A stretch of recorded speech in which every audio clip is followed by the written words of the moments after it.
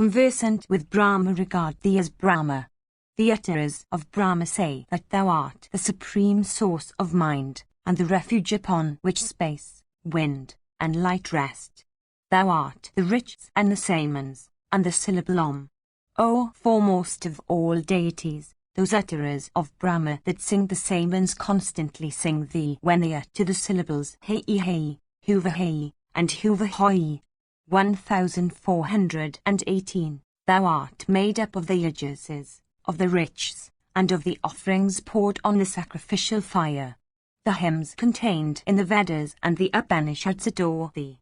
1419. Thou art the Brahmanas and the Kshatriyas, the Vaisyas, and the Sudras, and the other castes formed by intermixture. Thou art those masses of clouds that appear in the sky. Thou art lightning, and thou art the roar of thunder. Thou art the year, thou art the seasons, thou art the month, and thou art the fortnight.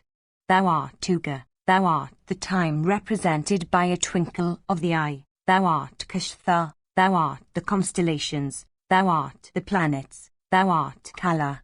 Thou art the tops of all trees, thou art the highest summits of all mountains.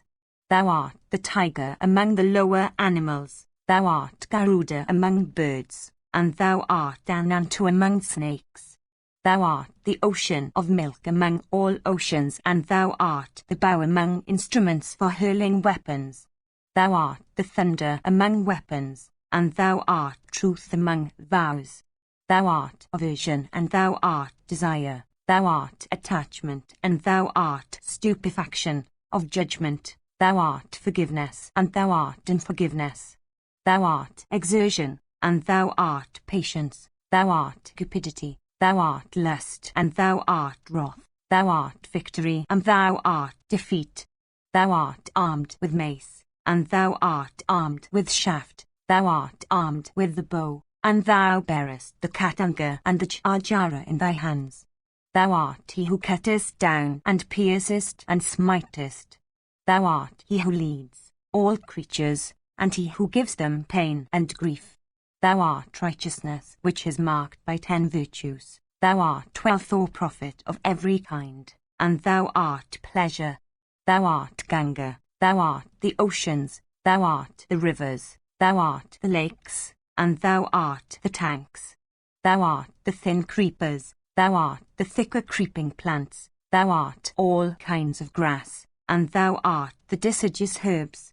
Thou art all the lower animals, and thou art the birds. Thou art the origin of all objects and acts, and thou art that season which yields fruits and flowers. Thou art the beginning, and thou art the end of the Vedas. Thou art the Gayatri, and thou art Om. Thou art green, thou art red, thou art blue, thou art dark, thou art of bloody hue. Thou art of the colour of the sun, thou art tawny, thou art brown, and thou art dark blue.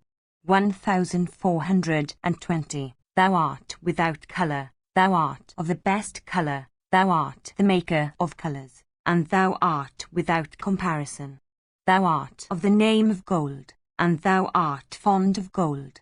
Thou art Indra, thou art Yama, thou art the giver of boons, thou art the lord of wealth, and thou art Agni. Thou art the eclipse, thou art the fire called Chitrabhanu, thou art Rau, and thou art the Sunday. Thou art the fire upon which sacrificial butter is poured. Thou art he who pours the butter.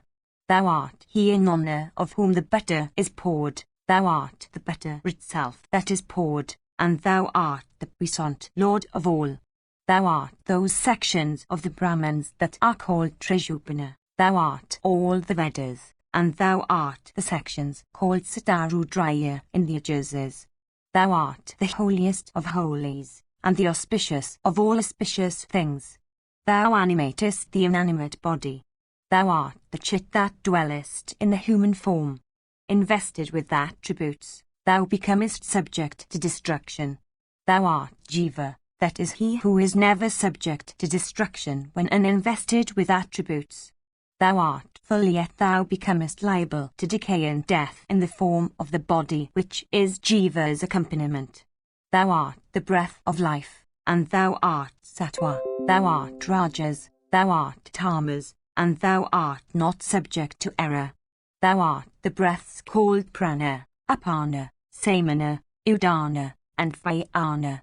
Thou art the opening of the eye and shutting of the eye.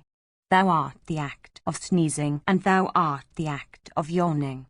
Thou art of red eyes which are ever turned inwards. Thou art of large mouth and large stomach. 1421. The bristles on thy body are like needles. Thy beard is green. Thy hair is turned upwards. Thou art swifter than the swiftest. Thou art conversant with the principles of music, both vocal and instrumental, and fond of both vocal and instrumental music. 1422. Thou art a fish roving in the waters, and thou art a fish entangled in a net. Thou art full, thou art fond of sports, and thou art of the form of all quarrels and disputes. Thou art time, thou art bad time, thou art time that is premature, and thou art time that is overmature. 1423. Thou art the killing, thou art the razor that kills, and thou art that which is killed. Thou art the auxiliary and thou art the adversary, and thou art the destroyer of both auxiliaries and adversaries. Thou art the time when clouds appear, thou art of large teeth, and thou art Samvataka and Valahaka. 1424. Thou art manifest in the form of splendor. Thou art concealed in consequence of being invested with Maya, or illusion. Thou art he who connects creatures with the fruits of their acts. Thou hast a bell in thy hand. Thou playest with all mobile and immobile things, as with thy toys. Thou art the cause of all causes. Thou art a Brahma, in the form of Pranava. Thou art Swaha. Thou art the bearer of the danda. Thy head is bald, and thou art he who has his words, deeds and thoughts under control. 1425. Thou art the four yugas. Thou art the four Vedas. Thou art he from whom the four sacrificial fires have flowed. 1426. Thou art the director of all the duties of the four modes of life. Thou art the maker of the four orders. Thou art always fond of dice. Thou art cunning. Thou art the chief of the spirits distributed into ganas, glands, and their ruler. Thou art adorned with red garlands and attired in robes that are red. Thou sleepest on the mountain breast, and thou art fond of the red hue. Thou art the artisan, thou art the foremost of artists, and it is thou from whom all arts have flowed. Thou art the tearer of the eyes of Bhaga, thou art fierce, and thou art he who destroyed the teeth of Pushan. 1427. Thou art Swaha, thou art Swada, thou art Vashat, thou art salutation's form, and thou art the words namas uttered by all worshippers. Thy observances and thy penances are not known to others. Thou art Pranava, thou art the firmament bespangled with myriads of stars. Thou art Datri, and Vitri, and Sandatri, Vitri, and the refuge of all things in the form of the supreme cause, and thou art independent of all refuge. Thou art conversant with Brahma, thou art penance, thou art truth, thou art the soul of Brahmacharya, and thou art simplicity. 1428. Thou art the soul of creatures, thou art the creator of all creatures, thou art absolute existence, and thou art the cause whence the past, the present, and the future have sprung. Thou art earth, thou art firmament, and thou art heaven. Thou art eternal, thou art self-restrained, and thou art the great God. Thou art initiated, and thou art not initiated. Thou art forgiving, thou art unforgiving, and thou art the chastiser of all who are rebellious. Thou art the lunar month, thou art the cycle of the yugas, that is, kalpa, thou art destruction, and thou art creation. Thou art lust, Thou art the vital seed, thou art subtle, thou art gross, and thou art fond of garlands made of kankara flowers. Thou hast a face like that of Nandi, thou hast a face that is terrible, thou hast a handsome face, thou hast an ugly face, and thou art without a face. Thou hast 4 faces, thou hast many faces, and thou hast a fiery face when engaged in battles. Thou art gold-stomached, that is, Narayana, thou art unattached to all things like a bird, unattached to the earth whence it derives its food and to which it belongs. Thou art Ananta, the lord of mighty snakes, and thou art Virat, hugest of the huge. Thou art the destroyer of unrighteousness, thou art called Mahapaswa, thou art Chandradhara, and thou art the chief of the spirit glands. Thou lodest like a cow, thou wert the protector of kine, and thou hast the lord of bulls for thy attendant. 1429. Thou art the protector of the 3 worlds. Thou art Govinda, thou art the director of the senses, and thou art incapable of being apprehended by the senses. Thou art the foremost of all creatures, thou art fixed, thou art immobile, thou tremblest not, and thou art of the form of trembling. 1430. Thou art incapable of being resisted, thou art the destroyer of all poisons, thou art incapable of being born in battle, and thou art incapable of being transcended. Thou canst not be made to tremble, thou canst not be measured, thou canst not be vanquished, and thou art victory. 1431. Thou art of swift speed, thou art the moon, thou art Yama, the universal destroyer, thou bearest, without flinching, cold and heat and hunger and weakness and disease. Thou art all mental agonies, thou art all physical diseases, thou art the curer of all diseases, and thou art those diseases themselves which thou curest. Thou art the destroyer of my sacrifice which had endeavoured to escape in the form of deer. Thou art the advent and the departure of all diseases. Thou hast a high crest. Thou hast eyes like lotus petals. Thy habitation is in the midst of a forest of lotuses. Thou bearest the ascetic's staff in thy hands. Thou hast the 3 Vedas for thy 3 eyes. Thy chastisements are fierce and severe. Thou art the destroyer of the egg, whence the universe springs. Thou art the drinker of both poison and fire. Thou art the foremost of all deities. Thou art the drinker of Soma. Thou art the lord of the Maruts. 1432. Thou art the drinker of nectar. Thou art the master of the universe. Thou shinest in glory, and thou art the lord of all the shining ones. Thou protectest from poison and death, and thou drinkest milk and Soma. Thou art the foremost of the protectors of those that have fallen off from heaven, and thou protectest him who is the first of the deities. 1433. Gold is thy vital seed. Thou art male, thou art female, thou art neuter.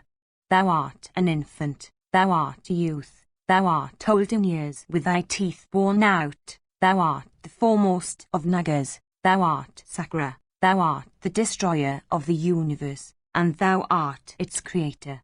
Thou art Prajapati, and thou art adored by the Prajapatis. Thou art the supporter of the universe, thou hast the universe for thy form. Thou art endued with great energy, and thou hast faces turned towards all directions.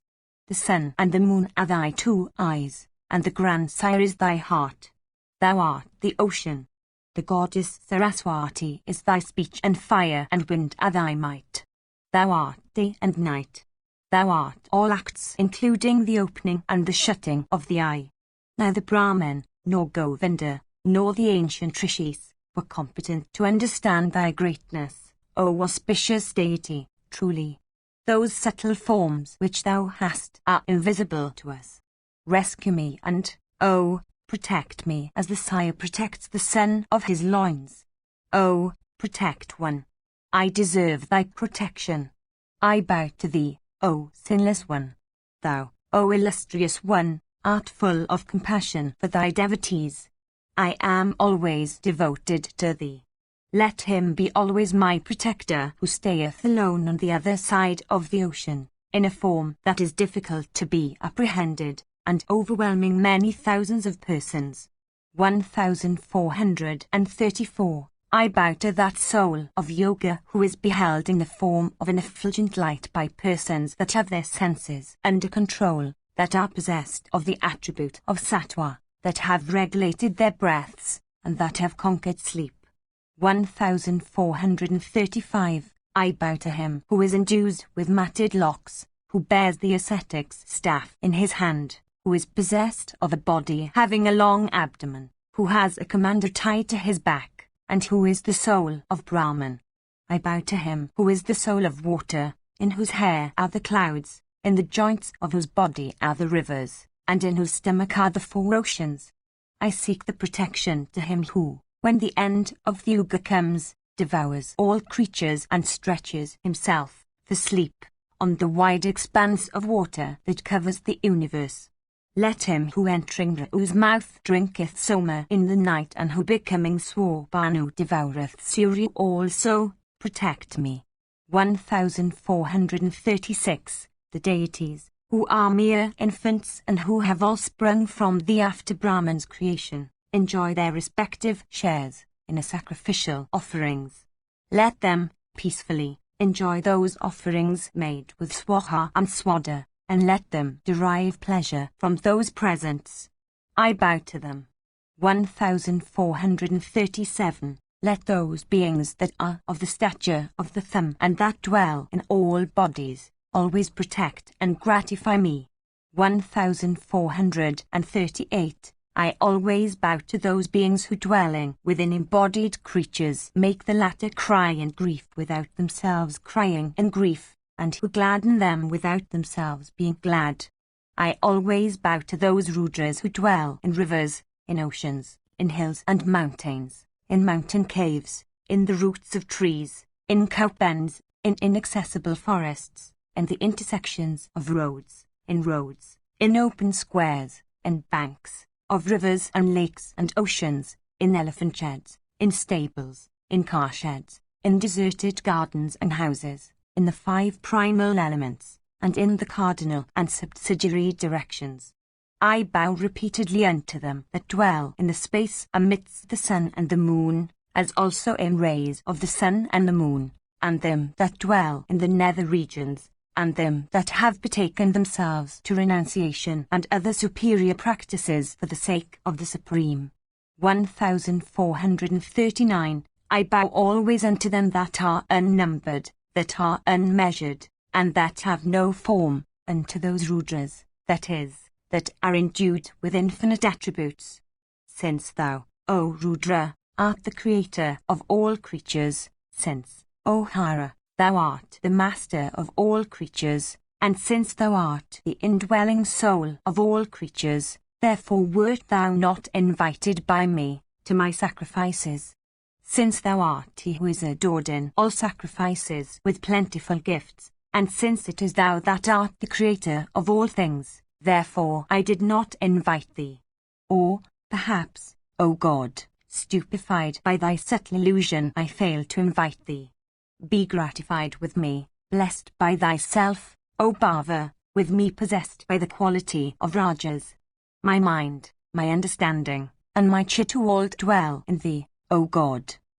Hearing these adorations, that Lord of all creatures, viz. Mahadeva, ceased to think of inflicting further injuries on Daksha. Indeed, highly gratified, the illustrious deity addressed Daksha, saying, O Daksha of excellent vows, pleased have I been with these adorations of thine. Thou needest not praise me more. Thou shalt attain to my companionship. Through my grace, O progenitor of creatures, thou shalt earn the fruit of 1,000 horse sacrifices, and 100 Vajipas, in consequence of this one incomplete sacrifice of thine. Once more, Mahadeva, that thorough master of words, addressed Daksha and said unto him these words fraught with high consolation, Be thou the foremost of all creatures in the world.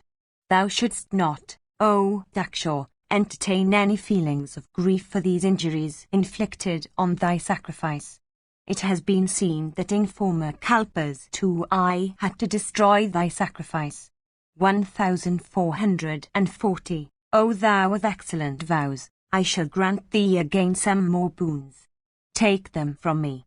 Dispelling this cheerlessness that overspreads thy face, listen to me with undivided attention. With the aid of arguments addressed to reason, the deities and the Danavas have extracted from the Vedas, consisting of 6 branches, and from the system of Sankhya and Yoga a creed in consequence of which they have practiced the ostrist penances for many long years. The religion, however, which I have extracted, is unparalleled and productive of benefits on every side. It is open to men in all modes of life to practice it. It leads to emancipation. It may be acquired in many years or through merit by persons who have restrained their senses. It is shrouded in mystery. They that are divested of wisdom regard it as censurable. It is opposed to the duties laid down in respect of the 4 orders of men and the 4 modes of life, and agrees with those duties in only a few particulars. They that are well skilled in the science of drawing conclusions from premises can understand its propriety, and they who have transcended all the modes of life are worthy of adopting it. In days of yore, O Daksha, this auspicious religion called Pasupata had been extracted by me. The proper observance of that religion produces immense benefits. Let those benefits be thine, O highly blessed one. Cast off this fever of thy heart. Having said these words, Mahadeva, with his spouse, and with all his attendants, disappeared from the view of Daksha of immeasurable prowess. He who would recite this hymn that was first uttered by Daksha, or who would listen to it when recited by another, would never meet with the smallest evil and would attain to a long life. Indeed, as Shiva is the foremost of all the deities, even so is this hymn, agreeable with the Srutis, is the foremost of all hymns. Persons desirous of fame, kingdom, happiness, pleasure, profit, and wealth, as also those desirous of learning, should listen with feelings of devotion to the recital of this hymn. One suffering from disease, one distressed by pain, one plunged into melancholy, one afflicted by thieves or by fear, one under the displeasure of the king in respect of his charge, becomes freed from fear by listening or reciting this hymn. By listening to or reciting this hymn, one, in even this earthly body of his, attains to equality with the spirits forming the attendants of Mahadeva. One becomes endued with energy and fame, and cleansed of all sin, through the virtue of this hymn. Neither Rakshasas, nor Pisachas, nor ghosts, nor Vinyakas, create disturbances in his house where this hymn is recited. That woman, again, who listens to this hymn with pious faith, observing the while the practices of Brahmacharya, wins worship as a goddess in the family of her sire and that of her husband. 1441. All the acts of that person become always crowned with success who listens or recites with rapt attention to the whole of this hymn. In consequence of the recitation of this hymn, all the wishes one forms in one's mind and all the wishes one clothes in words become crowned with fruition. That man obtains all objects of enjoyment and pleasure and all things that are wished for by him, who, practicing self-restraint, makes according to due rites offerings unto Mahadeva, Gaha, and Nandi, and after that utters their names without delay, in proper order and with devotion. Such a man, departing from this life, ascends to heaven, and has never to take birth among the intermediate animals or birds. This was said even by the priest Ontvayasa, the son of Parasara. Section v. Yudhishthira said, Tell me, O grandsire, what is a Dhyatma with respect to man and whence it arises? Bhishma said, Aided by the science of Adhyatma, one may know everything. It is, again, superior to all things. I shall, with the help of my intelligence, explain to thee that Adhyatma about which thou askest me. Listen, O son, to my explanation. Earth, wind, space, water, and light forming the fifth, are the great essences. These are the causes of, the origin and the destruction of all creatures. The bodies of living creatures, both subtle and gross, O bull of Bharata's race, are the result of the combination of the virtues of these five. Those virtues, whose combinations produce the bodies of creatures, repeatedly start into existence and repeatedly merge into the original cause of all things, viz., the Supreme Soul. 1442. From those five primal essences are created all creatures, and into those five great elements all creatures resolve themselves, repeatedly, like the infinite waves of the ocean rising from the ocean and subsiding into that which causes them.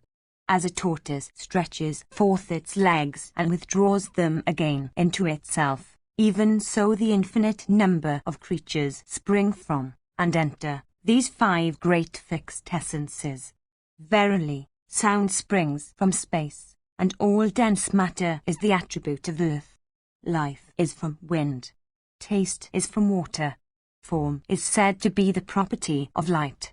The entire mobile and immobile universe is thus these five great essences existing together in various proportions. When destruction comes, the infinite diversity of creatures resolve themselves into those five, and once more, when creation begins, they spring from the same five.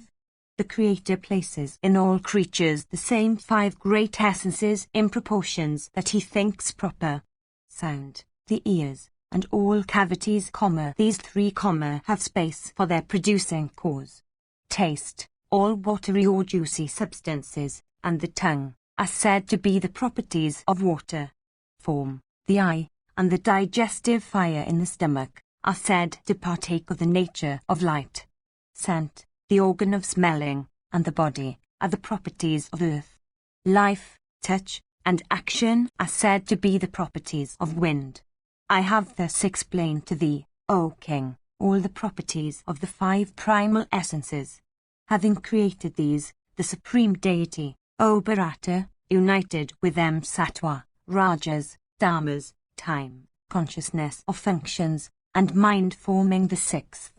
1443. That which is called the understanding dwells in the interior of what thou seest above the soles of the feet and below the crown of the head. In man the senses of knowledge are five. The sixth sense is the mind. The seventh is called the understanding. The kshrajna or soul is the eighth. The senses and that which is the actor should be ascertained by apprehension of their respective functions. The conditions or states called sattva, rajas, and dharmas depend upon the senses for their refuge or formation. The senses exist for simply seizing the impressions of their respective objects. The mind has doubt for its function. The understanding is for ascertainment. The kshrajna is said to be only an inactive witness of the functions of the others. Sattva, rajas, dharmas, time, and acts. O Bharata, these attributes direct the understanding. The understanding is the senses and the five aforementioned attributes. 1444. When the understanding is wanting, the senses with the mind, and the five other attributes, viz., sattva, rajas, dharmas, time, and acts, cease to be. That by which the understanding sees is called the eye. When the understanding hears, it is called the ear. When she smells, she becomes the sense of scent, and when she tastes the various objects of taste, she comes to be called by the name of tongue. When again she feels the touch of the various objects of touch, she becomes the sense of touch. It is the understanding that becomes modified diversely and frequently. When the understanding desires anything, she becomes mind. The five senses with the mind, which separately constitute the foundations of the understanding, are the creations of the understanding. They are called indriyas.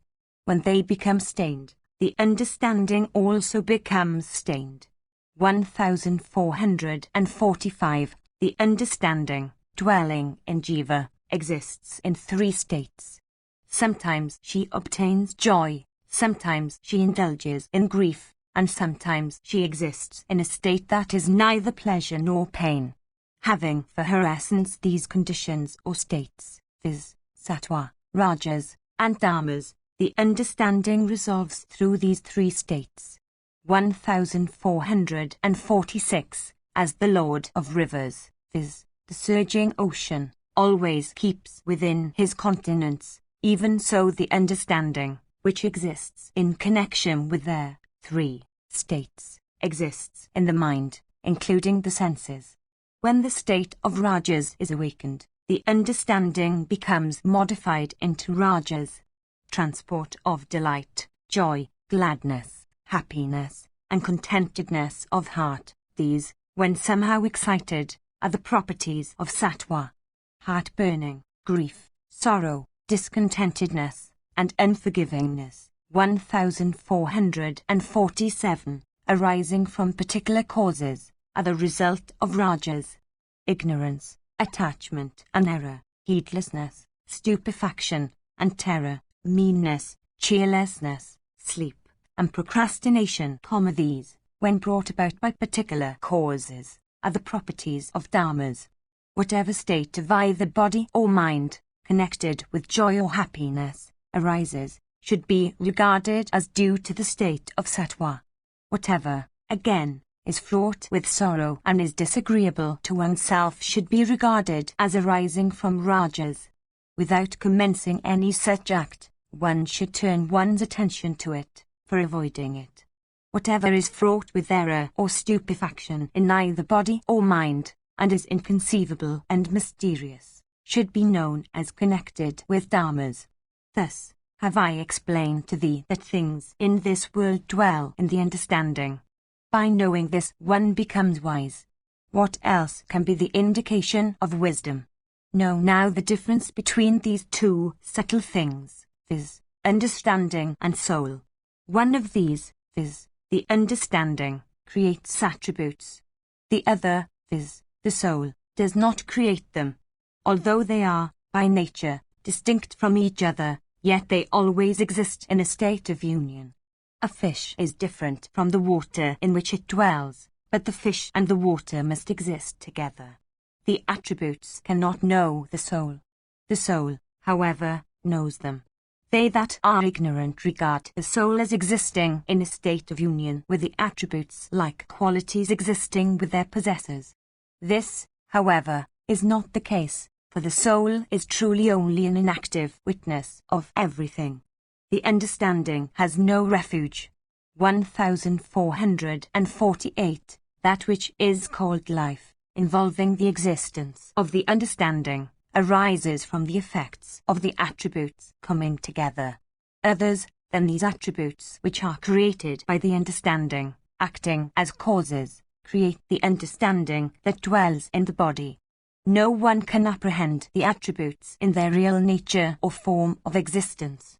The understanding, as already said, creates the attributes. The soul simply beholds them, as an inactive witness. This union that exists between the understanding and the soul is eternal. The indwelling understanding apprehends all things through the senses which are themselves inanimate and unapprehending. Really the senses are only like lamps that throw their light for discovering objects to others without themselves being able to see them. Even this is the nature of the senses, the understanding, and the soul. Knowing this, one should live cheerfully, without yielding to either grief or joy.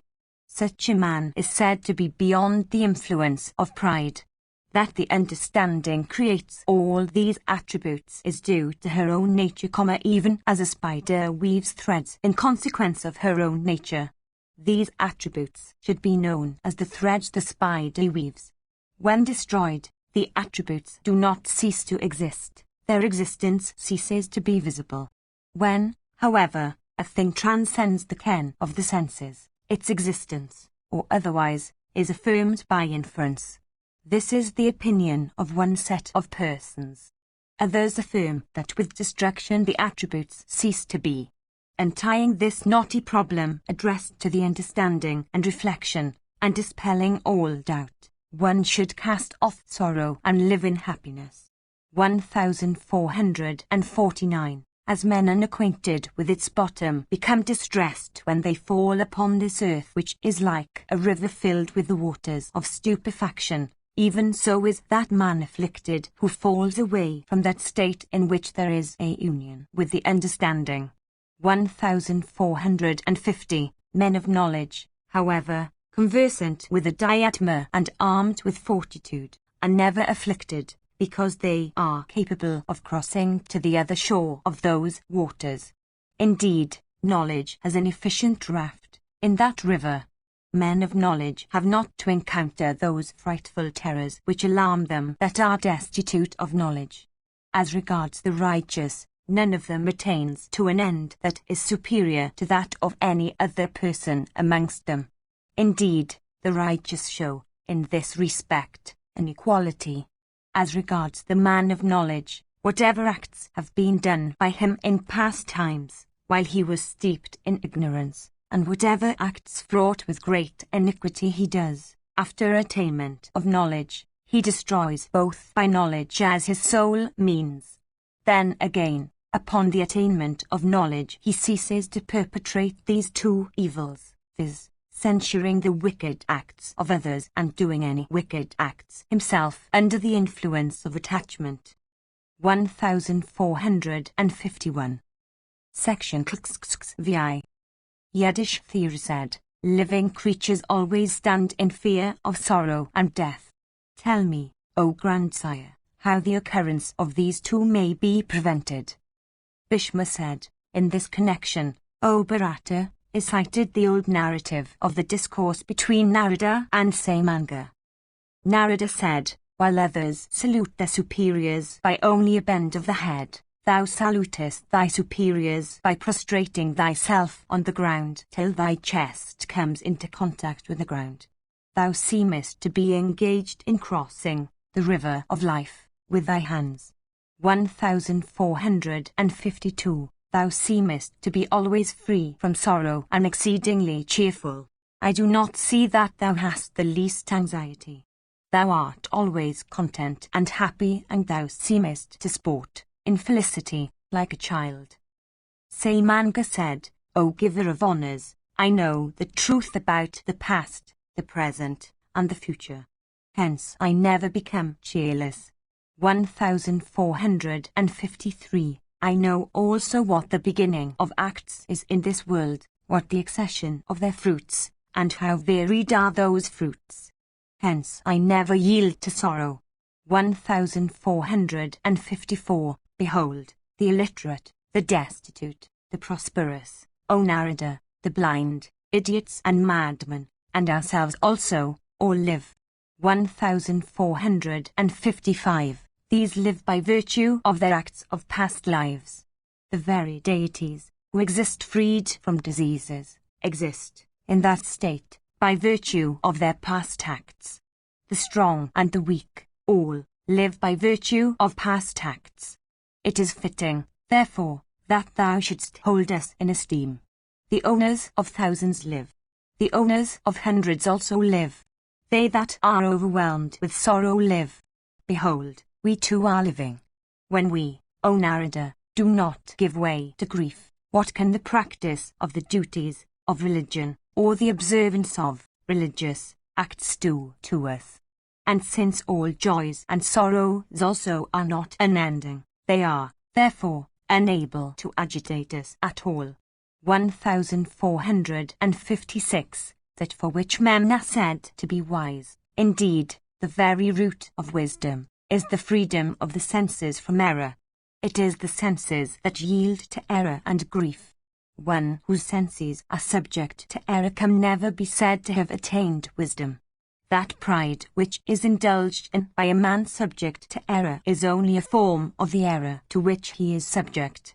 As regards the man of error, he has neither this world nor the next. It should be remembered that griefs do not last forever and that happiness cannot be had always. 1457. Worldly life with all its vicissitudes and painful incidents, one like me would never adopt. Such a one would not care for desirable objects of enjoyments, and would not think at all of the happiness their possession may bring about, or, indeed, of the griefs that present themselves.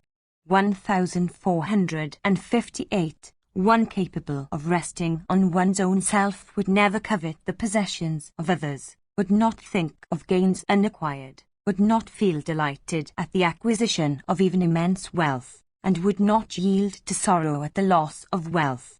Neither friends, nor wealth, nor high birth, nor scriptural learning, nor mantras, nor energy, can succeed in rescuing one from sorrow in the next world. It is only by conduct that one can attain to felicity there. The understanding of the man unconversant with yoga can never be directed towards emancipation.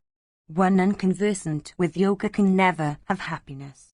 Patience and the resolution to cast off sorrow, these two indicate the advent of happiness. Anything agreeable leads to pleasure. Pleasure induces pride. Pride, again, is productive of sorrow. For these reasons, I avoid all these. Grief, fear, pride, these that stupefy the heart, and also pleasure and pain, I behold as an unconcerned witness, since my body is endued with life and moves about. 1459. Casting off both wealth and pleasure, and thirst and error, I wander over the earth, freed from grief and every kind of anxiety of heart. Like one that has drunk nectar, I have no fear, here or hereafter, of death, or iniquity, or cupidity, or anything of that kind. I have acquired this knowledge, O Brahmana, as the result of my severe and indestructible penances. It is for this reason, O Narada, that grief, even when it comes to me, does not succeed in afflicting me. Section VI. Yudhishthira said, Tell me, O grandsire, what is beneficial for one that is unconversant with the truths of the scriptures, that is always in doubt, and that abstains from self-restraint and the other practices having for their object the knowledge of the soul. Bhishma said, worshipping the preceptor, always waiting reverentially on those that are aged, and listening to the scriptures, when recited by competent brahmanas, these are said to be of supreme benefit to a person like the one thou hast described. In this connection also is cited the old narrative of the discourse between Galava and the celestial rishi Narada. Once on a time Galava, desirous of obtaining what was for his benefit, addressed Narada, freed from error and fatigue, learned in the scriptures, gratified with knowledge, a thorough master of his senses, and with soul devoted to yoga, and said, Those virtues, O moon, by the possession of which a person becomes respected in the world, I see, dwell permanently in thee. Thou art freed from error and, as such, it behoveth thee to remove the doubts that fill the minds of men like ourselves that are subject to error and that are unacquainted with the truths of the world. We do not know what we should do, for the declarations of the scriptures generate an inclination for the acquisition of knowledge simultaneously with the inclination for acts. It behoveth thee to discourse to us on these subjects. 1460. O illustrious one, the different asramas approve different courses of conduct. This is beneficial, this other is beneficial. The scriptures exhort us often in this wise.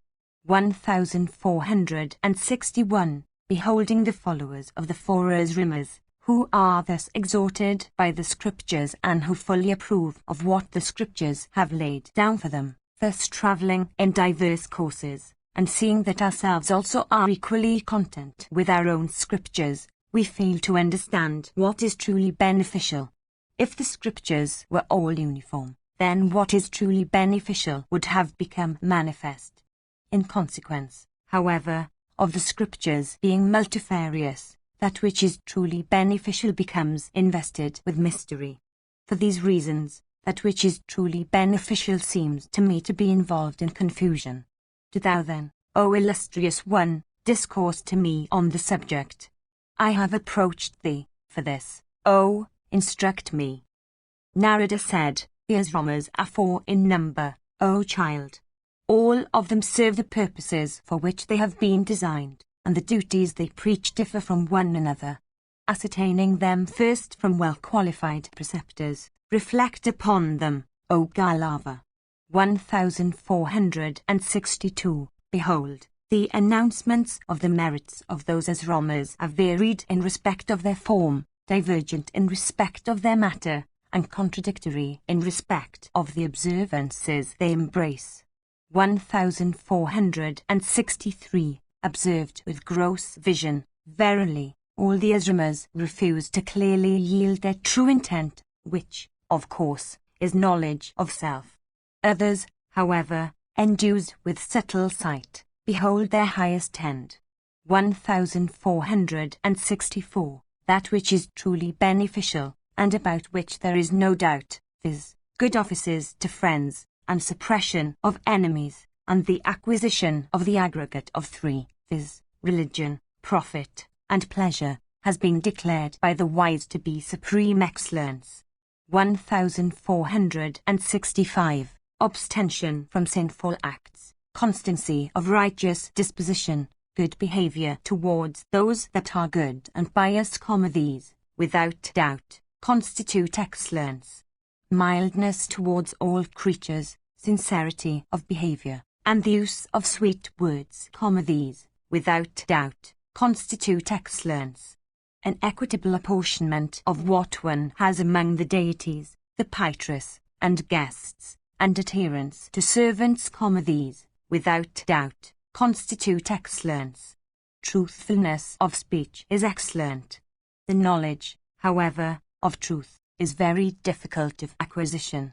I say that is truth which is exceedingly beneficial to creatures.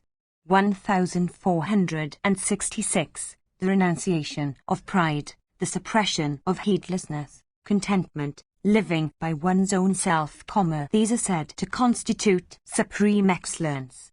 The study of the Vedas, and of their branches, according to the well-known rules, and all inquiries and pursuits having for their sake the acquisition of knowledge, these, without doubt, are excellent. One desirous of achieving what is excellent should never enjoy sound and form and taste and touch and scent to excess, and should not enjoy them for their sake alone. Wandering in the night, sleep during the day, indulgence in idleness, roguery, arrogance, excessive indulgence, and total abstention from all indulgence in objects of the senses, should be relinquished by one desirous of achieving what is excellent. 1467. One should not seek self-elevation by depreciating others. Indeed, one should, by one's merits alone, seek distinction over persons that are distinguished, but never over those that are inferior. Men really destitute of merit and filled with a sense of self-admiration depreciate men of real merit by asserting their own virtues and affluence.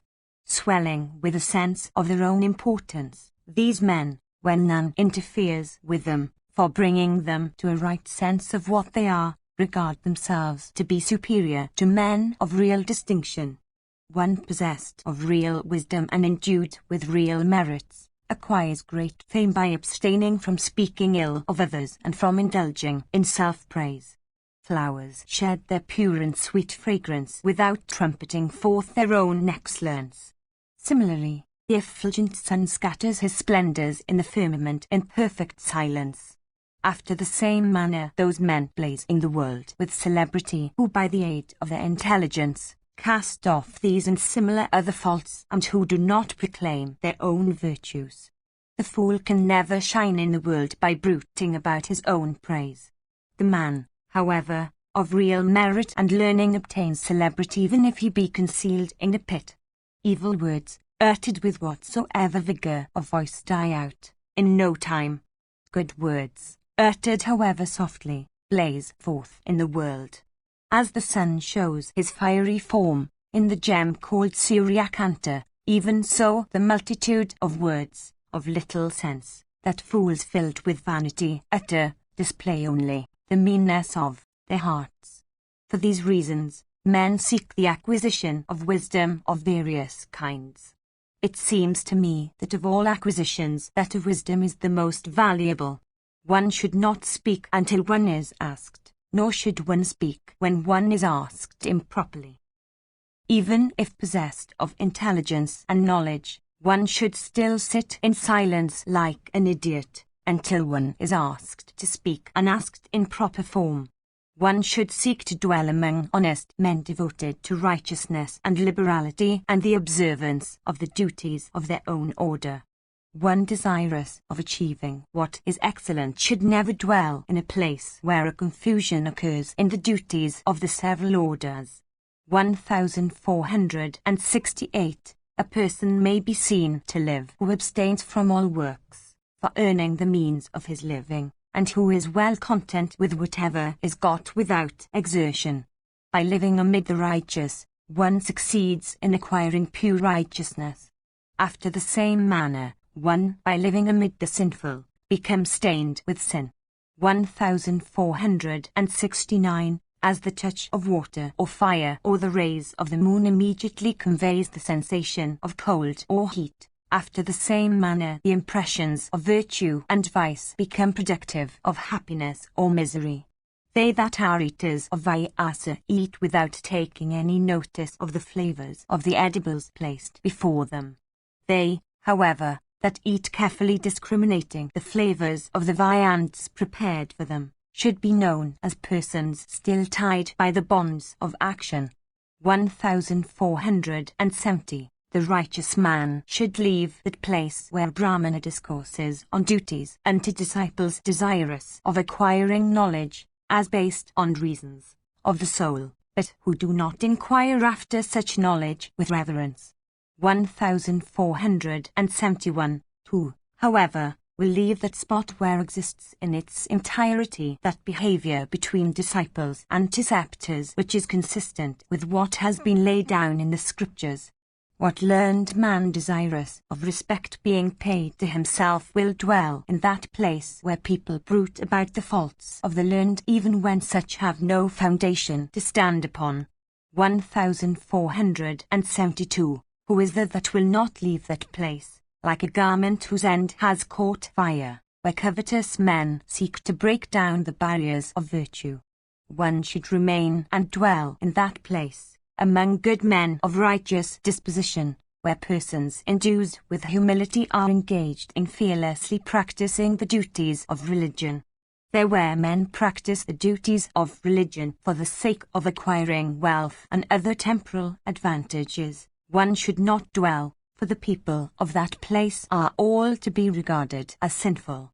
One should fly away with all speed from that place, as if from a room in which there is a snake, where the inhabitants, desirous of obtaining the means of life, are engaged in the practice of sinful deeds. One desirous of what is beneficial should, from the beginning, relinquish that act in consequence of which one becomes stretched, as it were, on a bed of thorn, and in consequence of which one becomes invested with the desires born of the deeds of past lives.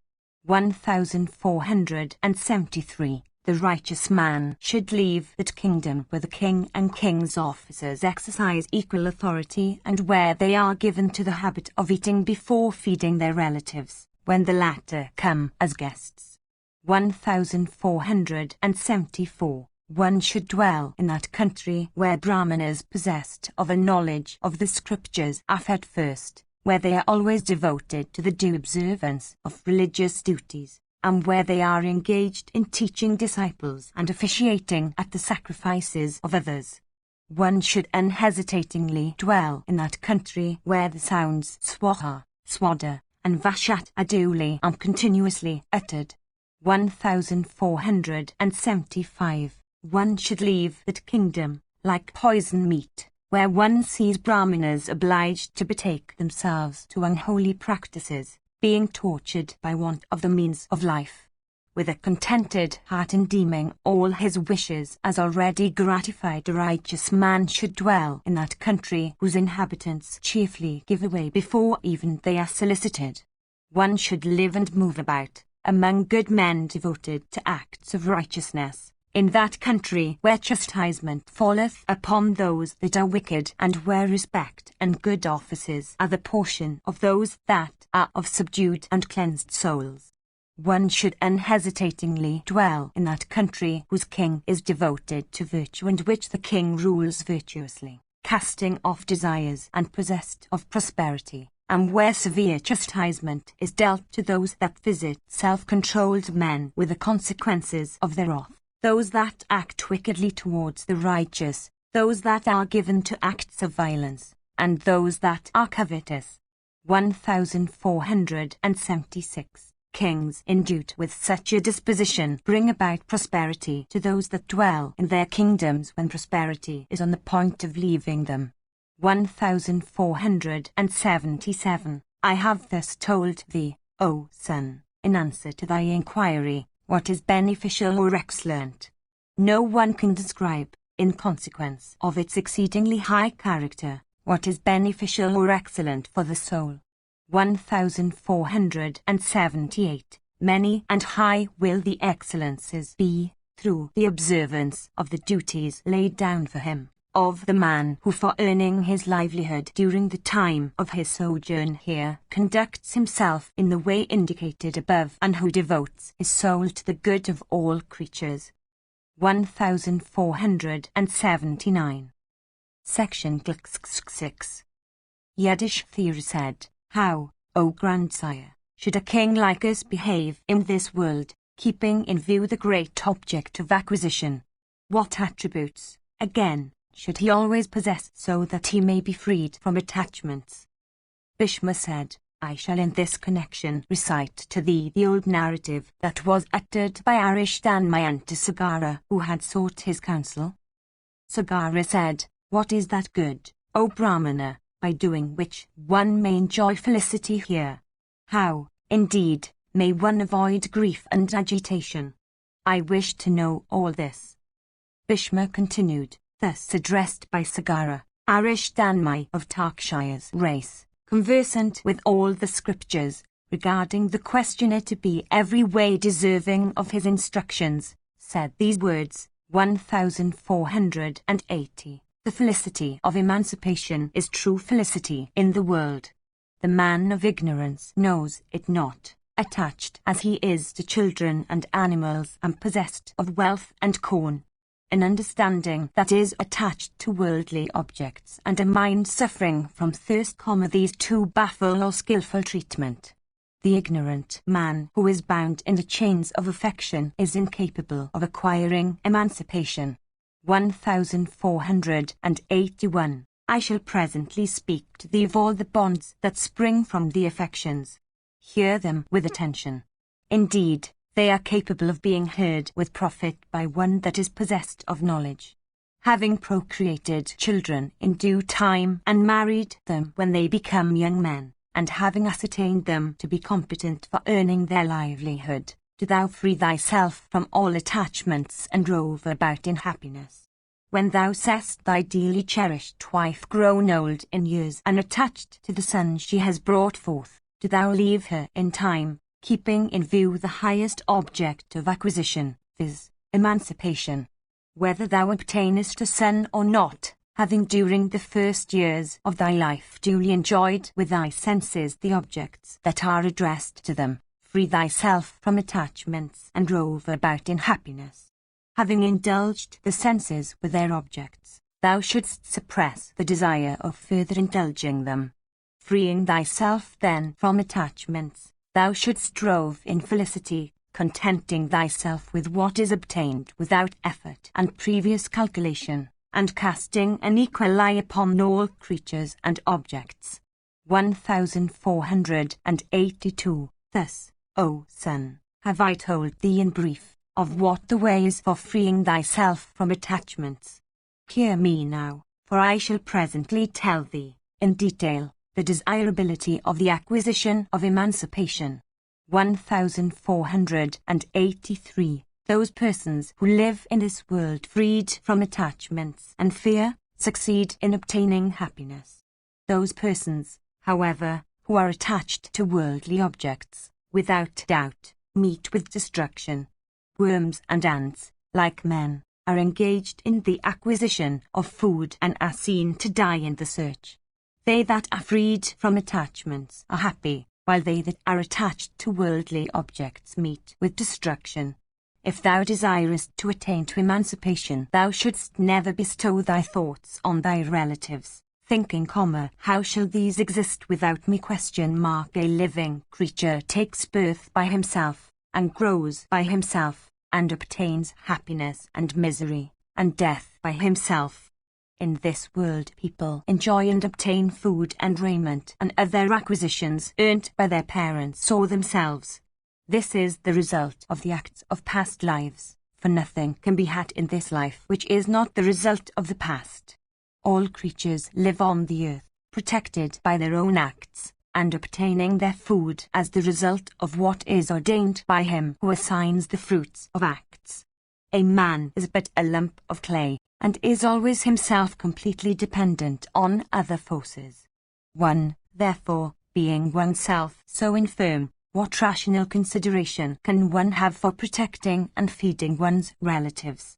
When thy relatives are carried away by death in thy very sight, and in spite of even thy utmost efforts to save them, that circumstance alone should awaken thee. In the very lifetime of thy relatives, and before thy own duty is completed of feeding and protecting them, thyself mayst meet with death and abandon them. After thy relatives have been carried away from this world by death, thou canst not know what becomes of them, that is, whether they meet with happiness or misery. This circumstance ought to awaken thee. When in consequence of the fruits of their own acts thy relatives succeed in maintaining themselves in this world, whether thou livest or dost, reflecting on this thou shouldst do what is for thy own good. 1484. When this is known to be the case, who in the world is to be regarded as whose? Do thou, therefore, set thy heart on the attainment of emancipation. Listen now to what more I shall say unto thee. That man of firm soul is certainly emancipated who has conquered hunger and thirst and such other states of the body, as also wrath and cupidity and error. That man is always emancipated who does not forget himself, through folly, by indulging in gambling and drinking, in concubinage and the chase. That man who is really touched by sorrow in consequence of the necessity there is of eating every day and every night for supporting life, is said to be cognizant of the faults of life. One who, as the result of careful reflection, regards his repeated births to be only due to sexual congress with women, is held to be freed from attachments. That man is certainly emancipated who knows truly the nature of the birth, the destruction, and the exertion, or acts, of living creatures.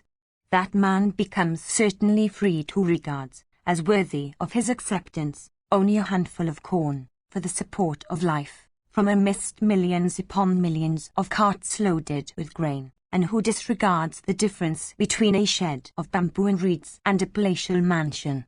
1485. That man becomes certainly freed who beholds the world to be afflicted by death and disease and famine.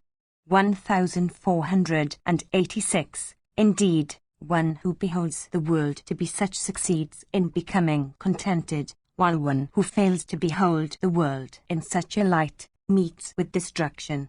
That man who is contented with only a little is regarded as freed. That man who beholds the world as consisting of eaters and edibles, and himself as different from both, and who is never touched by pleasure and pain which are born of illusion, is regarded as emancipate. That man who regards a soft bed on a fine bedstead and the hard soil as equal, and who regards good sharly rice and hard thick rice as equal, is emancipated. That man who regards linen and cloth made of grass as equal, and in whose estimation cloth of silk and barks of trees are the same, and who sees no difference between clean sheepskin and unclean leather, is emancipated. That man who looks upon this world as the result of the combination of the 5 primal essences, and who behaves himself in this world, keeping this notion foremost, is emancipated. That man who regards pleasure and pain as equal, and gain and loss as on a par, in whose estimation victory and defeat differ not, to whom like and dislike are the same, and who is unchanged under fear and anxiety, is wholly emancipated. That man who regards his body, which has so many imperfections, to be only a mass of blood, urine and excreta, as also of disorders and diseases, is emancipated. That man becomes emancipated who always recollects that this body, when overtaken by decrepitude, becomes assailed by wrinkles and white hairs and leanness and paleness of complexion and a bending of the form. That man who recollects his body to be liable to loss of virility, and weakness of sight, and deafness, and loss of strength, is emancipated. That man who knows that the very rishis, the deities, and the asuras are beings that have to depart from their respective spheres to other regions, is emancipated. That man who knows that thousands of kings possessed of even great offence and power have departed from this earth, succeeds in becoming emancipated. That man who knows that in this world the acquisition of objects is always difficult, that pain is abundant, and that the maintenance of relatives is ever attended with pain, becomes emancipated. 1487. Beholding the abundant faults of children and of other men, who is there that would not adore emancipation? That man who, awakened by the scriptures and the experience of the world, beholds every human concern in this world to be unsubstantial, becomes emancipated. Bearing in mind those words of mine, do thou conduct thyself like one that has become emancipated, whether it is a life of domesticity that thou wouldest lead or pursue emancipation without suffering thy understanding to be confounded. 1488. Hearing these words of his with attention, Sagara, that Lord of Earth, acquired those virtues which are productive of emancipation and continued, with their aid, to rule his subjects. Section CCXC. Yudhishthira said, "This curiosity, O sire, is always dwelling in my mind. O grandsire of the Kurus, I desire to hear everything about it from thee. Why was the celestial rishi, the high Sudasanas, called also Kavi, engaged in doing what was agreeable to the Asuras and disagreeable to the deities? Why was he engaged in diminishing the energy of the deities? Why were the Danavas always engaged in hostilities with the foremost of the deities? Possessed of the splendor of an immortal, for what reason did Usanas obtain the name of Sukra? How also did he acquire such superior excellence? Tell me all about these things. Though possessed of great energy, why does he not succeed in traveling to the center of the firmament? I desire, O grandsire, to learn everything about all these matters." 1489. Bhishma said, "Listen, O king, with attention to all this as it occurred actually. O sinless one, I shall narrate these matters to thee as I have heard and understood them. Of firm vows and honored by all, Usanas, that descendant of Bhrigu's race, became engaged in doing what was disagreeable to the deities for an adequate cause. 1490. The royal Guvara, the chief of the Yakshas and the Rakshasas, is the lord of the treasury of Indra, that master of the universe. 1491. The great ascetic Usanas, crowned with yoga success, entered the person of Guvara, and depriving the lord of treasures of his liberty by means of yoga, robbed him of all his wealth. 1492. Seeing his wealth taken away from him, the lord of treasures became highly displeased. Filled with anxiety, and his wrath also being excited, he went to that foremost of gods, viz. Mahadeva. Gudra represented the matter unto Shiva of immeasurable energy, that first of gods, fierce and amiable, and possessed of various forms. And he said, Usanas, having spiritualized himself by yoga, entered my form, and depriving myself of liberty, has taken away all my wealth. Having by yoga entered my body, he has again left it. Hearing these words, Mahabharata of supreme yoga powers became filled with rage. His eyes, O king, became blood red, and taking up his lance he waited, ready to strike down Usanas.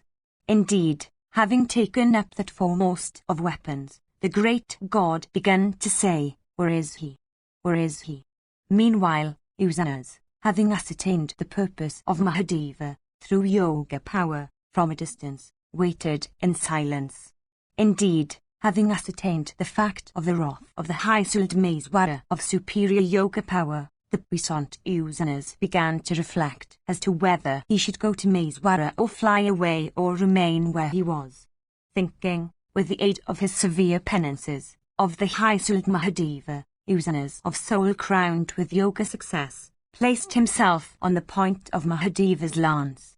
The bow-armed Rudra, understanding that Usanas, whose penances had become successful and who had converted himself into the form of pure knowledge, was staying at the point of his lance, and finding that he was unable to hurl the lance at one who was upon it, bent that weapon with hand.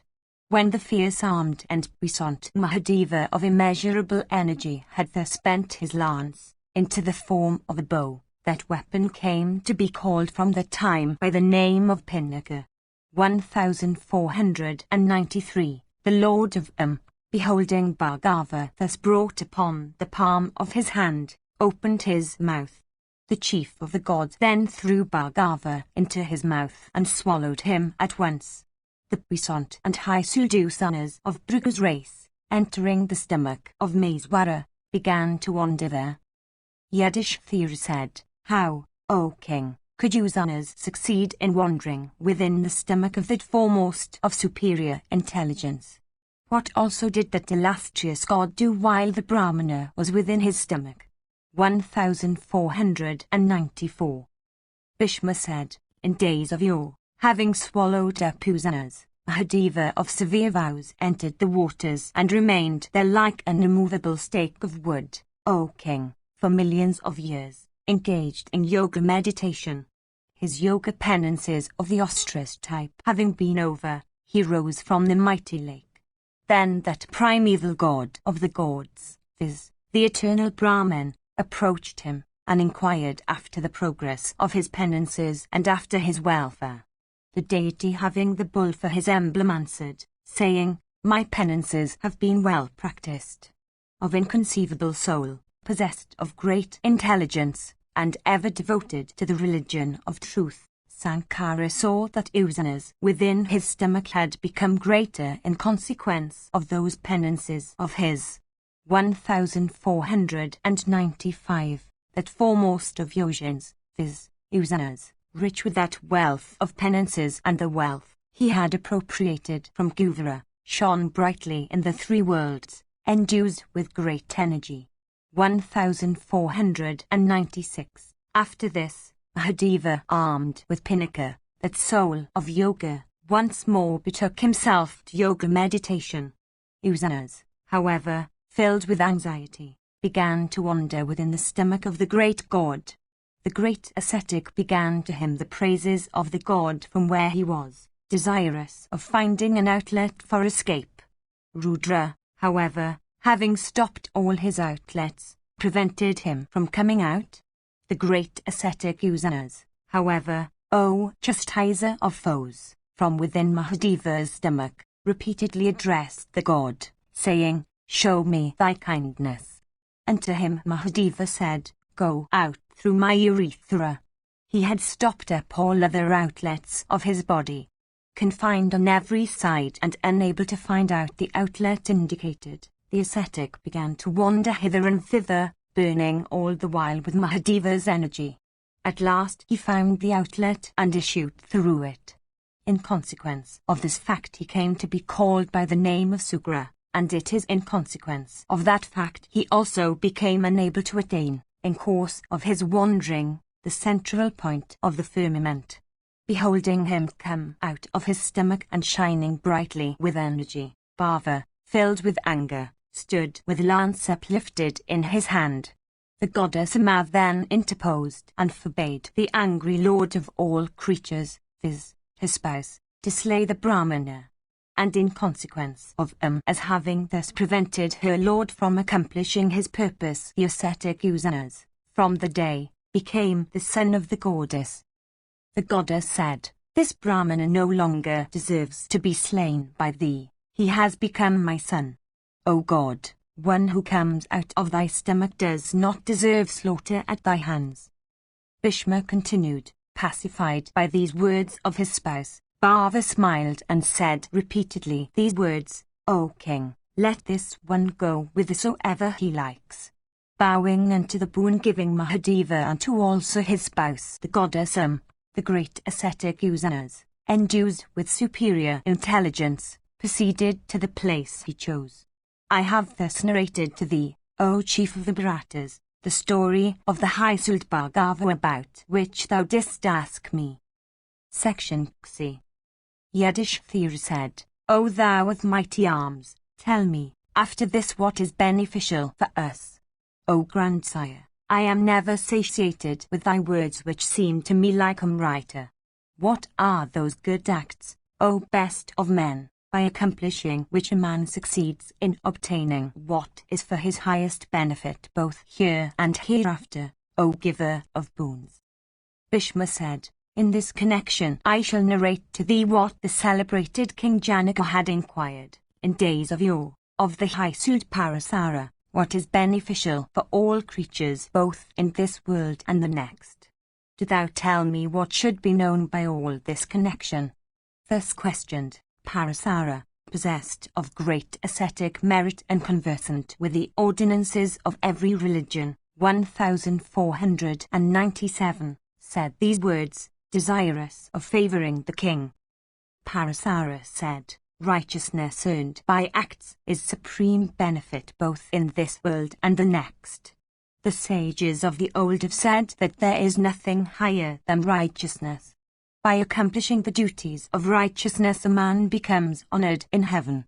The righteousness, again, of embodied creatures, O best of kings, consists in the ordinance, laid down in the scriptures, on the subject of acts.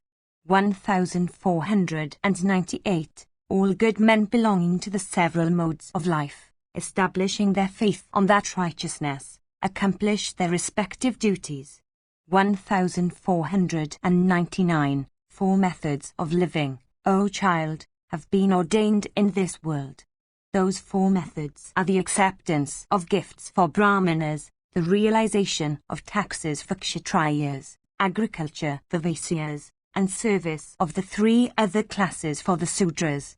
Wherever men live the means of support come to them of themselves, accomplishing by various ways acts that are virtuous or sinful, for the purpose of earning their means of support. Living creatures, when dissolved into their constituent elements, attain to diverse ends. 1500, as vessels of white brass, when steeped in liquefied gold or silver, catch the hue of these metals. Even so a living creature, who is completely dependent upon the acts of his past lives, takes his colour from the character of those acts. Nothing can sprout forth without a seed. No one can obtain happiness without having accomplished acts capable of leading to happiness. When one's body is dissolved away into its constituent elements, one succeeds in attaining to happiness only in consequence of the good acts of previous lives. The skeptic argues, O child, saying, I do not behold that anything in this world is the result of destiny or the virtuous and sinful acts of past lives.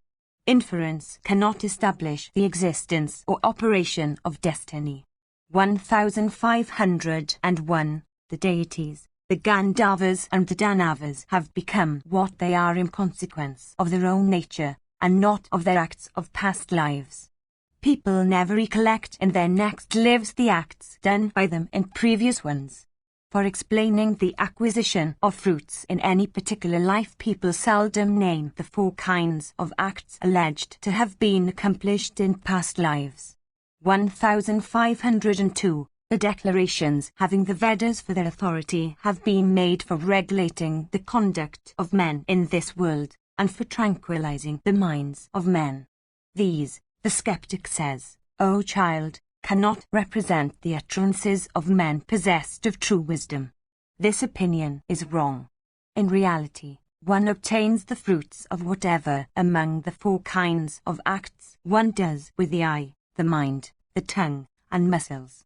1503. As the fruit of his acts, O king, a person sometimes obtains happiness wholly, sometimes misery in the same way, and sometimes happiness and misery blended together. Whether righteous or sinful, acts are never destroyed, except by enjoyment or endurance of their fruits. 1504. Sometimes, O child, the happiness due to good acts remains concealed and covered in such a way that it does not display itself in the case of the person who is sinking in life's ocean till his sorrows disappear. After sorrow has been exhausted, by endurance, one begins to enjoy the fruits of one's good acts. And know, O king, that upon the exhaustion of the fruits of good acts, those of sinful acts begin to manifest themselves. Self-restraint, forgiveness, patience, energy, contentment, truthfulness of speech, modesty, abstention from injury, freedom from the evil practices called vyasana, and cleverness, these are productive of happiness. No creature is eternally subject to the fruits of his good or bad acts. The man possessed of wisdom should always strive to collect and fix his mind. One never has to enjoy or endure good and bad acts of another. Indeed, one enjoys and endures the fruits of only those acts that one does oneself. The person that casts off both happiness and misery walks along a particular path, the path, viz., of knowledge. Those men, however, O king, who suffer themselves to be attached to all worldly objects, tread along a path that is entirely different. A person should not himself do that act which, if done by another, would call down his censure. Indeed, by doing an act that one censures in others, one incurs ridicule. A kshatriya bereft of courage, a brahmana that takes every kind of food, a vaisya and endues with exertion, in respect of agriculture and other money-making pursuits, a sudra that is idle, and, therefore, averse to labour, a learned person without good behaviour, one of high birth but destitute of righteous conduct, a brahmana fallen away from truth, a woman that is unchaste and wicked, a yogin endued with attachments, one that cooks food for one's own self, an ignorant person employed in making a discourse, a kingdom without a king, and a king that cherishes no affection for his subjects and who is destitute of yoga, these all, O king, are deserving of pity. 1505. Section Xi. Parasaras said, that man who, having obtained this car, viz., his body endues with mind, goes on, curbing with the reins of knowledge the steeds represented by the objects of the senses, should certainly be regarded as possessed of intelligence. The homage, in the form of devotion to and concentrated meditation on the Supreme, by a person whose mind is dependent on itself and who has cast off the means of livelihood, is worthy of high praise, that homage, namely, O regenerate one, which is the result of instructions received from one who has succeeded in transcending acts but not obtained from the mutual discussion of men in the same state of progress. 1506. Having obtained the allotted period of life, O king, with such difficulty, one should not diminish it by indulgence of the senses. On the other hand, man should always exert, by righteous acts, for his gradual advancement.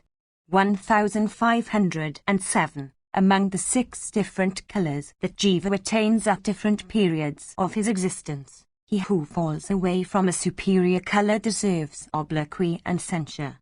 Hence, one that has attained to the result of good acts should conduct oneself in such a way as to avoid all acts stained by the quality of rajas. 1508. Man attains to a superior color by righteous acts.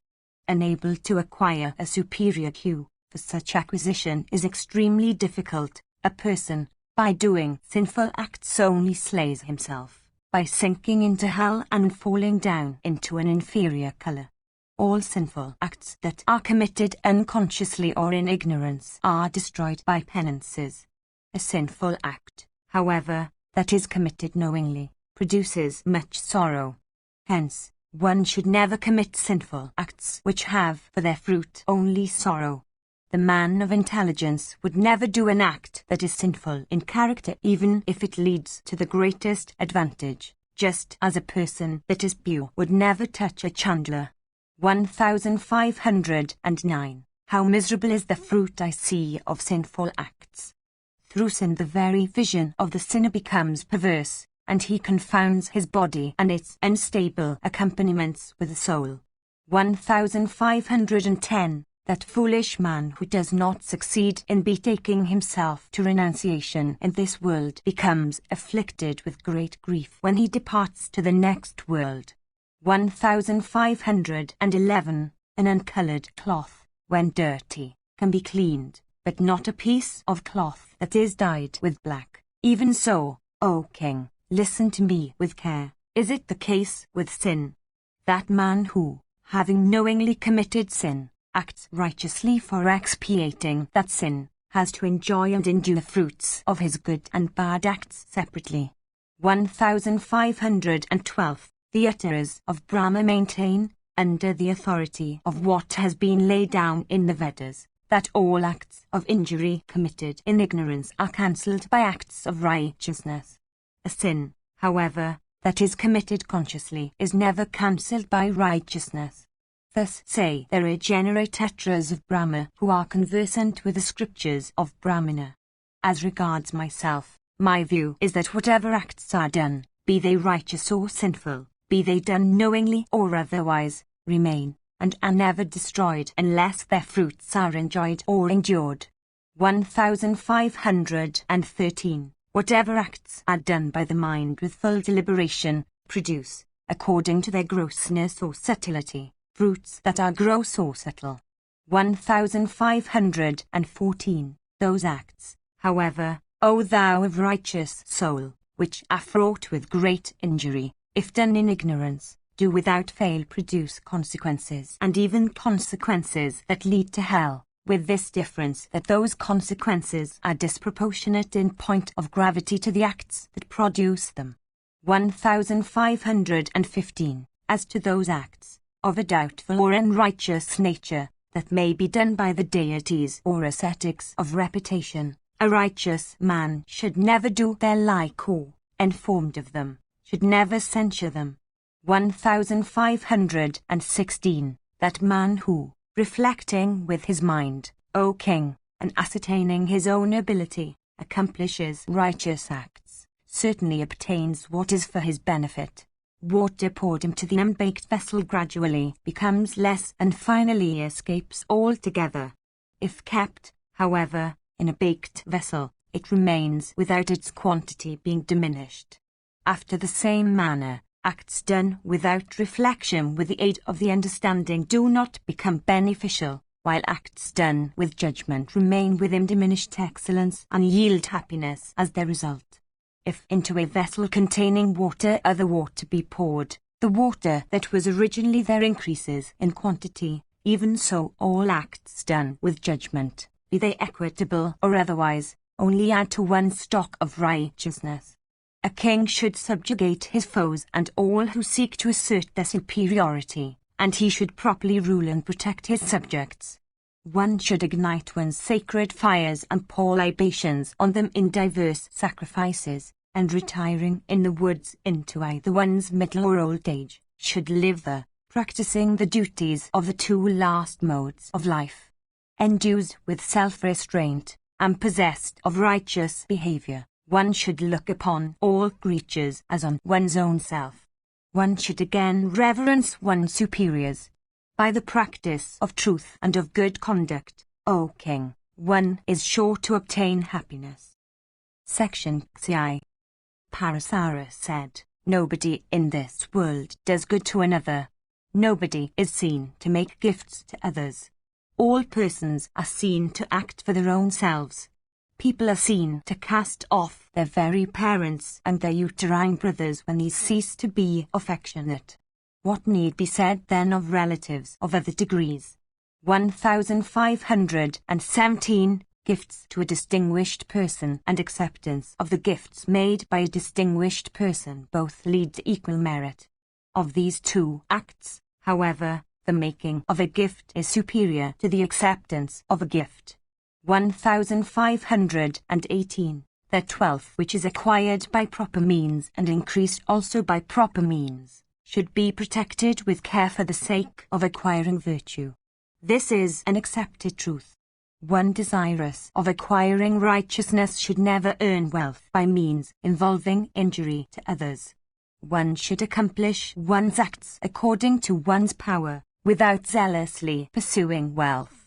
By giving water, whether cold or heated by fire, with a devoted mind, unto a thirsty guest, according to the best of one's power, one earns the merit that attaches to the act of giving food to a hungry man. The high Sultanatidavu obtained success in all the worlds by worshipping the ascetics with offerings of only roots and fruits and leaves. The royal son of Sivi also won the highest regions of felicity by having gratified Suru along with his companion with offerings of the same kind. All men, by taking birth, incur debts to gods, guests, servants, Pytras, and their own selves. Everyone should, therefore, do his best for freeing himself from those debts. One frees oneself from one's debt to the great rishis by studying the Vedas. One pays off one's debts to the gods by performing sacrifices. By performing the rites of the Sarada, one is freed from one's debts to the Pytras. One pays off one's debt to one's fellowmen by doing good offices to them. One pays off the debts one owes to one's own self by listening to Vedic recitations and reflecting on their import, by eating the remnants of sacrifices, and by supporting one's body. One should duly discharge all the acts, from the beginning, that one owes to one's servants. Though destitute of wealth, men are seen to attain to success by great exertions.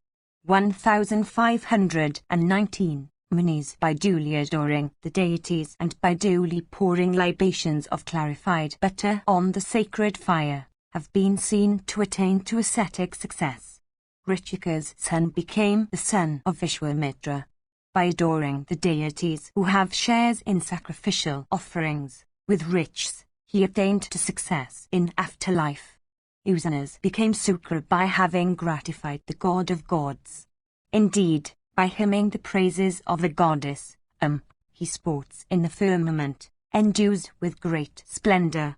1520. Then, again, Asita and Divala, and Narada and Parvata, and Kakshavat, and Jamadani's son Rama, and Tandya possessed of cleansed soul, and Vasishta, and Jamadani, and Viswamitra and Atri, and Bharadwa, and Harismasru, and Kandadara, and Sarutasravas, these great rishis, by adoring Vishnu with concentrated minds with the aid of riches, and by penances, succeeded in attaining to success through the grace of that great deity endued with intelligence.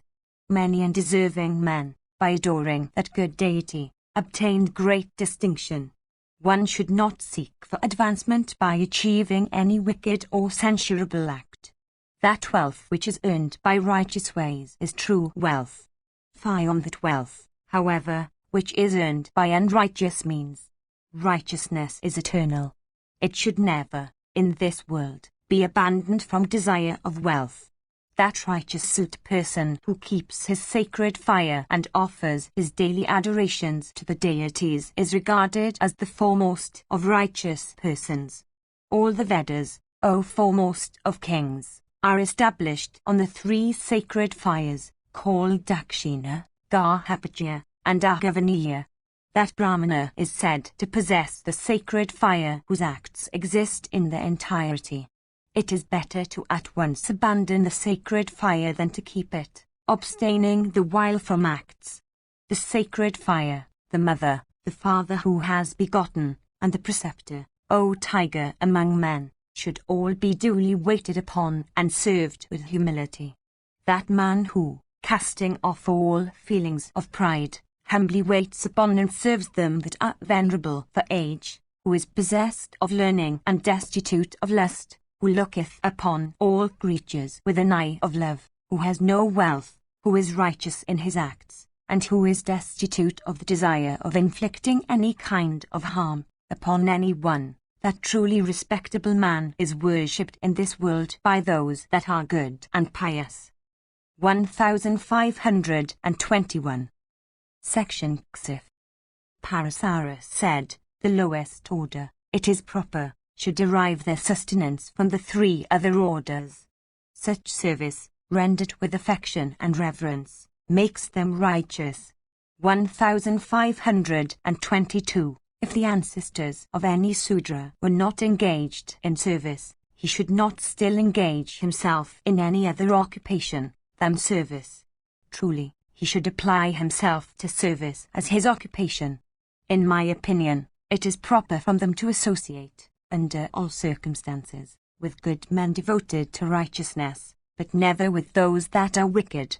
As in the eastern hills, jewels and metals blaze with greater splendor in consequence of their adjacence to the sun, even so the lowest order blazes with splendor in consequence of their association with the good. A piece of white cloth assumes that hue with which it is dyed. Even such is the case with Sudras. 1523. Hence also, one should attach oneself to all good qualities but never to qualities that are evil. The life of human beings in this world is fleeting and transitory. That wise man who, in happiness as also in misery, achieves only what is good, is regarded as a true observer of the scriptures. That man who is endued with intelligence would never do an act which is dissociated from virtue, however high may the advantages be of that act. Indeed, such an act is not regarded as truly beneficial. That lawless king who, snatching thousands of kine from their lawful owners, gives them away, and to deserving persons, acquires no fruit from that act of giving, beyond an empty sound, expressive of the act he does. On the other hand, he incurs the sin of theft. The self-born at first created the being called Datri held in universal respect. Datri created a son who was engaged in upholding all the worlds. 1524. Worshipping that deity, the Vaisya employs himself, for the means of his support, in agriculture and the rearing of cattle. The Kshatriyas should employ themselves in the task of protecting all the other classes. The Brahmanas should only enjoy. As regards the Sudras, they should engage themselves in the task of humbly and honestly collecting together the articles that are to be offered in sacrifices, and in cleaning altars and other places where sacrifices are to be performed. If each order acts in this way, righteousness would not suffer any diminution. If righteousness is preserved in its entirety, all creatures inhabiting the earth would be happy. Beholding the happiness of all creatures on earth, the deities in heaven become filled with gladness. Hence, that king who, agreeably to the duties laid down for his order, protects the other classes, becomes worthy of respect. Similarly, the Brahmana that is employed in studying the scriptures, the Vaisya that is engaged in earning wealth, and the Sudra that is always engaged in serving the three other classes with concentrated attention, become objects of respect. By conducting themselves in the other ways, O chief of men, Each order is said to fall away from virtue, keeping aside gifts by thousands, even 20 cowries that one may give painfully, having earned them righteously, will be productive of the great benefit. Those persons, O king, who make gifts unto Brahmanas after reverencing them duly, reap excellent fruits commensurate with those gifts.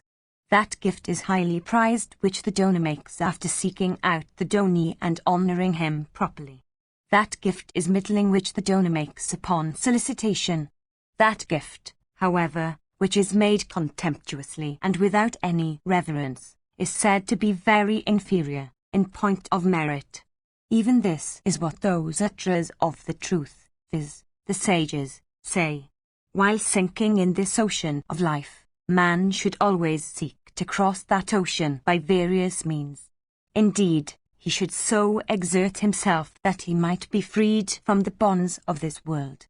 The Brahmana shines by self-restraint, the Kshatriya by victory, the Vaisya by wealth, while the Sudra always shines in glory through cleverness in serving the three other orders.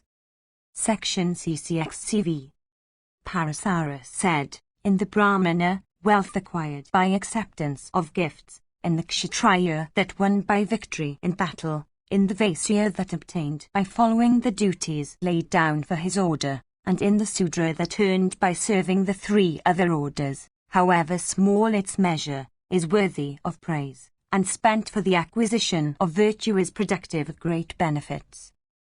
The Sudra is said to be the constant servitor of the three other classes. If the Brahmana, pressed for a living, betakes himself to the duties of either the Kshatriya or the Vaisya, he does not fall off from righteousness. When, however, the Brahmana betakes himself to the duties of the lowest order, then does he certainly fall off. When the Sudra is unable to obtain his living by service of the three other orders, then trade, rearing of cattle, and the practice of the mechanical arts are lawful for him to follow. Appearance on the boards of a theatre and disguising oneself in various forms, exhibition of puppets, the sale of spirits and meat, and trading in iron and leather, should never be taken up for purposes of a living by one who had never before been engaged in those professions, every one of which is regarded as censurable in the world.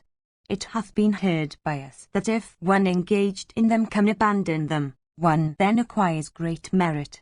When one that has become successful in life behaves sinfully in consequence of one's mind being filled with arrogance, one's acts under such circumstances can never pass for authority.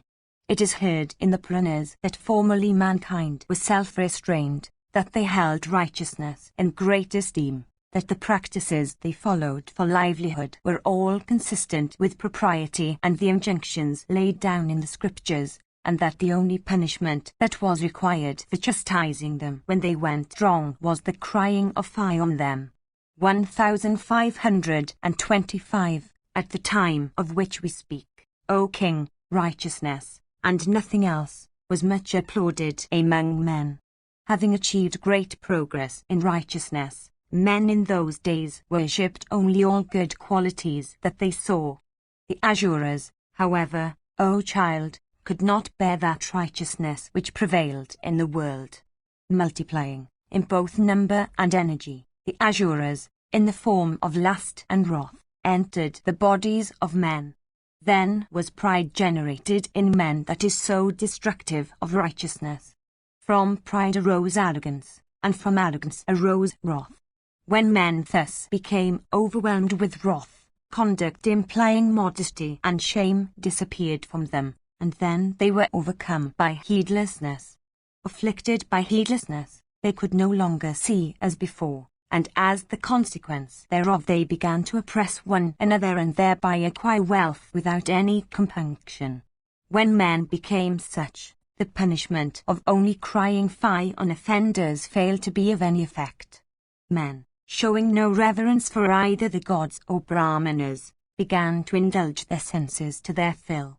1526, at that time the deities repaired to that foremost of gods, viz., Shiva, possessed of patience, of multiform aspect, and endues with the foremost of attributes, and sought his protection.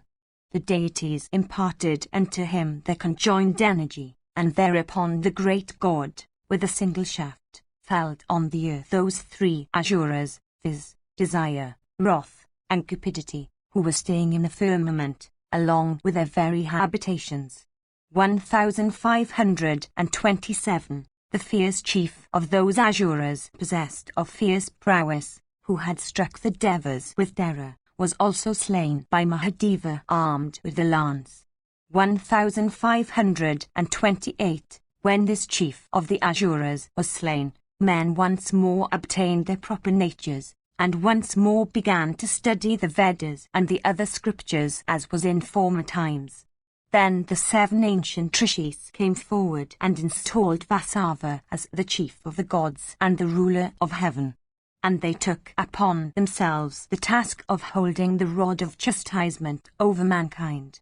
After the 7 rishis came King Viprithu to rule mankind, and many other kings, all belonging to the Kshatriya order for separately ruling separate groups of human beings. When Mahadeva dispelled all evil passions from the minds of creatures, there were, in those ancient times, certain elderly men from whose minds all wicked feelings did not fly away. Hence, in consequence of that wicked state of their minds and of those incidents that were connected with it, there appeared many kings of terrible prowess who began to indulge in only such acts as were fit for asuras. Those human beings that are exceedingly foolish adhere to those wicked acts, establish them as authorities, and follow them in practice to this day. 1529. For this reason, O king, I say unto thee, having reflected properly with the aid of the scriptures, that one should abstain from all acts that are fraught with injury or malice and seek to acquire a knowledge of the soul. 1530. The man possessed of wisdom would not seek wealth for the performance of religious rites by ways that are unrighteous and that involve an abandonment of morality. Wealth earned by such means can never prove beneficial. Do thou then become a kshatriya of this kind. Do thou restrain thy senses, be agreeable to thy friends, and cherish, according to the duties of thy order, thy subjects, servants, and children. Through the union of both prosperity and adversity, in man's life, there arise friendships and animosities. Thousands and thousands of existences are continually revolving, in respect of every jiva, and in every mode of jiva's existence these must occur. 1531. For this reason, be thou attached to good qualities of every kind, but never to faults. Such is the character of good qualities that if the most foolish person, bereft of every virtue, hears himself praised for any good quality, he becomes filled with joy. Virtue and sin exist, O king, only among men. These do not exist among creatures other than man. One should therefore, whether in need of food and other necessaries of life or transcending such need, be a virtuous disposition, acquire knowledge, always look upon all creatures as one's own self, and abstain totally from inflicting any kind of injury. When one's mind becomes divested of desire, and when all darkness is dispelled from it, it is then that one succeeds in obtaining what is auspicious. Section Kskvai. Parasara said, I have now discoursed to thee on what the ordinances are of the duties in respect of one that leads the domestic mode of life. I shall now speak to thee of the ordinances about penances. Listen to me as I discourse on the topic. It is generally seen, O king, that in consequence of sentiments fraught with rajas and dharmas, the sense of mum, born of attachment, springs up in the heart of the householder. Betaking oneself to the domestic mode of life, one acquires kind, feels, wealth of diverse kinds, spouses, children, and servants. One that becomes observant of this mode of life continually casts one's eye upon these objects. Under these circumstances, one's attachments and aversions increase, and one ceases to regard one's transitory, possessions as eternal and indestructible. When a person becomes overwhelmed by attachment and aversion, and yields himself up to the mastery of earthly objects, the desire of enjoyment then seizes him, taking its rise from heedlessness, O king. Thinking that person to be blessed who has the largest share of enjoyments in this world, the man devoted to enjoyment does not, in consequence of his attachment thereto, see that there is any other happiness besides what waits upon the gratification of the senses. Overwhelmed with cupidity that results from such attachment, he then seeks to increase the number of his relatives and attendants, and for gratifying these latter he seeks to increase his wealth by every means in his power. Filled with affection for children, such a person commits, for the sake of acquiring wealth, acts that he knows to be evil, and gives way to grief if his wealth be lost. Having earned honours and always guarding against the defeat of his plans, he betakes himself to such means as would gratify his desire of enjoyment. At last he meets with destruction as the inevitable consequence of the conduct he pursues. It is well known, however, that true felicity is theirs that are endued with intelligence, that are utterers of the eternal Brahma, that seek to accomplish only acts that are auspicious and beneficial, and that abstain from all acts that are optional and spring from desire alone. 1532. From a loss of all such objects in which are centered our affections, from a loss of wealth, O king, and from the tyranny of physical diseases and mental anguish, a person falls into despair. From this despair arises an awakening of the soul. From such awakening proceeds study of the scriptures. From contemplation of the import of the scriptures, O king, one sees the value of penance. A person possessed of the knowledge of what is essential and what accidental, O king, is very rare. He, that is, who seeks to undergo penances, impressed with the truth that the happiness one derives from the possession of such agreeable objects as spouses and children leads ultimately to misery. 1533. Penances, O child, after all, they are ordained for even the lowest order of men, viz., Sudras. Penances set the self-restrained man having the mastery over all his senses on the way to heaven.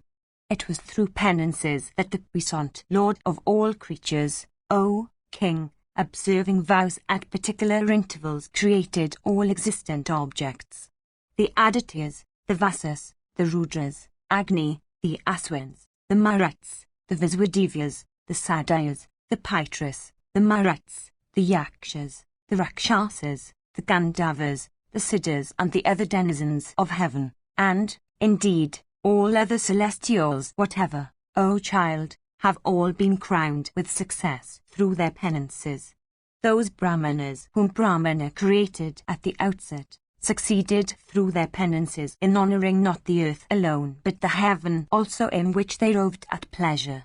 In this world of mortals, they that are kings, and those others that are householders born in high families, have all become what they are only in consequence of their penances.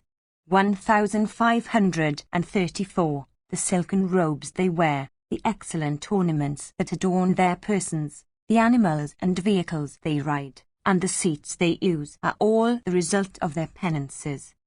The many charming and beautiful women, numbering by thousands, that they enjoy, and their residence in palatial mansions, are all due to their penances. Costly beds and divers kinds of delicious viands become theirs that act righteously. There is nothing in the three worlds, O scorcher of foes, that penances cannot attain. Even those that are destitute of true knowledge win renunciation as the consequence of their penances. 1535. Whether in affluent circumstances or miserable, a person should cast off cupidity, reflecting on the scriptures, with the aid of his mind and understanding, O best of kings. Discontent is productive of misery. Discontent is the result of cupidity. Cupidity leadeth to the stupefaction of the senses. The senses being stupefied, One's wisdom disappears like knowledge not kept up by continued application. When one's wisdom disappears, one fails to discriminate what is proper from what is improper. Hence, when one's happiness is destroyed, and one becomes subject to misery, one should practice the austerest of penances. 1536. That which is agreeable is called happiness. That which is disagreeable is said to be misery. When penances are practiced, the result is happiness. When they are not practiced, the result is misery. Behold the fruits of practicing and abstaining from penances. 1537. By practicing stainless penances, people always meet with auspicious consequences of every kind, enjoy all good things, and attain to great fame. 1538. He, however, who by abandoning stainless penances betakes himself to penances from desire of fruit, meets with many disagreeable consequences, and disgrace and sorrow of diverse kinds, as the fruits thereof, all of which have worldly possessions for their cause. 1539. Notwithstanding the desirability of practicing righteousness, penances, and gifts, the wish springs up in his mind of accomplishing all kinds of forbidden acts. By thus perpetrating diverse kinds of sinful acts, he goes to hell. 1540. That person, O best of men, who, in both happiness and misery, does not fall away from the duties ordained for him, is said to have the scriptures for his eye. It is said that the pleasure one derives from the gratification of one's senses of touch, tongue, sight, scent, and hearing, O monarch, lasts only so long as a shaft urged from the bow takes in falling down upon the earth. Upon the cessation of that pleasure, which is so short-lived, one experiences the most keen agony. It is only the senseless that do not applaud the felicity of emancipation that is unrivaled. Beholding the misery that attends the gratification of the senses, they that are possessed of wisdom cultivate the virtues of tranquility and self-restraint for the purpose of attaining to emancipation. In consequence of their righteous behavior, wealth and pleasure can never succeed in afflicting them. 1541. Householders may, without any compunction, enjoy wealth and other possessions that are obtained without exertion. As regards, however, the duties of their order that are laid down in the scriptures, these, I am of opinion, they should discharge with the aid of exertion. 1542. The practice of those that are honoured, that are born in high families, and that have their eyes always turned towards the import of the scriptures, is incapable of being followed by those that are sinful and that are possessed of unrestrained minds. All acts that are done by man under the influence of vanity meet with destruction. Hence, for them that are respectable and truly righteous, there is no other act in this world to do than penance. 1543. As regards those householders, however, that are addicted to acts, they should, with their whole hearts, set themselves to acts. Following the duties of their order, O king, they should with cleverness and attention perform sacrifices and other religious rites. Indeed, as all rivers, male and female, have their refuge in the ocean, even so men belonging to all the other orders have their refuge in the householder. Section XVII. Janaka said, Whence, O great Rishi, does this difference of colour arise among men belonging to the different orders? I desire to know this. Tell me this, O foremost of speakers. The Srutis say that the offspring one begets are one's own self. Originally sprung from Brahmana, all the inhabitants of the earth should have been Brahmanas. Sprung from Brahmanas, why have men betaken themselves to practices distinguished from those of Brahmanas? Parasara said, It is as thou sayest, O king. The offspring procreated and none else than the procreator himself. In consequence, however, of falling away from penance, This distribution into classes of different colors has taken place. When the soil becomes good and the seed also is good, the offspring produced become meritorious. If, however, the soil and seed become otherwise or inferior, the offspring that will be born will be inferior. They that are conversant with the Scriptures know that when the Lord of all creatures set himself to create the worlds, some creatures sprang from his mouth, some from his arms, some from his thighs, and some from his feet. They that thus sprang from his mouth, O child, came to be called Brahmanas. They that sprang from his arms were named Kshatriyas. They, O king, that sprang from his thighs were the wealthy class called the Vaisyas. And, lastly, they that were born of his feet were the serving class, viz., the Sudras. Only these 4 orders of men, O monarch, were thus created. They that belong to classes over and other than these are said to have sprung from an intermixture of these. The Kshatriyas called Dhartas, Amvashthas, Ugras, Vedas, Swapakas, Pakusas, Tenas, Nishadas, Sutas, Magadas, Ayogas, Karanas, Vraityas, and Chandlas, O monarch, have all sprung from the 4 original orders by intermixture with one another. Janaka said, when all have sprung from Brahmana alone, how came human beings to have diversity in respect of race? O best of ascetics, an infinite diversity of races is seen in this world. How could men devoted to penances attain to the status of Brahmanas, though of indiscriminate origin?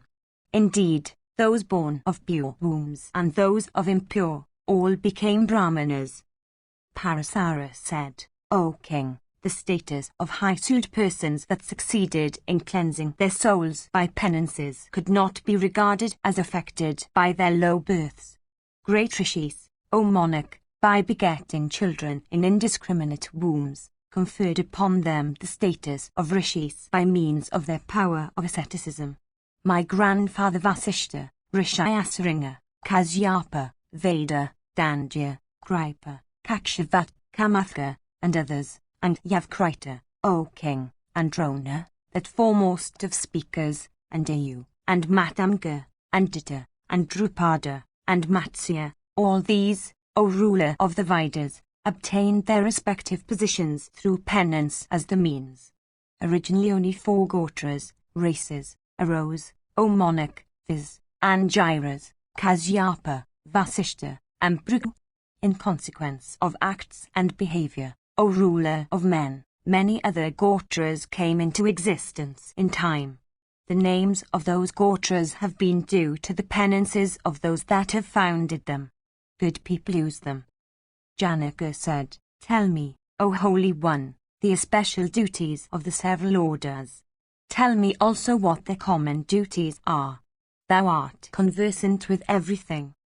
Parasara said, acceptance of gifts, officiation at the sacrifices of others, and the teaching of pupils, O king, are the especial duties of the Brahmanas. The protection of the other orders is proper from the Kshatriya. Agriculture, cattle rearing, and trade are the occupations of the Vaisyas, while service of the 3 regenerate classes is the occupation, O king, of the Sudras. I have now told thee what the especial duties are of the 4 orders, O monarch. Listen now to me, O child, as I tell thee what the common duties are of all the 4 orders. Compassion, abstention from injury, heedfulness, giving to others what is due to them, saradas in honor of deceased ancestors, hospitality to guests, truthfulness, subjugation of wrath, contentedness with one's own wedded wives, purity, both internal and external, freedom from malice, knowledge of self, and renunciation. These duties, O king, were common to all the orders. Brahmanas, Kshatriyas, and Vaisyas, these are the 3 regenerate orders. All of them have an equal right to the performance of these duties, O foremost of men.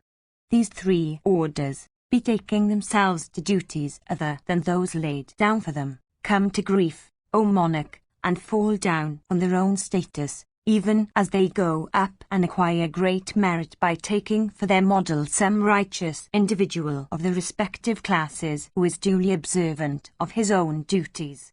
The Sudra never falls down by doing forbidden acts, nor is he worthy of any of the rites of regeneration. The course of duties flowing from the Vedas is not his. He is not interdicted, however, from practicing the 3 and 10 duties that are common to all the orders. O ruler of the Vedas, Brahmanas learned in the Vedas, O monarch, regard a virtuous Sudra as equal to Brahmana himself. I, however, O king, look upon such a Sudra as the effulgent Vishnu of the universe, the foremost one in all the worlds.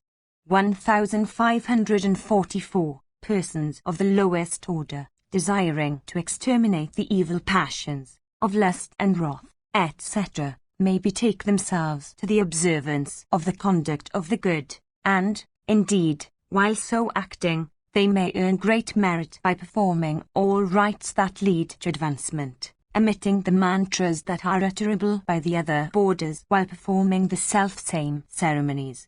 Wherever persons of the lowest order adopt the behavior of the good, they succeed in attaining to happiness, in consequence of which they are able to pass their time in felicity both here and hereafter. Janaka said, O great ascetic, is man stained by his acts, or is he stained by the order or class in which he is born? A doubt has arisen in my mind. It behoveth thee to expound this to me. Parasara said, Without doubt, O king, both, viz., acts and birth, are sources of a demerit. Listen now to their difference. That man who, though stained by birth, does not commit sin, abstains from sin notwithstanding birth and acts. If, however, a person of superior birth perpetrates censurable acts, such acts stain him. Hence, of the two, viz., acts and birth, acts stain man more than birth. 1545. Janaka said, What are those righteous acts in this world, O best of all regenerate persons, the accomplishment of which does not inflict any injury upon other creatures? Parasara said, Hear from me, O monarch, about what thou askest me, viz., those acts free from injury which always rescue man. Those who, keeping aside their domestic fires, have dissociated themselves from all worldly attachments, become freed from all anxieties. Gradually ascending step by step, in the path of yoga, they at last behold the stage of highest felicity, viz., emancipation. 1546. Endued with faith and humility, always practicing self-restraint, possessed of keen intelligence, and abstaining from all acts, they attain to eternal felicity. All classes of men, O king, by properly accomplishing acts that are righteous, by speaking the truth, and by abstaining from unrighteousness, in this world, ascend to heaven. In this there is no doubt. Section Xkvi. Parasara said, The sires, the friends, the preceptor, and the spouses of the preceptors of men that are destitute of devotion are unable to give to those men the merits that attach to devotion. Only they that are firmly devoted to such seniors, that speak what is agreeable to them, that seek their welfare, and that are submissive to them in behavior, can obtain the merit of devotion. The sire is the highest of deities with his children. It is said that the sire is superior to the mother. The attainment of knowledge is regarded as the highest acquisition. They that have subjugated the objects of the senses, by attainment of knowledge, acquire what is highest, viz., emancipation.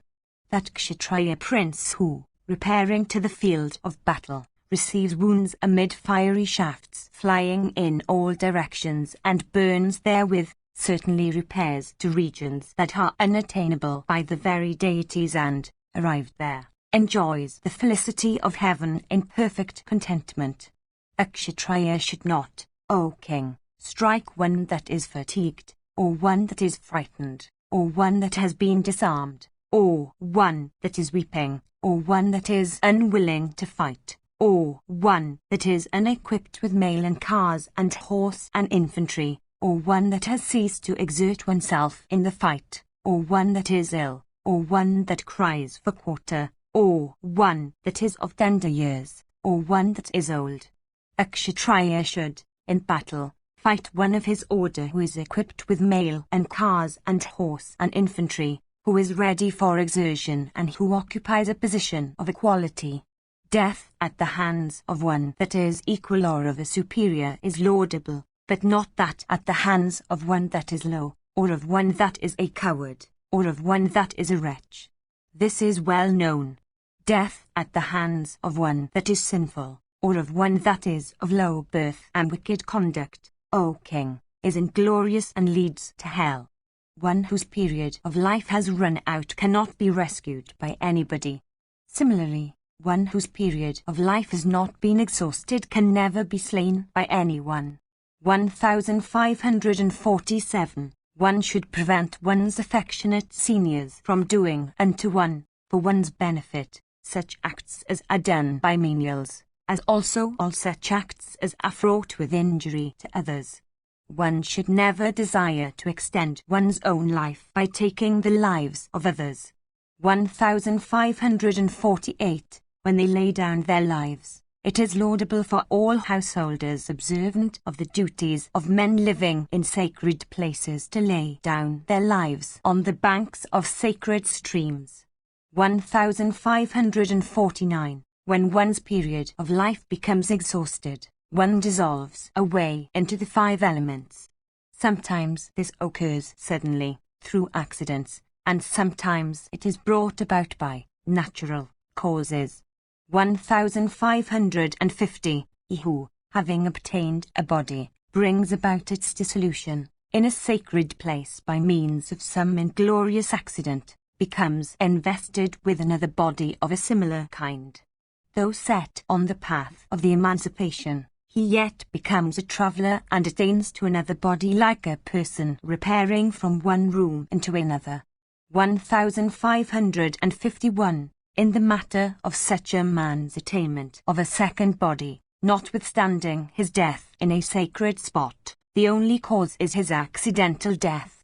There is no second cause. That new body which embodied creatures obtain, in consequence of the accidental character of their deaths in sacred places, comes into existence and becomes attached to Rudras and Pisachas.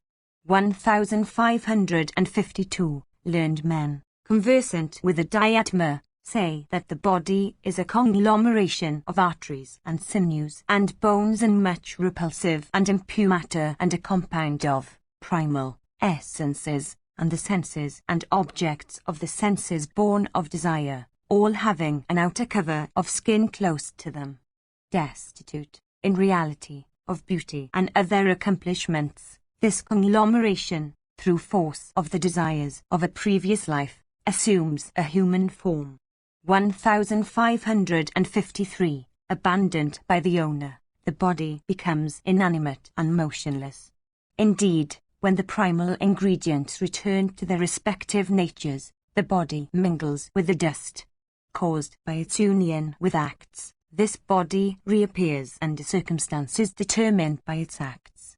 Indeed, O ruler of the Vedas, under whatever circumstances this body meets with dissolution, its next birth, determined by those circumstances, is seen to enjoy and endure the fruits of all its past acts. Jiva, after dissolution of the body it inhabited, does not, O king, take birth in a different body immediately. It roves through the sky for some time like a spacious cloud. Obtaining a new receptacle, O monarch, it then takes birth again. The soul is above the mind. The mind is above the senses. Mobile creatures, again, are foremost of all created objects. Of all mobile creatures, those that have 2 legs are superior. Amongst 2-legged creatures, those that are regenerate are superior. Amongst those that are regenerate, they that are possessed of wisdom are superior. Amongst them that are possessed of wisdom, they that have succeeded in acquiring a knowledge of the soul are superior. Amongst those that are possessed of a knowledge of the soul, they that are endued with humility are superior. Death follows birth in respect of all men. This is settled. Creatures, influenced by the attributes of sattva, rajas, and tamas, pursue acts which have an end. 1554. That man is regarded as righteous who meets with dissolution when the sun is in the northern declension, and at a time and under a constellation, both of which are sacred and auspicious. He is righteous who, having cleansed himself of all sins and accomplished all his acts according to the best of his power, and having abstained from giving pain to any man, meets with death when it comes. The death that one meets with by taking poison, by hanging, by burning, at the hands of robbers, and at the teeth of animals, is said to be an inglorious one. 1555. Those men that are righteous never incur such a similar deaths, even if they be afflicted with mental and physical diseases of the most agonizing kind. The lives of the righteous, O king, piercing through the sun, ascend into the regions of Brahma. The lives of those that are both righteous and sinful rove in the middle regions. The lives of those that are sinful sink into the lowest depths. There is only one foe of man, and not another. That foe is identifiable with ignorance, O king. Overwhelmed by it, one is led to perpetrate acts that are frightful and exceedingly cruel. That foe for resisting which one should put forth one's power by waiting upon the aged according to the duties laid down in the Srutis, that foe which cannot be overcome except by steady endeavors, meets with destruction, O king, only when it is crushed by the shafts of wisdom. 1556. The man desirous of achieving merit should at first study the Vedas and observe penances, becoming a Brahmacharin. He should next, entering the domestic mode of life, perform the usual sacrifices. Establishing his race, he should then enter the forest, restraining his senses, and desirous of winning emancipation. One should never emasculate oneself by abstaining from any enjoyment.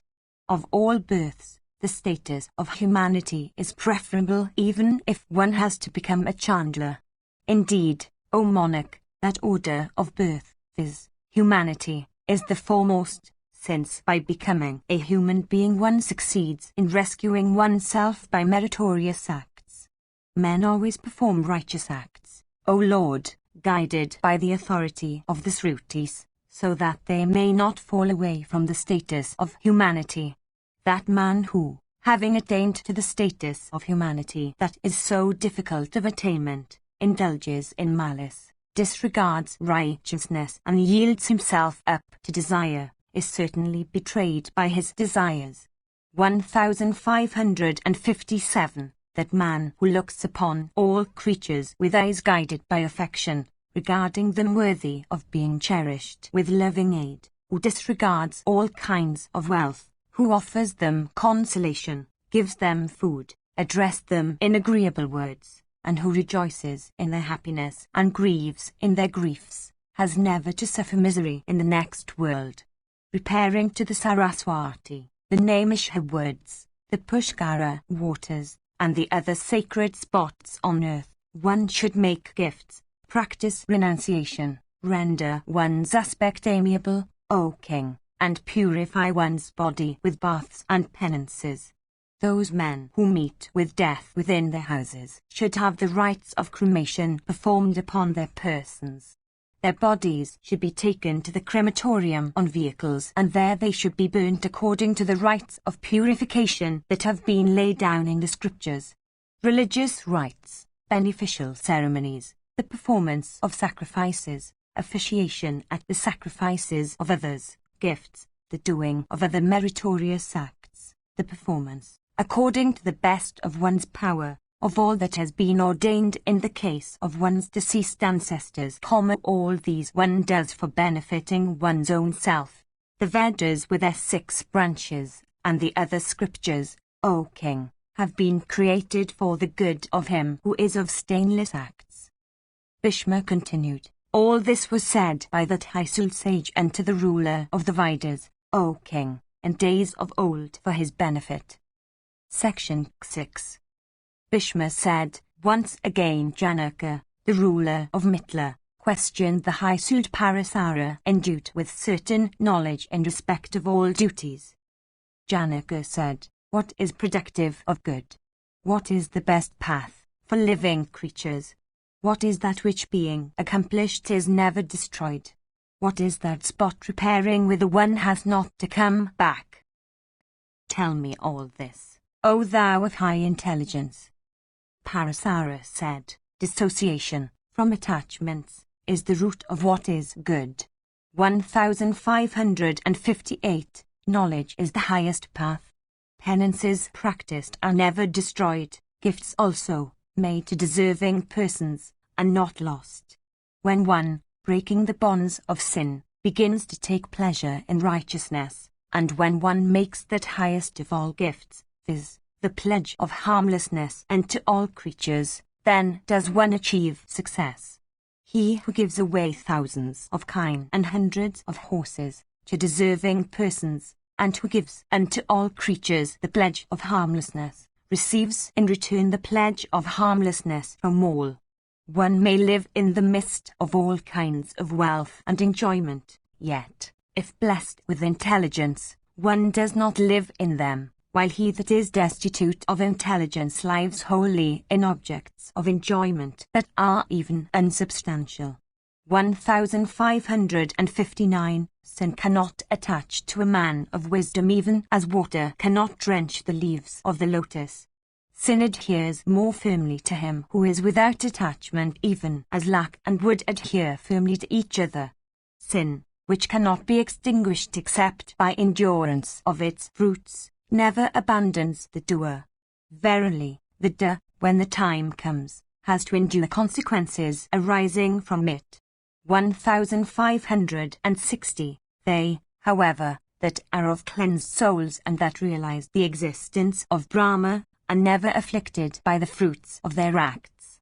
Heedless in respect of one's senses of knowledge and of action, one that is not conscious of one's wicked acts, and whose heart is attached to both good and bad, becomes afflicted with great fear.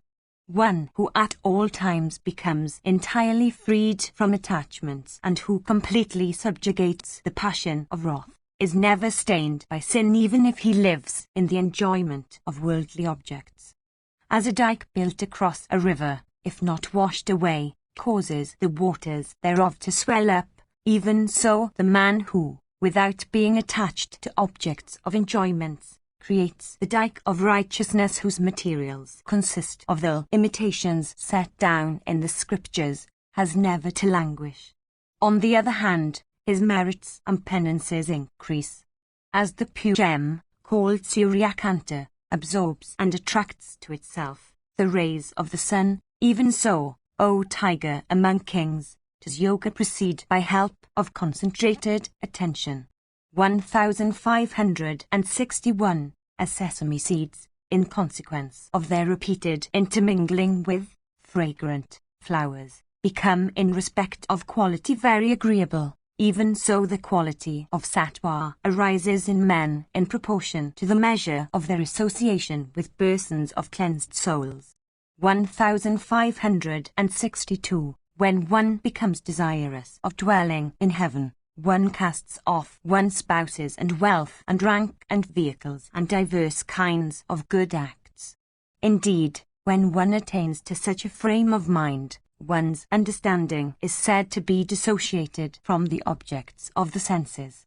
That man, on the other hand, who, with understanding attached to the objects of the senses, becomes blind to what is for his real good, is dragged to his ruin by his heart which runs after all worldly objects, like a fish, dragged to its ruin by the bait of meat. Like unto the body that is made up of different limbs and organs, all mortal creatures exist depending upon one another. They are as destitute of vigor as the pith of the banana plant. Left to themselves, they sink in the world's ocean like a boat, made of weak materials. There is no fixed time for the acquisition of righteousness. Death waits for no man. When man is constantly running towards the jaws of death, the accomplishment of righteous acts is proper at all times. Like a blind man who, with attention, is capable of moving about his own house, the man of wisdom, with mind set on yoga, succeeds in proceeding along the track he should follow. 1563. It has been said that death arises in consequence of birth. Birth is subject to the sway of death. One unacquainted with the course of the duties of emancipation revolves like a wheel between birth and death, unable to free oneself from that fate. One who walketh along the track recommended by the understanding earns happiness both here and hereafter. The diverse are fraught with misery, while the few are productive of happiness. Fruits are represented by the not solar said to constitute the diverse. Renunciation is said to constitute the fuel that is productive of the soul's happiness. 1564. As the lotus stalk quickly leaves the mire attached to it, even so the soul can speedily cast off the mind. 1565. It is the mind that at first inclines the soul to yoga. The latter then merges the former into itself. When the soul achieves success in yoga, it then beholds itself uninvested with attributes.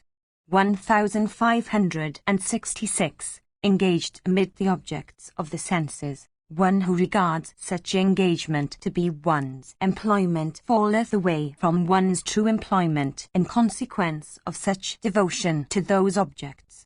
The soul of the wise man attains, through its righteous acts, to a state of high felicity in heaven, while that of the man who is not possessed of wisdom sinks very low or obtains birth among intermediate creatures.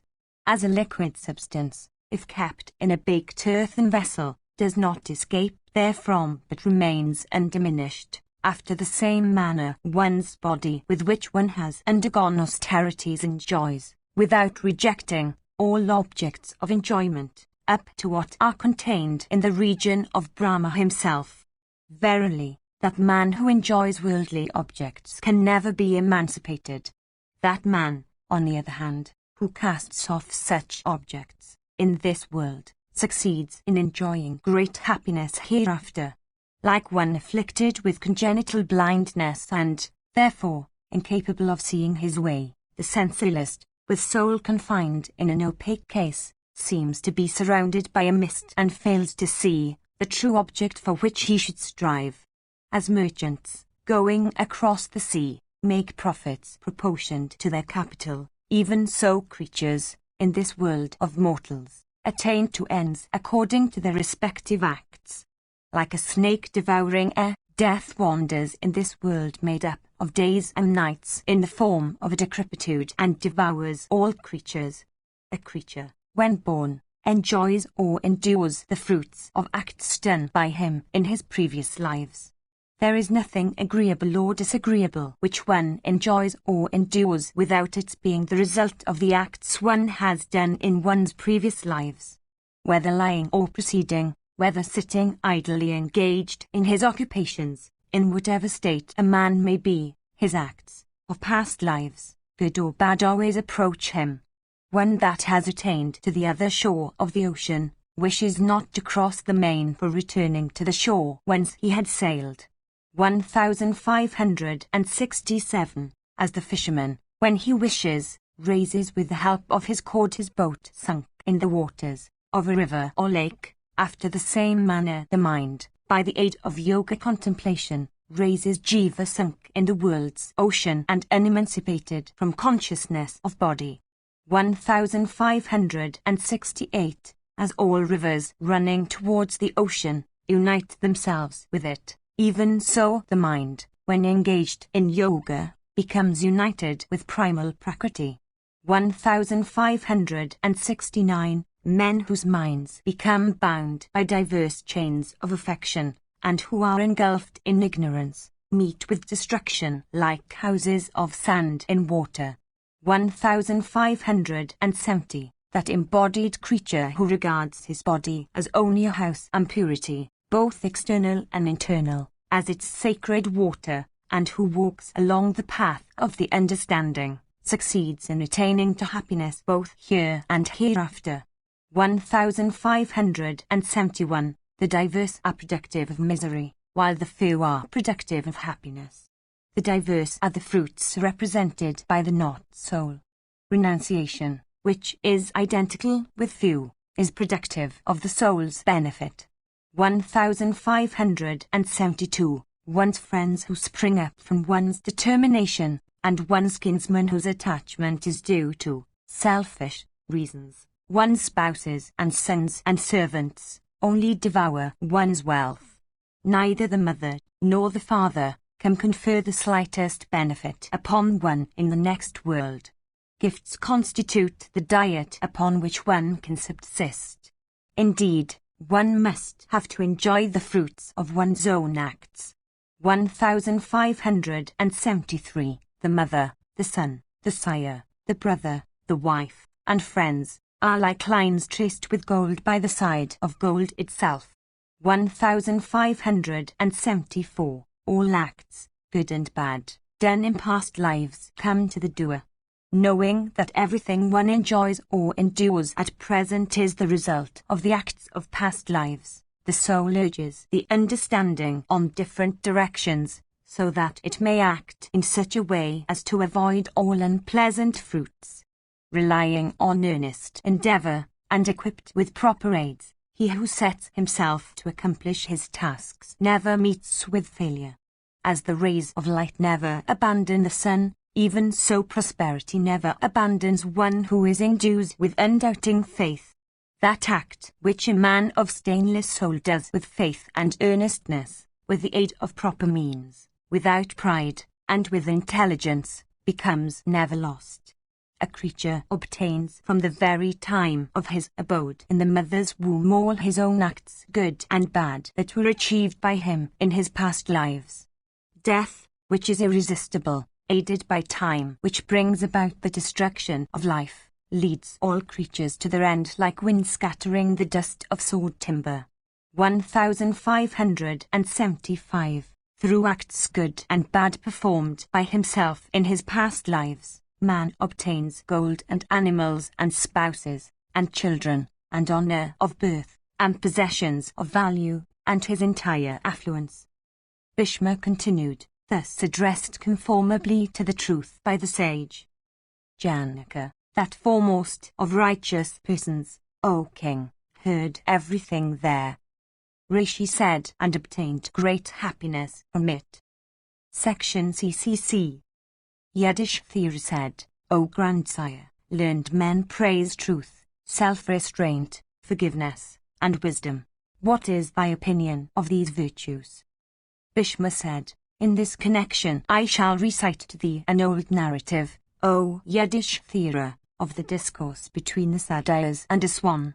Once on a time the unborn and eternal Lord of all creatures, viz., Brahman, assuming the form of a golden swan, wandered through the three worlds till in course of his wanderings he came upon the Sadhyas. The Sadhyas said, O Lord, we are the deities called Sadhyas. We like to question thee. Indeed, we would ask thee about the religion of emancipation. Thou art well acquainted with it. We have heard, O bird, that thou art possessed of great learning, and eloquent and wise of speech. O bird, what dost thou think is the highest of all objects? O high-souled one, in what does thy mind find pleasure? Do thou, therefore, O foremost of birds, instruct us as to what that one act is which thou regardest as the foremost of all acts, and by doing which, O chief of the feathery creation, one may soon be freed from all bonds. The swan said, Ye who have drunk come writer, I have heard that one should have recourse to these, viz., penances, self-restraint, truth, and subjugation of the mind, untying all the knots of the heart, One should also bring under one's control both what is agreeable and what is disagreeable. 1576. One should not wound the vitals of others. One should not be an utterer of cruel speeches. One should never take scriptural lectures from a person that is mean. One should never utter such words as inflict pain on others, as cause others to burn with misery, and as lead to hell. Wordy shafts fall from the lips. Pierced therewith one, to whom they are directed, burns incessantly. Those shafts do not strike any part other than the very vitals of the person aimed. Hence he that is possessed of learning should never aim them at others. If a person deeply pierces a man of wisdom with wordy shafts, the wise man should then adopt peace, without giving way to wrath. The man who, though sought to be angered, rejoices without yielding to anger, taketh away from the provoker all his merits. That man of righteous soul, who, full of joy and freed from malice, subdues his blazing wrath which, if indulged, would lead him to speak ill of others and verily become his foe, takes away the merits of others. As regards myself, I never answer when another speaks ill of me. If assailed, I always forgive the assault. The righteous are of opinion that forgiveness and truth and sincerity and compassion are the foremost of all virtues. Truth is the arcanum of the Vedas. The arcanum of truth is self-restraint. The arcanum of self-restraint is emancipation.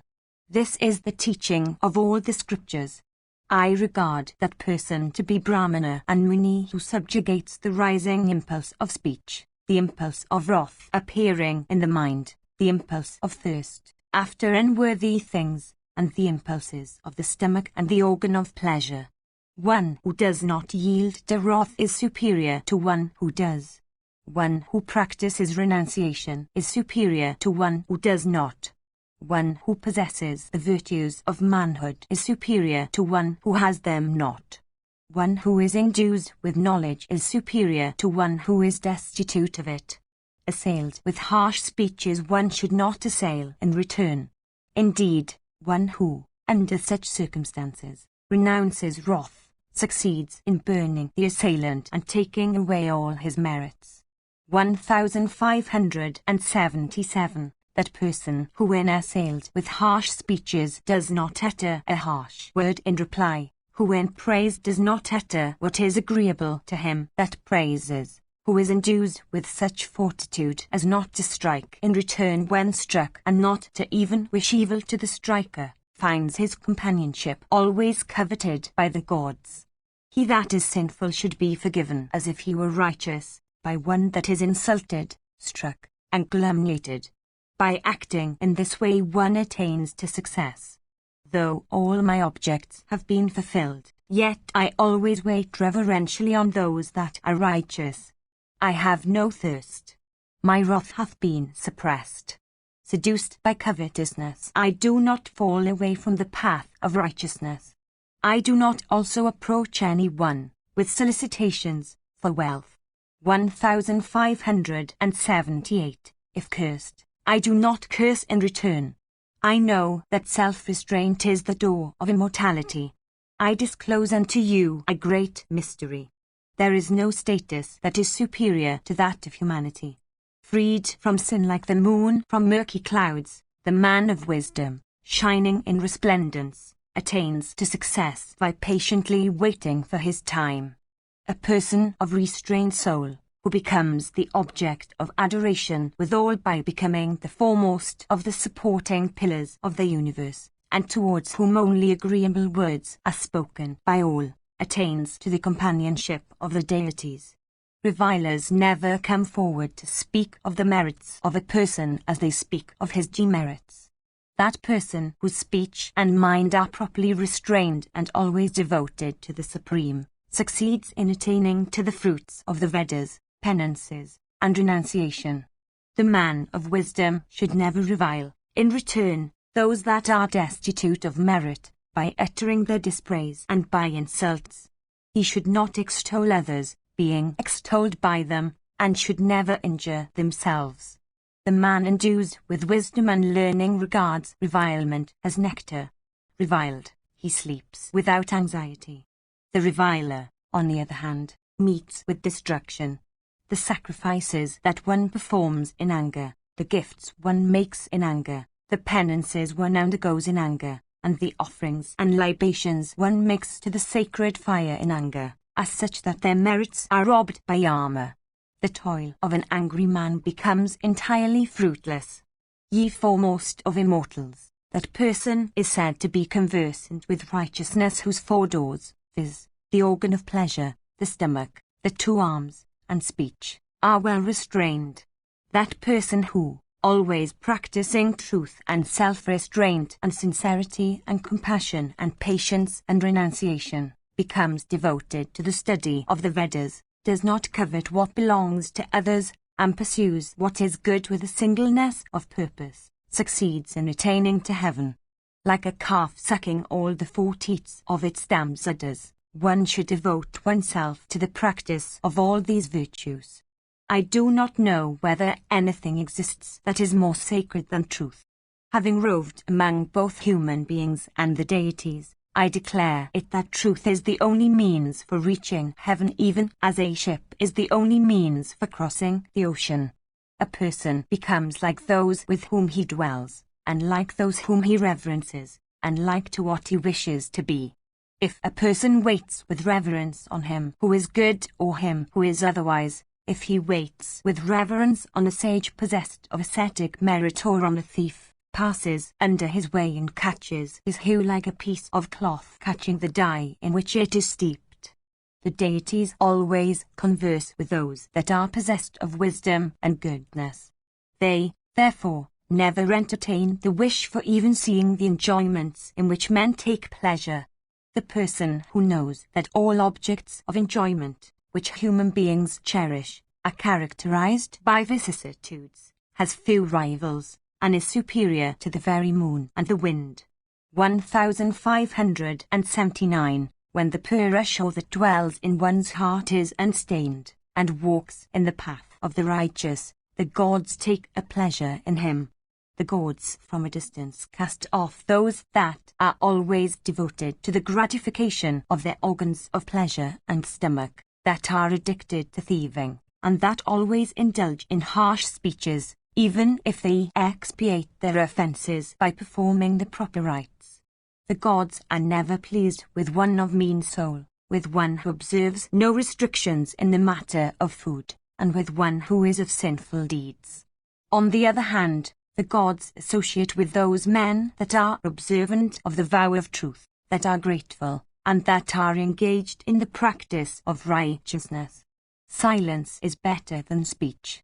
To speak the truth is better than silence. Again, to speak truth that is connected with righteousness is better than to speak the truth. To speak that which, besides being true and righteous, is agreeable, is better than to speak truth connected with righteousness. The Saddhas said, "By what is this world governed? For what reason does one fail to shine? For what cause do people cast off their friends? For what reason do people fail to attain to heaven?" The Swan said, "The world is enveloped by the darkness of ignorance. Men fail to shine in consequence of malice. People cast off friends, induced by covetousness. Men fail to attain to heaven in consequence of attachment." The Saddhas said, "Who alone among the Brahmanas is always happy? Who alone amongst them can observe the vow of silence though dwelling in the midst of many? Who alone amongst them, though weak, is still regarded as strong? And who alone amongst them does not quarrel?" The Swan said, "He alone amongst the Brahmanas that is possessed of wisdom is always happy. He alone amongst the Brahmanas that is possessed of wisdom succeeds in observing the vow of silence, though dwelling in the midst of many. He alone amongst the Brahmanas who is possessed of wisdom, though actually weak, is regarded as strong. He alone amongst them that has wisdom succeeds in avoiding quarrel." 1580. The Saddhas said, "In what consists the divinity of the Brahmanas? in what their purity, in what their impurity, and in what their status of humanity? The swan said, in the study of the Vedas is the divinity of the Brahmanas. In their vows and observances is their purity. In obloquy is their impurity. In death is their humanity. 1581. Bhishma continued, thus have I recited to thee excellent narrative of the discourse between the Sadhyas and the swan. The body, both gross and subtle, is the origin of acts, and existence or jiva is truth. Section CCCI. Yudhishthira said, it behoveth thee to explain to me, O sire, what the difference is between the Sankhya and the Yoga system of philosophy. O foremost one of Kuru's race, everything is known to thee, O thou that art conversant with all duties. Bhishma said, the followers of Sankhya praise the Sankhya system, and those regenerate persons that are yogins praise the yoga system. For establishing the superiority of their respective systems, each calls his own system to be the better. Men of wisdom devoted to yoga assign proper and very good reasons, O crusher of foes, for showing that one that does not believe in the existence of God cannot attain to emancipation. Those regenerate persons, again, that are believers in the Sankhya doctrines advance good reasons for showing that one, by acquiring true knowledge of all ends, becomes dissociated from all worldly objects, and, after departing from this body, it is plain, becomes emancipated, and that it cannot be otherwise. Men of great wisdom have thus expounded the Sankhya philosophy of emancipation. When reasons are thus balanced on both sides, those that are assigned on that side which one is otherwise inclined to adopt as one's own, should be accepted. Indeed, those words that are said on that side should be regarded as beneficial. Good men may be found on both sides. Persons like thee may adopt either opinion. The evidences of yoga are addressed to the direct ken of the senses. Those of Sankhya are based on the scriptures. Both systems of philosophy are approved by me, O Yudhishthira. Both those systems of science, O king, have my concurrence and are concurred in by those that are good and wise.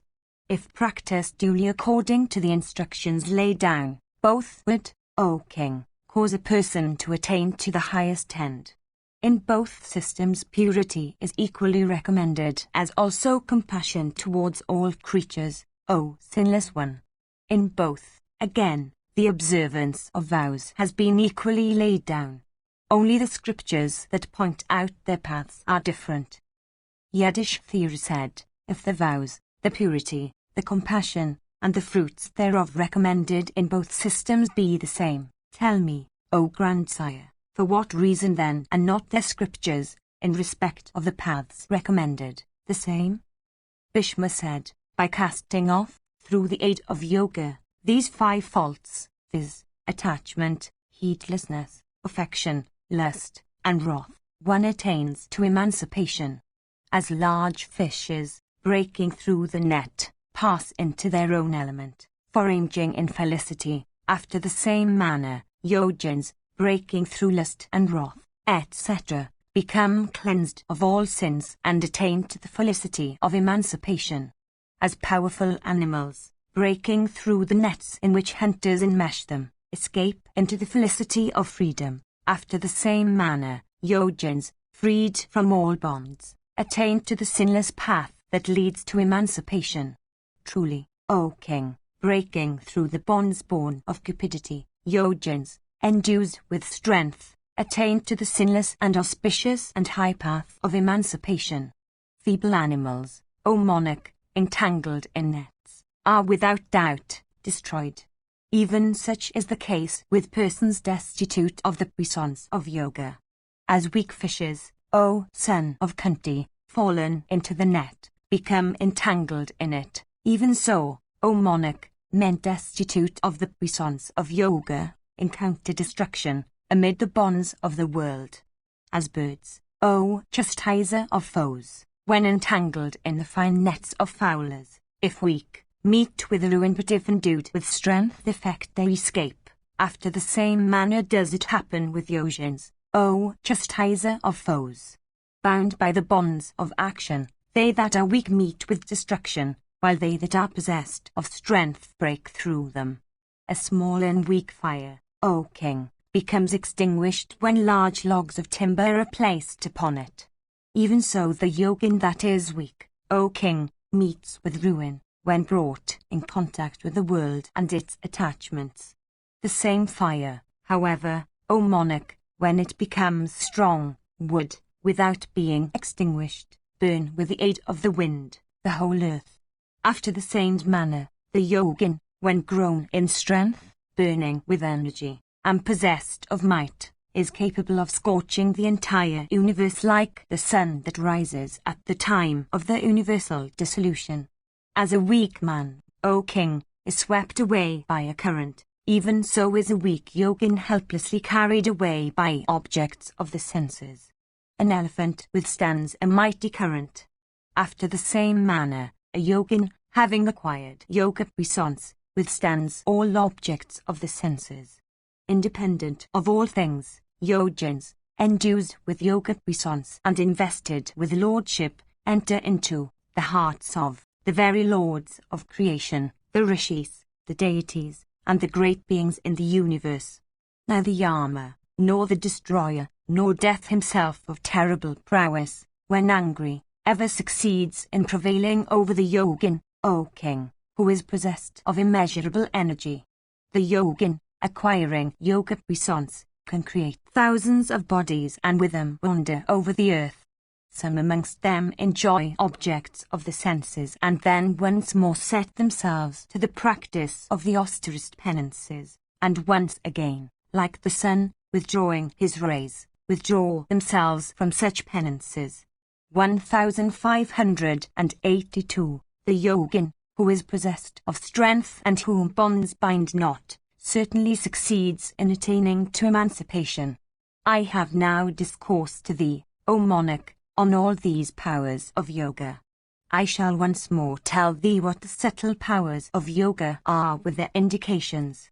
Here, O chief of Bharata's race, the subtle indications of the dharana and the samadhi of the soul, such as yoga brings about. 1583. As a bowman who is heedful and attentive succeeds in striking the aim, even so the yogin, with absorbed soul, without doubt, attains to emancipation. As a man fixing his mind on a vessel full of some liquid, placed on his head, heedfully ascends a flight of steps, even so the yogin, fixed and absorbed in his soul, cleanses it and makes it as effulgent as the Sunday as a boat, O son of Kunti, that is tossed on the bosom of the sea is very soon taken by a heedful boatman to the other shore. Even so the man of knowledge by fixing his soul in samadhi, attains to emancipation, which is so difficult to acquire, after casting off his body, O monarch. As a heedful charioteer, O king, having yoked good steeds, enter his car, takes the car warrior to the spot he wishes, even so the yogin, O monarch, heedful in dharana, soon attains to the highest spot, viz., emancipation, like a shaft let off from the bow reaching the object aimed at. The yogin who stays immovably after having entered his self into the soul, destroys his sins and obtains that indestructible spot which is the possession of those that are righteous. That yogin who, heedfully observant of high vows, properly unites, O king, his jiva soul with the subtle soul in the navel, the throat, the head, the heart, the chest, the sides, the eye, the ear, and the nose, burns all his acts good and bad of even mountain-like proportions, and having recourse to excellent yoga, attains to emancipation. Yudhishthira said, It behoveth thee to tell me, O grandsire, what the kinds of diet are by taking which, and what the things are by conquering which, the yogin, O Bharata, acquires yoga puissance. Bhishma continued, engaged, O Bharata, in subsisting upon broken grains of rice and sodden cakes of sesame, and abstaining from oil and butter, the yogin acquires yoga puissance by subsisting for a long time on powdered barley unmixed with any liquid substance, and by confining himself to only one meal a day. The yogin of cleansed soul acquires yoga puissance by drinking only water mixed with milk, first only once during the day, then once during a fortnight, then once during a month, then once during 3 months, and then once during a whole year. The yogin acquires yoga puissance by abstaining entirely from meat, O king. The yogin of cleansed soul acquires puissance 1584 by subjugating lust, and wrath, and heat, and cold, and rain, and fear, and grief, and the breath, and all sounds that are agreeable to men, and objects of the senses, and the uneasiness, so difficult to conquer, that is born of abstention from sexual congress, and thirst that is so terrible, O king, and the pleasures of touch, and sleep, and procrastination that is almost unconquerable, O best of kings. High-souled yogins, divested of attachments, and possessed of great wisdom, aided by their understandings, and equipped with wealth of contemplation and study, caused the subtle soul to stand confessed in all its glory. This high yoga path of learned brahmanas is exceedingly difficult to tread. No one can walk along this path with ease. That path is like a terrible forest which abounds with innumerable snakes and crawling vermin, with concealed pits occurring everywhere, without water for slaking one's thirst, and full of thorns, and inaccessible on that account. Indeed, the path of yoga is like a road along which no edibles occur, which runs through a desert having all its trees burnt down in a conflagration, and which has been rendered unsafe by being infested with bands of robbers. Very few young men can pass safely through it, for reaching the goal. Like unto a path of this nature, few brahmanas can tread alone the yoga path with ease and comfort. That man who, having betaken himself to this path, ceases to go forward, but turns back after having made some progress, is regarded as guilty of many faults. Men of cleansed souls, O Lord of earth, can stay with ease upon yoga contemplation, which is like the sharp edge of a razor. Persons of uncleansed souls, however, cannot stay on it. When yoga contemplation becomes disturbed or otherwise obstructed, it can never lead the yogin to an auspicious end, even as a vessel that is without a captain cannot take the passengers to the other shore. That man, O son of Kunti, who practices yoga contemplation according to due rites, succeeds in casting off both birth and death, and happiness and sorrow. All this that I have told thee has been stated in the diverse treatises bearing upon yoga. The highest fruits of yoga are seen in persons of the regenerate order. That highest fruit is identification with Brahma. The high-souled yogin, possessed of greatness, can enter into and come out of, at his will, Brahma himself, who is the Lord of all deities, and the boon-giving Vishnu, and Bhava, and Dharma, and the six-faced Kartikya, and their spiritual sons of Brahmana, the quality of darkness that is productive of much pain, and that of passion, and that of Sattva which is pure, and Prakriti which is the highest, and the goddess Siddhi who is the spouse of Varuna, and all kinds of energy, and all enduring patience, and the bright lord of stars in the firmament with the stars twinkling all around, and the Viswas, and their great snakes, and the Pitras, and all the mountains and hills, and the great and terrible oceans, and all the rivers, and the rain-charged clouds, and serpents, and trees, and yakshas, and the cardinal and subsidiary points of the compass, and the Gandharvas, and all male persons and all female ones also. This discourse, O king, that is connected with a supreme being of mighty energy should be regarded as auspicious. The yogin has Narayana for his soul, prevailing over all things. Through his contemplation of the Supreme Deity, the high-souled yogin is capable of creating all things. The end of the Santi Parva, Part 2 of 3. Section CI. Yiddish theory said, O king, thou hast duly propounded unto me, in the way in which it should be, the path of yoga which is approved by the wise, after the manner of a loving preceptor unto his pupil. I ask now about the principles of the Sankhya philosophy.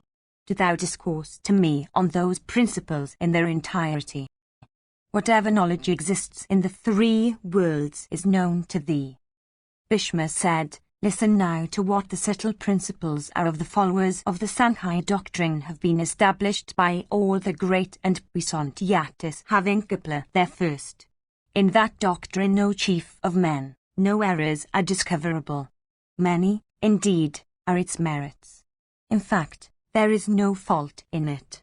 Comprehending with the aid of knowledge that all objects exist with faults, indeed, understanding that the objects, so difficult to cast off, with which human beings and pisachas and rakshasas and yakshas and snakes and gandharvas and baitris and those that are wandering in the intermediate orders of beings, such as birds and animals, and great birds, such as Garuda and others, and the Maruts and royal sages and regenerate sages and Asuras and Viswadevyas and the celestial rishis and yojins invested with supreme puissance and the Prajapatis and Brahman himself are engaged, and understanding truly what the highest limit is of one's period of existence in this world, and apprehending also the great truth, O foremost of eloquent men, about what is called felicity here, having a clear knowledge of what the sorrows are that overtake when the hour comes all those that are concerned with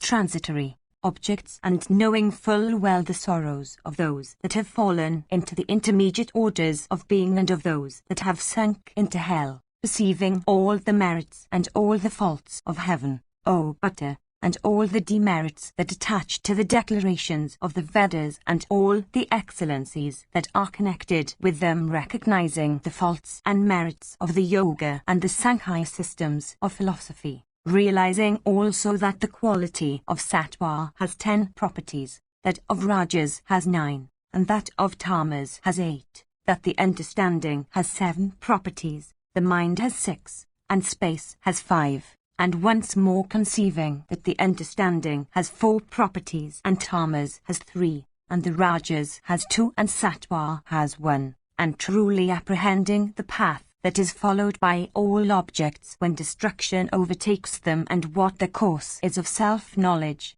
the Sankhyas, possessed of knowledge and experience and exalted by their perceptions of causes, and acquiring thorough auspiciousness, attained the felicity of emancipation like the rays of the sun, or the wind taking refuge in space.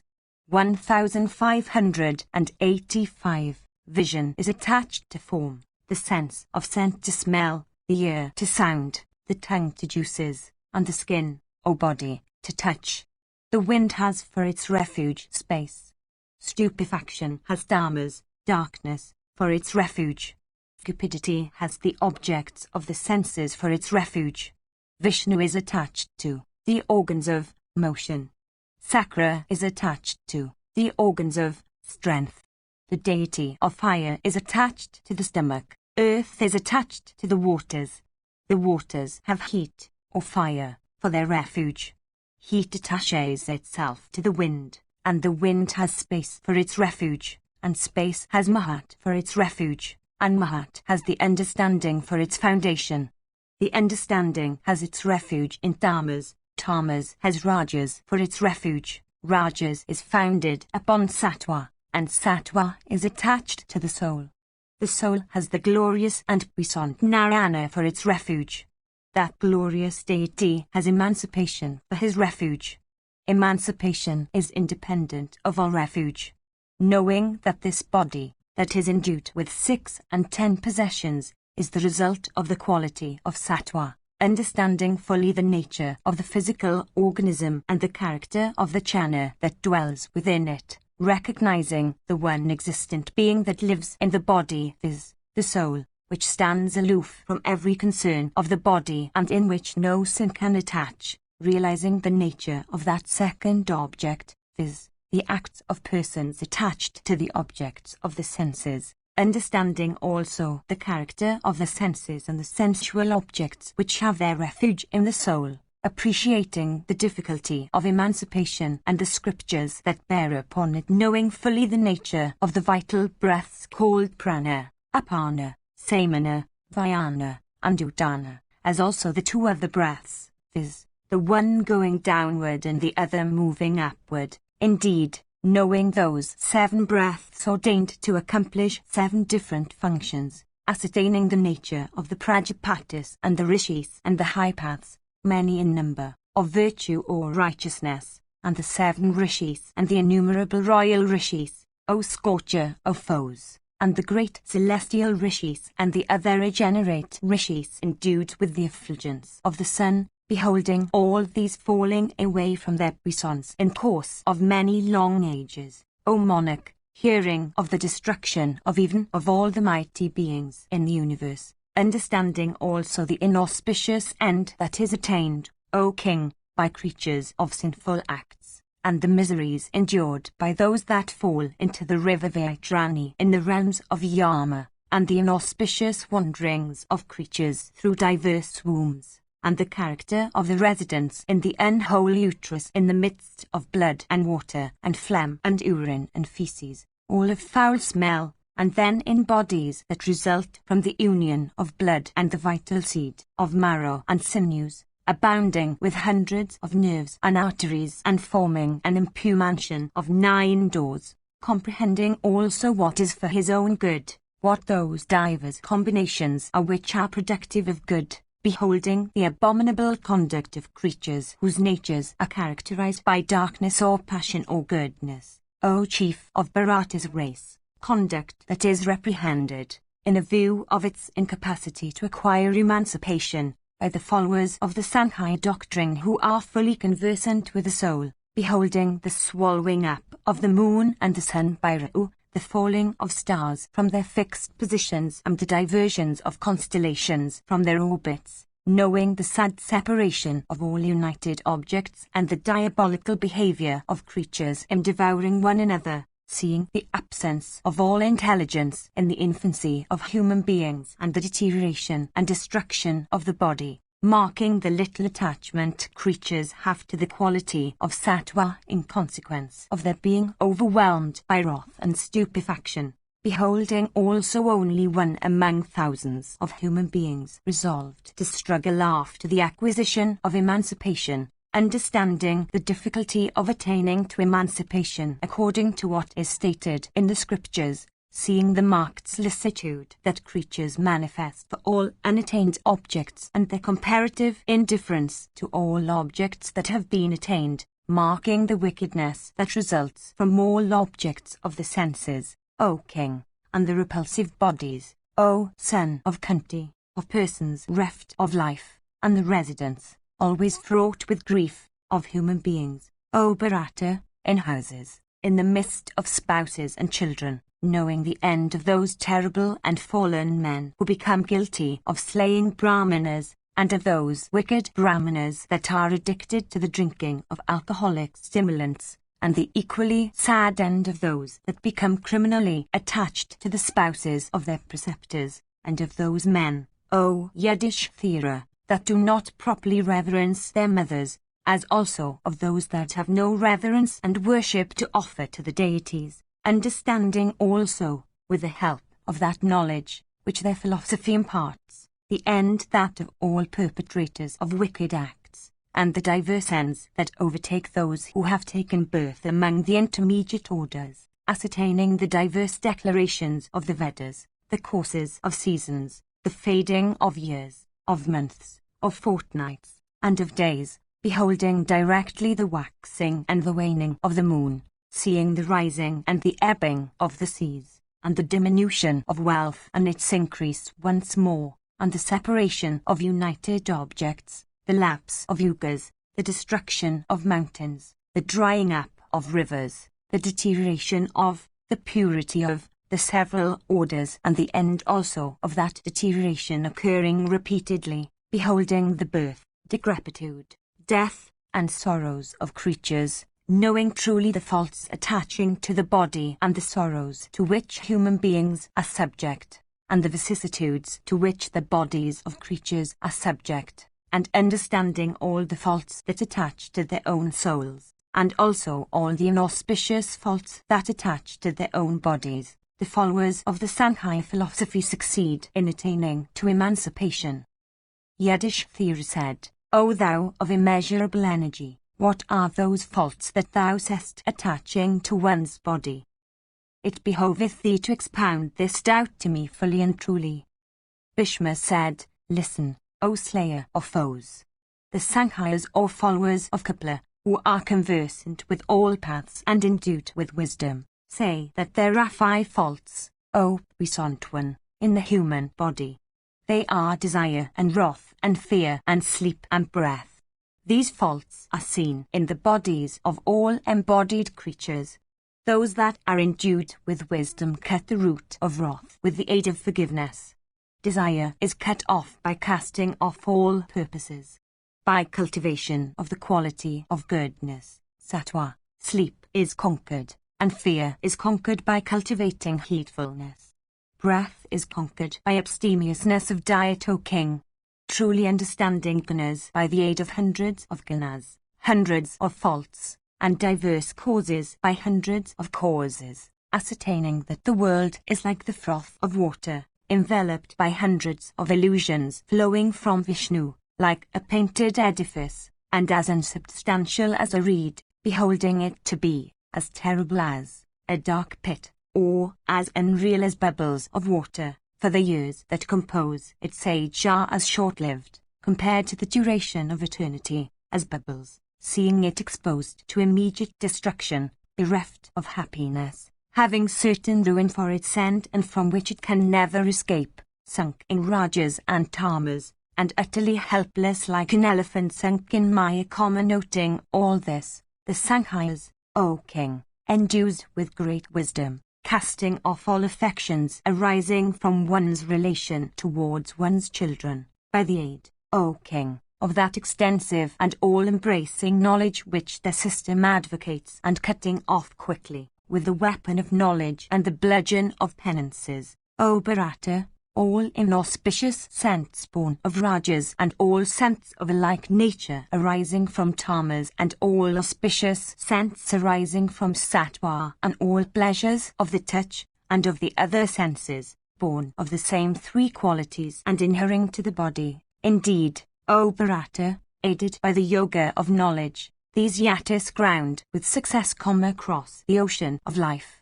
That ocean, so terrible, has sorrow for its waters. Anxiety and grief constitute its deep lakes. Disease and death are its gigantic alligators. The great fears that strike the heart at every step are its huge snakes. The deeds inspired by tamas are its tortoises. Those inspired by rajas are its fishes. Wisdom constitutes the raft for crossing it. The affections entertained for objects of the senses are its mire. Decrepitude constitutes its region of grief and trouble. 1586. Knowledge, O chastiser of foes, is its island. Acts constitute its great depth. Truth is its shores. Pious observances constitute the verdant weeds floating on its bosom. 1587. Envy constitutes its rapid and mighty current. The diverse sentiments of the heart constitute its mines. The diverse kinds of gratification are its valuable gems. Grief and fever are its winds. Misery and thirst are its mighty eddies. Painful and fatal diseases are its huge elephants. The assemblage of bones are its flights of steps, and phlegm is its froth. Gifts are its pearl banks. The lakes of blood are its corals. Loud laughter constitutes its roars. Diverse sciences are its impassibility. Tears are its brine. Renunciation of the company constitutes the high refuge of those that seek to cross it. Children and spouses are its unnumbered leeches. Friends and kinsmen are the cities and towns on its shores. Abstention from injury and truth are its boundary line. death is its storm wave. The knowledge of Vedanta is its silent, capable of affording refuge to those that are tossed upon its waters. Acts of compassion towards all creatures constitute its lifebuoys. 1588. And emancipation is the priceless commodity offered to those voyaging on its waters in search of merchandise. Like its substantive prototype with its equine head disgorging flames of fire, this ocean too has its fiery terrors. Having transcended the liability that is so difficult to transcend, of dwelling within the gross body, the Sankhya's enter into pure space. 1589. Surya then bears, with his rays, those righteous men that are practices of the Sankhya doctrines. Like the fibers of the lotus stalk conveying water to the flower into which they all converge, Surya, drinking all things from the universe, conveys them into those good and wise men. 1590. Their attachment soul destroyed, possessed of energy, endued with wealth of penances, and crowned with success. These yatis, O Bharata, are borne by that wind which is subtle, cooling, fragrant, and delicious to the touch, O Bharata. In fact, that wind which is the best of the 7 winds, and which blows in regions of great felicity, conveys them, O son of Kunti, to that which is the highest end in space. 1591. Then space into which they are carried, O monarch, conveys them to the highest end of Rajas.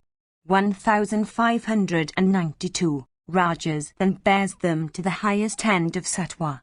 Sattva then bears them, O thou of pure soul, to the supreme and puissant Narayana. The puissant and pure soul Narayana at last, through himself, bears them to the supreme soul.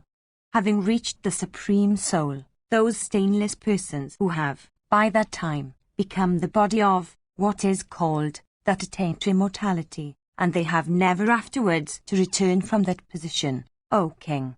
That is the highest end, O son of Pritha, which is attained by those high-souled men who have transcended the influence of all pairs of opposites. Yudhishthira said, O sinless one, have those persons of firm vows after they have attained to that excellent position which is fraught with puissance and felicity, any recollection of their lives including birth and death? It behoveth thee to tell me properly what the truth is in respect, O thou of Kuru's race. I do not think it proper to question any one else than thee. Observing the scriptures bearing upon emancipation, I find this great fault in the subject, for certain scriptures on the topic declare that consciousness disappears in the emancipate state, while other scriptures declare the very reverse of this. If, having attained to this high state, the yatis continue to live in consciousness, it would seem, O king, that the religion of poverty is superior. If, again, consciousness disappears from the emancipate state and one who has become emancipate only resembles a person sunk in dreamless slumber, then nothing can be more improper than to say that there is really no consciousness in emancipation, for of all that happens in dreamless slumber is that one's consciousness is temporarily overshadowed and suspended, but never lost, for it returns when one awakes from that slumber. 1593. Bhishma said, however difficult it may be to answer it, the question which thou hast asked, O son, is proper. Verily, the question is of such a kind that even they that are possessed of great learning become stupefied in answering it, O chief of Bharata's race. For all that, hear what the truth is as expounded by me. The high-souled followers of Kapila have set their high understandings on this point. The senses of knowledge, O king, planted in the bodies of embodied creatures, are employed in their respective functions of perception. They are the instruments of the soul, for it is through them that subtle being perceives. 1594. Disunited with the soul, the senses are like lumps of wood, and are, without doubt, destroyed, in respect of the functions they serve, like the froth that is seen on the bosom of the ocean. 1595. When the embodied creature, O scorcher of foes, sinks into sleep along with his senses, the subtle soul then roves among all subjects like the wind through space. 1596. The subtle soul, during slumber, continues to see all forms, and touch all objects of touch, O king, and taken in other perceptions, as well as when it is awake. In consequence of their inability to act without their director, the senses, during sleep, all become extinguished in their respective places, and lose their powers, like snakes deprived of poison. 1597. At such times, the subtle soul, repairing into the respective place of all the senses, without doubt, discharges all their functions.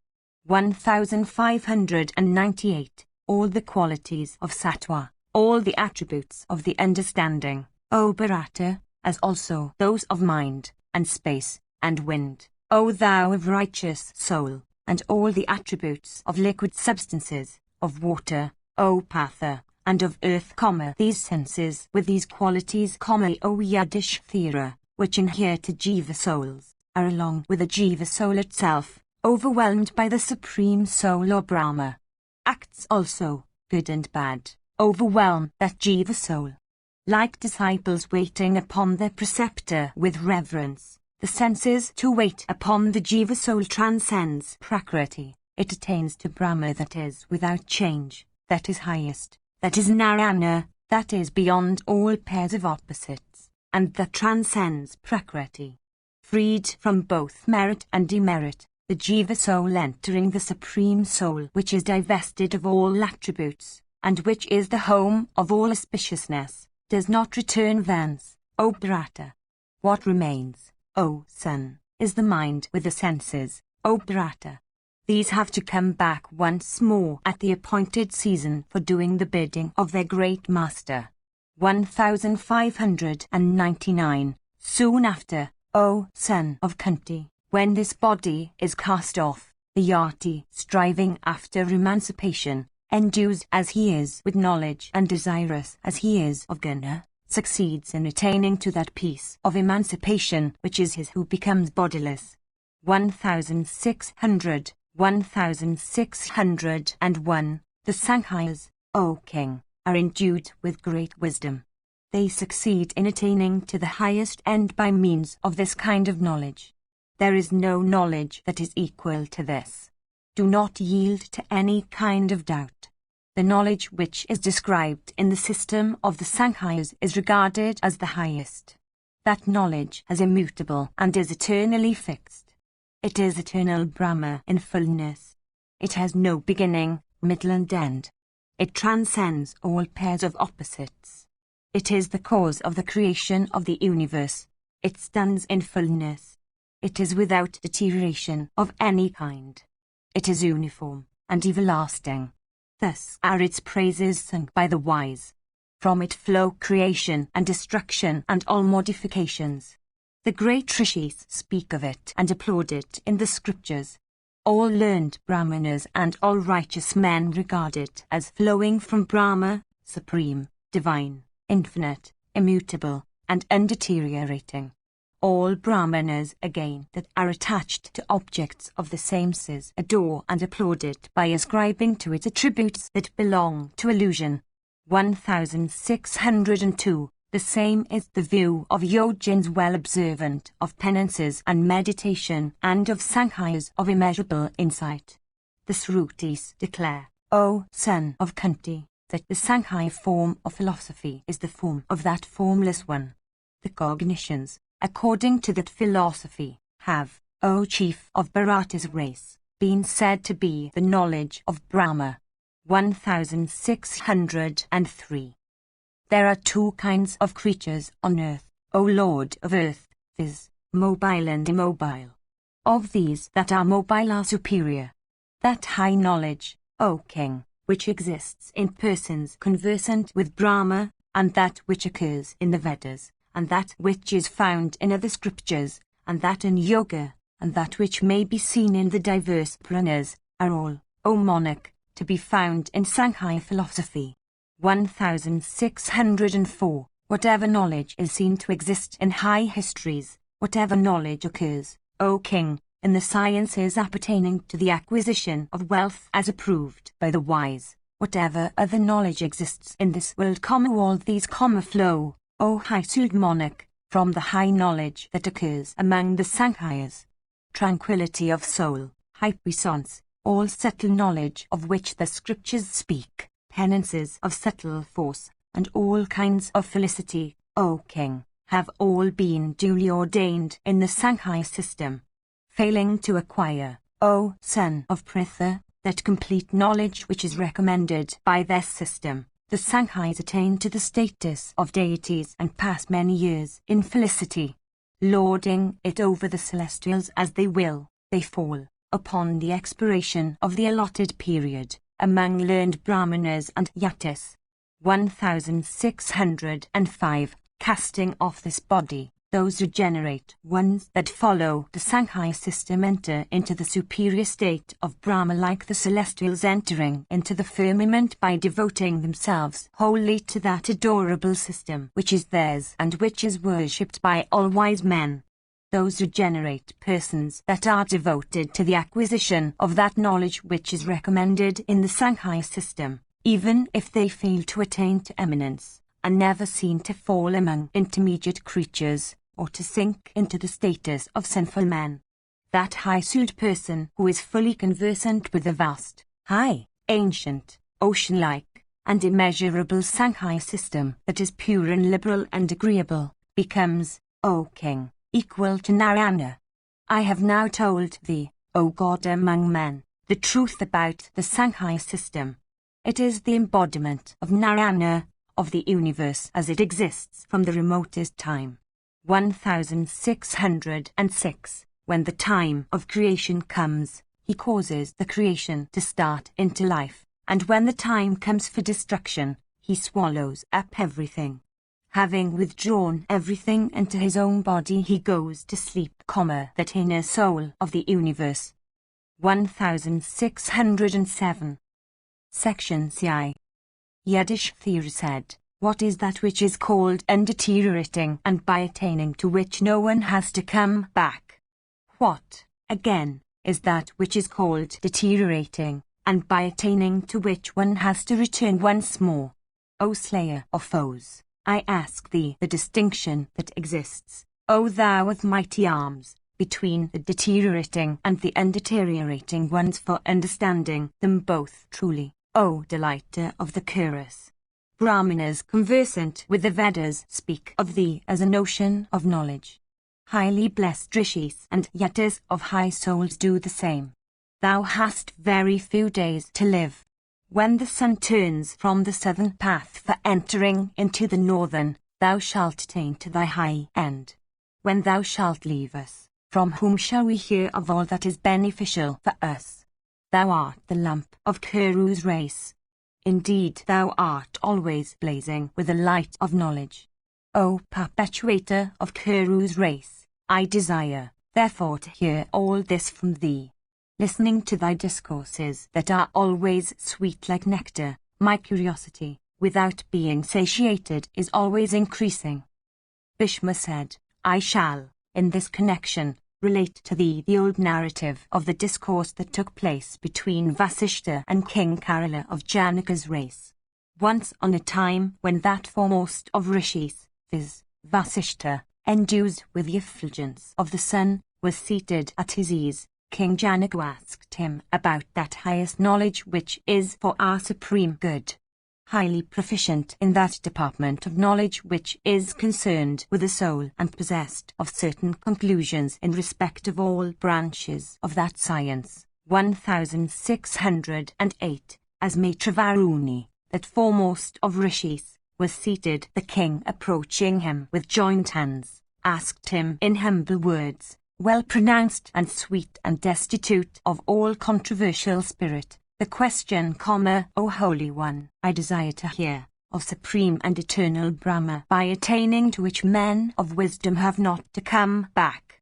I desire also to know that which is called destructible, and that into which this universe enters when destroyed. Indeed, what is that which is said to be indestructible, suspicious, beneficial, and free from evil of every kind? Vasishta said, "Hear, O Lord of earth, as to how this universe is destroyed, and of that which was never destroyed and which will never be destroyed at any time. 12,000 years, according to the measure of the celestials, make a yuga. For such yugas taken 1,000 times, make a kalpa which measures 1 day of Brahman. 1,609. Brahman's night also, O king, is of the same measure. When Brahman himself is destroyed, 1,610, Sambhu of the formless soul and to whom the yuga attributes of anima, lagima, and see, naturally inhere, awakes, and once more creates that first or eldest of all creatures, possessed of vast proportions, of infinite deeds, endued with form, and identifiable with the universe. That Sambhu is otherwise called Dhyana, the Lord of everything. He is pure effulgence, and transcends all deterioration, having his hands and feet stretching in all directions, with eyes and head and mouth everywhere, and with ears also in every place. That being exists, overwhelming the entire universe. The eldest born being is called Hiranyagarbha. This Holy One has, in the Vedanta, been called the Understanding. In the Yuga scriptures he is called the Great, and Viranchai, and the Unborn. In the Sankhya scriptures, he is indicated by diverse name, and regarded as having infinity for his soul. Of diverse forms and constituting the soul of the universe, he is regarded as one and indestructible. The 3 worlds of infinite ingredients have been created by him without assistance from any source and have been overwhelmed by him. In consequence of his manifold forms, he is said to be of universal form. Undergoing modifications he creates himself by himself. Endued with mighty energy, he first creates consciousness and that great being called Prajapati endued with consciousness. The manifest, or Hiranyagarbha, is created from the unmanifest. This is called by the learned the creation of knowledge. The creation of Magan, or Virat, and consciousness, by Hiranyagarbha, is the creation of ignorance. 1,611. Ascription of attributes, worthy of worship, and the destruction thereof, called respectively by the names of ignorance and knowledge by persons learned by the interpretation of the Srutis, then arose, referring to this, that, or the other of the 3, viz., Akshara, Hiranyagarbha, or Virat. 1,612. Know, O king, that the creation of the subtle elements from consciousness is the 3rd. 1,613. In all kinds of consciousness is the 4th creation, which flows modification of the 3rd. This 4th creation comprises wind and light and space and water and earth, with their properties of sound, touch, form, taste and scent. This aggregate of 10 arose, without doubt, at the same time. The 5th creation, O monarch, is that which has arisen from combination of the primal elements, named above. This comprises the ear, the skin, the eyes, the tongue, and the nose forming the 5th, and speech, and the 2 hands, and the 2 legs, and the lower duct, and the organs of generation. The first 5 of these constitute the organs of knowledge, and the last 5 the organs of action. All these, with mind, arose simultaneously, O king. These constitute the 24 topics that exist in the forms of all living creatures. By understanding these properly, Brahmanas possessed of insight into the truth have never to yield to sorrow. In the 3 worlds, the combination of these, called body, is possessed by all embodied creatures. Indeed, O king, a combination of those is known as such in deities and men and Danavas, and yakshas and spirits and Gandharvas and Kinnaras and great snakes, and Churanas and Pisachas, in celestial rishis and rakshasas, and biting flies, and worms, and gnats, and vermin born of filth and rats, and dogs and swaparkers and chainiers and chandlers and puckasers in elephants and steeds and asses and tigers, and trees and kine. Whatever other creatures exist in water or space or on earth, for there is no other place in which creatures exist, as we have heard, have this combination. All these, O sire, included within the class called manifest, are seen to be destroyed day after day. Hence, all creatures produced by union of these 24 are said to be destructible. This then is the indestructible. And since the universe, which is made up of manifest and unmanifest, meets with destruction, therefore, it is said to be destructible. The very being called Mahan, who is the eldest born, is always spoken of as an instance of the destructible. I have now told thee, O monarch, all that thou hadst asked me. Transcending the 24 topics already adverted to is the 25th called Vishnu. That Vishnu, in consequence of the absence of all attributes, is not a topic of knowledge, though as then which pervades all the topics, he has been called so by the wise.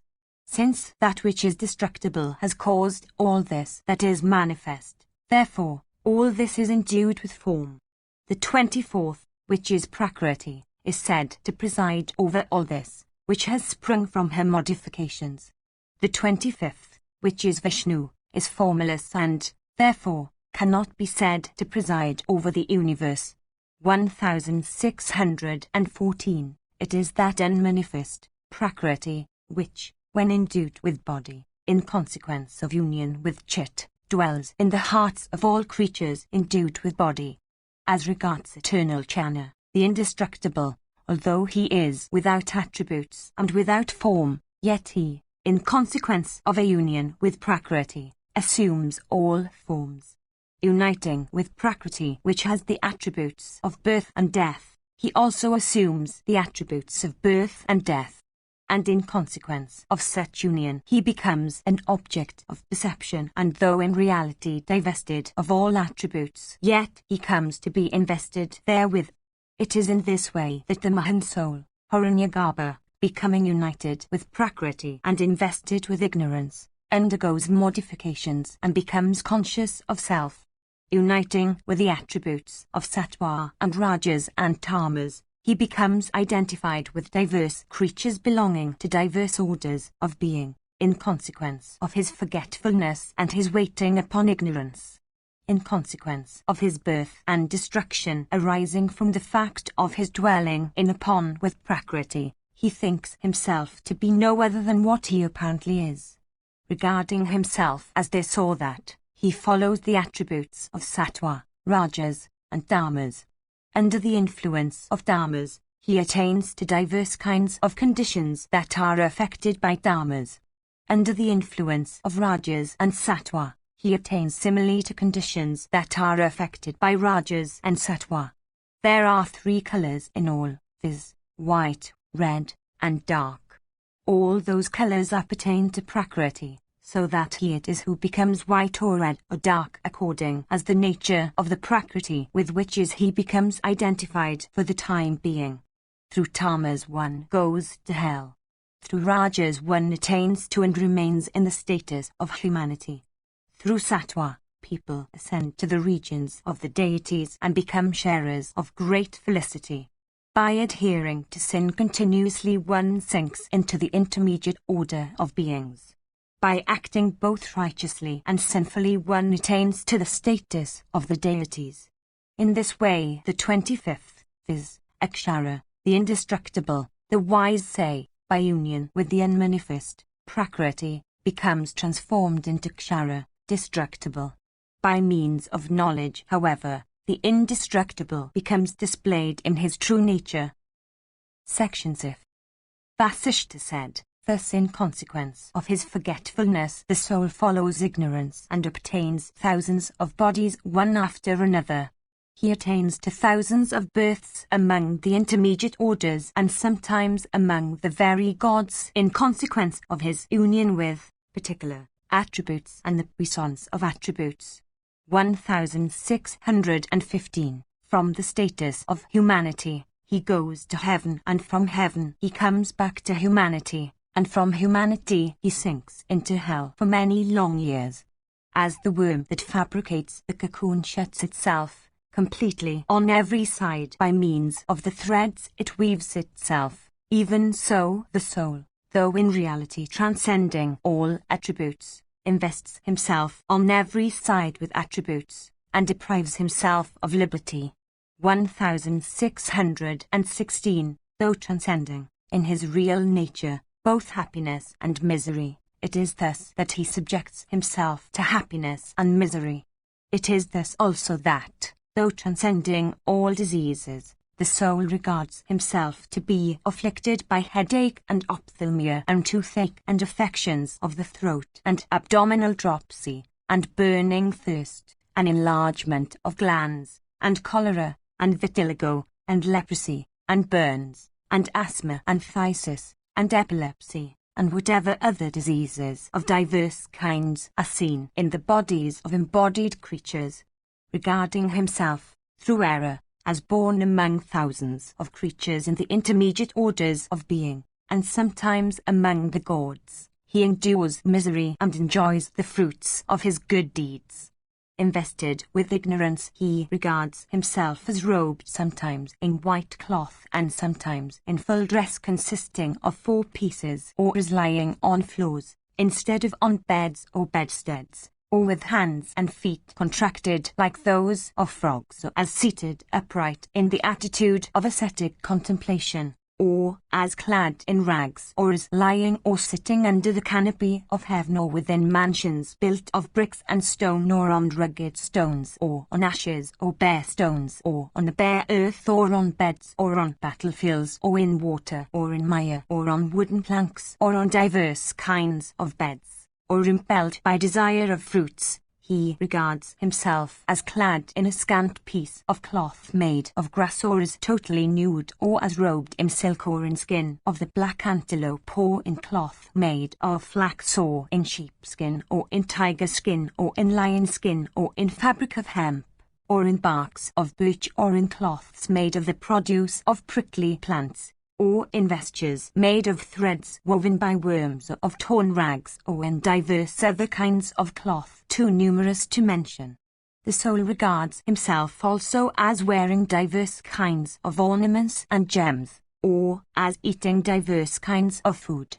He regards himself as sometimes eating at intervals of one night, or once at the same hour every day, or as at the 4th, the 6th, and the 8th hour every day, or as once in 6 or 7 or 8 nights, or as once in 10 or 12 days, or as once in a month, of as eating only roots, or fruits, or as subsisting upon air or water alone, or on cakes of sesame husk, or curds, or cow dung, or the urine of the cow, or proverbs, or flowers, or moss, or raw food, or as subsisting on fallen leaves of trees, or fruits that have fallen down and lay scattered on the ground, or diverse other kinds of food, impelled by the desire of winning ascetic success.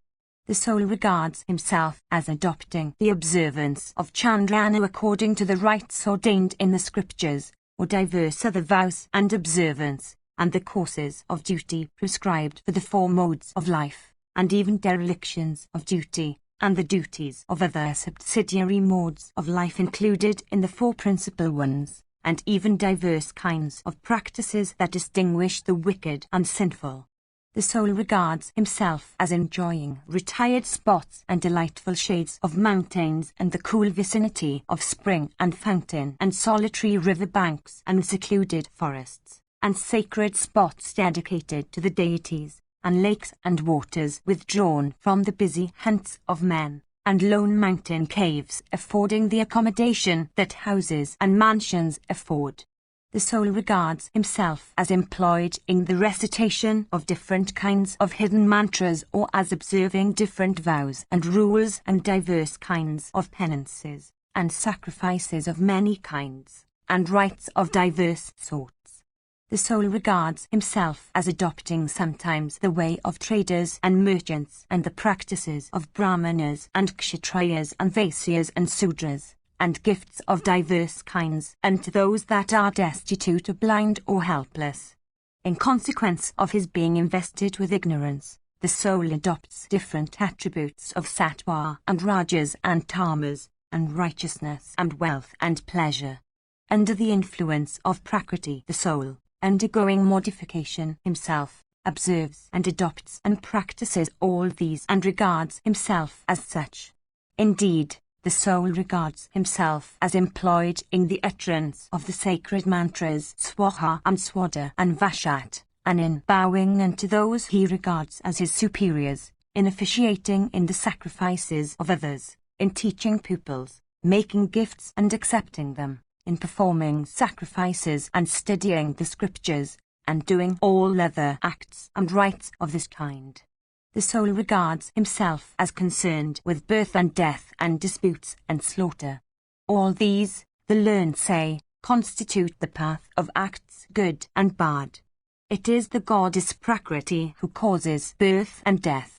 When the time approaches for universal destruction, all existent objects and attributes are withdrawn by the Supreme Soul, which then exists alone like the sun withdrawing at evening all his rays. And when the time comes for creation, he once more creates and spreads them out like the sun shedding and spreading out his rays when morning comes.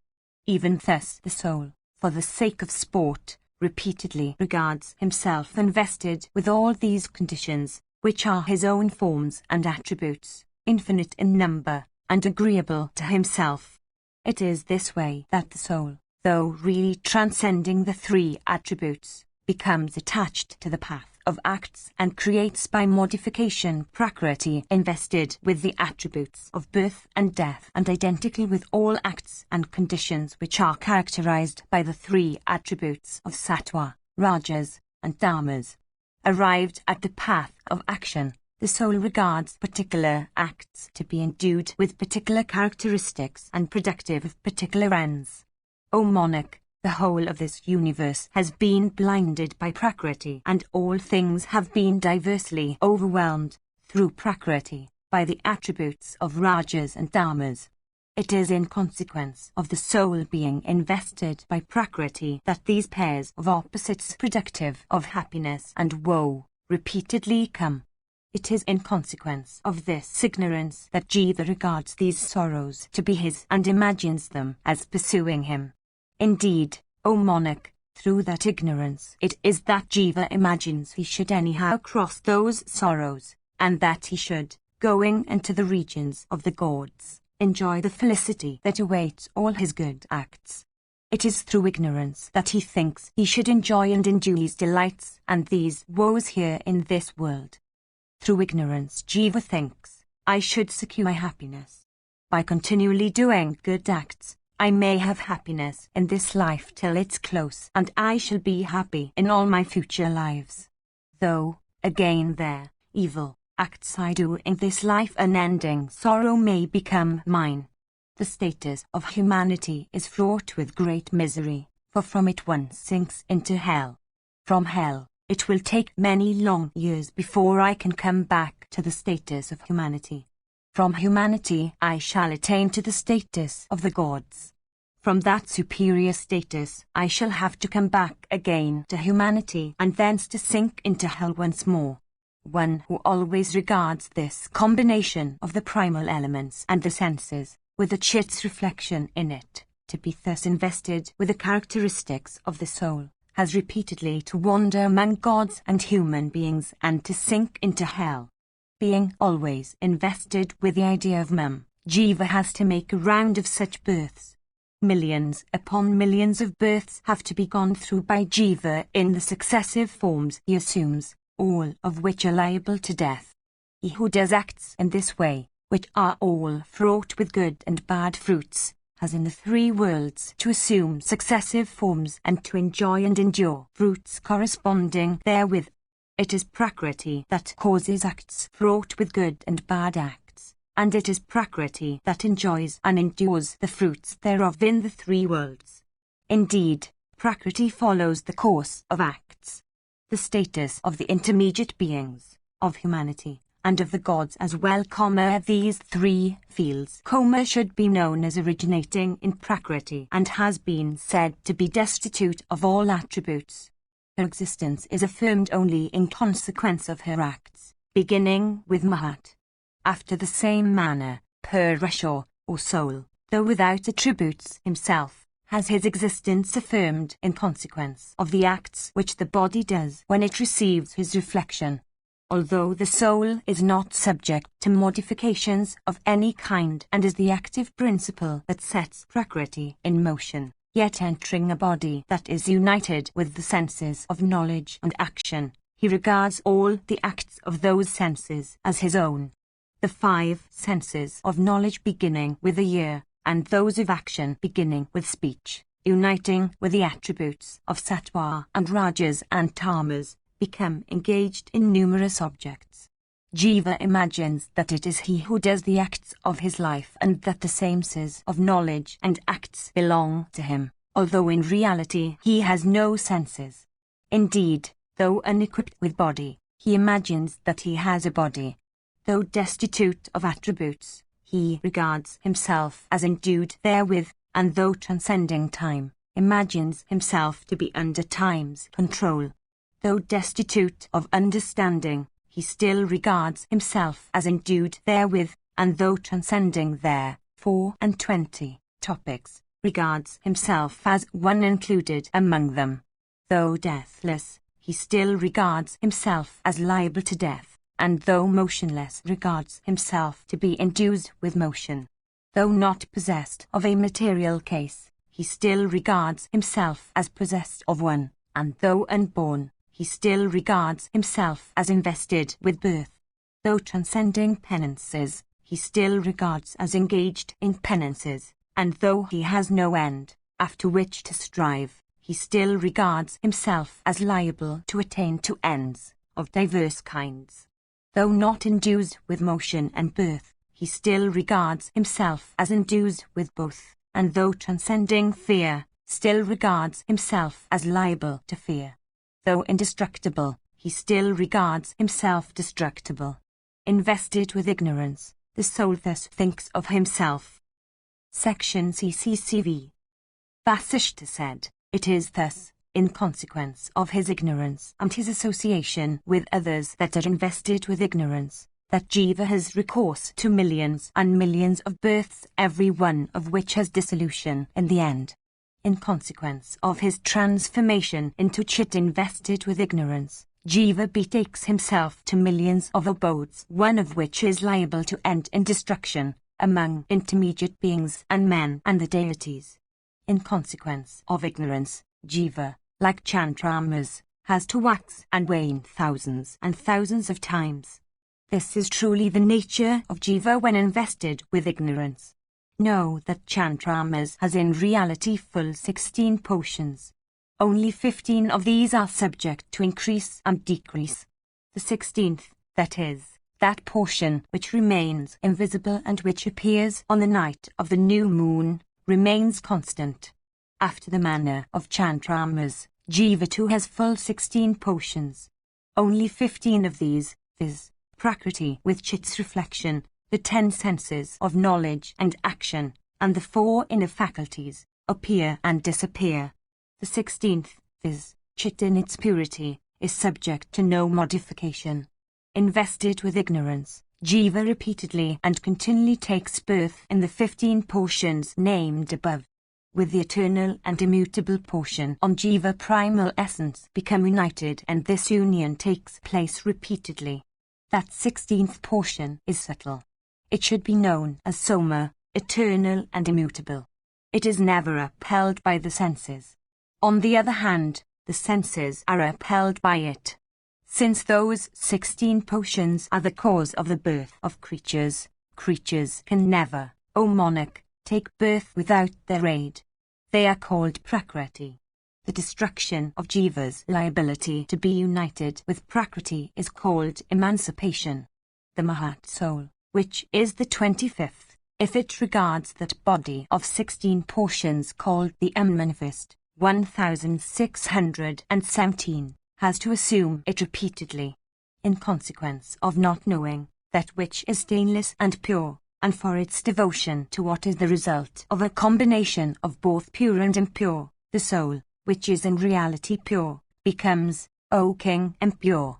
Indeed, in consequence of its devotion to ignorance, Jiva, though characterized by knowledge, becomes repeatedly associated with ignorance. Though, O monarch, free from error of every kind, yet in consequence of its devotion to the three attributes of Prakriti, it becomes endued with those attributes. Section Kvi.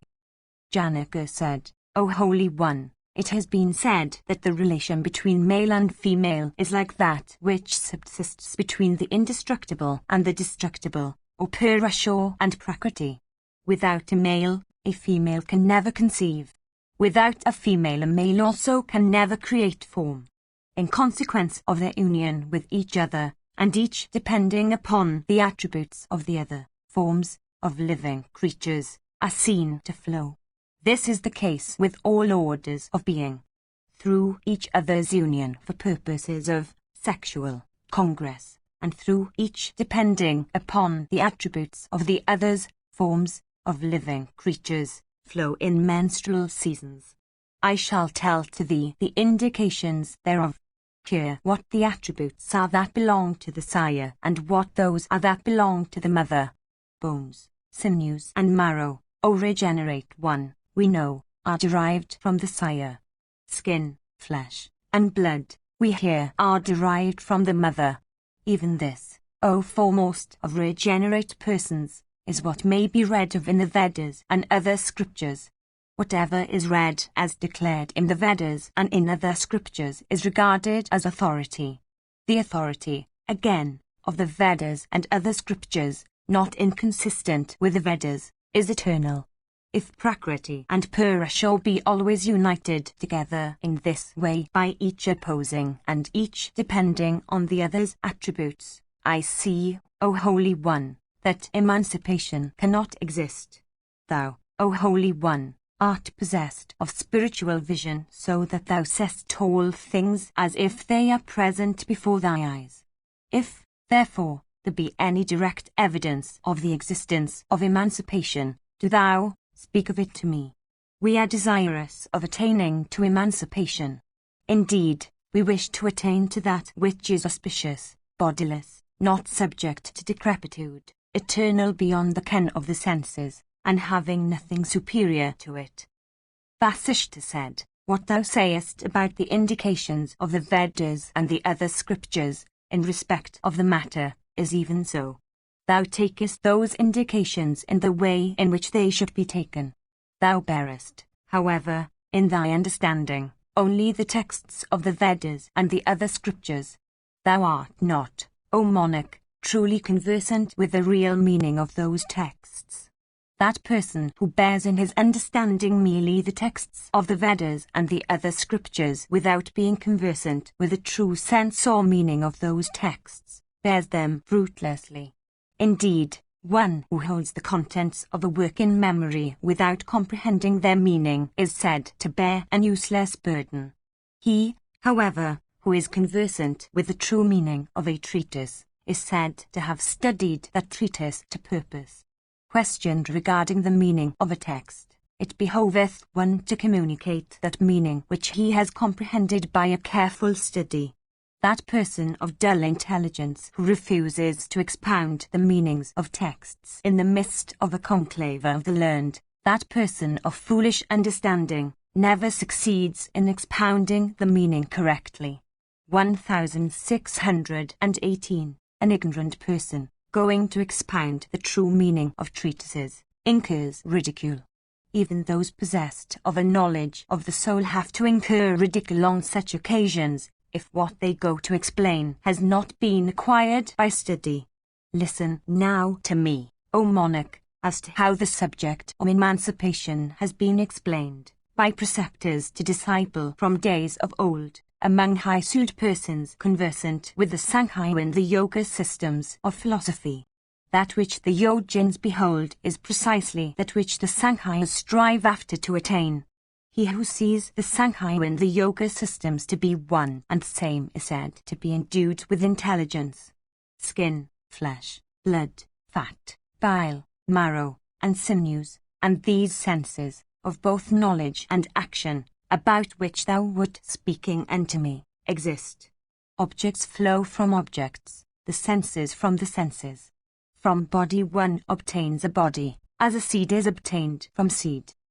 When the Supreme Being is without senses, without seed, without matter, without body, he must be divested of all attributes, and in consequence of his being so, how, indeed, can he have attributes of any kind? Space and other attributes arise from the attributes of sattva and rajas and tamas, and disappear ultimately in them. Thus the attributes arise from prakriti. Skin, flesh, blood, fat, bile, marrow, bones, and sinews, these eight that are made of prakriti, no, O king, may sometimes be produced by the vital seed alone, of the male. The Jiva soul and the universe are said to both partake of prakriti characterized by the three attributes of sattva, rajas, and tamas. The Supreme Soul is different from both the Jiva soul and the universe. As the seasons, though unendued with forms, are nevertheless inferred from the appearance of particular fruits and flowers, after the same manner, prakriti, though formless, is inferred from the attributes of Mahat and the rest that spring from it. In this way, from the existence of Chaitanya in the body, the Supreme Soul, divested of all attributes whatever and perfectly stainless, is inferred. Without beginning and destruction, without end, the overseer of all things, and auspicious, that soul, only in consequence of its identifying itself with the body and other attributes, comes to be taken as invested with attributes. Those persons that are truly conversant with attributes know that only objects endued with attributes can have attributes, but that which transcends all attributes can have none.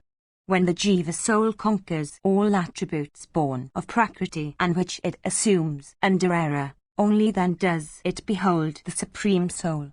Only the highest rishis, conversant with the Sankhya and the Yoga systems, know that Supreme Soul which Sankhya and Yogins and believers in all other systems say is beyond the understanding, which is regarded as knower and endued with the highest wisdom in consequence of its casting off all consciousness of identification with prakriti, which transcends the attribute of ignorance or error, which is unmanifest, which is beyond all attributes, which is called the Supreme, which is dissociated from all attributes, which ordains all things, which is eternal and immutable, which overrules prakriti and all the attributes born of prakriti, and which, transcending the 24 topics of inquiry, forms the 25th. When men of knowledge, who stand in fear of birth, of the several conditions of living consciousness, and of death, succeed in knowing the unmanifest, they succeed in understanding the Supreme Soul at the same time. An intelligent man regards the unity of Jiva Soul with the Supreme Soul as consistent with the scriptures and as perfectly correct, while the man destitute of intelligence looks upon the two as different from each other. This forms the distinction between the man of intelligence and man that is destitute of it. The indications of both kshara and akshara, destructible and indestructible, have now been said unto thee. Akshara is oneness or unity, while multiplicity or variety is said to be kshara. When one begins to study and understands properly the 25 topics of inquiry, one then comprehends that the oneness of the soul is consistent with the scriptures and its multiplicity is what is opposed to them. These are the several indications of what is included in the tale of topics or principles created and what transcends the tale. The wise have said that the tale of topics numbers only 25. That which transcends the topics is beyond that number and forms the 26th. The study or comprehension of created things, numbered 25, according to their aggregates, of 5, is the study and comprehension of topics. Transcending these is that which is eternal. Section Kvi. Janaka said, Thou hast, O foremost of rishis, said that unity is the attribute of that which is akshara, indestructible, and variety or multiplicity is the attribute of what is known as kshara, destructible. I have not, however, clearly understood the nature of these two.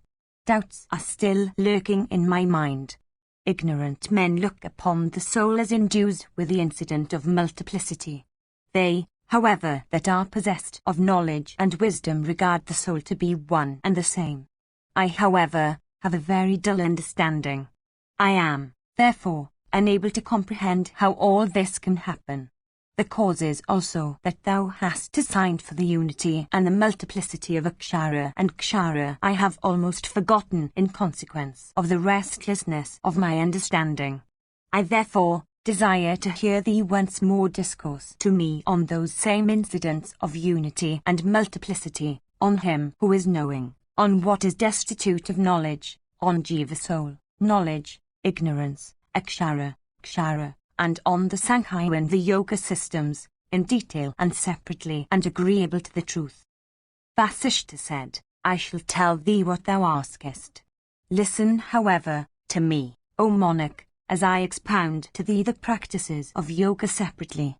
Contemplation, which constitutes an obligatory practice with yogins, is their highest response 1619. Those conversant with yoga say that contemplation is of two kinds. One is the concentration of the mind, and the other is called pranayama, regulation of breath.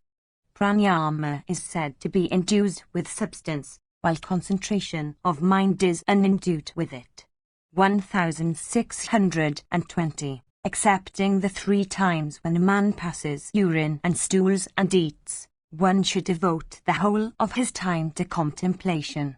Withdrawing the senses from their objects by the aid of the mind, one possessed of intelligence, having made oneself pure, should agreeably to the 22 modes of transmitting the prana breath, unite the jiva soul with that which transcends the 24th topic, called ignorance or prakriti 1621, which is regarded by the wise as dwelling in every part of the body and as transcending decay and destruction.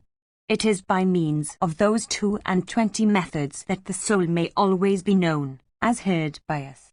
It is certain that this practice of yoga is his whose mind is never affected by evil passions.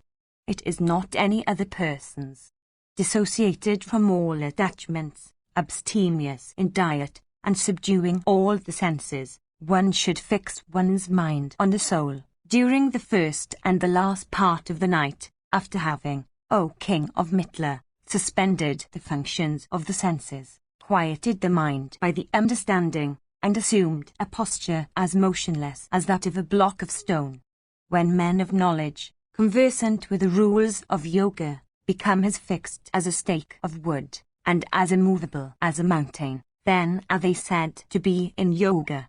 When one does not hear, and smell, and taste, and see, when one is not conscious of any touch, when one's mind becomes perfectly free from every purpose, when one is not conscious of anything, when one cherishes no thought, when one becomes like a piece of wood, then is one called by the wise to be in perfect yoga.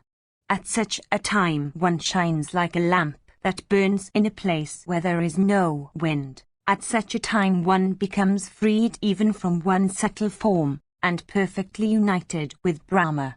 When one attains to such progress, one has no longer to ascend or to fall among intermediate beings. When persons like ourselves say that there has been a complete identification of the knower, the known, and knowledge, then is the yogin said to behold the Supreme Soul. 1622. While in yoga, the Supreme Soul displays itself in the yogin's heart like a blazing fire, or like the bright sun, or like the lightning's flame in the sky. That Supreme Soul which is unborn and which is the essence of nectar, that is seen by high-souled Brahmanas endued with intelligence and wisdom and conversant with the Vedas, is subtler than what is subtle and greater than what is great. That soul, though dwelling in all creatures, is not seen by them.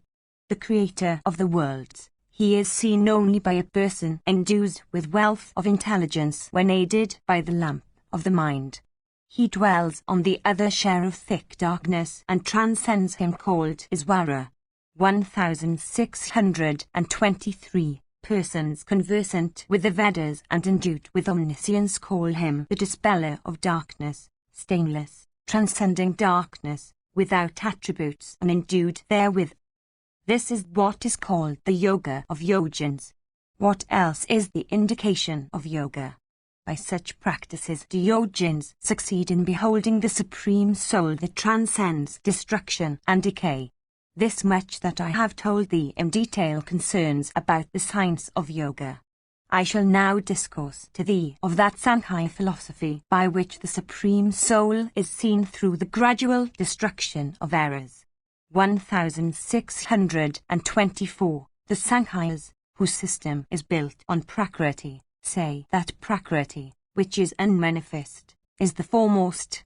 From Prakriti, they say, O monarch, the second principle called Mahat is produced.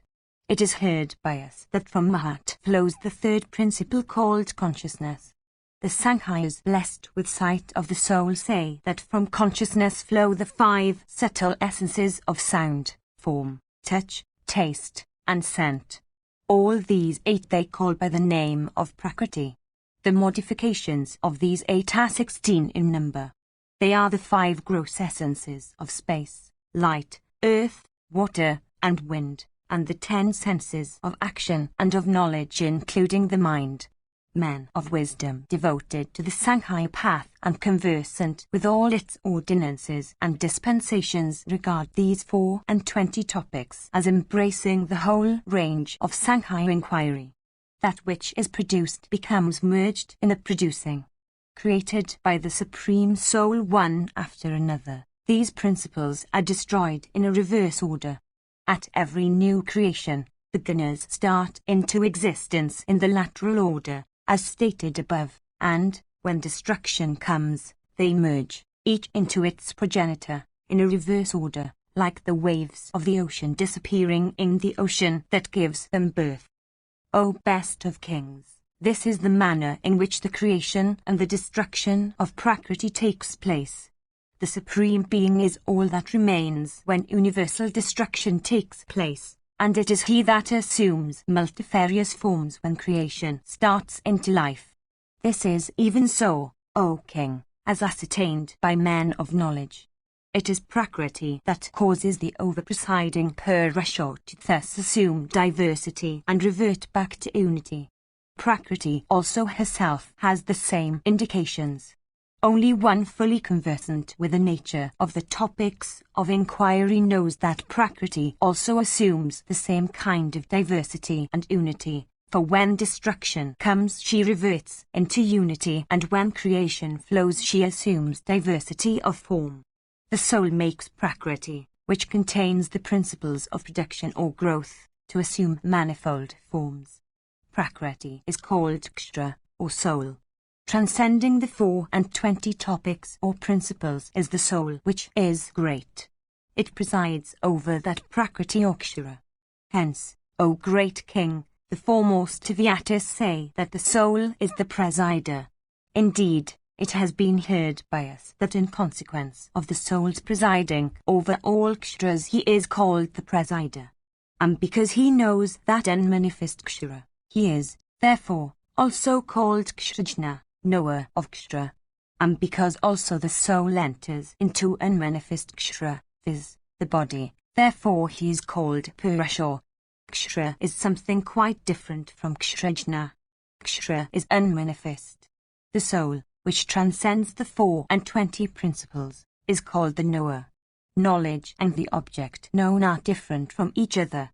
Knowledge, again, has been said to be unmanifest, while the object of knowledge is the soul which transcends the 24 principles. The unmanifest is called Kshara, Sattva, understanding, and also is Vara, the Supreme Lord, while Purusha, which is the 25th principle, has nothing superior to it and is not a principle, for it transcends all principles and is only called a principle conventionally. This much, O King, is an account of the Sankhya philosophy. The Sankhya is called the cause of the universe, and merging all the grosser principles into the Chit behold the Supreme Soul. Rightly studying the 24 topics along with Prakriti, and ascertaining their true nature, the Sankhya succeed in beholding that which transcends the 24 topics or principles. 1625. Jiva in reality is that very soul which transcends Prakriti and is beyond the 24 topics. When he succeeds in knowing that Supreme Soul by dissociating himself from Prakriti, he then becomes identifiable with the Supreme Soul. I have now told thee everything about the Sankhya system truly. Those who are conversant with this philosophy succeed in attaining to tranquility. Indeed, as men whose understanding are subject to error have direct cognizance of Brahma, they that succeed in attaining to that state have never to come back to this world after the dissolution of their bodies, while as regards those that are said to be emancipate in this life, puissance, and that indescribable felicity which attaches itself to samadhi and immutability, become theirs, in consequence of their having attained to the nature of the indestructible. 1626. They who behold this universe as many, instead of seeing it as one and uniform, are said to see incorrectly. These men are blind to Brahma. O chastiser of foes, such persons have repeatedly to come back into the world and assume bodies, in diverse orders of being.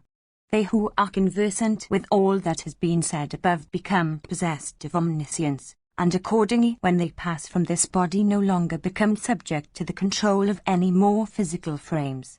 All things, or the entire universe, have been said to be the result of the unmanifest. The soul, which is the 25th, transcends all things. They who know the soul have no fear of returning to the world. Section Kvi. Vasishtha said, I have thus far discoursed to thee on the Sankhya philosophy. Listen now to me as I tell thee what is vidya, knowledge, and what is avidya, ignorance, one after the other.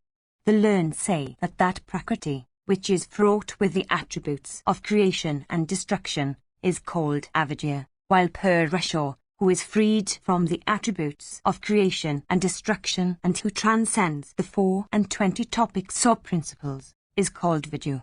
Listen to me first as I tell thee what is vidya among successive sets of other things, as expounded in the Sankhya philosophy.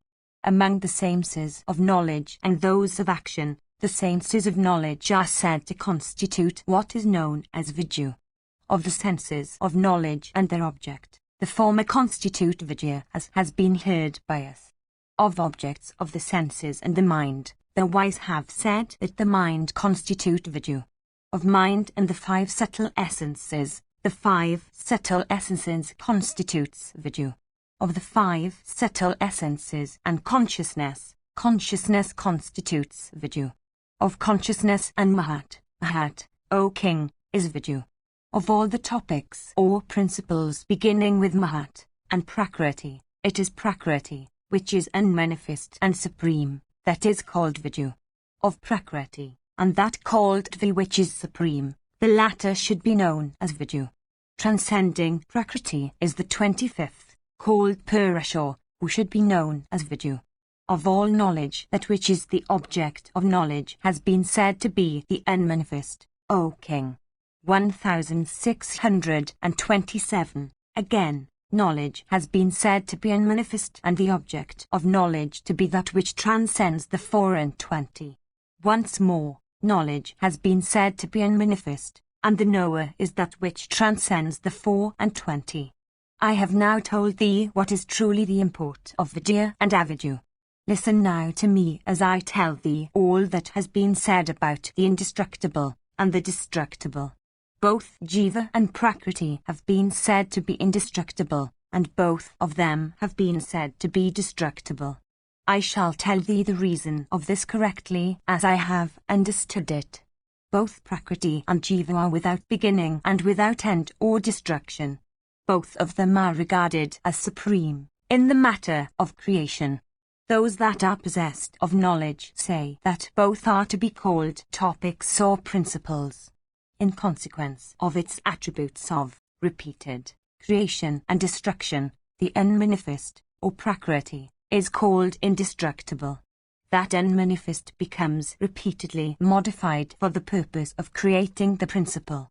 And because the principles beginning with Mahat are produced by Purusha as well, and because also Purusha and the unmanifest are mutually dependent upon each other, therefore is Purusha also, the 25th, called Kshara, and hence Akshara or indestructible. 1628. When the yogin withdraws and merges all the principles into the unmanifest soul, or Brahma, then the 25th, viz., Jiva or Purusha, also, with all those principles disappears into it. When the principles become merged each into its progenitor, then the one that remains is Prakriti. When Kshrajnitu, 1629, O son, becomes merged into his own producing cause, then all that remains is Brahma, and, therefore, Prakriti with all the principles in it becomes Kshara, or meets with destruction, and attains also to the condition of being without attributes in consequence of her dissociation from all the principles. Thus it is that Kshrajna, when his knowledge of Kshara disappears, becomes, by his nature, destitute of attributes, as it has been heard by us. When he becomes Kshara, he then assumes attributes. When, however, he attains to his own real nature, he then succeeds in understanding his own condition of being really destitute of attributes. By casting off Prakriti and beginning to realize that he is different from her, the intelligent Kshrajna then comes to be regarded as pure and stainless. When Jiva ceases to exist in a state of union with Prakriti, then does he become identifiable with Brahma. When, however, he exists united with Prakriti, he then, O king, seems to be different from Brahma. Indeed, when Jiva shows no affection for Prakriti and her principles, he then succeeds in beholding the Supreme, and having once beheld him, wishes not to fall away from that felicity. When the knowledge of truth dawns upon him, Jiva begins to lament in this strain, Alas, how foolishly have I acted by falling through ignorance into this frame composed of Prakriti like a fish entangled in a net. Alas, through ignorance, I have migrated from body to body like a fish from water to water, thinking that water is the element in which alone it can live. Indeed, like a fish that does not know anything else than water to be its element, I also have never known anything else than children and spouses to be my own. Fie on me that through ignorance, I have been repeatedly migrating from body to body in forgetfulness of the Supreme Soul. The Supreme Soul alone is my friend. I have capacity for friendship with him. Whatever be my nature and whoever I may be, I am competent to be like him and to attain an identity with him. I see my similarity with him. I am indeed like him. He is stainless. It is evident that I am of the same nature. Through ignorance and stupefaction, I have become associated with inanimate Prakriti. Though really without attachments, I have passed this long time in a state of attachment with Prakriti. Alas, by her as I so long subdued without having been able to know it. Various are the forms, high, middling, and low, that Prakriti assume. Oh, how shall I dwell in those forms? 1630. How shall I live conjointively with her? In consequence only of my ignorance I repair to her companionship. I shall now be fixed in Sankhya or Yoga. I shall not longer keep her companionship.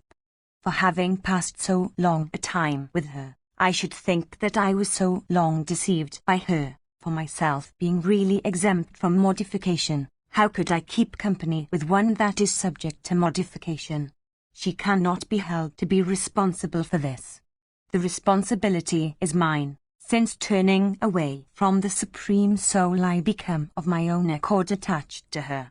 In consequence of that attachment, myself, though formless in reality, had to abide in multifarious forms. Indeed, though formless by nature, I become endued with forms in consequence of my sense of mum, and thereby insulted and distressed. In consequence of my sense of mum, concerning the result of Prakriti, I am forced to take birth in diverse orders of being. Alas, though really destitute of any sense of mum, yet in consequence of affecting it, what diverse acts of an evil nature have been committed by me in those orders which I took birth while I remained in them with a soul that had lost all knowledge. I have no longer anything to do with him who, with essence made up of consciousness, divides herself into many fragments and who seeks to unite me with them. It is only now that I have been awakened and have understood that I am by nature without any sense of mum and without that consciousness which creates the forms of Prakriti that invests me all around. Casting off that sense of mum which I always have with respect to her and whose essence is made up of consciousness, and casting off Prakriti herself, I shall take refuge in him who is auspicious. I shall be united with him, and not with Prakriti which is inanimate. If I unite with him, it will be productive of my benefit. I have no similarity of nature with Prakriti. The 25th is Jiva, when he thus succeeds in understanding the Supreme, becomes able to cast off the destructible and attain to identity with that which is indestructible and which is the essence of all that is auspicious. Destitute of attributes in his true nature and in reality unmanifest, Jiva becomes invested with what is manifest and assumes attributes. When he succeeds in beholding that which is without attributes and which is the origin of the unmanifest, he attains, O ruler of Mithila, to identify the same. I have now told thee what the indications are of what is indestructible and what is destructible, according to the best of my knowledge and according to what has been expounded in the scriptures. I shall now tell thee, according to what I have heard, as to how knowledge that is subtle, stainless, and certain arises. Do thou listen to me. I have already discoursed to thee what the Sankhya and the Yoga systems are according to their respective indications as expounded in their respective scriptures. Verily, the science that has been expounded in Sankhya treatises is identical with what has been laid down in the Yoga scriptures. The knowledge, O monarch, which the Sankhya preach, is capable of awakening everyone. In the Sankhya scriptures, that knowledge has been inculcated very clearly for the benefit of disciples. The learned say that this Sankhya system is very extensive. Yogin have great regard for that system as also for the Vedas.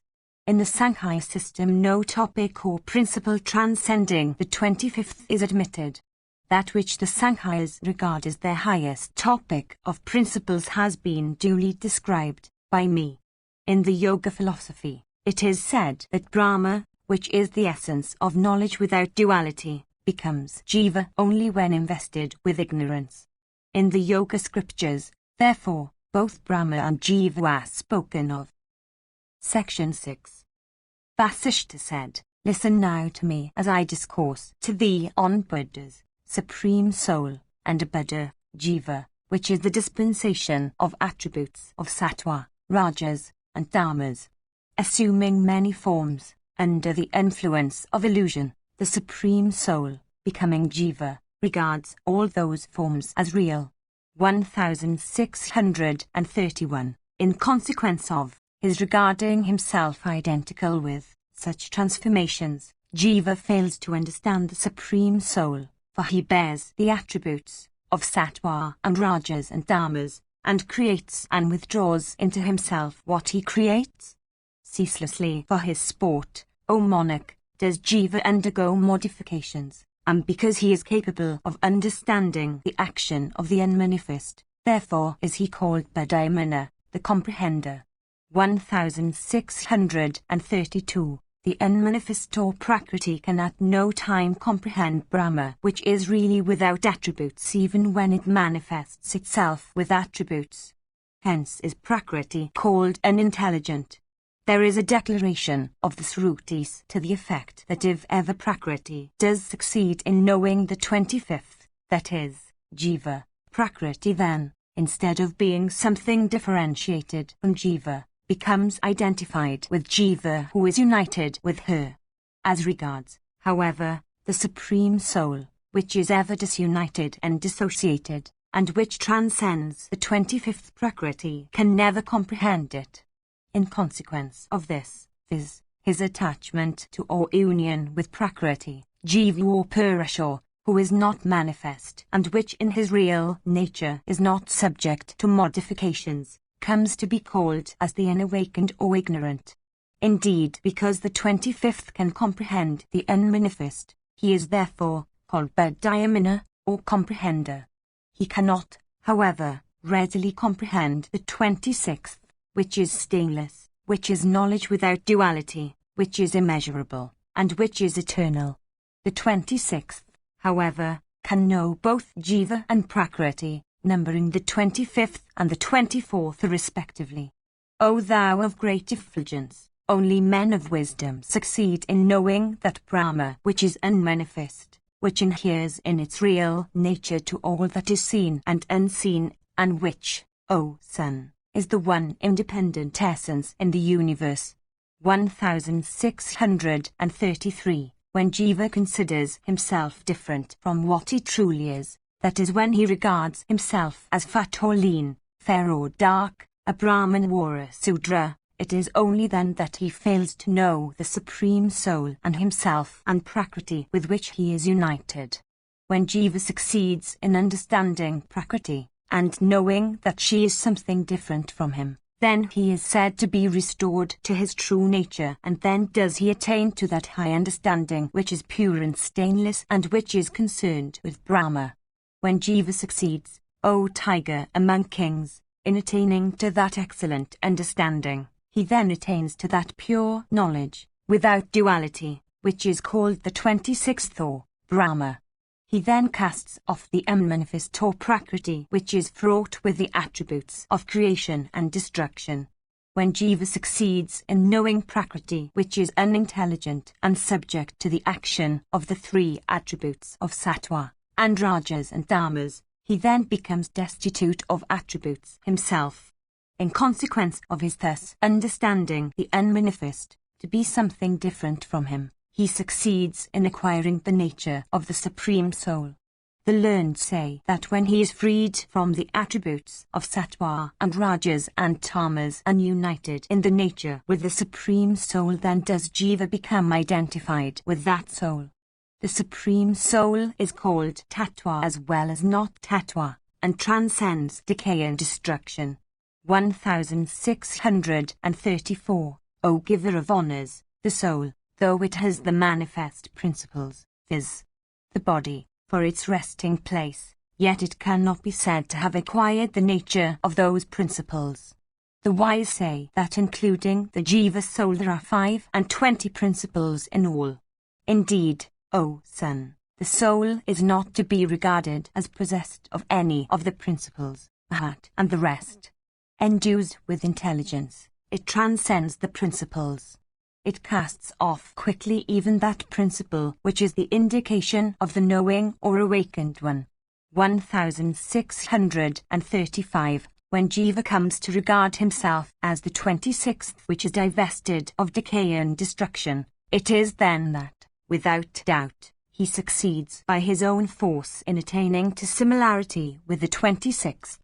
Though awakened by the 26th which is pure intelligence, Jiva still becomes subject to ignorance. This is the cause of Jiva, multifariousness, in respect of forms, as explained in the Shrutis and the Sankhya scriptures. When Jiva, who is endued with jnana and unintelligent Prakriti, loses all consciousness of a distinct or individual self, then does he, losing his multifariousness, resumes his oneness. O ruler of Mithila, when Jiva, who is found to be in union with happiness and misery and who is seldom free from the consciousness of self, succeeds in attaining to a similarity with the Supreme Soul which is beyond the reach of the understanding, then does he becomes freed from virtue and vice. Indeed, when Jiva, attaining to the 26th, which is unborn and puissant, and which is dissociated from all attachments, succeeds in comprehending it thoroughly, he himself becomes possessed of puissance and entirely casts off the unmanifest or prakriti. In consequence of understanding the 26th, the 24 principles seems to Jiva to be insubstantial or of no value. I have thus told thee, O sinless one, according to the indication of the Srutis, the nature of the unintelligent or prakriti, and of Jiva, so also of that which is pure knowledge, viz., the Supreme Soul, agreeable to the truth. Guided by the scriptures, variety and oneness are thus to be understood. The difference between the gnat and the Udamvara, or that between the fish and water, illustrates the difference between the Jiva soul and the Supreme Soul. 1636. The multiplicity and oneness of these two are then understood in this way. This is called emancipation, viz., this comprehension or knowledge of oneself as something distinct from unintelligent or unmanifest prakriti. The 25th, which resides in the bodies of living creatures, should be emancipated by making him know the unmanifest or the Supreme Soul which transcends the understanding. Indeed, that 25th is capable of attaining to emancipation in this way only and not through any other means, it is certain.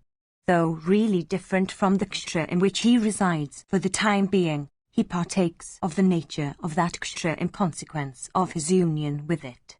1637. Uniting with what is pure, he becomes pure. Uniting with the intelligent, he becomes intelligent.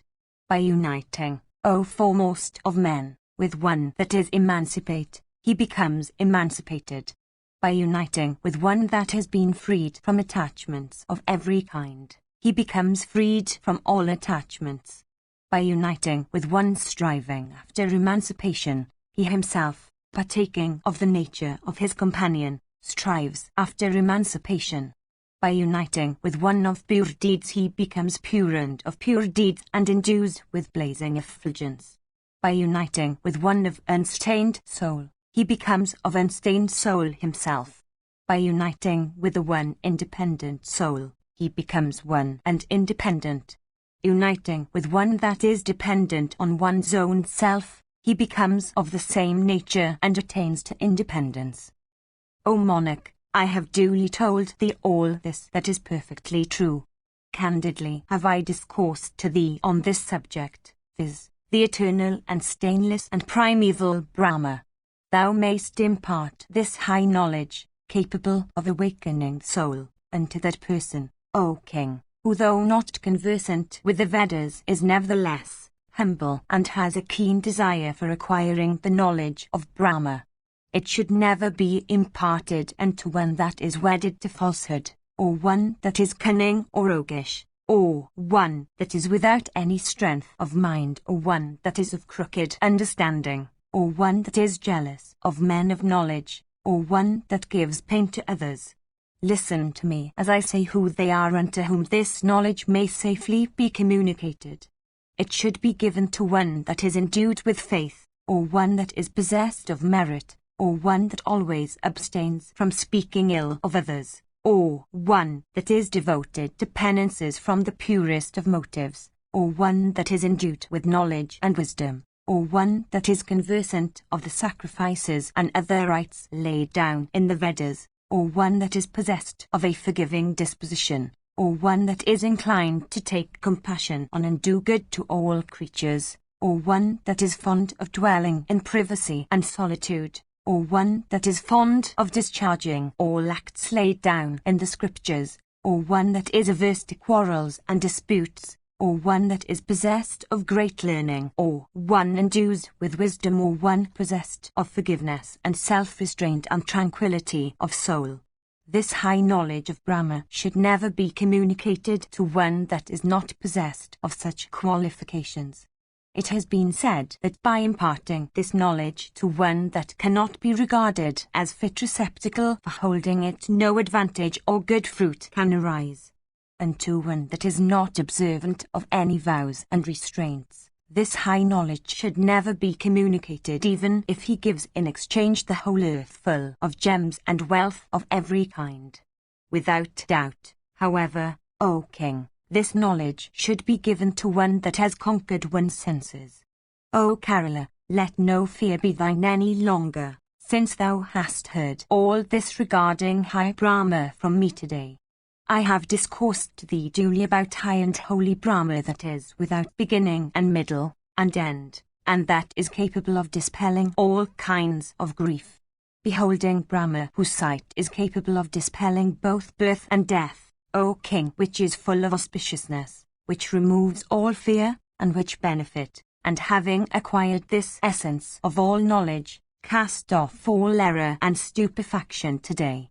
I had acquired this knowledge from the eternal Hiranyagarbha himself, O king, who communicated it to me for my having carefully gratified that great being of every superior soul. Asked by thee today, I have, O monarch, communicated the knowledge of eternal Brahma to thee just as I had myself acquired it from my teacher. Indeed, this high knowledge that is the refuge of all persons conversant with emancipation has been imparted to thee exactly as I had it from Brahman himself. Bhishma continued, I have thus told thee of the high Brahma agreeably to what the great Rishi, Vasishtha, had said, unto King Kerala of Janaka's race, by attaining to which the 25th, or Jiva, has never to return. Jiva, in consequence of his not knowing truly the Supreme Soul which is not subject to decay and death, is obliged to frequently come back into the world. When, however, Jiva succeeds in acquiring that high knowledge, he has no longer to come back. Having heard it, O king, from the celestial Rishi, I have, O son, communicated to thee high knowledge productive of the highest good. This knowledge was obtained from Hiranyagarbha by the high-souled Rishi Vasishtha. From that foremost of Rishis, viz., Vasishtha, it was acquired by Narada. From Narada I have acquired that knowledge which is truly identifiable with the eternal Brahma. Having heard this discourse of high import, fraught with excellent words, do not, O foremost of the Kuras, yield any longer to grief. That man who knows Kshara and Akshara becomes freed from fear. He, indeed, O king, is obliged to cherish fear who is destitute of this knowledge. In consequence of ignorance of Brahma, the man of foolish soul hath repeatedly to come back into this world. Indeed, departing from this life, he has to be born in thousands and thousands of orders of being, every one of which hath death in the end. Now in the world of the deities, now among men, and now among intermediate orders of being, he has to appear again and again. If in course of time he succeeds in crossing that ocean of ignorance in which he is sunk, he then succeeds in avoiding rebirth altogether and attaining to identity with the Supreme Soul. The ocean of ignorance is terrible. It is bottomless and called the unmanifest. O Bharata, day after day, creatures are seen to fall and sink in that ocean. Since thou, O king, hast been freed from that eternal and limitless ocean of ignorance, thou hast therefore become freed from rajas and also dharmas. Section CCCX. Bhishma said, once on a time a king of Janaka's race, while ranging the uninhabited forests in pursuit of deer, saw a superior Brahmana or Rishi of Bhrigu's race. Bowing with his head unto the Rishi who was seated at his ease, King Vasuman took his seat near him and obtaining his permission put to him this question, O Holy One, what is productive of the highest benefit, both here and hereafter, to man who is endued with an unstable body and who is the slave of his desires? Properly honored by the king, and thus questioned, that high-souled Rishi possessed of ascetic merit then said these words unto him that were highly beneficial. The Rishi said, if thou desirest both here and hereafter what is agreeable to thy mind, do thou then, with restrained senses, abstain from doing what is disagreeable to all creatures. Righteousness is beneficial unto them that are good. Righteousness is the refuge of those that are good. From righteousness have flowed the three worlds with their mobile and immobile creatures. O thou that art eagerly desirous of enjoying all agreeable objects, how is it that thou art not yet satiated with objects of desire? Thou sayest the honey, O thou of little understanding, but art blind to the fall. 1638. As one desirous of earning the fruits of knowledge should set oneself to the acquisition of knowledge, even so one desirous of earning the fruits of righteousness should set oneself to the acquisition of righteousness. If a wicked man from desire of virtue strives to accomplish an act that is pure and stainless, the fulfillment of his desire becomes impossible. If, on the other hand, a good man, impelled by the desire of earning virtue, strives to accomplish an act that is even difficult, its accomplishment becomes easy for him. If, while residing in the woods, one acts in such a way as to enjoy all the pleasures of a residence amidst man in towns, one comes to be looked upon not as a forest recluse but as a denizen of towns.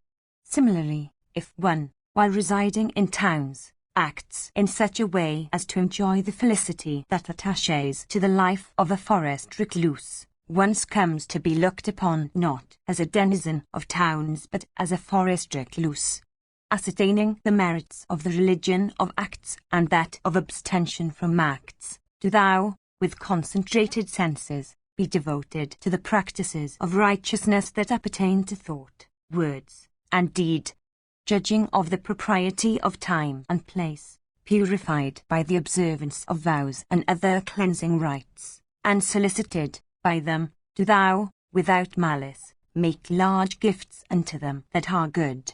1639. Acquiring wealth by righteous means, one should give it away unto those that are deserving. One should make gifts, casting off anger, and having made gifts one should never give way to sorrow nor proclaim those gifts with one's own mouth. The Brahmana who is full of compassion, who is observant of candor, and whose birth is pure, has been regarded as a person deserving of gifts. A person is said to be pure in birth when he is born of mother that has only one husband and that belongs to the same order to which her husband belongs. Indeed, such a Brahmana, conversant with the three Vedas, viz., rich, Yajush, and Saman, possessed of learning, duly observant of the 6 duties, of sacrificing on his own account, officiating at the sacrifices of others, learning, teaching, making gifts, and receiving gifts, has been regarded as deserving of gifts. Righteousness becomes unrighteousness, and unrighteousness becomes righteousness, according to the character of the doer, of time, and of place. 1640. Sin is cast off like the filth on one's body, a little with a little exertion and a greater quantity when the exertion is greater. A person, after purging his bowels, should take ghee, which operates most beneficially on his system, as a healthy tonic. After the same manner, when one has cleansed oneself of all faults and sets oneself to the acquisition of righteousness, that righteousness, in the next world, proves to be productive of the highest happiness. Good and evil thoughts exist in the minds of all creatures. Withdrawing the mind from evil thoughts, it should always be directed towards good thoughts. One should always reverence the practices of one's own order. Do thou strive, therefore, to act in such a way that thou mayst have faith in the practices of thy own order. O thou that art endued with an impatient soul, betake thyself to the practice of patience. O thou that art of a foolish understanding, seek thou to be possessed of intelligence. Destitute of tranquillity, seek thou to be tranquil, and bereft of wisdom as thou art, do thou seek to act wisely. He who moves in the companionship of the righteous succeeds, by his own energy, in acquiring the means of accomplishing what is beneficial for him both in this and the next world. Verily, the root of the benefit, which thus becomes his here and hereafter, is unwavering firmness. The royal sage Mahabharata, through want of this firmness, fell from heaven. Yet also, though his merits had become exhausted, in consequence of his boastfulness, and thought was hurled down from heaven, succeeded in regaining regions of felicity through his firmness. Thou art sure to attain to great intelligence, as also to what is for thy highest good, by paying court to virtuous and learned persons possessed of ascetic merit.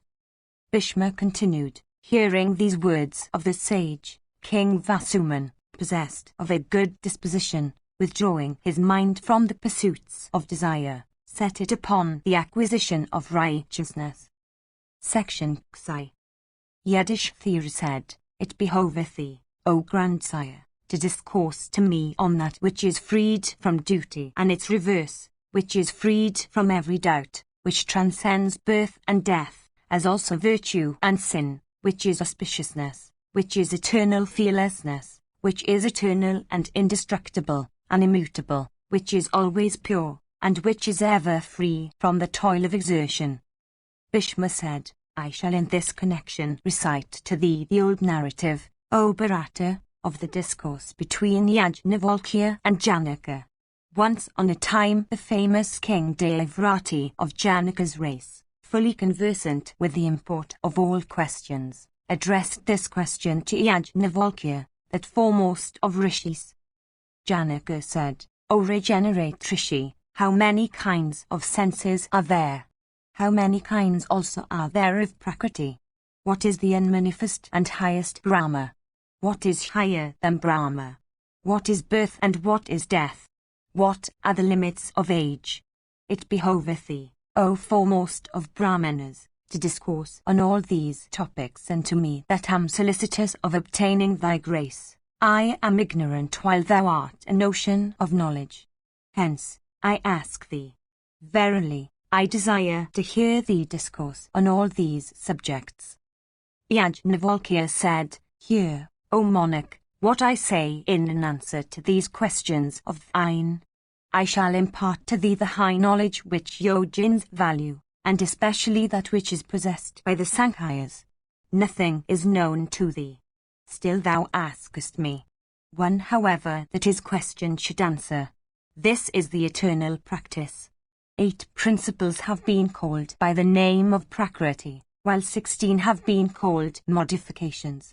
Of manifest, there are 7. These are the views of those persons who are conversant with the science of Adhyatma. The unmanifest, or original Prakriti, Mahat, consciousness, and the 5 subtle elements of earth, wind, space, water, and light, these 8 are known by the name of Prakriti. Listen now to the enumeration of those called modifications. They are the ear, the skin, the tongue, and the nose, and sound, touch, form, taste, and scent, as also speech, the 2 arms, the 2 feet, the lower duct, within the body, and the organs of pleasure. 1641. Amongst these, the 10 beginning with sound, and having their origin in the 5 great principles, 1642, are called Vaishya. The 5 senses of knowledge are called Vaishya, O ruler of Mithila. Persons conversant with the science of Adhyatma regard the mind as the 16th. This is conformable to thy own views as also to those of other learned men well acquainted with the truths about principles. From the unmanifest, O king, springs the Mahat soul. The learned say this to be the first creation relating to Pradhana, or Prakriti. From Mahat, O king of men, is produced consciousness. This has been called the second creation, having the understanding for its essence. 1643. From consciousness hath sprung the mind which is the essence of sound, and the others that are the attributes of space, and the rest. This is the third creation, said to relate to consciousness. From mind have sprung the great elements, numbering 5, O king. Know that this is the 4th creation called mental, as I say.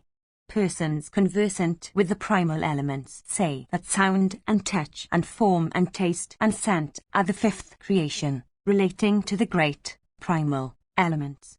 the creation of the ear, the skin, the tongue, and the scent, forms the sixth and is regarded as having for its essence multiplicity of thought. The senses that come after the ear and the others, that is, the senses of action, then arise, O monarch. This is called seventh creation and relates to the senses of knowledge. Then, O monarch, come the breath that rises upward, viz., prana, and those that have a transverse motion, viz., saman, udana, and vyana. This is the eighth creation and is called Java. 1644. Then come those breaths that course transversely in the lower parts of the body, viz., samana, udana and vyana, and also that called apana coursing downwards. This ninth creation is also called Ajjava, O king. These 9 kinds of creation, and these principles, O monarch, which latter number 4 and 20, are declared to thee according to what has been laid down in the scriptures. After this, O king, listen to me as I tell thee durations of time as indicated by the learned in respect of these principles or attribute. Section Xi. Yajnavalkya said, Listen to me, O foremost of men, as I tell thee what the duration of time is in respect to the unmanifest, or the Supreme Purusha. 10,000 kalpas are said to constitute a single day of his. The duration of his night is equal. When his night expires, he awakes, O monarch, and first creates herbs and plants which constitute the sustenance of all embodied creatures. He then creates Brahman who springs from a golden egg. That Brahman is the form of all created things, as has been heard by us. Having dwelt for 1 whole year within that egg, the great ascetic Brahman, called also Prajapati, Lord of all creatures, came out of it and created the whole earth, and the heaven above. The Lord then, it is read in the Vedas, O king, placed the sky between heaven and earth separated from each other. 7,500 kalpas measure the day of Brahman. Persons conversant with the science of Adhyatma say that his night also is of an equal duration. Brahmana, called Magan, then creates consciousness called Bhuta and endued with excellent essence. 1645. Before creating any physical bodies out of the ingredients called the great elements, Mahan or Brahma endues with penances, created for others called his sons. They are the sires of the original sires, O best of kings, as heard by us. 1646. It hath been also heard by us, O monarch, that the senses of knowledge, along with the 4 inner faculties, have sprung from there 5 great elements called Pitris, and that the entire universe of mobile and immobile beings has been filled with those great elements. 1647. The puissant consciousness created the 5 bhutas. These are earth, wind, space, water, and light, numbering the 5th. This consciousness, who is a great being and, from whom springs the 3rd creating, has 5,000 kalpas for his night, and his day is of equal duration. Sound, touch, form, taste, and scent, these 5 are called Vaishya. They inhere into the 5 great bhutas. All creatures, O king, incessantly pervaded by these 5, desire one another's companionship, become subservient to one another, and challenging one another, transcend one another, and led by those immutable and seductive principles, creatures kill one another and wander in this world, entering into numerous orders of being. 1648. 3,000 of kalpas represent the duration of their day. The measure of their night also is the same. 1649. The mind droveth over all things, O king, led on by the senses. The senses do not perceive anything. It is the mind that perceives through them. The eye sees forms when aided by the mind, but never by itself. When the mind is distracted, the eye fails to perceive with even the objects fully before it. It is commonly said that the senses perceive. This is not true, for it is the mind that perceives through the senses. When the cessation takes place of the activity of the mind, the cessation of the activity of the senses follows. That is the cessation of the activity of the senses, which is the cessation of the activity of the mind. One should thus regard the senses to be under the domination of the mind. Indeed, the mind is said to be the lord of all the senses. O thou with great fame, these are all the 20 beauties in the universe. Section XI.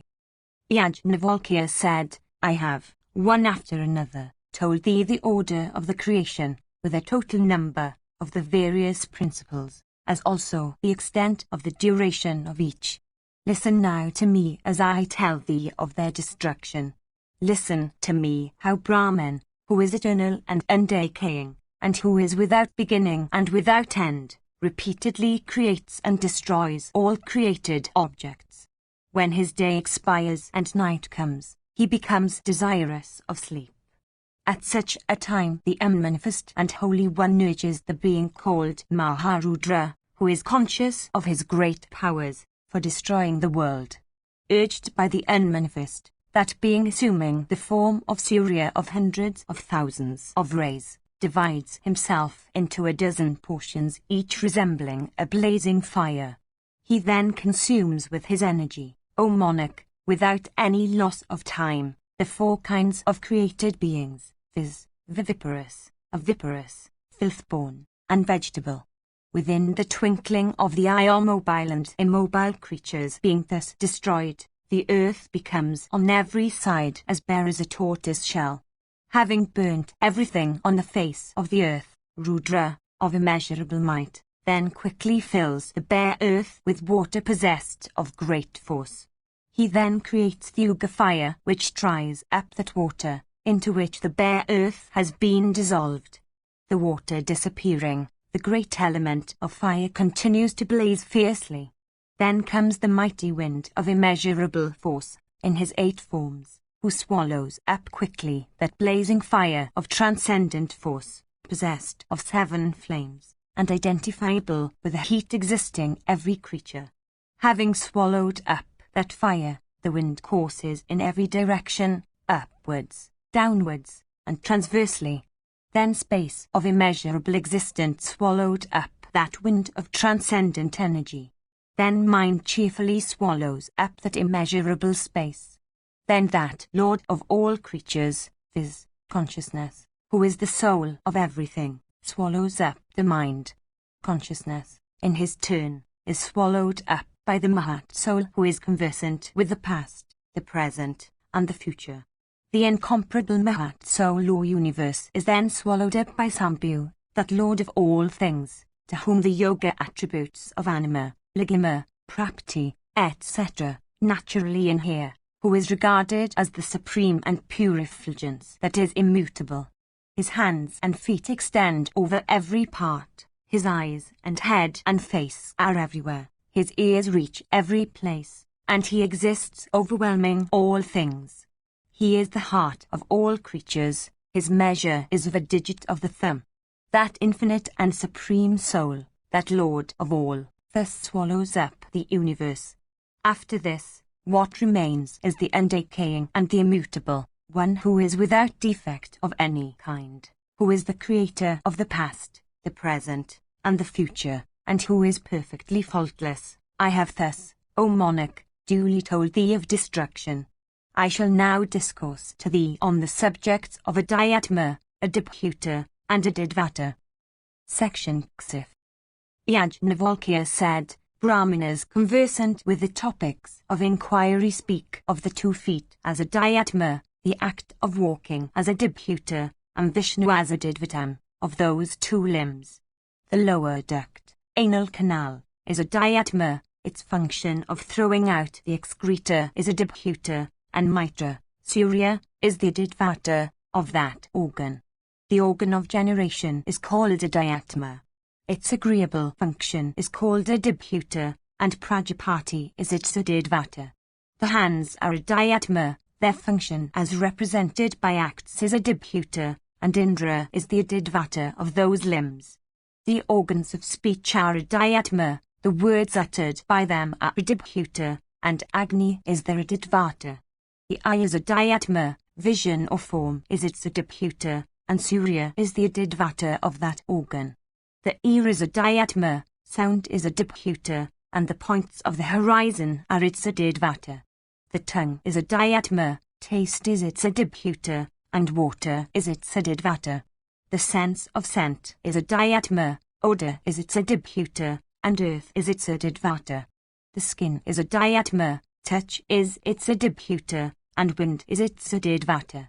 Mind has been called adhyatma, that with which the mind is employed is adibhuta, and chandramas is its adidvata. Consciousness is adhyatma, conviction in one's identity with Prakriti is its adibhuta, and Mahato buddhi is its adidvata. Buddhi is adhyatma, that which is to be understood is its adibhuta, and kshajna is its adidvata. I have thus truly expounded to thee, O King, with its details taken individually, the puissance of the Supreme, in manifesting himself in different forms, in the beginning, the middle, and the end. O thou that art fully conversant with the nature of the original topics or principles.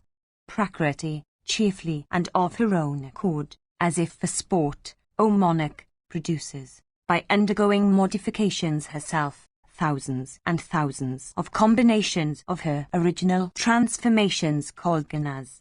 As men can light thousands of lamps from but a single lamp, after the same manner Prakriti, by modification, multiplies into thousands of existent objects the 3 attributes of sattva and rajas and tamas, of purusha, patience, joy, prosperity, satisfaction, brightness of all faculties, happiness, purity, health, contentment, faith, liberality, compassion, forgiveness, firmness, benevolence, equanimity, truth, acquittance of obligations, mildness, modesty, calmness, external purity, simplicity, observance of obligatory practices, dispassionateness, fearlessness of heart, disregard for the appearance or otherwise of good and evil as also for past acts, appropriation of objects only when obtained by gift, the absence of cupidity, regard for the interests of others,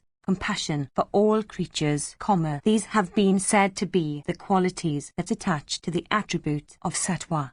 The tale of qualities attaching to the attribute of rajas consists of pride of personal beauty, assertion of lordship, war, disinclination to give, absence of compassion, enjoyment and enduring of happiness and misery, pleasure in speaking ill of others, indulgence in quarrels and disputes of every kind, arrogance, discourtesy, anxiety, indulgence in hostilities, sorrow, appropriation of what belongs to others, shamelessness, crookedness, disunions, roughness, lust, wrath, pride, assertion of superiority, malice, and calumny. These are said to spring from the attributes of rajas. I shall now tell thee of that assemblage of qualities which springs from tamas. They are stupefaction of judgment, obscuration of every faculty, darkness and blind darkness. By darkness is implied death, and by blind darkness is meant wrath. Besides these, the other indications of tamas are greediness in respect of all kinds of food, ceaseless appetite for both food and drink, taking pleasure in scents and robes and sports and beds and seats and sleep during the day, and calumny and all kinds of acts proceeding from heedlessness, taking pleasure from ignorance, of purer sources of joy, in dancing and instrumental and vocal music, and aversion for every kind of religion. These, indeed, are the indications of tamas. Section CCCXV. Yajnavalkya said, these 3, O foremost of men, viz., sattva, rajas, and tamas, are the attributes of Prakriti. These attach to all things of the universe and always inhere to them. The unmanifest Purusha endues with 6 yoga attributes transforms himself by himself into hundreds and thousands and millions of forms, by embracing these three attributes.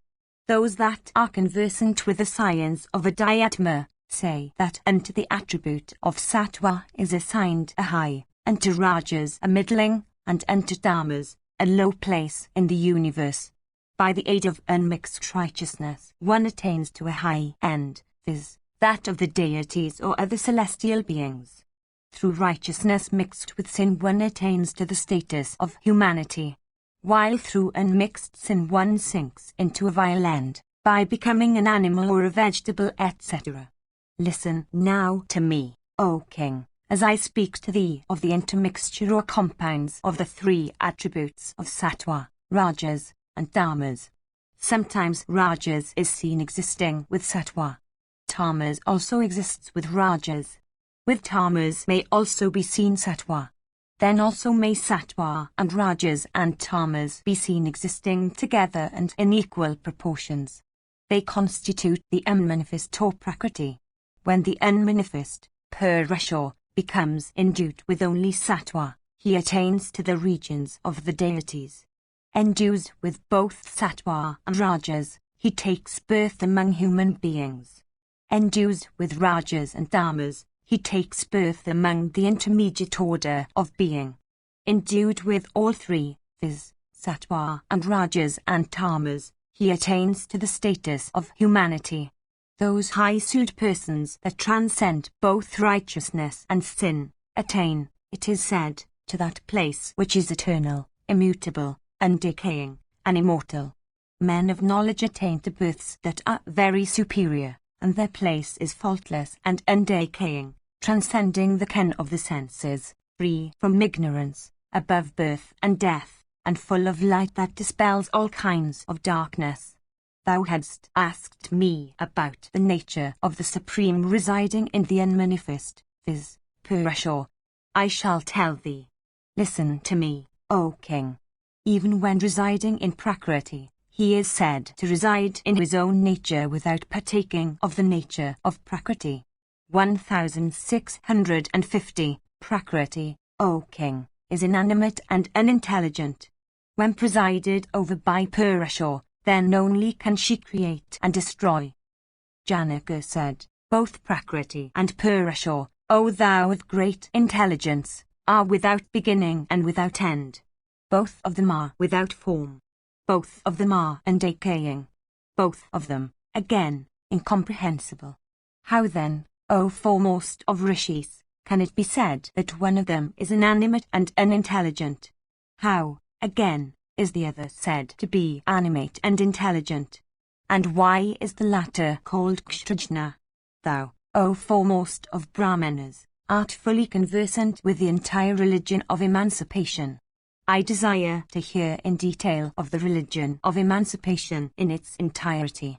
Do thou discourse to me then of the existence and oneness of Purusha, of his separateness from Prakriti, of the deities which attach to the body of the place to which embodied creatures repair when they die, and that place to which they may ultimately, in course of time, be able to go. Tell me also of the knowledge described in the Sankhya system, and of the Yoga system separately. It behoveth thee also to speak of the premonitory symptoms of death, O best of men. All these topics are well known to thee even as an emblic, myrobalan in thy hand. Section XV. Yajnavalkya said, that which is without attributes, O son, can never be explained by ascribing attributes to it. Listen, however, to me as I expound to thee what is possessed of attributes and what is devoid of them. High-souled munis conversant with the truth regarding all the topics or principles say that when Purusha seizes attributes like a crystal catching the reflection of a red flower, he comes to be called as possessed of attributes, that when freed from attributes like the crystal freed from reflection, he comes to be viewed in his real nature, that is, as beyond all attributes. 1651. Unmanifest Prakriti is by her nature endued with attributes. She cannot transcend them. Destitute of intelligence by nature, she becomes attached to attributes. Unmanifest Prakriti cannot know anything, while Purusha, by his nature, is possessed of knowledge, there is nothing higher than myself, even this is what Purusha is always conscious of. For this reason the unmanifest, or Prakriti, although naturally inanimate and unintelligent, still becomes animate and intelligent in consequence of her union with Purusha, who is eternal and indestructible, instead of remaining in her own nature due to destructibility.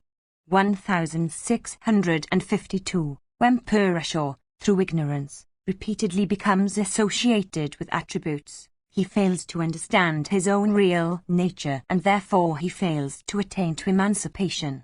In consequence of Purusha's lordship over the principles that flow from Prakriti, he is said to partake of the nature of those principles. In consequence also of his agency in the matter of creation, he is said to possess the attribute of creation. In consequence of his agency in the matter of yoga, he is said to possess the attribute of yoga. For his lordship over those particular principles known by the name of Prakriti, he is said to possess the nature of Prakriti. 1653. For his agency in the matter of creating the seeds of all immobile objects, he is said to partake of the nature of those seeds. And because he causes the several principles or attributes to start into life, he is, therefore, said to be subject to decay and destruction, for those principles themselves are subject thereto. In consequence, again, of his being the witness of everything, and in consequence also of there being nothing else than he, as also for his consciousness of identity with Prakriti, yet is crowned with ascetic success, conversant with the Dhyatma, and freed from fever of every kind, regard him as existing by himself without a second, immutable, unmanifest, in the form of cause, unstable, and manifest, in the form of effects. This is what has been heard by us. Those Sankhya's, however, that depend upon knowledge only, for their emancipation, and the practice of compassion for all creatures, say that it is Prakriti which is one, but Purushas are many. 1654. As a matter of fact, Purusha is different from Prakriti, which, though unstable, still appears as stable.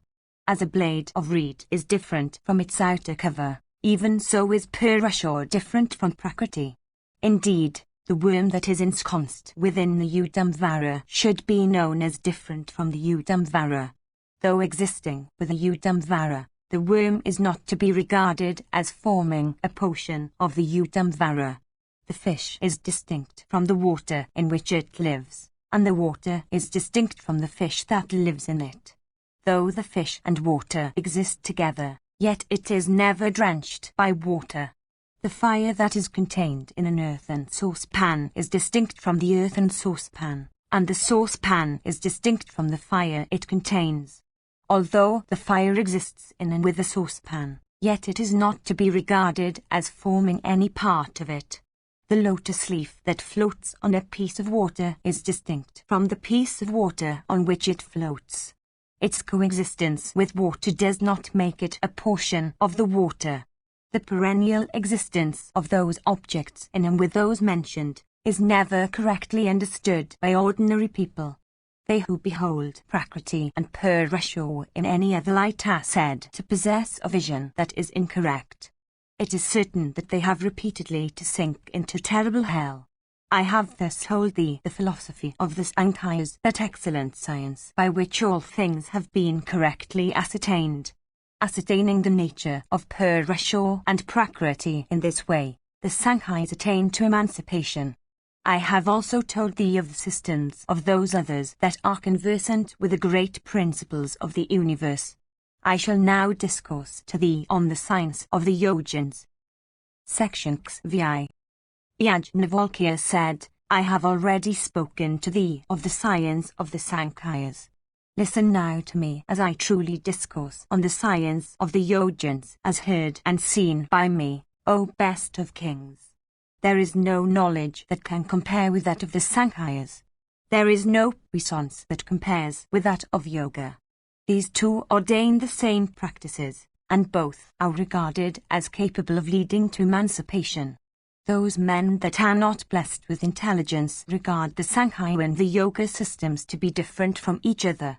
We, however, O king, look upon them as one and the same, according to the conclusion to which we have arrived, after study and reflection. That which the Yogins have in view is the very same which the Sankhyas also have in view. He who sees both the Sankhya and the Yoga systems to be one and the same is to be regarded as truly conversant with the topics or principles that ordain the universe.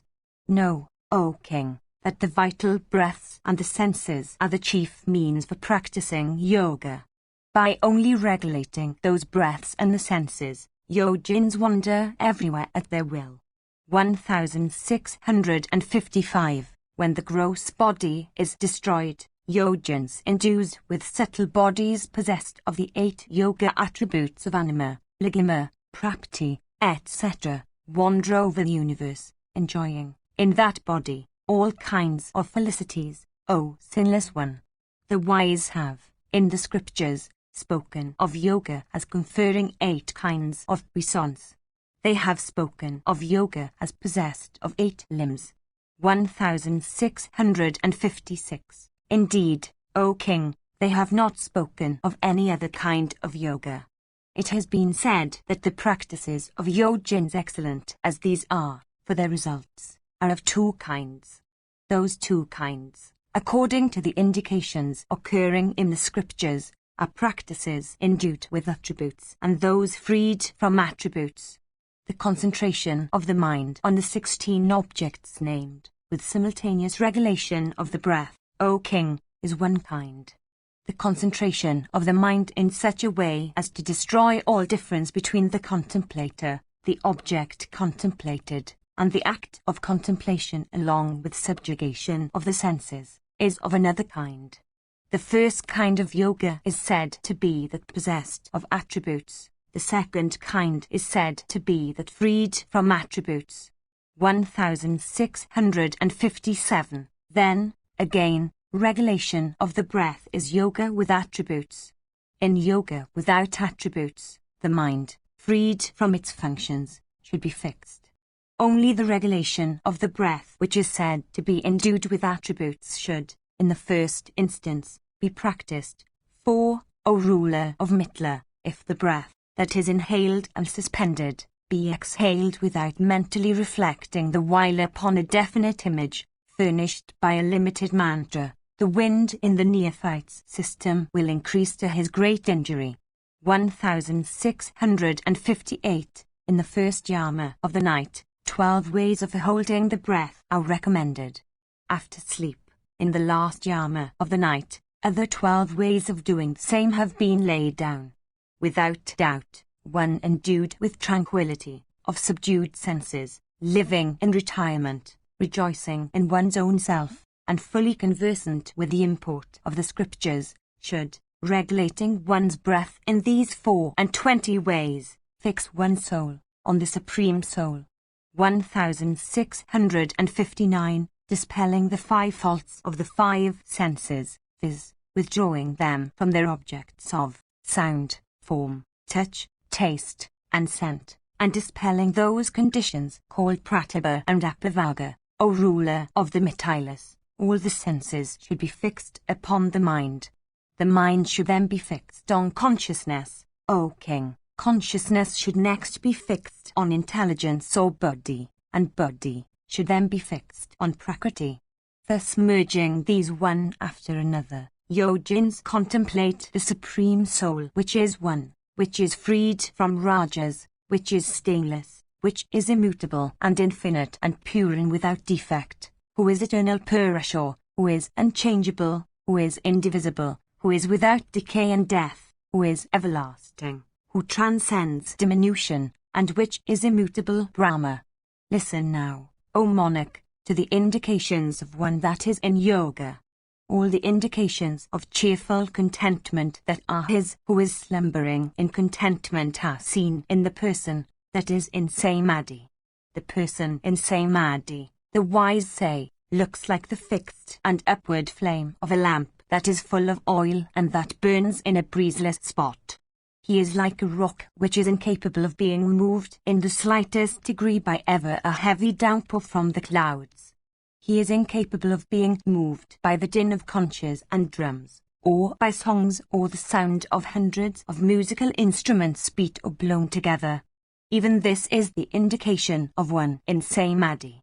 As a man of cool courage and determination, while ascending a flight of steps with a vessel full of oil in his hands, does not spill even a drop of the liquid if frightened and threatened by persons armed with weapons, even so the yogin, when his mind has been concentrated and when he beholds the Supreme Soul in samadhi, does not, in consequence of the entire stoppage of the functions of his senses at such a time, move in the slightest degree. Even these should be known to be the indication of the yogin while he is in samadhi. While in samadhi, the yogin beholds Brahma, which is supreme and immutable, and which is situated like a blazing effulgence in the midst of thick darkness. It is by this means that he attains, after many years, to emancipation after casting off this inanimate body. Even this is what the eternal Suruti declares. This is called the yoga of the yogins. What else is it? Knowing it, they that are endued with wisdom regard themselves as crowned with success. Section XVI. Yajnavalkya said, "Listen now to me, with attention, O king, as to what the places are to which those who die have to go. If the jiva soul escapes through the feet, it is said that the man goes to the region of the Vishnu. If through the calves, it has been heard by us that the man repairs to the regions of the Vasas. If through the knees, he attains to the companionship of those deities that are called Sadayas. If through the lower duct, the man attains to the regions of Mitra. If through the posteriors, the man returns to the earth, and if through the thighs to the region of Prajapati. If through the flanks, the man attains to the regions of the Maruts, and if through the nostrils, to the region of Chandramas. If through arms, the man goes to the region of Indra, and if through the chest, to that of Rudra. If through the neck, the man repairs to the excellent region of that foremost of ascetics known by the name of Nara. If through the mouth, the man attains to the region of the Viswadevas, and if through the ears, to the region of the deities of the several points of the horizon. If through the nose, the man attains to the region of the Windgod, and if through the eyes, to the region of Agni. If through the brows, the man goes to the region of the Aswins, and if through the forehead, to that of Pitris. If through the crown of the head, the man attains to the region of the puissant Brahman, that foremost of the gods. I have thus told thee, O ruler of Mithila, the several places to which men repair according to the manner in which their jiva souls escape from their bodies. I shall now tell thee the premonitory indication, as laid down by the wise of those who have but 1 year to live. 1. Who having previously seen the fixed star called Drandati, fails to see it, or that other star called Dhruva, 1660, or 1 that sees the full moon or the flame of a burning lamp to be broken towards the south, has but 1 year to live. Those men, O king, who can no longer see images of themselves reflected in the eyes of others, have but 1 year to live. 1. 2. Being endued with lust loses it, or being endued with wisdom loses it, indeed, one whose inward and outward nature is thus changed, has but 6 months more to live. He who disregards the deities, or quarrels with the brahmanas, or 1, 2, being naturally of a dark complexion becomes pale of hue, has but 6 months more to live. 1 who sees the lunar disk to have many holes like a spider's web, or 1 who sees the solar disk to have similar holes, has but once a week more to live. 1, 2, when smelling fragrant scents in place of worship, perceives them to be as offensive as the scent of corpses, has but once a week more to live. The depression of the nose or of the ears, the discolour of the teeth or of the eye, the loss of all consciousness, and the loss also of all animal heat, are symptoms indicating death that very day. If, without any perceptible cause, a stream of tears suddenly flows from one's left eye, and if vapors be seen to issue from one's head, that is a sure indication that the man will die before that day expires. Knowing all these premonitory symptoms, the man of cleansed soul should day and night unite his soul with the Supreme Soul, in samadhi. Thus should he go on till the day comes for his dissolution. If, however, instead of wishing to die he desires to live in this world, he casts off all enjoyments, all scents and tastes, O king, and lives on in abstinence. He thus conquers death by fixing his soul on the Supreme Soul. Indeed, the man, who is blessed with knowledge of the soul, O monarch, practices the course of life recommended by the Sanghas and conquers death by uniting his soul with the Supreme Soul. At last, he attains to what is entirely indestructible, which is without birth, which is auspicious, and immutable, and eternal, and stable, and which is incapable of being attained to by men of uncleansed souls. Section 6. Yajnavalkya said, Thou hast tasked me, O monarch, of that supreme Brahma which resides in the unmanifest. Thy question relates to a deep mystery. Listen to me with close attention, O king. Having conducted myself with humility according to the ordinances laid down by the rishis, I obtained the Ajushas, O king, from Surya. Without the ostraced penances I formerly adored the heat-giving deity. The puissant Surya, O sinless one, gratified with me, saying, Solicit thou, O regenerate Rishi, the boon upon which thou hast set thy heart, however difficult it may be of acquisition, I shall, with cheerful soul, grant it to thee. It is very difficult to incline me to grace. Bowing unto him with a bend of my head, that foremost of heat-giving luminaries was addressed by me in these words, I have no knowledge of the Ajushas. I desire to know them without loss of time. The Holy One, thus solicited, told me, I shall impart the Ajushas unto thee. Made up of the essence of speech, the goddess Saraswati will enter into thy body. The deity then commanded me to open my mouth. I did as I was commanded. The goddess Saraswati then entered into my body, O sinless one. At this, I began to burn.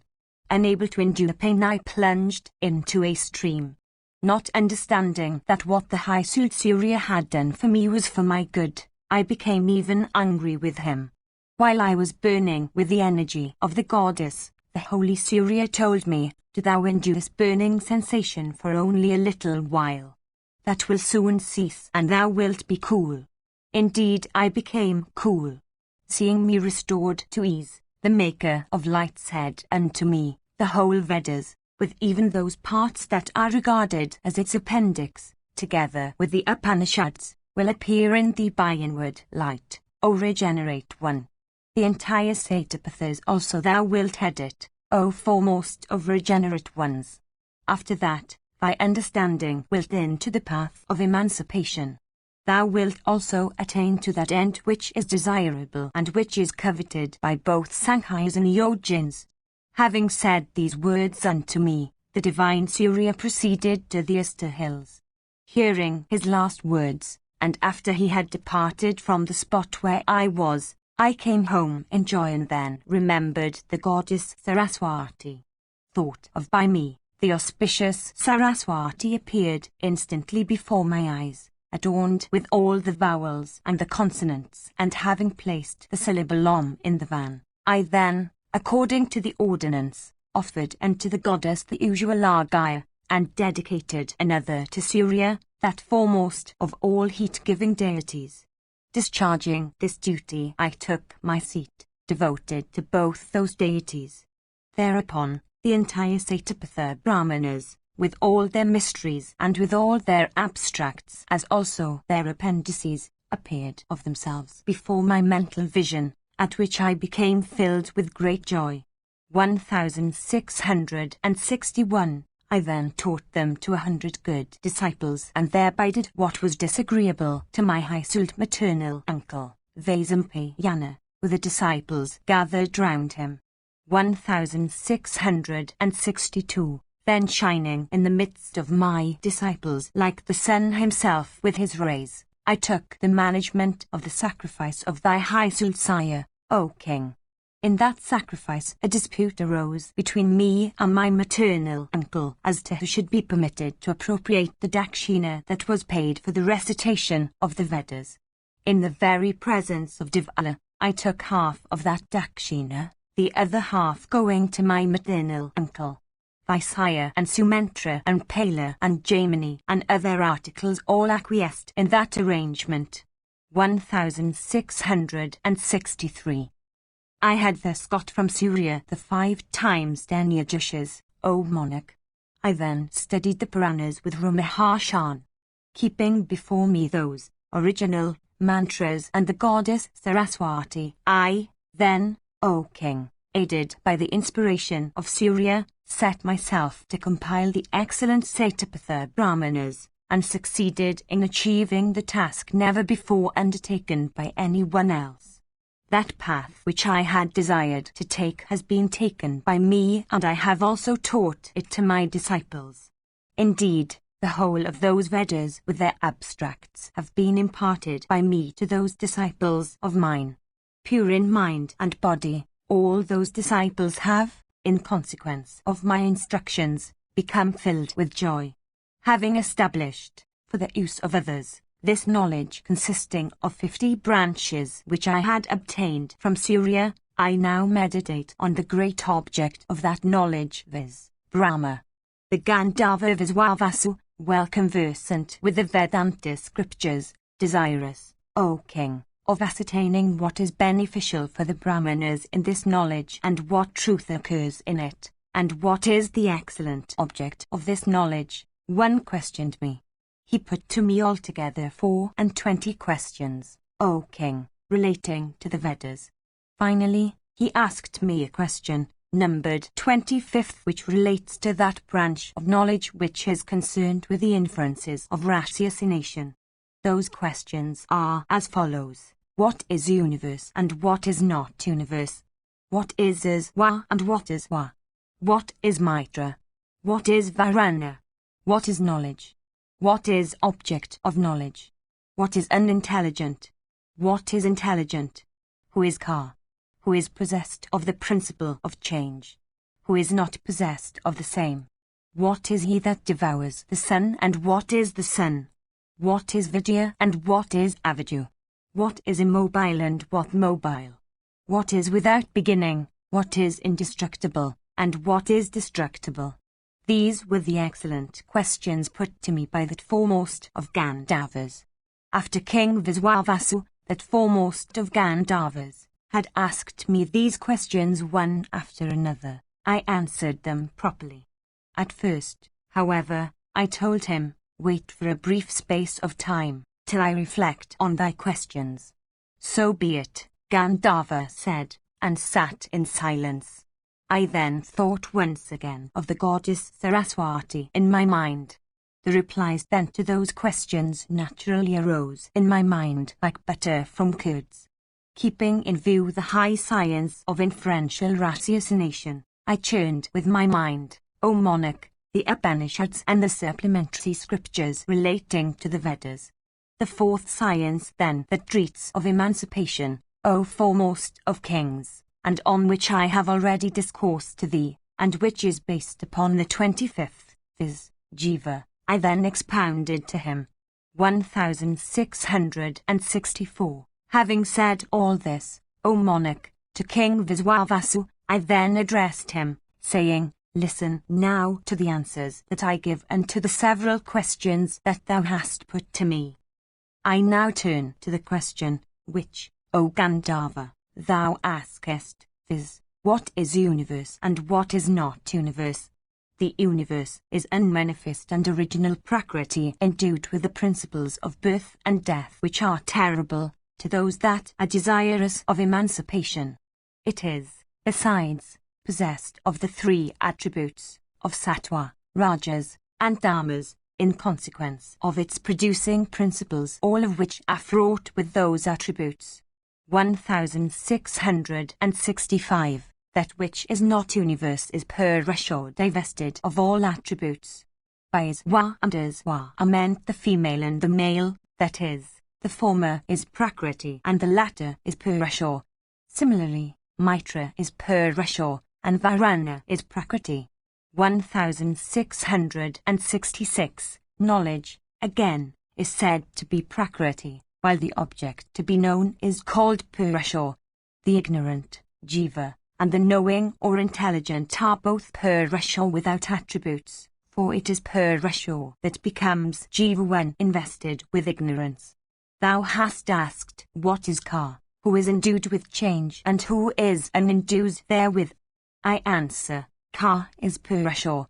1667. That which is endued with change has prakriti. He that is not endued therewith is purusha. Similarly, that which is called avidya, the unknowable, is prakriti, and that which is called vidya is purusha. Thou hast asked me about the mobile and the immobile. Listen to what my answer is. That which is mobile is prakriti, which undergoing modification, constitutes the cause of creation and destruction.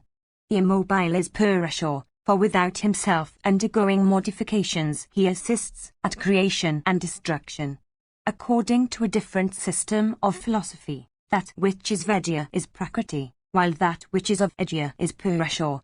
Both prakriti and purusha are said to be unintelligent, stable, indestructible, unborn, and eternal, according to the conclusions arrived at by philosophers conversant with the topics included in the name of Adhyatma.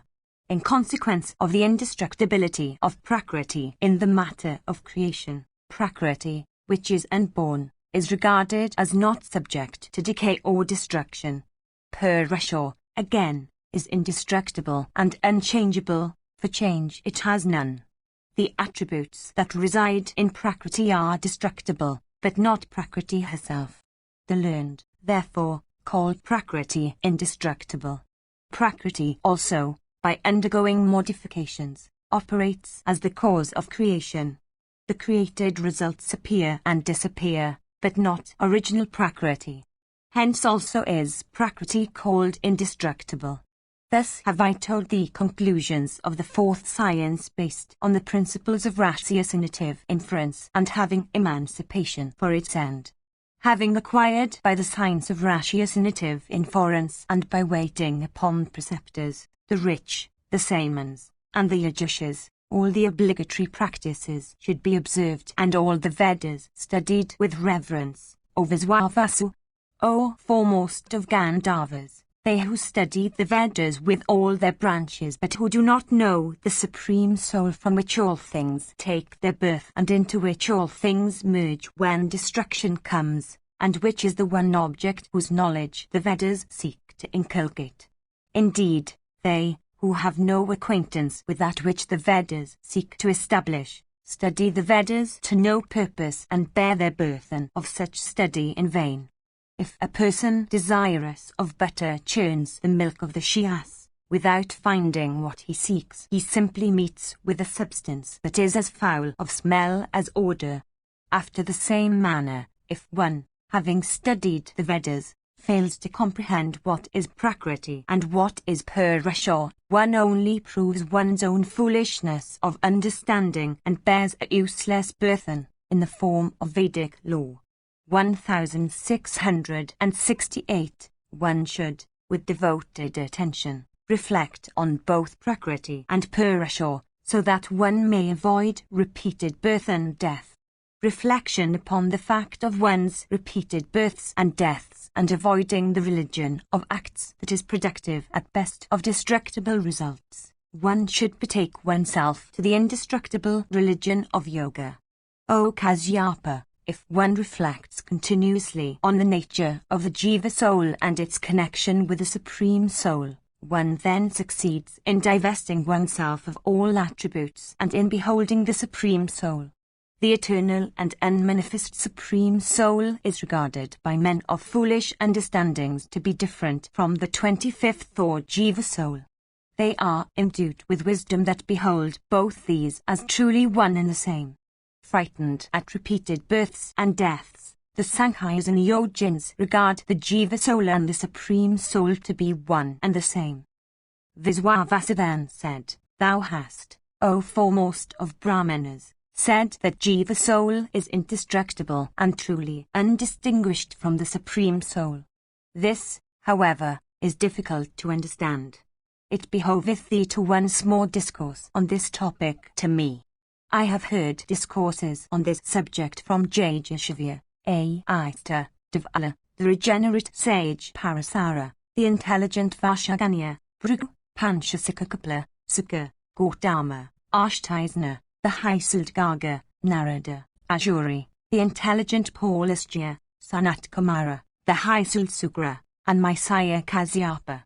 Subsequently I heard the discourses of Rudra and the intelligent Viswarupa, of several of the deities, of the Paitras and the Daityas. I have acquired all that they say, for they generally discourse that eternal object of all knowledge. I desire, however, to hear what thou mayst say on those topics with the aid of thy intelligence. Thou art the foremost of all persons, and a learned lecturer on the scriptures, and endued with great intelligence. There is nothing that is unknown to thee. Thou art a notion of the Shrutis, as described, O Brahmana, in the world of both the deities and Paitras. The great Rishis residing in the region of Brahma say that Aditya himself, the eternal Lord of all luminaries, is thy preceptor in the matter of this branch of knowledge. O Yajnavalkya, thou hast obtained the entire science, O Brahmana, of the Sankhyas, as also the scriptures of the Yojins in particular. Without doubt, thou art enlightened, fully conversant with the mobile-immobile universe. I desire to hear thee discourse on that knowledge, which may be likened to clarified butter endued with solid grains. Yajnavalkya said, Thou art, O foremost of Gandharvas, competent to comprehend every knowledge. As, however, thou askest me, do thou hear me then discourse to thee according as I myself have obtained it from my preceptor.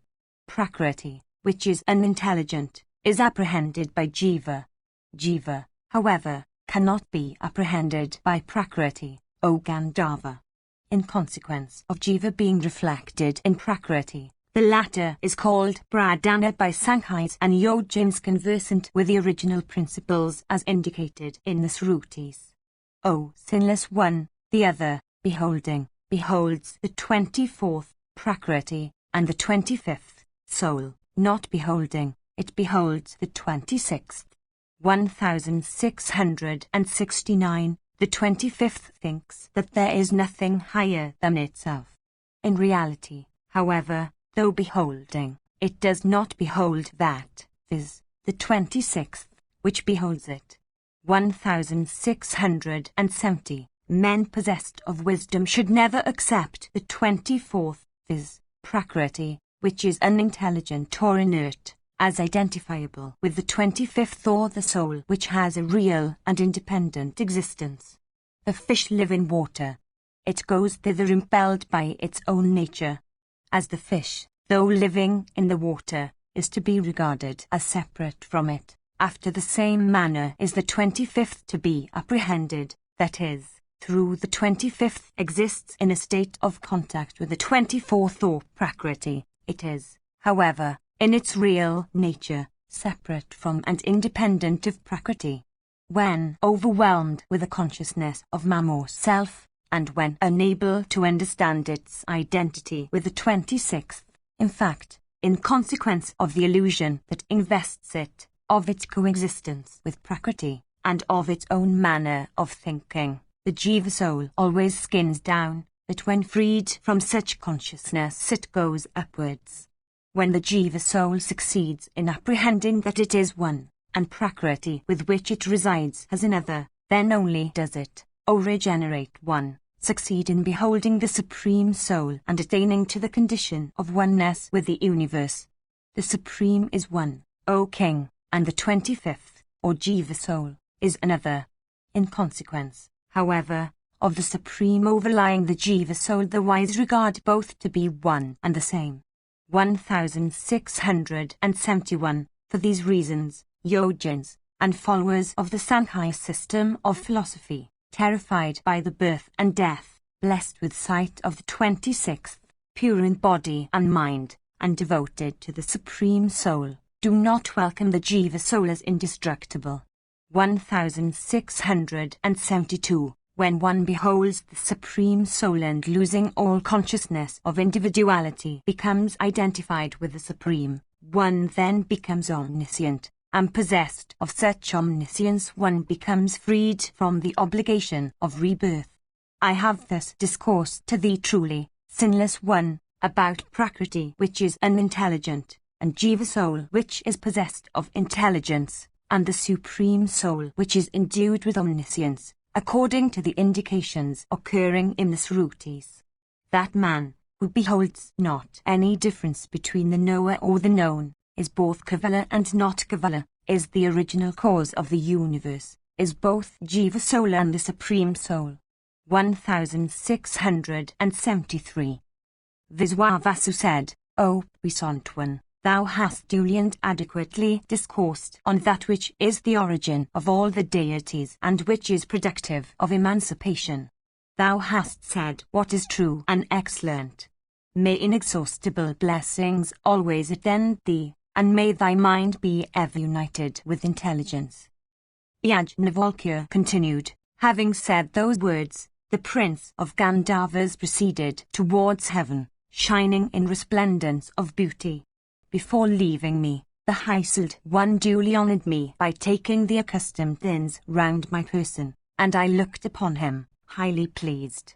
He inculcated the science he had obtained from me unto those celestials that dwell in the regions of Brahman and other deities, and to those that dwell on earth, and to also the denizens of the nether regions, and unto them that had adopted the path of emancipation, O King.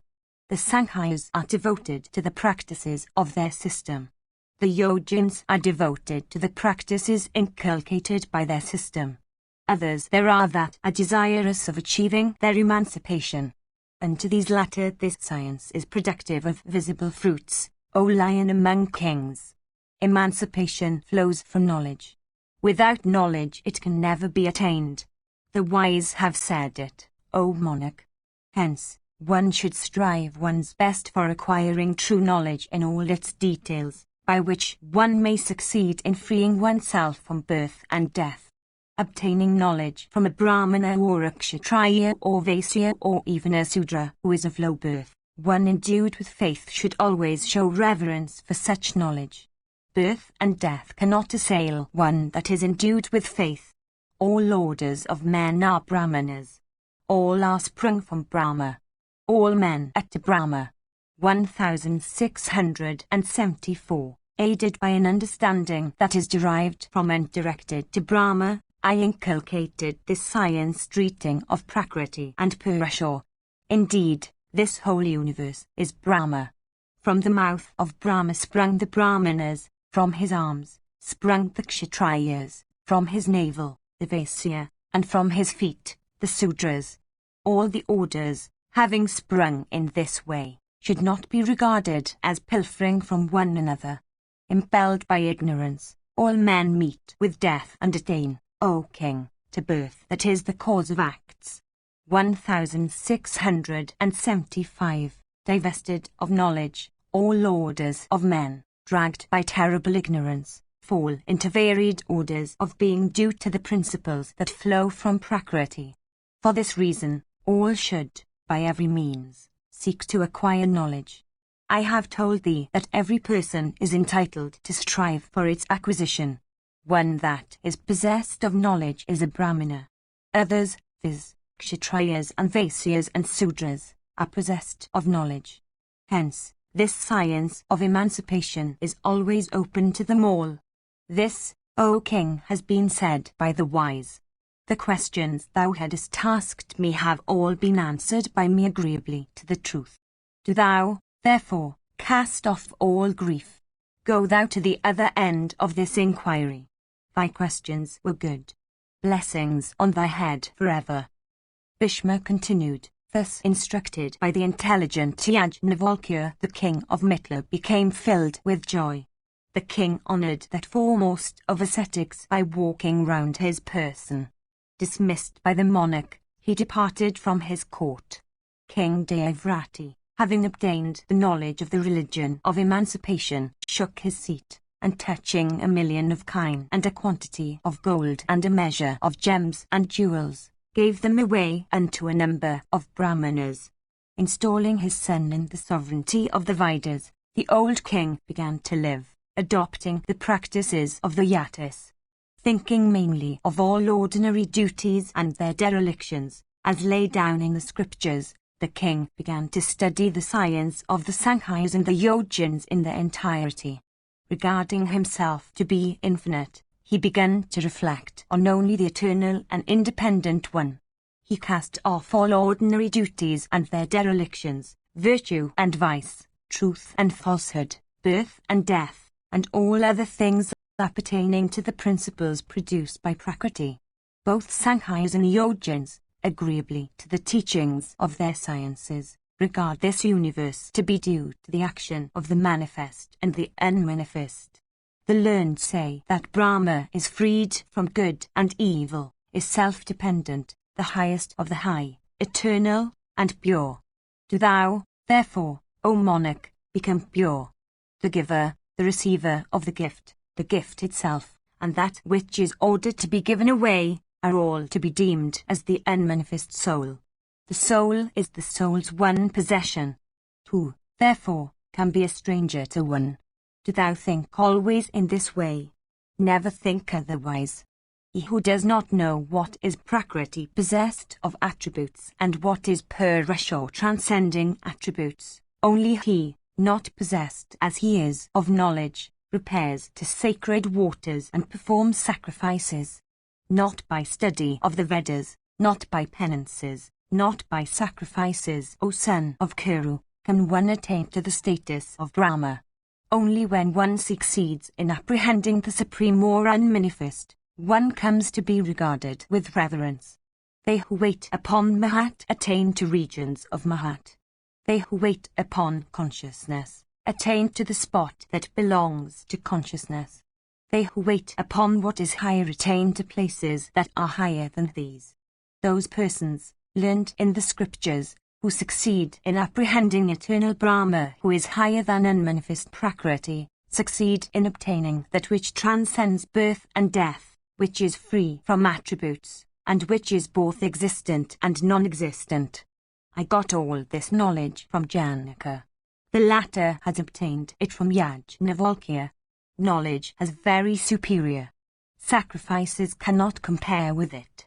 With the aid of knowledge one succeeds in crossing the world's ocean which is full of difficulties and dangers. One can never cross that ocean by means of sacrifices. Birth and death, and other impediments, O king, men of knowledge say, one cannot pass over by ordinary exertion. 1676 men attain to heaven through sacrifices, penances, vows, and observances. But they have again to fall down therefrom on the earth. Do thou, therefore, adore with reverence that which is supreme, most pure, blessed, stainless, and sacred, and which transcends all states, being emancipation itself. By apprehending Kshra, O king, and by performing the sacrifice that consists in the acquisition of knowledge, thou wilt really be wise. In former time, Yajnavalkya did that good to King Janaka which is derivable from a study of the Upanishads. The eternal and immutable supreme was the topic about which the great Rishi had discoursed to the king of Mithila. It enabled him to attain to that Brahma which is auspicious and immortal, and which transcends all kinds of sorrow. Section CCCXX. Yudhishthira said, having acquired great power and great wealth, and having obtained a long period of life, how may one succeed in avoiding death?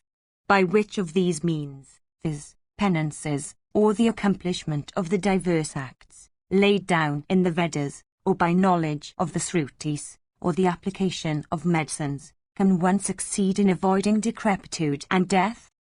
Bhishma said, in this connection is cited the old narrative of Panchasika, who was a bhikshu in his practices, and Janaka.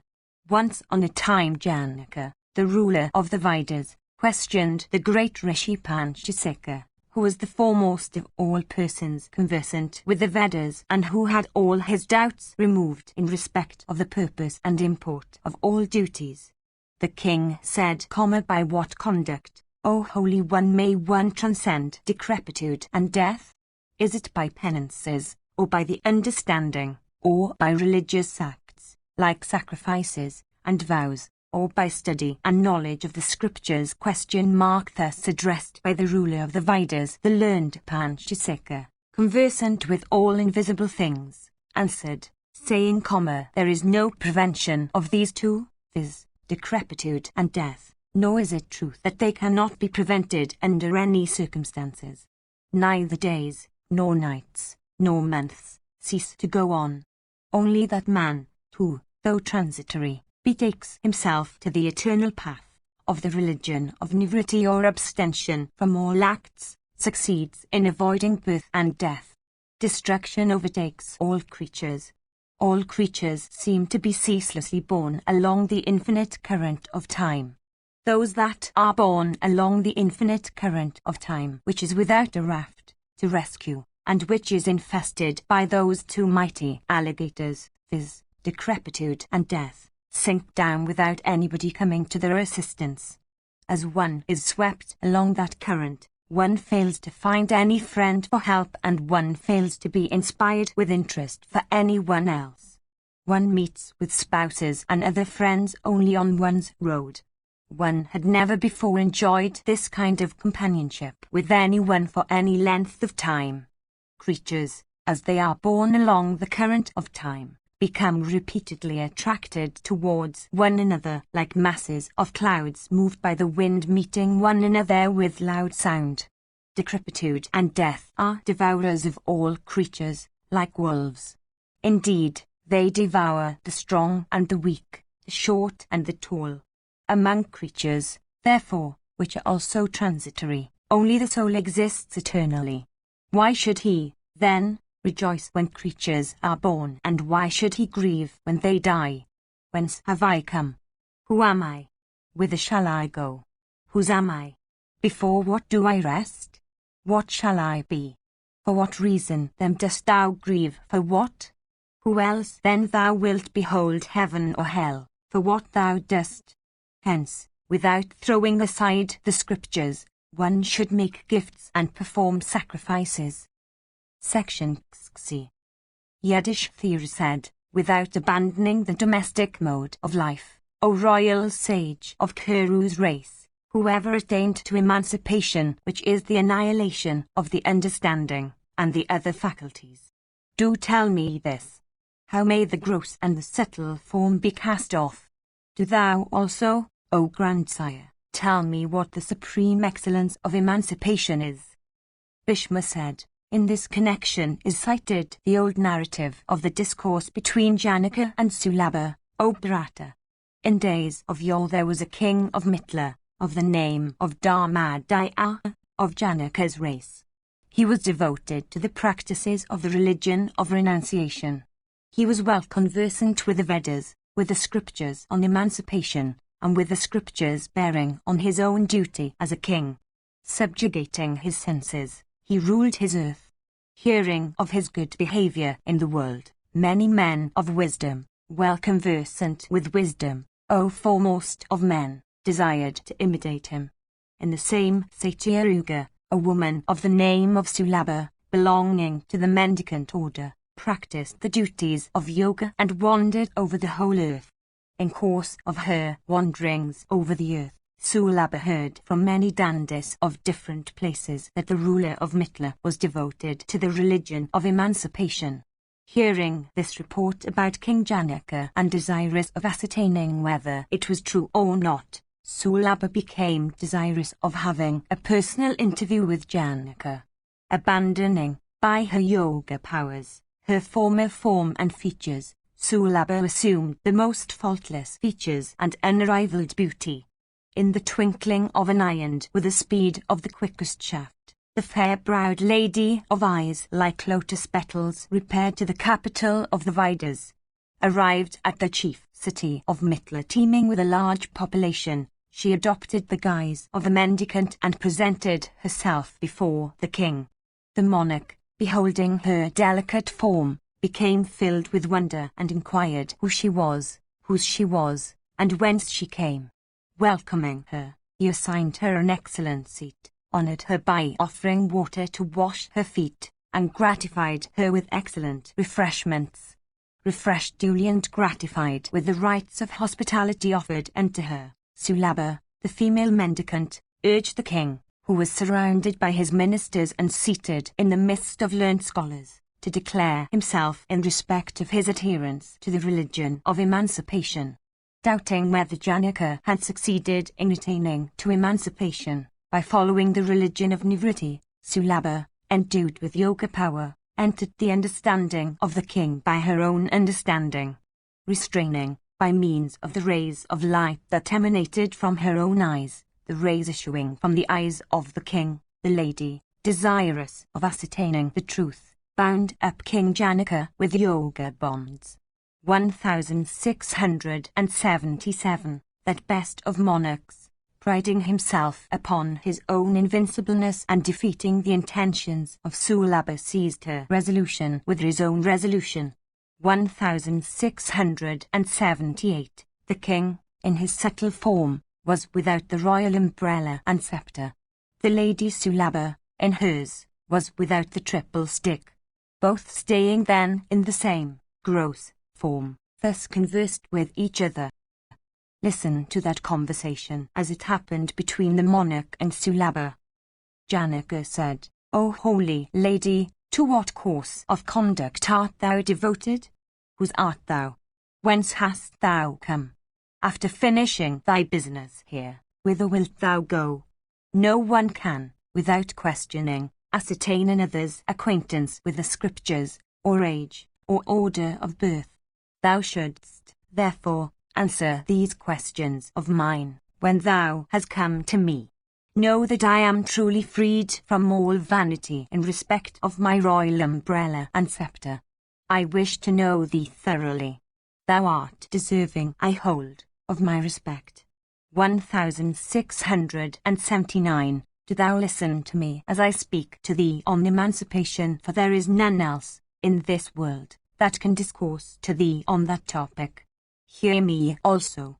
I tell thee who that person is from whom in days of old I acquired this distinguishing knowledge.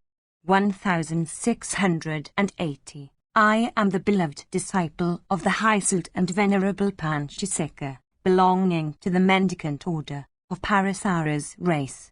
My doubts have been dispelled and am fully conversant with the Sankhya and the yoga systems, and the ordinances as in respect of sacrifices and other rites, which constitutes the three well-known paths of emancipation.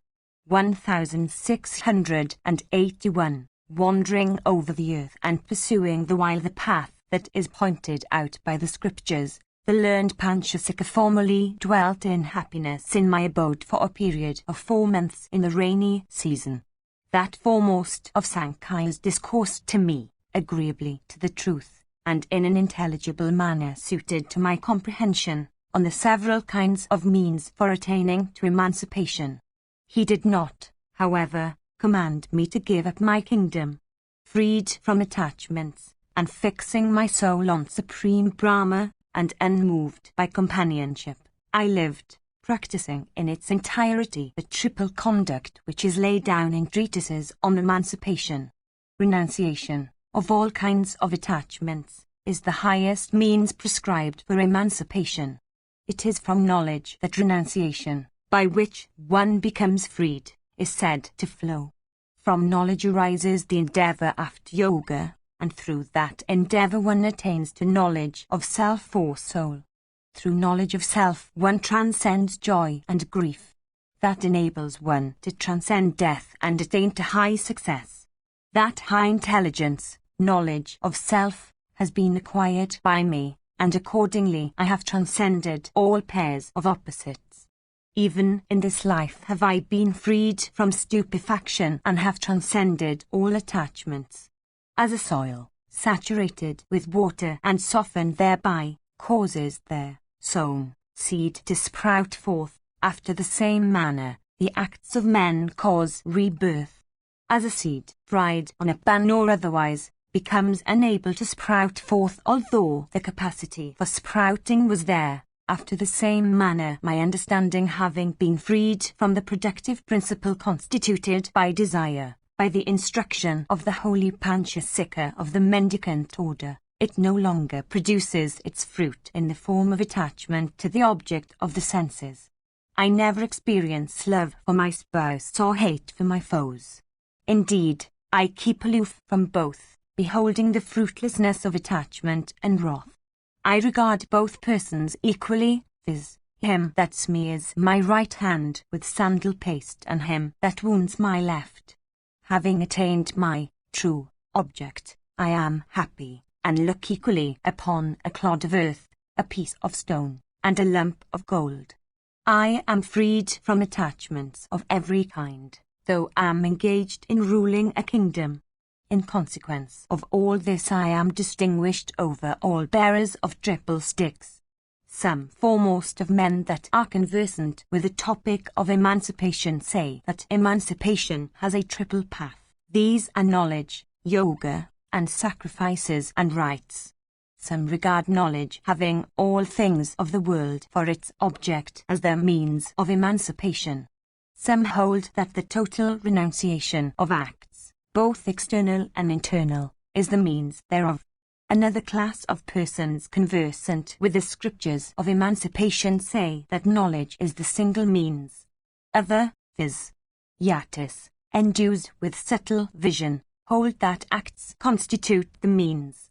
The High Panchasika, discarding both the opinion about knowledge and acts, regarded the third as the only means of emancipation.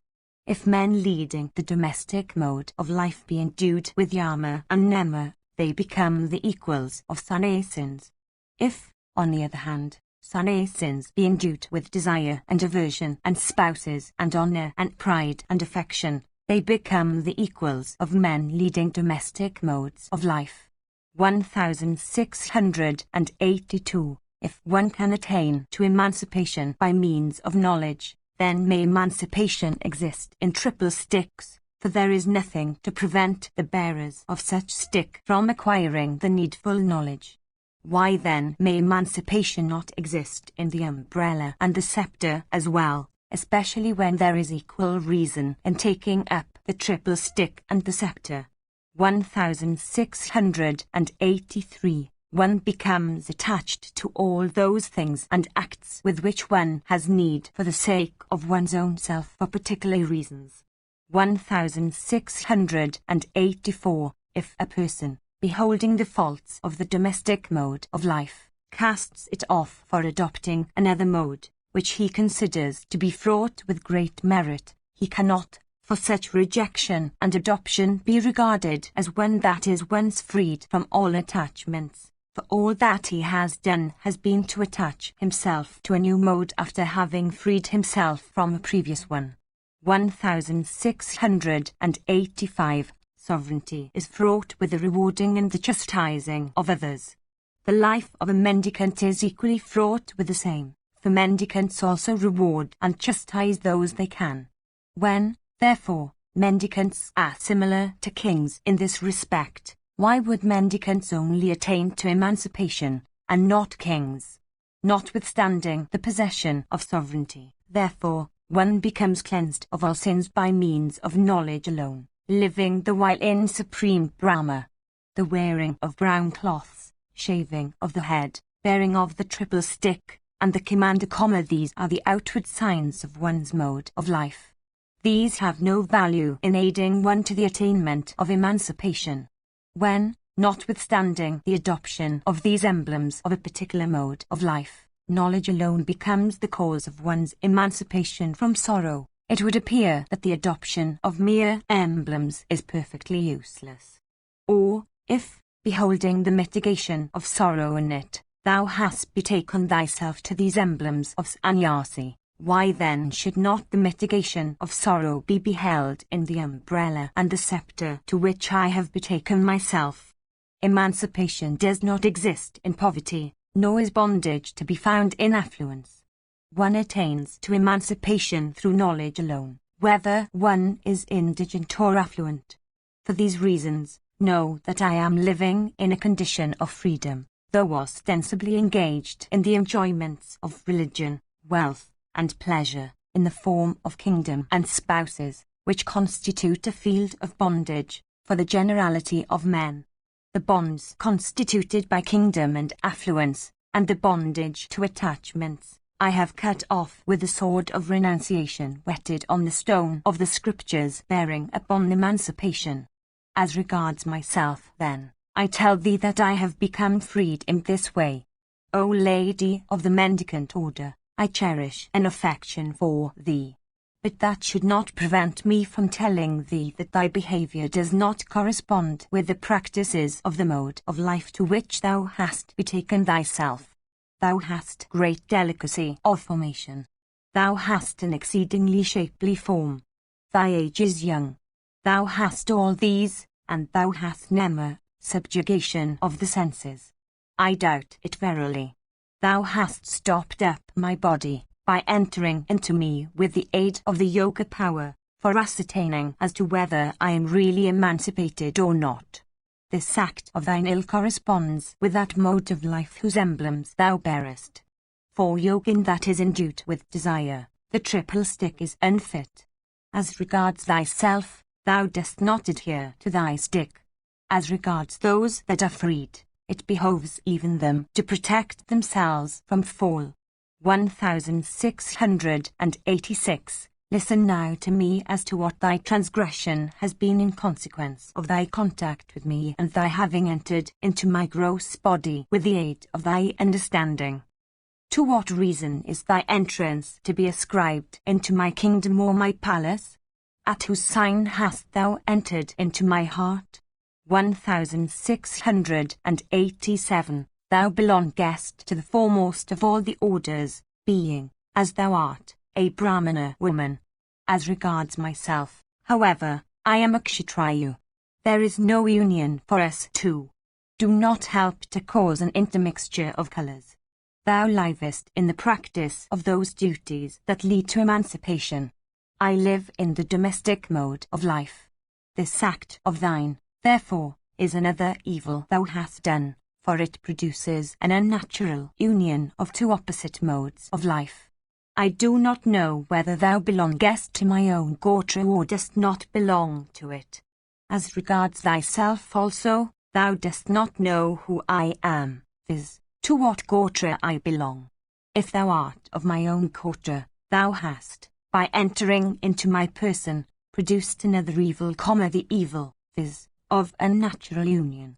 If, again, thy husband be alive and dwelling in a distant place, thy union with me has produced the fourth evil of sinfulness, for thou art not one with whom I may be lawfully united. Dost thou perpetrate all these sinful acts, impelled by the motive of accomplishing a particular object? Dost thou do these from ignorance or from perverted intelligence? If, again, in consequence of thy evil nature thou hast thus become thoroughly independent or unrestrained in thy behavior, I tell thee that if thou hast any knowledge of the scriptures, thou wilt understand that everything thou hast done has been productive of evil. A third fault attaches to thee in consequence of these acts of thine, a fault that is destructive of peace of mind. By endeavouring to display thy superiority, the indication of a wicked woman is seen in thee. Desirous of asserting thy victory as thou art, it is not myself alone whom thou wishest to defeat, for it is plain that thou wishest to obtain a victory over even the whole of my court, consisting of these learned and very superior Brahmanas, by casting thy eyes in this way towards all these meritorious Brahmanas. It is evident that thou desirest to humiliate them all and glorify thyself at their expense. stupefied by thy pride of yoga puissance that has been born of thy jealousy, at sight of my power, thou hast caused a union of thy understanding with mine, and thereby hast really mingled together nectar with poison. That union, again, of man and woman, when each covets the other, is sweet as nectar. That association, however, of man and woman, when the latter, herself coveting, fails to obtain an individual of the opposite sex that does not covet her, is, instead of being a merit, only a fault that is as noxious as poison. Do not continue to touch me. Know that I am righteous. Do thou act according to thy own scriptures. The inquiry thou hadst wished to make, viz., whether I am or I am not emancipated, has been finished. It behoves thee not to conceal from me all thy secret motives. It behoves thee not, that thus disguisest thyself, to conceal from me what thy object is, that is, whether this call of thine has been prompted by the desire of accomplishing some object of thy own, or whether thou hast come for accomplishing the object of some other king that is hostile to me. One should never appear deceitfully before a king, nor before a Brahmana, nor before one's wife when that wife is possessed of every wifely virtue. Those who appear in deceitful guise before these three very soon meet with destruction. The power of kings consists in their sovereignty. The power of Brahmanas conversant with the Vedas is in the Vedas. Women wield a high power in consequence of their beauty and youth and blessedness. These then are powerful in the possession of these powers. He, therefore, that is desirous of accomplishing his own object should always approach these three with sincerity and candor. Insincerity and deceit fail to produce success in these three quarters. It behoveth thee, therefore, to apprise me of the order to which thou belongest by birth, of thy learning and conduct and disposition and nature, as also of the object thou hast in view in coming to this place. Bhishma continued, though rebuked by the king in these unpleasant, improper, and ill-applied words, the lady Sulabha was not at all abashed. After the king had said these words, the beautiful Sulabha then addressed herself for saying the following words in reply that were more handsome than her person. Sulabha said, O king, speech ought always to be free from the 9 verbal faults and the 9 faults of judgment. It should also, while setting forth the meaning with perspicuity, be possessed of the 18 well-known merits. 1688. Ambiguity, ascertainment of the faults and merits of premises and conclusions, weighing the relative strength or weakness of those faults and merits, establishment of the conclusion, and the element of persuasiveness or otherwise that attaches to the conclusion thus arrived at, these 5 characteristics appertaining to the sense, constitute the authoritativeness of what is said. Listen now to the characteristics of these requirements, beginning with ambiguity, one after another, as I expound them according to the combinations.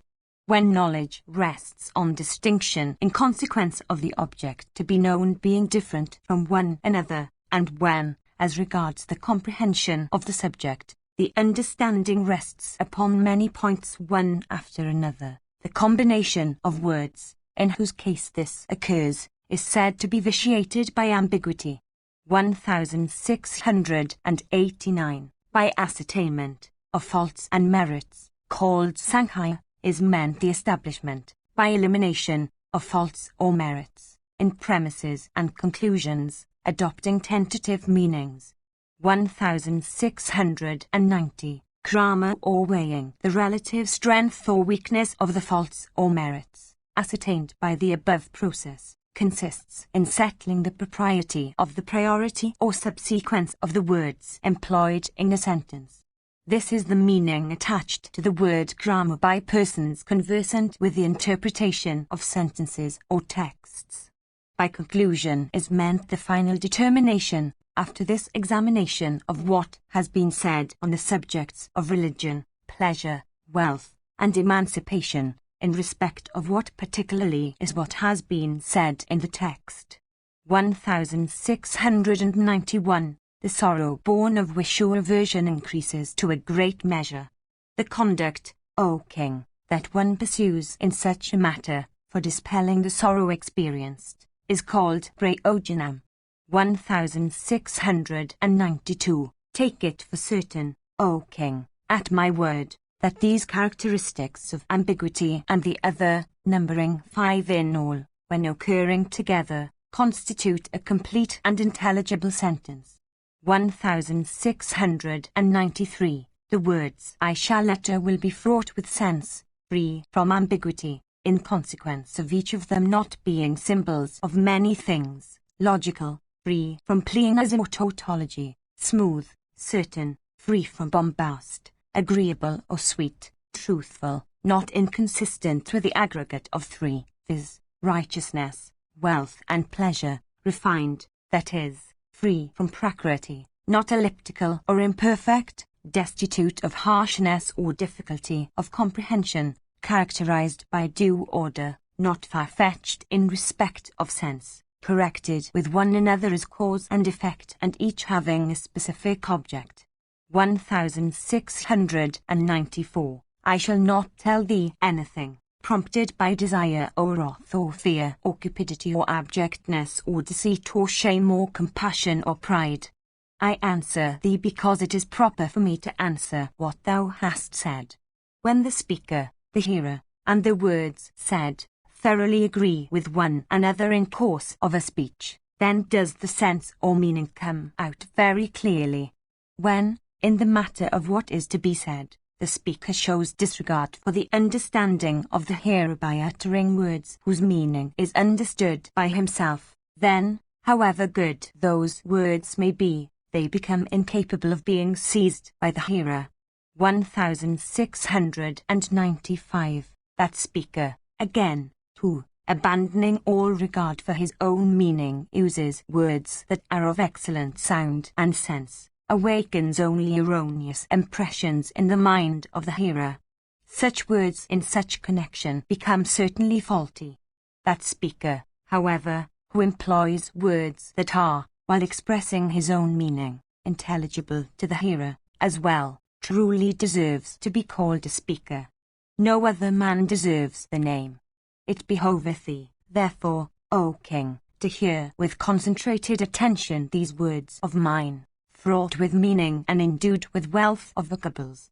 Thou hast tasked me who I am, whose I am, whence I am coming, etc. Listen to me, O king, with undivided mind, as I answer these questions of thine. As lac and wood, as grains of dust and drops of water, exist commingled when brought together, even so are the existences of all creatures. 1696. Sound, touch, taste, form, and scent. These and the senses, though diverse in respect of their essences, exist yet in a state of commingling like lac and wood. It is again well known that nobody asks any of these, saying, Who art thou? Each of them also has no knowledge either of itself or of the others. The eye cannot see itself. The ear cannot hear itself. The eye, again, cannot discharge the functions of any of the other senses, nor can any of the senses discharge the functions of any sense save its own. If all of them even combine together, even they fail to know their own selves, and dust and water mingled together cannot know each other though existing in a state of union. In order to discharge their respective functions, they await the contact of objects that are external to them. The eye, form, and light constitute the 3 requisites of the operation called seeing. The same, as in this case, happens in respect of the operations of the other senses and the ideas which is their result. Then, again, between the functions of the senses, called vision, hearing, etc., and the ideas which are their result, viz., form, sound, etc., the mind is an entity other than the senses and is regarded to have an action of its own. With its help one distinguishes what is existent from what is non-existent for arriving at certainty in the matter of all ideas derived from the senses. With the 5 senses of knowledge and 5 senses of action, the mind makes a total of 11. The 12th is the understanding. When doubt arises in respect of what is to be known, the understanding comes forward and settles all doubts, for aiding correct apprehension. After the 12th, Sattva is another principle numbering the 13th. With its help, creatures are distinguished as possessing more of it or less of it in their constitutions. 1697. After this, consciousness of self is another principle, numbering the 14th. It helps one to an apprehension of self as distinguished from what is not self. Desire is the 15th principle, O King, and to it inhere the whole universe. 1698. The 16th principle is avidya, and to it inhere the 17th and the 18th principles called prakriti and vyakti, that is, maya and prakasa. Happiness and sorrow, decrepitude and death, acquisition and loss, the agreeable and the disagreeable, these constitute the 19th principle and are called couples of opposites. Beyond the 19th principle is another, viz. Time, called the 20th. Know that the births and death of all creatures are due to the action of this 20th principle. These 20 exist together. Besides these, the 5 great primal elements, and existence and non-existence, bring up the tale to 7 and 20. Beyond these are 3 others, named Vi, Sugra, and Valor, that make the tale reach 30. 1699. That in which these 10 and 20 principles occur is said to be body. Some persons regard unmanifest prakriti to be the source or cause of these 30 principles. This is the view of the atheistic Sankhya school. The Kannadas of gross vision regard the manifest, or atoms, to be the cause. Whether the unmanifest or the manifest be the cause, or whether the two, viz., the supreme or Purusha and the manifest or atoms, be regarded as the cause, or fourthly, whether the 4 together, viz., the supreme or Purusha and his Maya and Jiva and avidya or ignorance, be the cause. They that are conversant with the Dhyatma behold Prakriti as the cause of all creatures. That Prakriti which is unmanifest becomes manifest in the form of these principles. Myself, thyself, O monarch, and all others that are endued with body are the result of that Prakriti, so far as our bodies are concerned. Insemination and other embryonic conditions are due to the mixture of the vital seed and blood.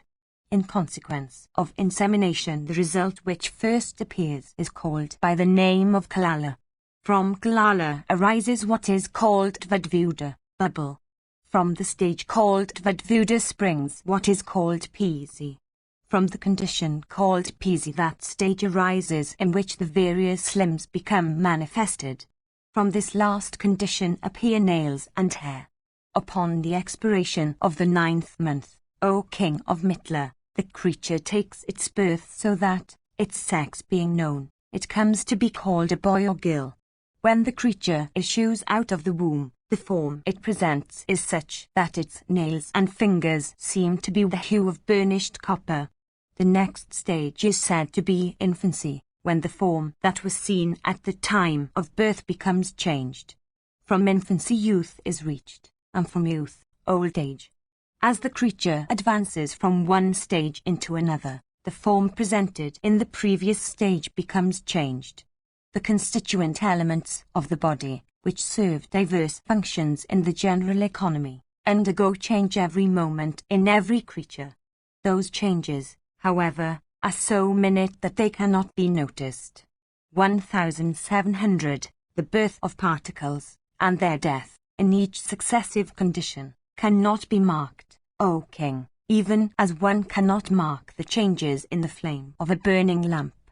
1701. When such is the state of the bodies of all creatures, that is when that which is called the body is changing incessantly, even like the rapid locomotion of a steed of good metal, who then has come whence or not whence, or whose is it or whose is it not, or whence does it not arise. What connection does there exist between creatures and their own bodies? 1702. As from the contact of flint with iron, or from two sticks of wood when rubbed against each other, fire is generated, even so are creatures generated from the combination of the 30 principles already named. Indeed, as thou thyself seest thy own body in thy body, and as thou thyself seest thy soul in thy own soul, why is it that thou dost not see thy own body and thy own soul in the bodies and souls of others? If it is true that thou seest an identity with thyself and others, why then didst thou ask me who I am and whose? If it is true that thou hast, O king, been freed from the knowledge of a duality that, erroneously, says, this is mine and this other is not mine, then what use is there with such questions as who art thou, whose art thou, and whence dost thou come? What indications of emancipation can be said to occur in that king who acts as others act towards enemies and allies and neutrals, and in victory and truce and war? What indications of emancipation occur in him who does not know the true nature of the aggregate of three as manifested in 7 ways in all acts, and who, on that account, is attached to that aggregate of 3? 1703. What indications of emancipation exist in him who fails to cast an equal eye on the agreeable, on the weak, and the strong? Unworthy as thou art of it, thy pretence of emancipation should be put down by thy counsellors. This thy endeavour to attain to emancipation, when thou hast so many faults, is like the use of medicine by a patient who indulges in all kinds of forbidden food and practices. O chastiser of foes, reflecting upon spouses and other sources of attachment, one should behold these in one's own soul. What else can be looked upon as the indication of emancipation? Listen now to me as I speak in detail of these and certain other minute sources of attachment appertaining to the 4 well-known acts of lying down for slumber, enjoyment, eating, and dressing, to which thou art still bound though thou professest thyself to have adopted the religion of emancipation. That man who has to rule the whole world must, indeed, be a single king without a second. He is obliged to live in only a single palace. In that palace he has again only one sleeping chamber. In that chamber he has, again, only one bed on which at night he is to lie down. Half that bed again he is obliged to give to his queen consort.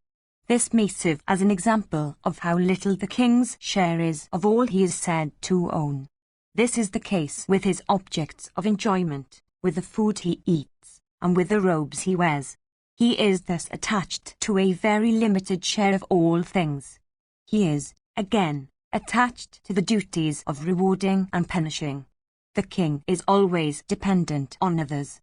He enjoys a very small share of all he is supposed to own, and to that small share he is forced to be attached, as well as others are attached to their respective possessions. In the matter also of peace and war, the king cannot be said to be independent.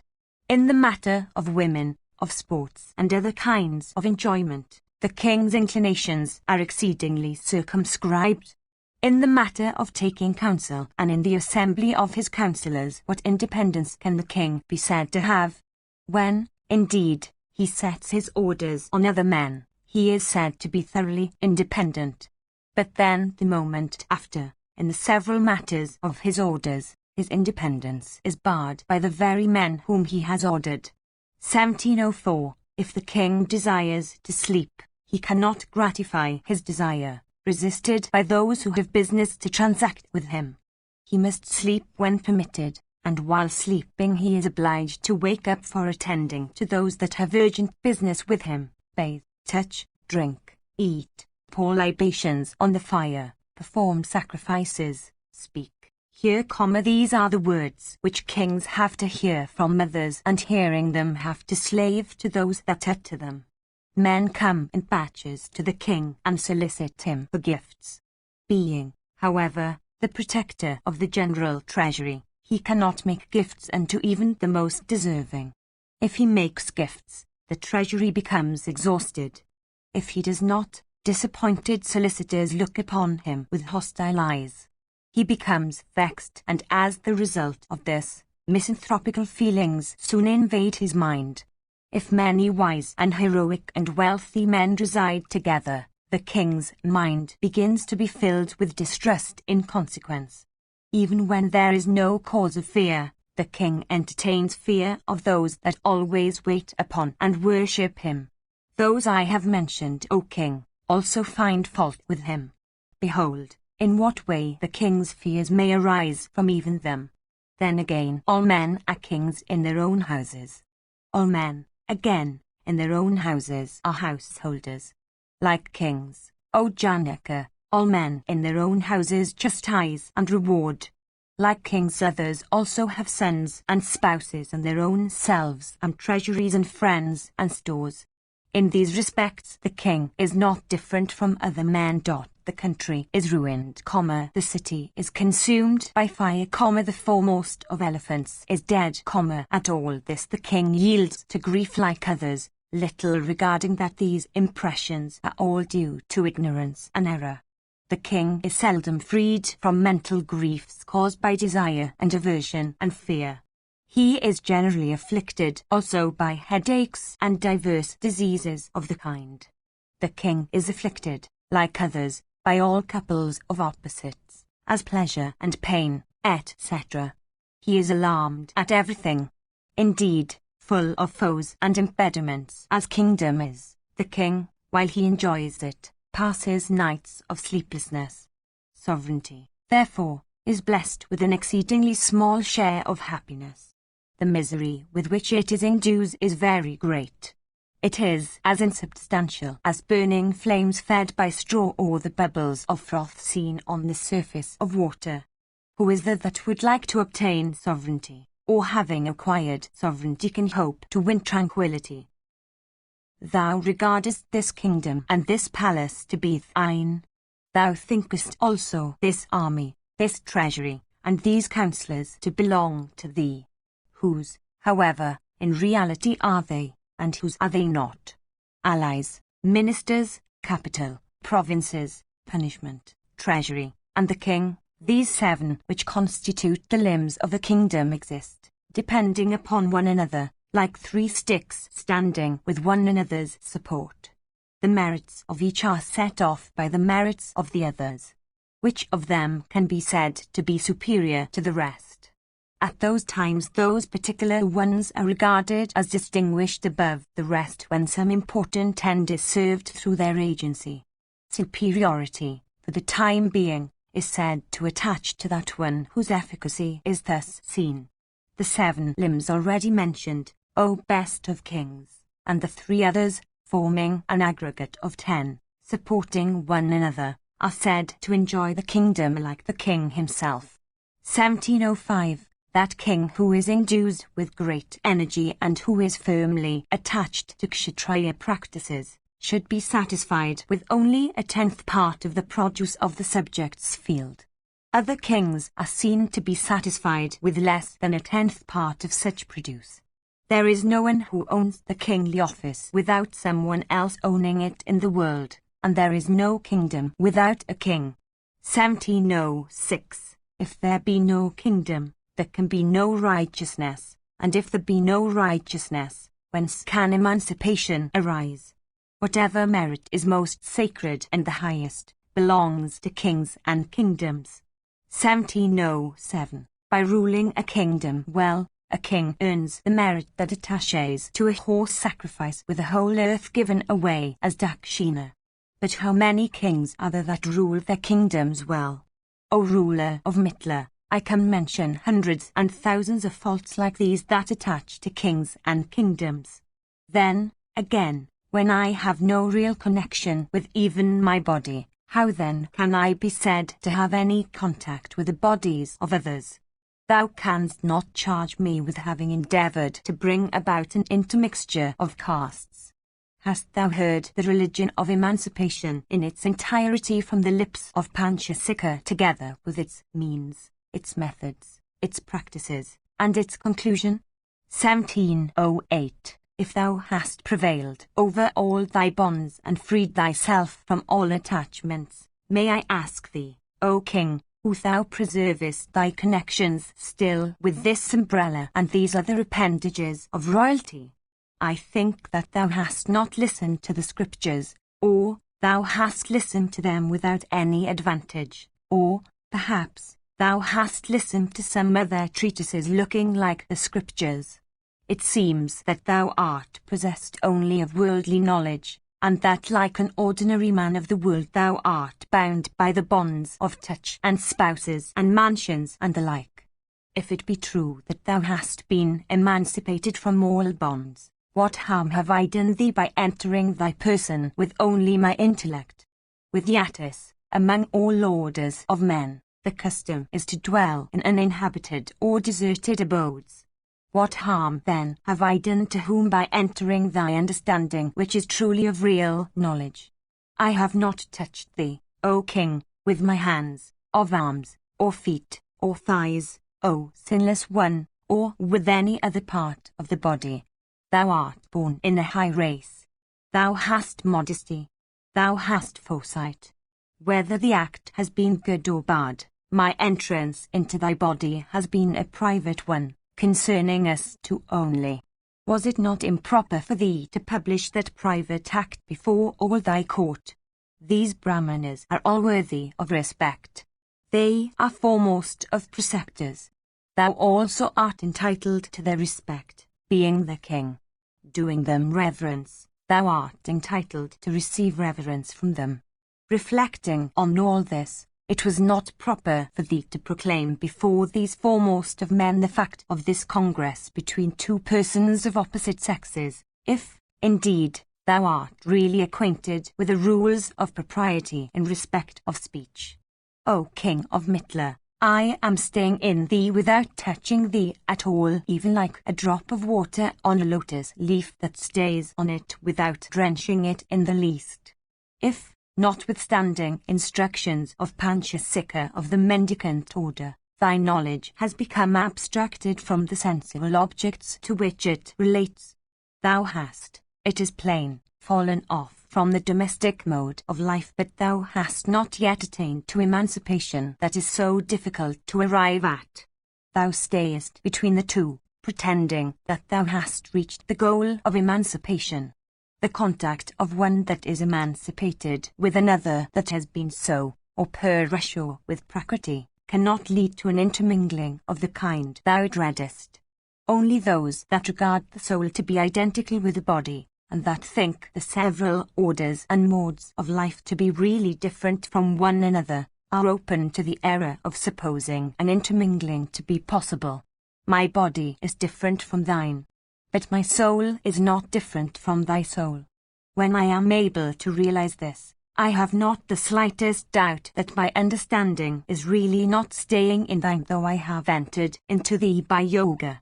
1709. A pot is born in the hand. In the pot is milk. On the milk is a fly. Though the hand and pot, the pot and milk, and the milk and the fly, exist together, yet are they all distinct from each other. The pot does not partake the nature of the milk, nor does the milk partake the nature of the fly. The condition of each is dependent on itself, and can never be altered by the condition of that other with which it may temporarily exist. After this manner, colour and practices, though they may exist together with and in a person that is emancipate, do not really attach to him. How then can an intermingling of orders be possible in consequence of this union of myself with thee? Then, again, I am not superior to thee in colour, nor am I a Vaisya, nor a Sudra.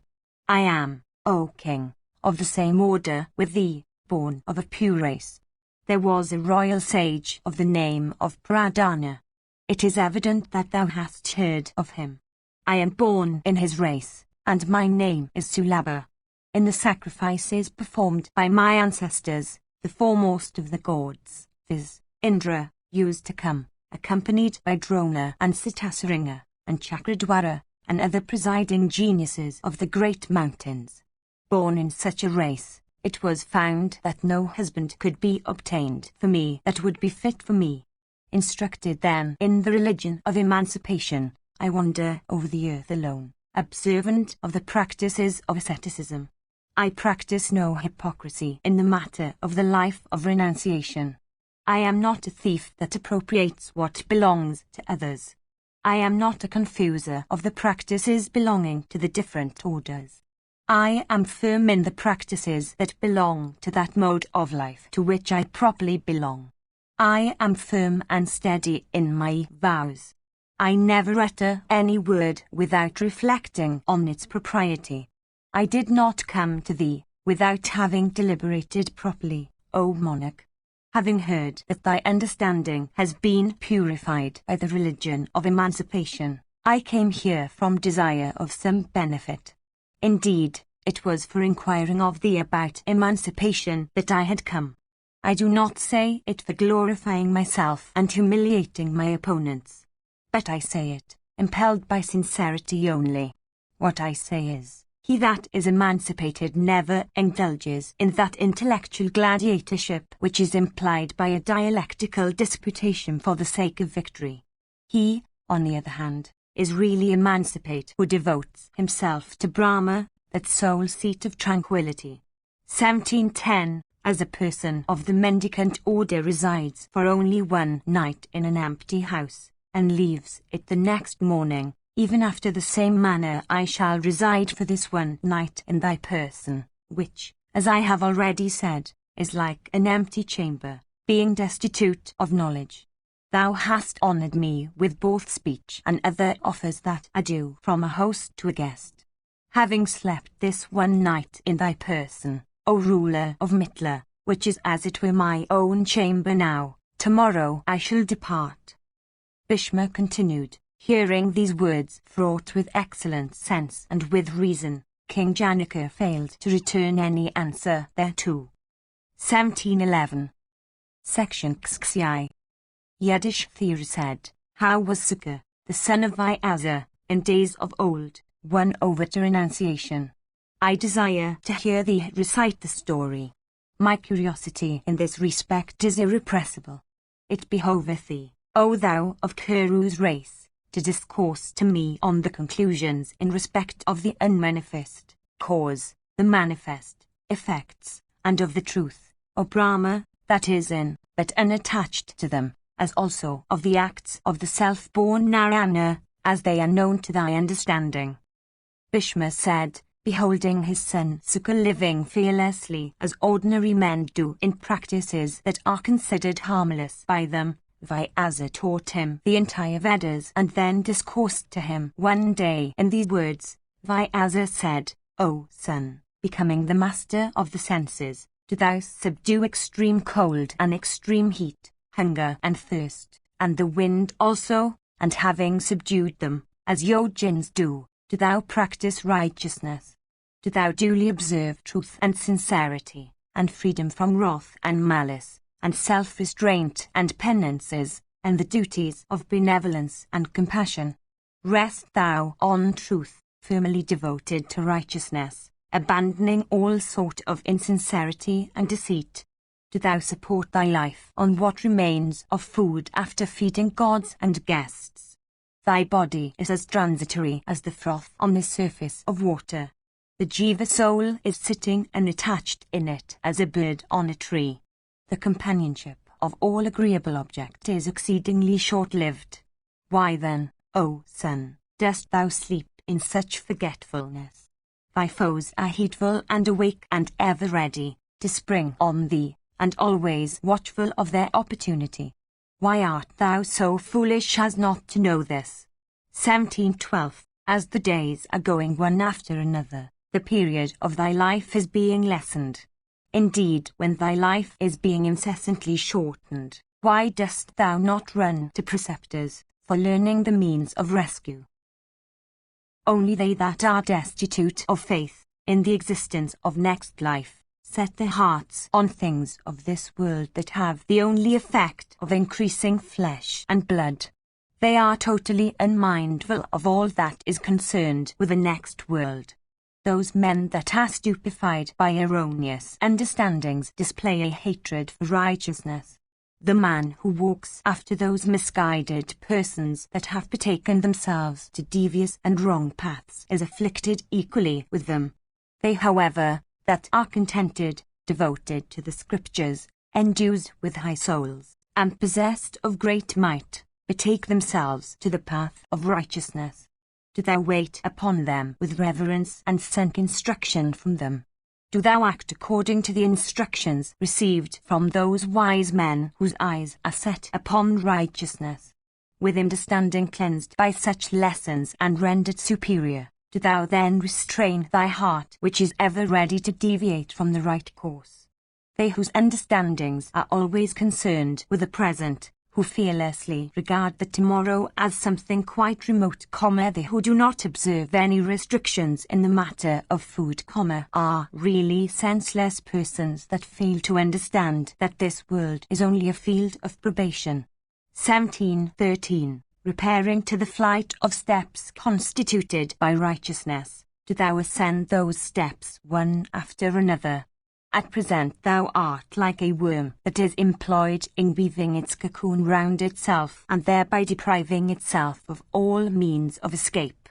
Do thou keep to thy left, without any scruple, the atheist who transgresses all restraints, who is situated like a house by the side of a fierce and encroaching current, for the destruction he courts, and who, to others, seems to stand like a bamboo with its tall head erected in pride.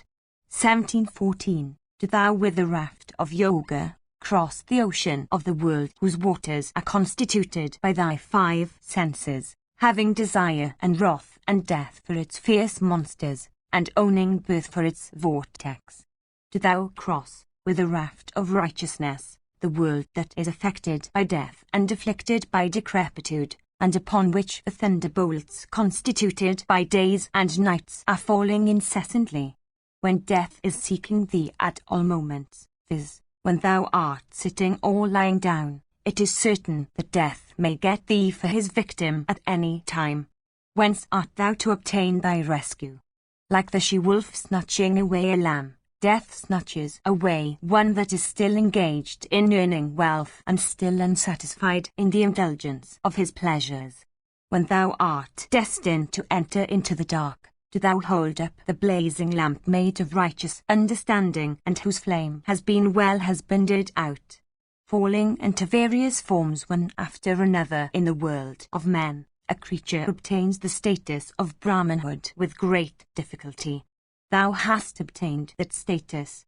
Do thou then, O son, endeavour to maintain it properly.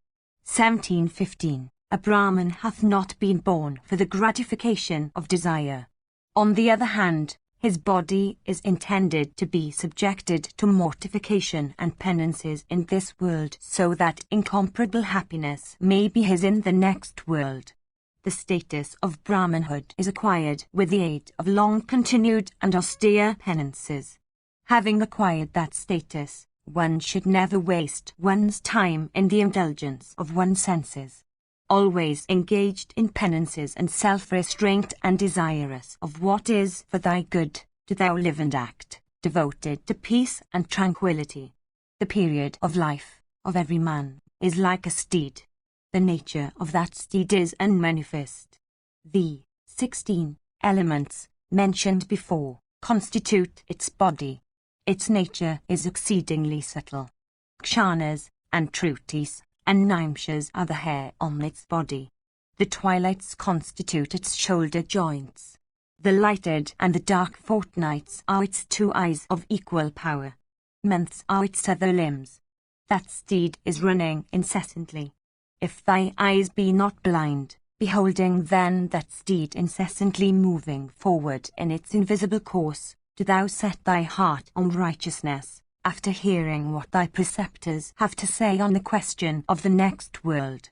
They that fall away from righteousness and that conduct themselves recklessly, that always display malice towards others and betake themselves to evil ways, are obliged to assume physical bodies in the regions of Yama and suffer diverse afflictions, in consequence of their unrighteous acts of diverse kind. 1716. That king who is devoted to righteousness and who protects and chastises the good and the wicked with discrimination, attains to those regions that belong to man of righteous deeds.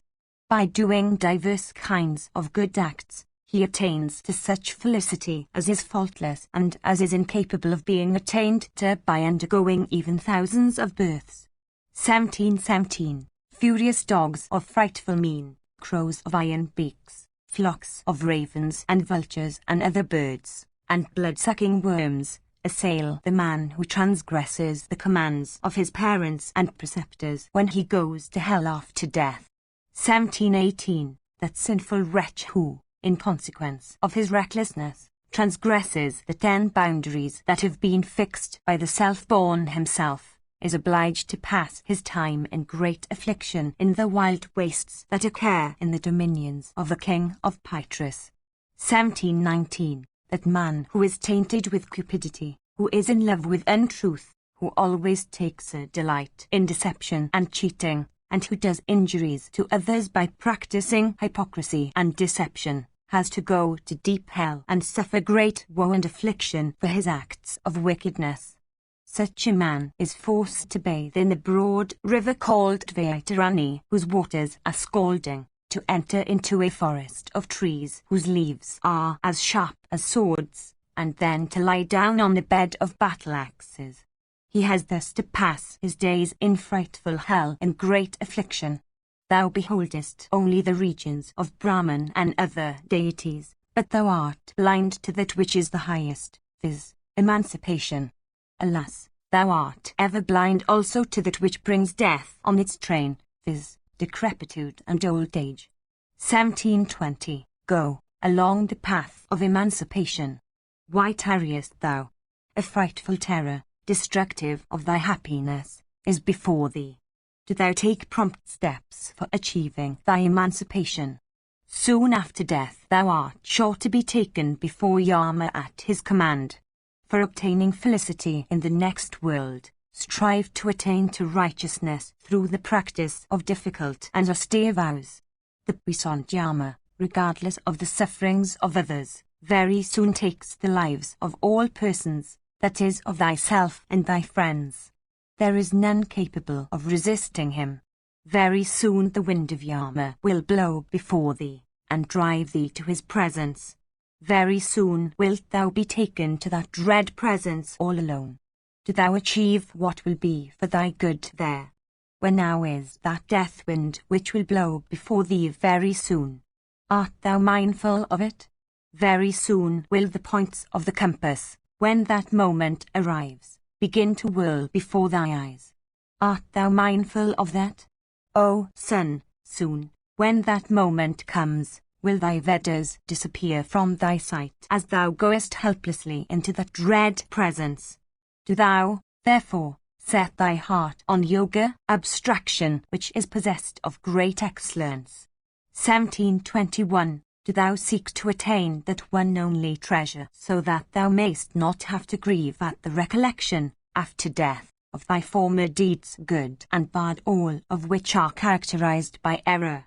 1722. Decrepitude very soon weakens thy body and robs thee of thy strength and limbs and beauty.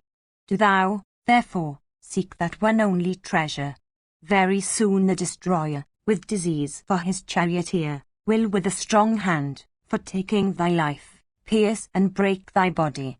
Do thou, therefore, practice austere penance. Very soon will those terrible wolves that reside within thy body assail thee from every side. Do thou endeavour, therefore, to achieve acts of righteousness. 1723. Very soon wilt thou, all alone, behold a thick darkness, and very soon wilt thou behold golden trees on the top of the hill. Do thou, therefore, hasten to achieve acts of righteousness. 1724. Very soon will those evil companions and foes of thine, viz., the senses, dressed in the guise of friends, swerve thee from correct vision. Do thou, then, O son, strive to achieve that which is of the highest good. Do thou earn that wealth which has no fear from either kings or thieves, and which one has not to abandon even at death. Earned by one's own acts, that wealth has never to be divided among co-owners. Each enjoys that wealth in the other world, which each has earned for himself. O son, give that to others by which they may be able to live in the next world. Do thou also set thyself to the acquisition of that wealth which is indestructible and durable. Do not think that thou shouldst first enjoy all kinds of pleasures and then turn thy heart on emancipation, for before thou art satiated with enjoyment thou mayst be overtaken by death. Do thou, in view of this, hasten to do acts of goodness. 1725. Neither mother, nor son, nor relatives, nor dear friends, even when solicited with honours, accompany the man that dies. To the regions of Yama one has to go oneself, unaccompanied by anyone. Only those deeds, good and bad, that one did before death accompany the man that goes to the other world. The gold and gems that one has earned by good and bad means do not become productive of any benefit to one when one's body meets with dissolution. Of men that have gone to the other world, there is no witness better than the soul of all act done or undone in life. That when the acting Chaitanya, Jiva soul, enters into the witness Chaitanya, the destruction of the body takes place, is seen by yoga intelligence when yogins enter the firmament of their hearts. 1726. Even here, the god of fire, the sun and the wind, these three reside in the body. These, beholding as they do all the practices of one's life, become one's witnesses.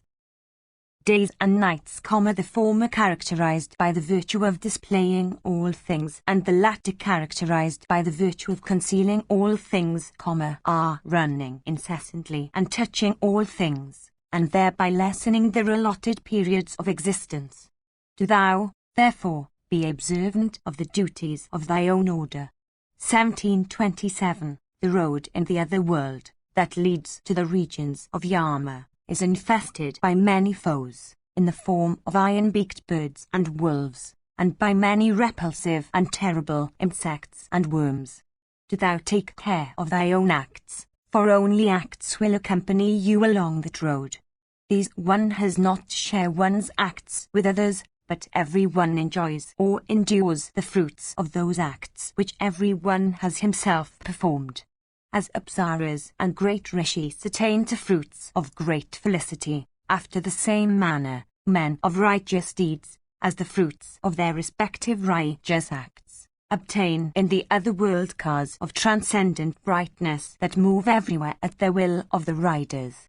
Men of stainless deeds and cleansed souls and pure birth obtain in the next world fruits that correspond with their own righteous acts in this life.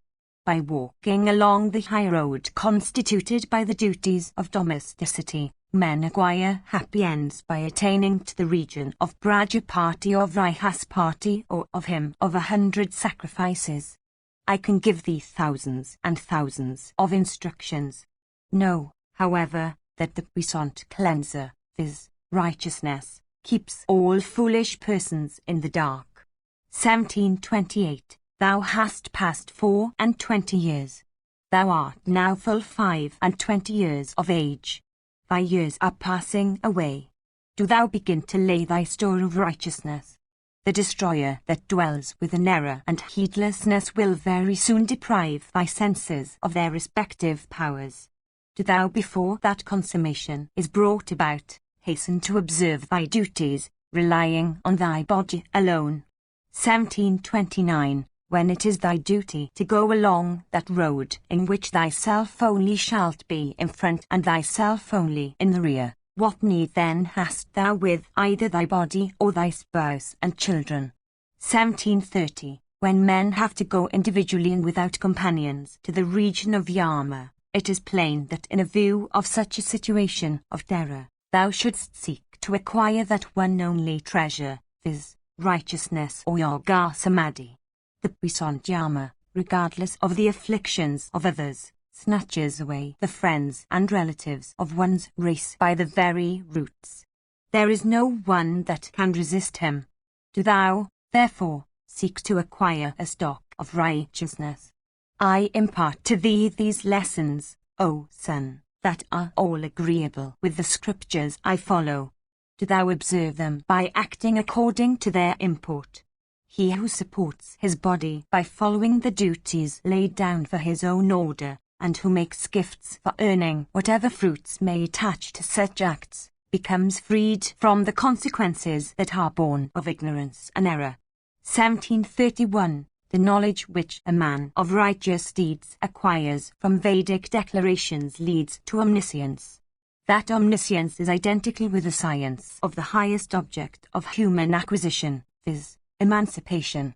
Instruction, imparted to the grateful, became beneficial, in consequence of their leading to the attainment of that highest object of human acquisition. 1732. The pleasure that one takes in living amidst the habitations of men is truly a fast-binding cord. Breaking that cord, men of righteous deeds repair to regions of great felicity. Wicked men, however, fail to break that bond. What use hast thou of wealth, O son, or with relatives, or with children, since thou hast to die? Do thou employ thyself in seeking for thy soul which is hidden in a cave? Where have all thy grandsires gone? Do that today which thou wouldest keep for tomorrow. Do that in the forenoon which thou wouldest keep for the afternoon. Death does not wait for any one to see whether one has or has not accomplished one's task. Following the body after one's death, to the crematorium, one's relatives and kinsmen and friends come back, throwing it on the funeral pyre. Without a scruple do thou avoid those men that are skeptics, that are destitute of compassion, and that are devoted to wicked ways, and do thou endeavour to seek, without listlessness or apathy, that which is for thy highest good. When, therefore, the world is thus afflicted by death, do thou, with thy whole heart, achieve righteousness, aided all the while by unswerving patience. That man who is well conversant with the means of attaining to emancipation and who duly discharges the duties of his order, certainly attains to great felicity in the other world. For thee that dost not recognize death in the attainment of a different body, and that dost not deviate from the path trod by the righteous, there is no destruction. He that increases the stock of righteousness is truly wise. He, on the other hand, that falls away from righteousness is said to be a fool.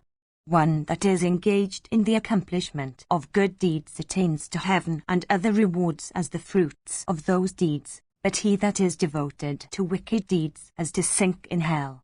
Having acquired the status of humanity, so difficult of acquisition, that is the stepping stone to heaven, one should fix one's soul on Brahma so that one may not fall away once more. That man whose understanding, directed to the path of heaven, does not deviate therefrom, is regarded by the wise as truly a man of righteousness, and when he dies his friends should indulge in grief.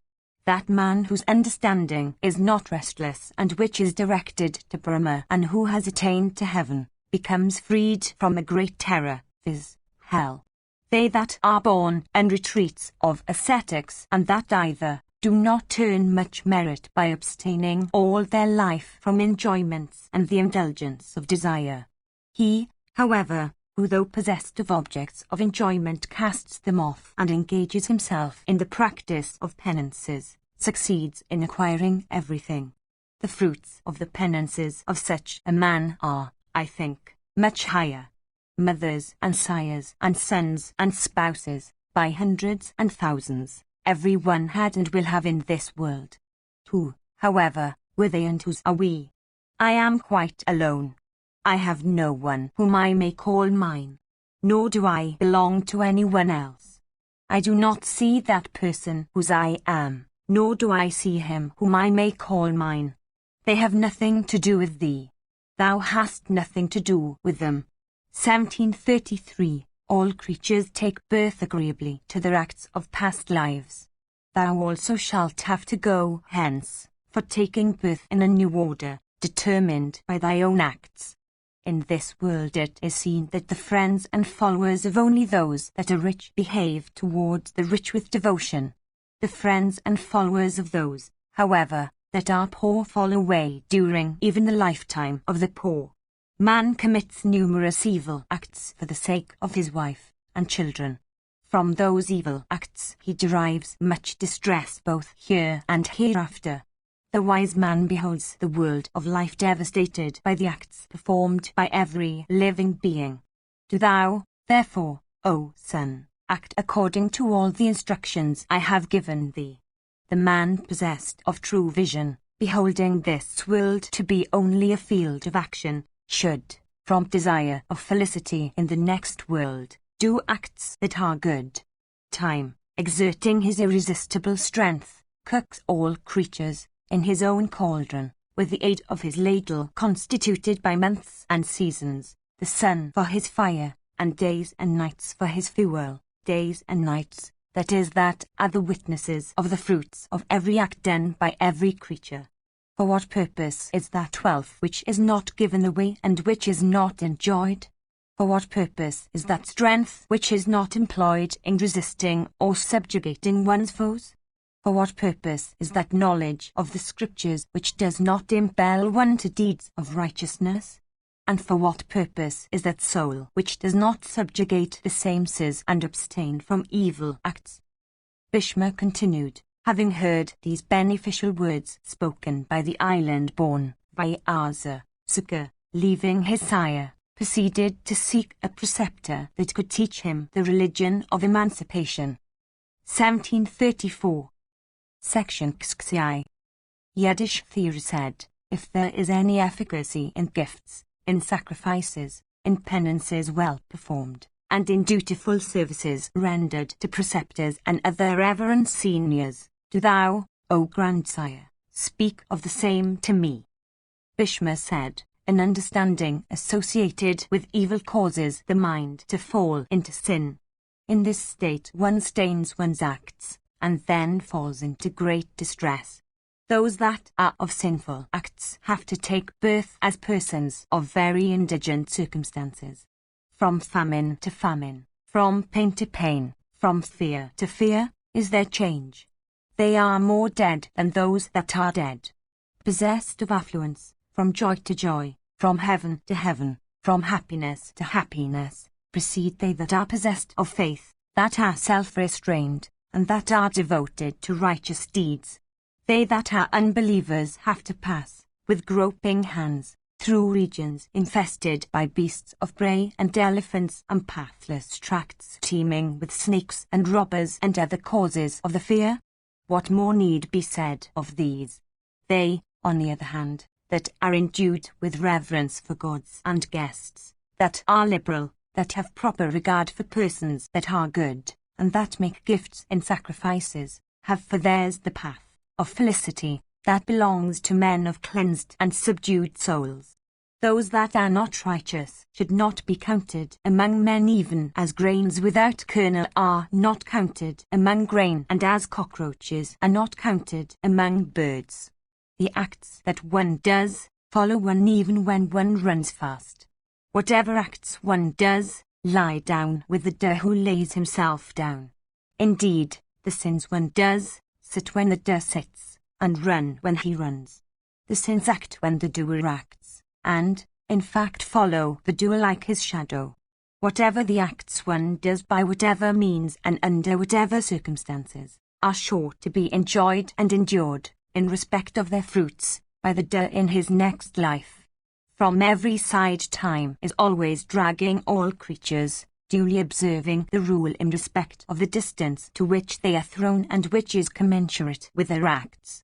1735. As flowers and fruits, without being urged, never suffer their proper time to pass away without making their appearance, even so the acts one has done in past life make their appearance at the proper time. Honor and dishonor, gain and loss, destruction and growth, are seen to set in. No one can resist them when they come. One of them is enduring, for disappear it must after appearance. The sorrows one suffers is the result of one's acts. The happiness one enjoys flows from one's acts. From the time when one lies within the mother's womb, one begins to enjoy and endure one's acts of a past life. Whatever acts good and bad one does in childhood, youth, or old age, one enjoys and endures their consequences in one's next life in similar ages. As the calf recognizes its dam even when the latter may stand among thousands of her species, after the same manner the acts done by one in one's past life come to one in one's next life, without any mistake, although one may live among thousands of one's species. As a piece of dirty cloth is whitened by being washed in water, after the same manner, the righteous, cleansed by continuous exposure unto the fire of fasts and penances, at last attain to unending happiness. O thou of high intelligence! The desires and purposes of those whose sins have been washed off by long-continued penances well performed, become crowned with fruition. The track of the righteous cannot be discerned even as that of birds in the sky or that of fishes in the water. There is no need of speaking ill of others, nor of reciting the instances in which others have tripped.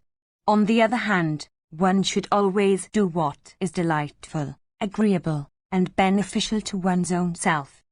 1736. Section Xxif.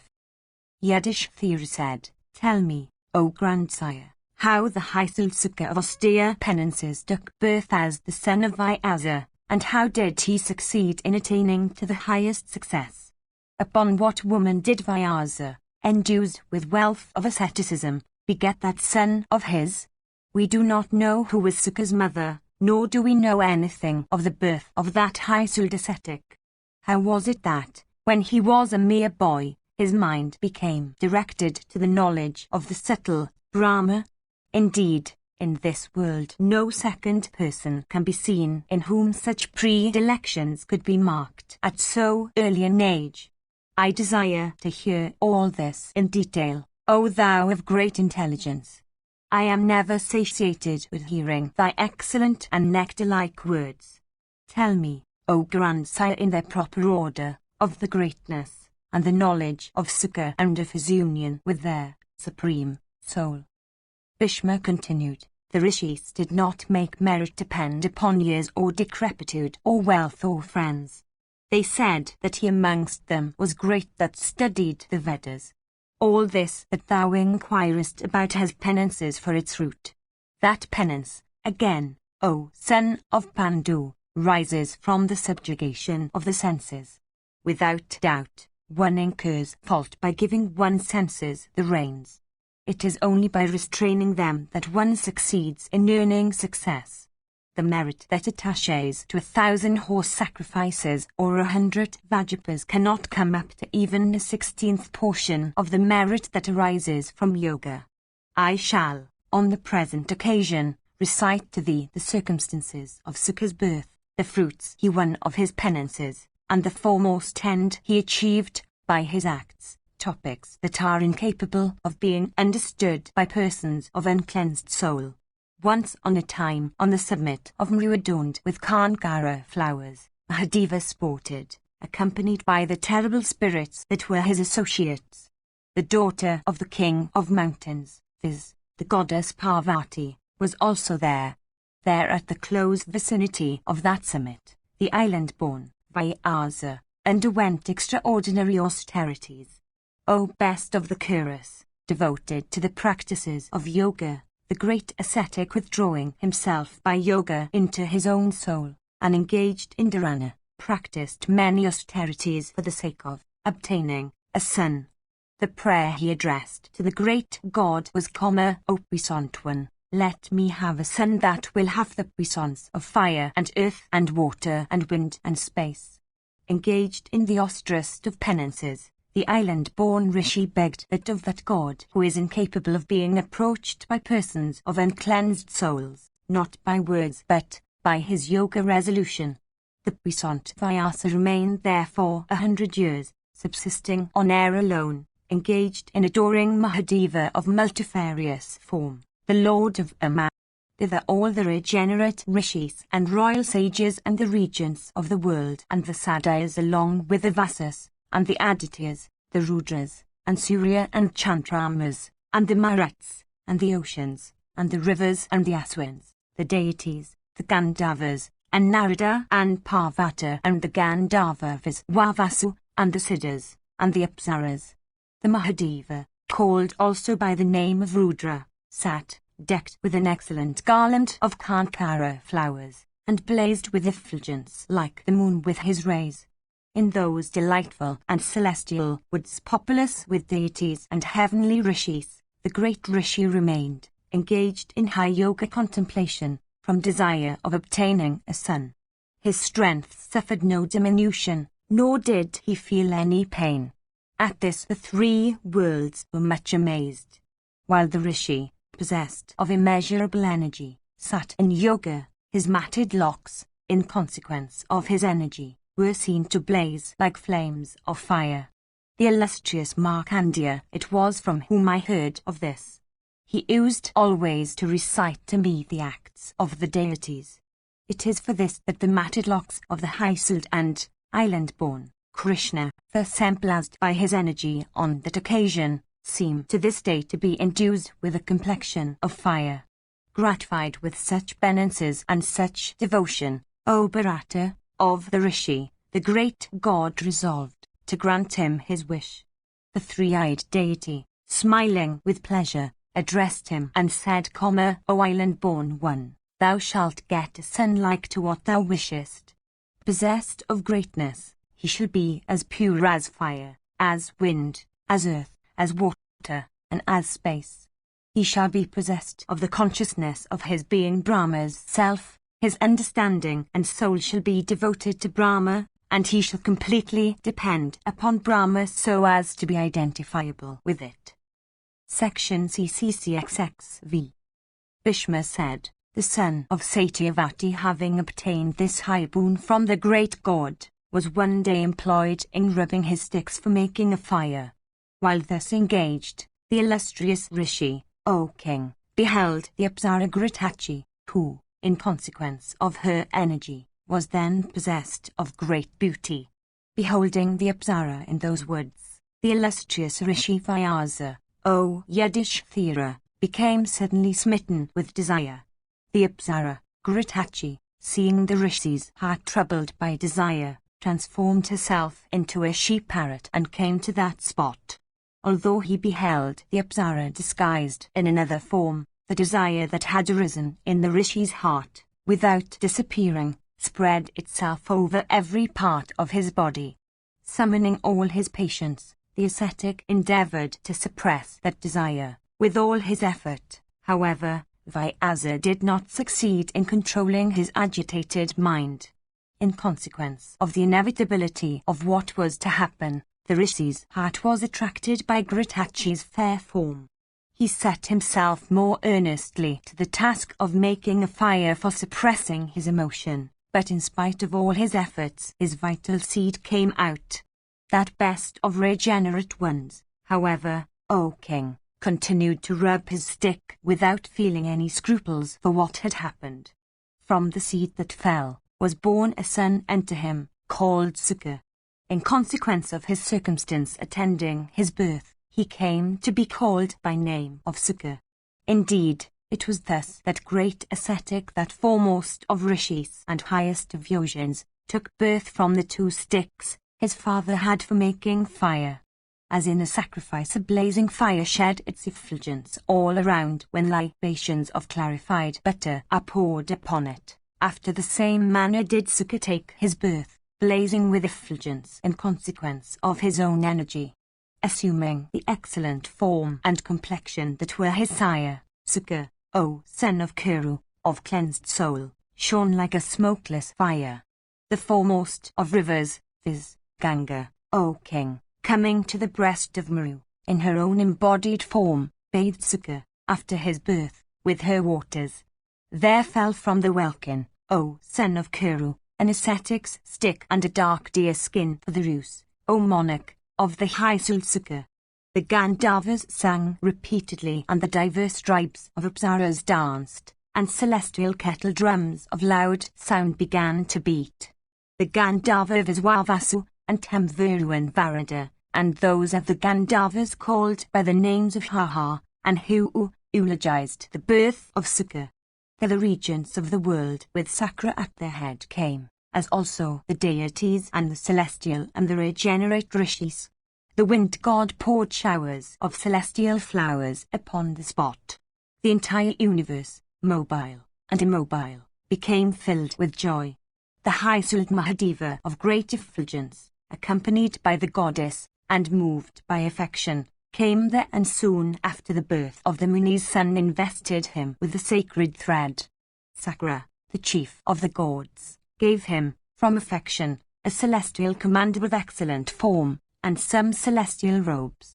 Swans and satapatras and cranes by thousands, and many parrots and chasses, O Bharata, wheeled over his head. Endued with great splendor and intelligence, Sukha, having obtained his birth from the two sticks, continued to live engaged the while in the attentive observance of many vows and fasts. As soon as Sukha was born, the Vedas with all their mysteries and all their abstracts, came for dwelling in him, O king, even as they dwell in his sire.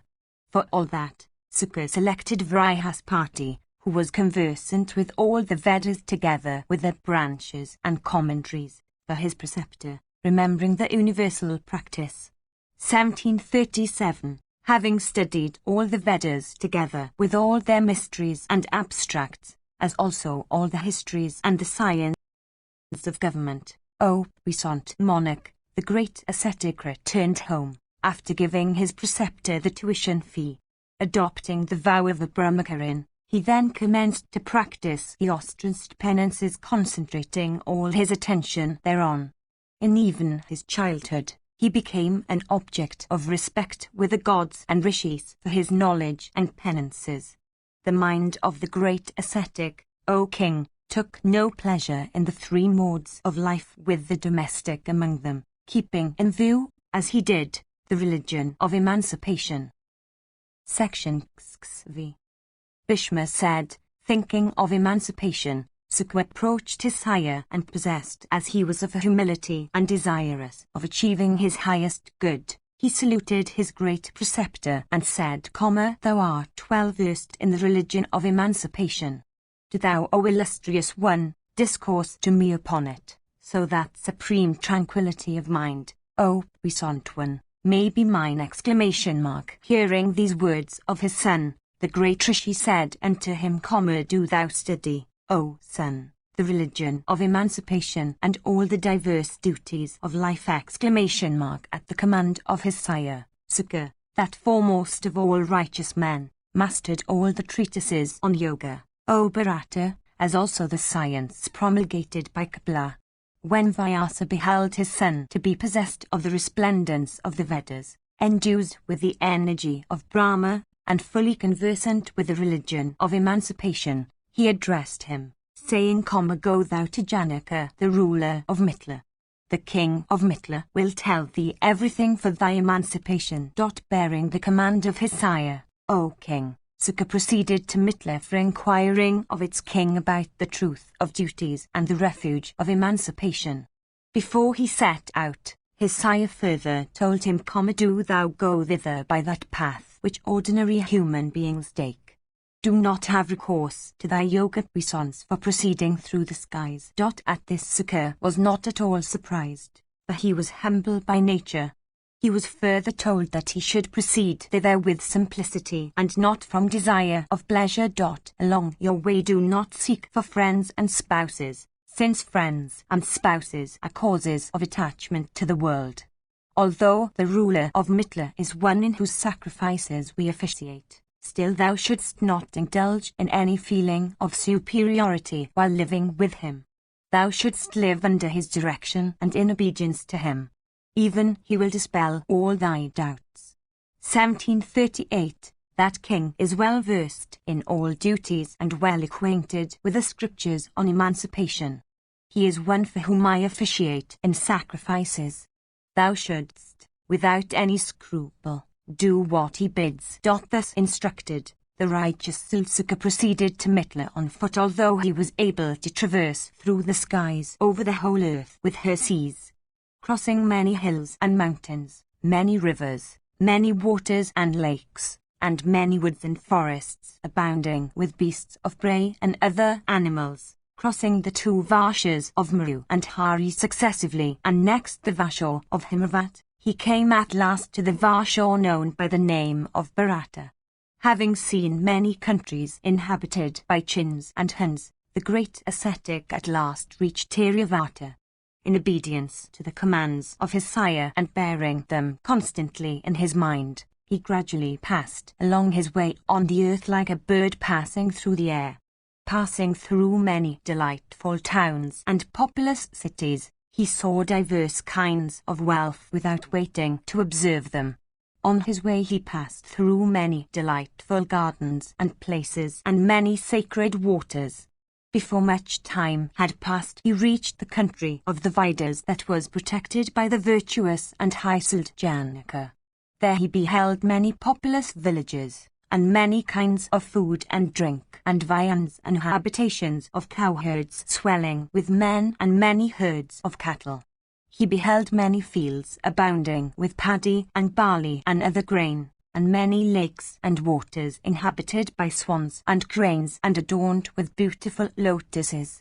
Passing through the Vida country teeming with well-to-do people, he arrived at the delightful gardens of Mitla, rich with many species of trees, abounding with elephants and horses and cars, and peopled by men and women. He passed through them without waiting to observe any of the things that were presented to his eye, bearing that burthen in his mind and ceaselessly dwelling upon it, viz., the desire of mastering the religion of emancipation, Sukha of cheerful soul and the taking delight in internal survey only, reached Mitla at last.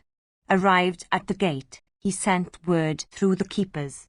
Endued with tranquility of mind, devoted to contemplation and yoga, he entered the city, having obtained permission. Proceeding along the principal street abounding with well-to-do men, he reached the king's palace and entered it without any scruples. The porters forbade him with rough words. Thereat, Sukha, without any anger, stopped and waited. Neither the sun nor the long distance he had walked had fatigued him in the least. Neither hunger nor thirst, nor the exertion he had made, had weakened him. The heat of the sun had not scorched or pained or distressed him in any degree. Among those porters there was one who felt compassion for him, beholding him staying like the midday sun in his effulgence. Worshipping him in due form and saluting him properly, with joined hands he led him to the first chamber of the palace. Seated there, Sukha, O son, began to think of emancipation only. Possessed of equable splendor, he looked with an equal eye upon a shaded spot and one exposed to the sun's rays. Very soon after, the king's minister, coming to that place with joined hands, led him to the second chamber of the palace. That chamber led to a spacious garden which formed a portion of the inner apartments of the palace. It looked like a second Chaitratha. Beautiful pieces of water occurred here and there at regular intervals. Delightful trees, all of which were in their flowering season, stood in that garden. Bevies of damsels, of transcendent beauty, were in attendance. The minister led Sukha from the second chamber to that delightful spot. Ordering those damsels to give the ascetic a seat, the minister left him there. Those well-dressed damsels were of beautiful features, possessed of excellent hips, young in years, clad in red robes of fine texture, and decked with many ornaments of burnished gold. They were well skilled in agreeable conversation and maddening revelry, and thorough mistresses of the arts of dance and singing. Always opening their lips with smiles, they were equal to the very apsaras in beauty. Well skilled in all the acts of dalliance, competent to read the thoughts of men upon whom they wait, possessed of every accomplishment, 50 damsels, of a very superior order and of easy virtue, surrounded the ascetic. Presenting him with water for washing his feet, and worshipping him respectfully with the offer of the usual articles, they gratified him with excellent viands agreeable to the season. After he had eaten, those damsels then, one after another, singly led him through the grounds, showing him every object of interest, Mahabharata. Sporting and laughing and singing, those damsels, conversant with the thoughts of all men, entertained that auspicious ascetic of noble soul, the pure souled ascetic born in the fire sticks, observant without scruples of any kind of his duties, having all his senses under complete control, and a thorough master of his wrath, was neither pleased nor angered at all this. Then those foremost of beautiful women gave him an excellent seat. Washing his feet and other limbs, Suka said his evening prayers, sat on that excellent seat, and began to think of the object for which he had come there. In the first part of the night, he devoted himself to yoga. The puissant ascetic passed the middle portion of the night in sleep. Very soon waking up from his slumber, he went through the necessary rites of cleansing his body, and though surrounded by those beautiful women, he once again devoted himself to yoga. It was in this way, Mahabharata, that the son of the island-born Krishna passed the latter part of that day and the whole of that night in the palace of King Janaka. Section XVI. Bhishma said, the next morning, King Janaka, Mahabharata, accompanied by his minister and the whole household, came to Suka, placing his priest in the van. Bringing with him costly seats and diverse kinds of jewels and gems, and bearing the ingredients of the argyle on his own head, the monarch approached the son of his reverend preceptor. The king, taking with his own hands, from the hands of his priest, that seat adorned with many gems, overlaid with an excellent sheet, beautiful in all its parts, and exceedingly costly, presented it with great reverence to his preceptor's son Suka. After the son of the island-born Krishna had taken his seat on it, the king worshipped him according to prescribed rites. At first offering him water to wash his feet, he then presented him the argyle and kine. The ascetic accepted that worship offered with due rites and mantras. That foremost of regenerate persons, having thus accepted the worship offered by the king, and taking the kine also that were presented to him, then saluted the monarch. Possessed of great energy, he next inquired after the king's welfare and prosperity. Indeed, O king, Suka embraced in his inquiry the welfare of the monarch's followers and officers also. Receiving Suka's permission, Janaka sat down with all his followers.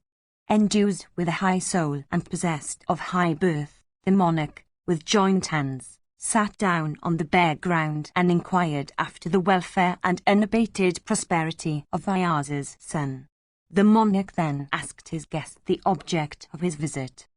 Suka said, Blessed be thou, my sire said unto me that his Yajamana, the ruler of the Vedas, known all over the world by the name of Janaka, is well versed in the religion of emancipation. He commanded me to come to him without delay, if I had any doubts requiring solution in the matter of the religion of either Pravriti or Nivriti. He gave me to understand that the king of Mithila would dispel all my doubts. I have, therefore, come hither, at the command of my sire, for the purpose of taking lessons from thee. It behoveth thee, O foremost of all righteous persons, to instruct me. What are the duties of a Brahmana, and what is the essence of those duties that have emancipation for their object? How also is emancipation to be obtained? Is it obtainable by the aid of knowledge or by that of penances? Janaka said, Hear what the duties are of a Brahmana from the time of his birth. After his investiture, O son, with a sacred thread, he should devote his attention to the study of the Vedas. By practicing penances and dutifully serving his preceptor and observing the duties of Brahmacharya, O puissant one, he should pay off the debt he owes to the deities and the Pitris, and cast off all malice. Having studied the Vedas with close attention and subjugated his senses, and having given his preceptor the tuition fee, he should, with the permission of his preceptor, return home. Returning home, he should betake himself to the domestic mode of life, and wedding a spouse confine himself to her, and live freeing himself from every kind of malice, and having established his domestic fire.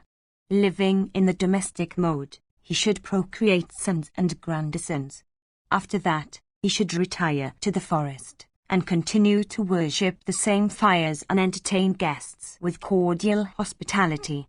Living righteously in the forest, he should at last establish his fire in his soul, and freed from all pairs of opposites, and casting off all attachments from the soul, he should pass his days in the mode called sannyasa, which is otherwise called the mode of Brahma. Suka said, if one succeeds in attaining to an understanding cleansed by study of the scriptures and to true conceptions of all things, and if the heart succeeds in freeing itself permanently from the effects of all pairs of opposites, is it still necessary for such a person to adopt, one after another, the three modes of life called Brahmacharya, Gahastya, and Vanaprastha? This is what I ask thee. It behoveth thee to tell me. Indeed, O ruler of men, do tell me this according to the true import of the Vedas. Janaka said, without the aid of an understanding cleansed by study of the scriptures, and without that true conception of all things which is known by the name of Vijnana, the attainment of emancipation is impossible. That cleansed understanding, again, it is said, is unattainable without one's connection with the preceptor. The preceptor is the helmsman, and knowledge is the boat, aided by whom and which one succeeds in crossing the ocean of the world. After having acquired that boat, one becomes crowned with success. Indeed, having crossed the ocean, one may abandon both. For preventing the destruction of all the worlds, and for preventing the destruction of acts, upon which the world depend, the duties appertaining to the four modes of life were practiced by the wise of old. By abandoning acts, good and bad, agreeably to this order of acts, one succeeds, in course of many births, in attaining to emancipation. 1739, that man who, through penances performed in course of many births, succeeds in obtaining a cleansed mind and understanding and soul, certainly becomes able to attain to emancipation, in a new birth, in even the very first mode, viz. Brahmacharya. 1740, when, having attained to a cleansed understanding, emancipation becomes his, and in consequence thereof he becomes possessed of knowledge in respect of all visible things. What desirable object is there to attain by observing the three other modes of life? 1741. One should always cast off false born of the attributes of Rajas and Dharmas. Adhering to the path of Sattva, one should know self by self. 1742. Beholding oneself in all creatures and all creatures in oneself, one should live, without being attached to anything, like aquatic animals living in water without being drenched by the element. He who succeeds in transcending all pairs of attributes and resisting their influence, succeeds in casting off all attachments, and attains to infinite felicity in the next world, going thither like a bird soaring into the sky from below. In this connection, there is a saying sung of old by King Yayati and borne in remembrance, O sire, by all persons conversant with the scriptures bearing upon emancipation. The effulgent ray, that is, the supreme soul, exists in one's soul and not anywhere else. It exists equally in all creatures. One can see it oneself if one's heart be devoted to yoga. When a person lives in such a way that another is not inspired with fear at his sight, and when a person is not himself inspired with fear at the sight of others, when a person ceases to cherish desire and hate, he is then said to attain to Brahma. When a person ceases to entertain a sinful attitude towards all creatures in thought, word, and deed, he is then said to attain to Brahma. 1743. By restraining the mind and the soul, by casting off malice that stupefies the mind, and by throwing off desire and stupefaction, one is said to attain to Brahma. When a person assumes an equality of attitude in respect of all objects of hearing and vision, and the operations of the other senses, as also in respect of all living creatures, and transcends all pairs of opposites, he is then said to attain to Brahma. When person casts an equal eye upon praise and dispraise, gold and iron, happiness and misery, heat and cold, good and evil, the agreeable and the disagreeable, life and death, he is then said to attain to Brahma. One observing the duties of the mendicant orders should restrain one's senses and the mind, even like a tortoise withdrawing its outstretched limbs. 1744. As a house enveloped in darkness is capable of being seen with the aid of a lighted lamp, after the same manner can the soul be seen with the aid of the lamp of the understanding. O foremost of intelligent persons, I see that all this knowledge that I am communicating to thee dwells in thee. Whatever else should be known by one desirous of learning the religion of emancipation is already known to thee. O regenerate Rishi, I am convinced that through the grace of thy preceptor and through the instructions thou hast received, thou hast already transcended all objects of the senses.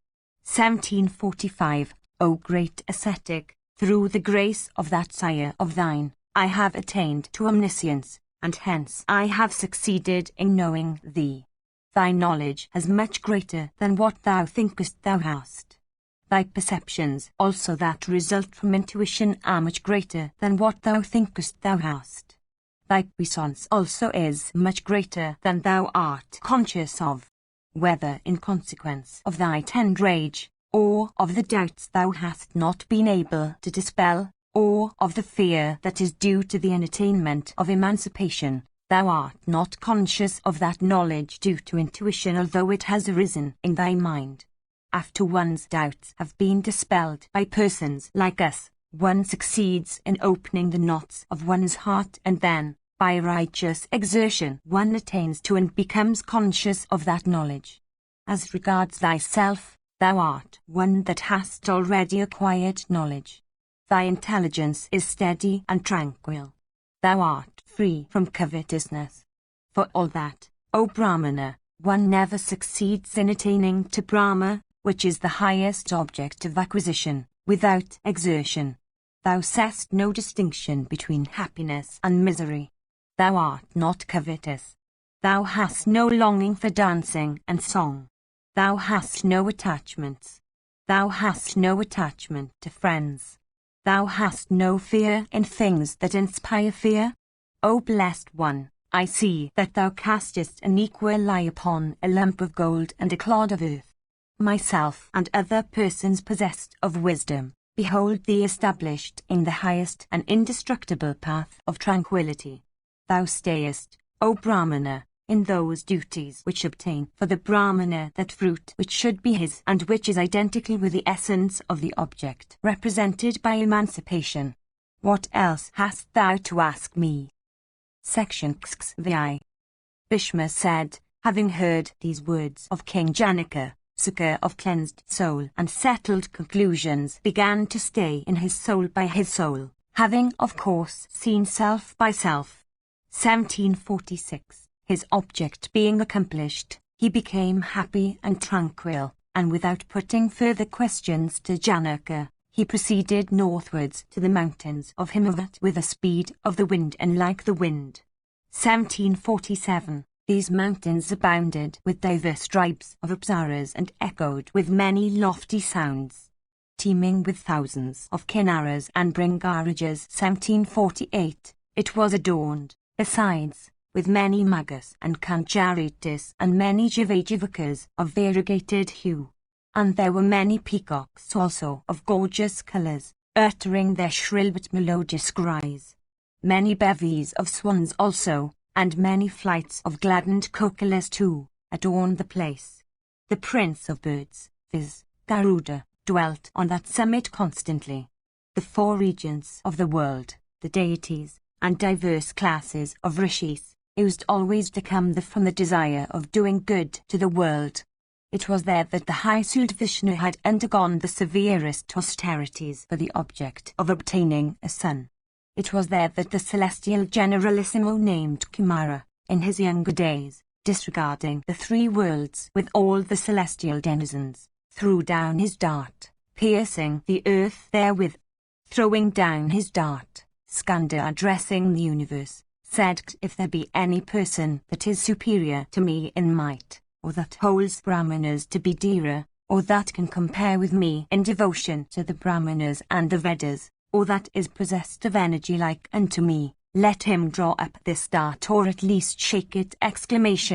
Hearing this challenge, the three worlds became filled with anxiety, and all creatures asked one another, saying, "Who will raise this dart?" Vishnu beheld all the deities and asuras and rakshasas to be troubled in their senses and mind. He reflected upon what should be the best to be done under the circumstances. Without being able to bear that challenge in respect of the hurling of the dart, he cast his eyes on Skanda, the son of the fire god. The pure Lord Vishnu caught hold of the blazing dart with his left hand and began to shake it. When the dart was being thus shaken by Vishnu, possessed of great might, the whole earth with her mountains, forests, and seas, shook with the dart. Although Vishnu was fully competent to raise the dart, still he contented himself with only shaking it. In this, the puissant Lord only kept the honor of Skanda intact. Having shaken it himself, the divine Vishnu, addressing Prahlada, said, "Behold the might of Kumara. None else in the universe can raise this dart." Unable to bear this, Prahlada resolved to raise the dart. He seized it, but was unable to shake it at all. Uttering a loud cry, he fell down on the hilltop in the swoon. Indeed, the son of Hiranyakasipu fell down on the earth. Repairing towards the northern side of those grand mountains, Mahadeva, having the bull for his sign, had undergone the austerest penances. The asylum where Mahadeva had undergone those austerities is encompassed on all sides with a blazing fire. Unapproachable by persons of uncleansed souls, that mountain is known by the name of Aditya. There is a fiery girdle all around it, of the width of 10 yojanas, and it is incapable of being approached by Yakshas and Rakshasas and Danavas. The illustrious god of fire, possessed of mighty energy, dwells there in person, employed in removing all impediments from the side of Mahadeva of great wisdom, who remained there for 1,000 celestial years, all the while standing on one foot. Dwelling on the side of that foremost of mountains, Mahadeva of high vows, by his penances, scorched the deities greatly. 1749, at the foot of those mountains, in a retired spot, Parasara's son of great ascetic merit, viz. Vyasa, taught the Vedas unto his disciples. Those disciples were the highly blessed Sumitra, Vaisampayana, Jaimini of great wisdom, and Pala of great ascetic merit. Sukha proceeded to the delightful asylum where his sire, the great ascetic Vyasa, was dwelling, surrounded by his disciples. Seated in his asylum, Vyasa beheld his son approach like a blazing fire of scattered flames, or resembling the sun himself in effulgence. As Sukha approached, he did not seem to touch the trees or the rocks of the mountain. Completely dissociated from all objects of the senses, engaged in yoga, the high Lord ascetic came, resembling, in speed, a shaft let from a bow. Borne on the fire sticks, Sukha, approaching his sire, touched his feet. With becoming formalities he then accosted the disciples of his sire. With great cheerfulness he then detailed to his father all the particulars of his conversation with King Janaka. Vyasa, the son of Parasara, after the arrival of his puissant son, continued to dwell there on the Himavat, engaged in teaching his disciples and his son. One day as he was seated, his disciples, all well skilled in the Vedas, having their senses under control, and endued with tranquil souls, sat themselves around him. All of them had thoroughly mastered the Vedas with their branches. All of them were observant of penances. With joined hands they addressed their preceptor in the following words. The disciples said, "We have, through thy grace, been endued with great energy. Our fame also has spread. There is one favour that we humbly solicit thee to grant us." Hearing these words of theirs, the regenerate Rishi answered them, saying, "Ye sons, tell me what that boon is which ye wish I should grant you." Hearing this answer of their preceptor, the disciples became filled with joy. Once more bowing their heads low unto their preceptor and joining their hands, all of them in one voice said, "O King, these excellent words, if our preceptor has been pleased with us, then, O best of sages, we are sure to be crowned with success. We all solicit thee, O great Rishi, to grant us a boon. Be thou inclined to be graceful to us. Let no sixth disciple, besides us 5, succeed in attaining to fame. We are 4. Our preceptor's son forms the 5th. Let the Vedas shine in only us 5. Even this is the boon that we solicit.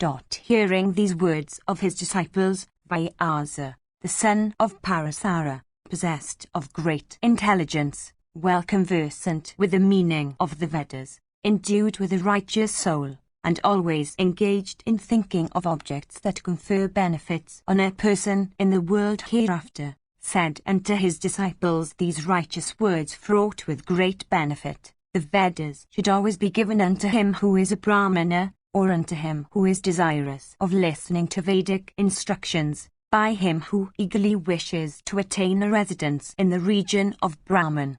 Ye multiply. Let the Vedas spread through your exertions. The Vedas should never be imparted unto one that has not formally become a disciple, nor should they be given unto one who is not observant of good vows, nor should they be given for dwelling in one that is of uncleansed soul. These should be known as the proper qualifications of persons that can be accepted as disciples, for the communication of Vedic knowledge. No science should be imparted unto one without a proper examination of one's character, as pure gold is tested by heat, cutting and rubbing. After the same manner disciples should be tested by their birth and accomplishments. Ye should never set your disciples to tasks to which they should not be set, or to tasks that are fraught with danger. One's knowledge has always commensurate with one's understanding and diligence in study. Let all disciples conquer all difficulties, and let all of them meet with auspicious success.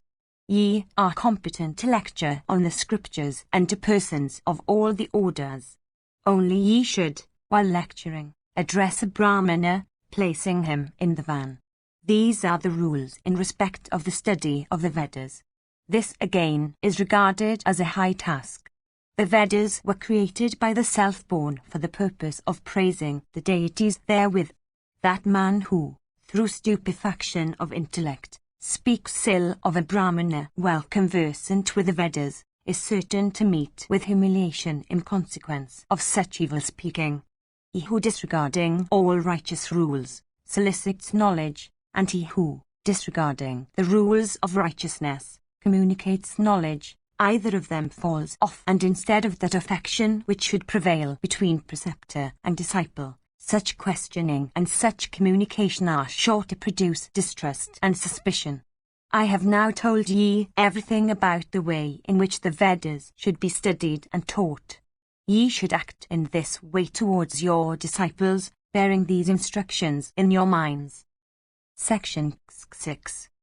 Bhishma said, hearing these words of their preceptor, Vyasa's disciples endued with energy, became filled with joy and embraced one another.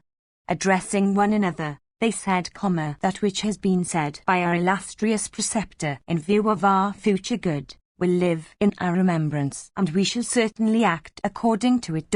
Having said this unto one another with joyful hearts, the disciples of Vyasa, who were thorough masters of words, once more addressed their preceptor and said, If it pleases thee, O puissant one, we wish to descend from this mountain to the earth, O great ascetic, for the purpose of subdividing the Vedas!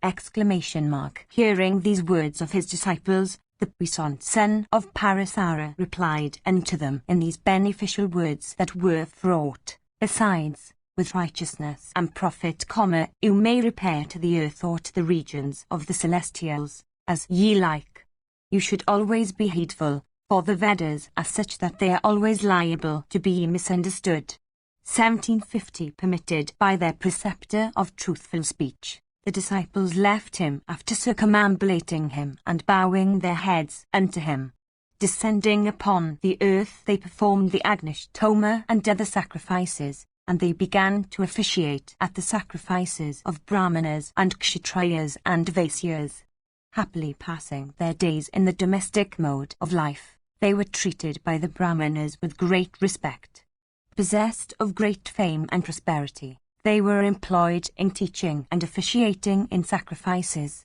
After his disciples had gone away, Vyasa remained in his asylum, with only his son in his company. Passing his days in anxious thoughtfulness, the great Rishi, possessed of wisdom, kept silent, sitting in a retired corner of the asylum. At that time Narada, of great ascetic merit, came to that spot for seeing Vyasa, and addressing him, said these words of melodious sound. Narada said, O regenerate Rishi of Vasishta's race, why are Vedic sounds silent now? Why art thou sitting silent and alone, engaged in meditation, like one taken up with an engrossing thought? Alas, shorn of Vedic echoes, this mountain hath lost its beauty, even as the moon shorn of the splendor when assailed by Rahu or enveloped in dust. 1751. Though inhabited by the celestial rishis, yet shorn of Vedic sounds, the mountain no longer looks beautiful now but resembles a hamlet of Nishadas. 1752. The rishis, the deities, and the Gandharvas, too, no longer shine as before in consequence of being deprived of Vedic sound! Hearing these words of Narada, the island-born Krishna answered, saying, O great Rishi, O thou art conversant with the declarations of the Vedas, all that thou hast said is agreeable to me, and it truly behoves thee to say it unto me.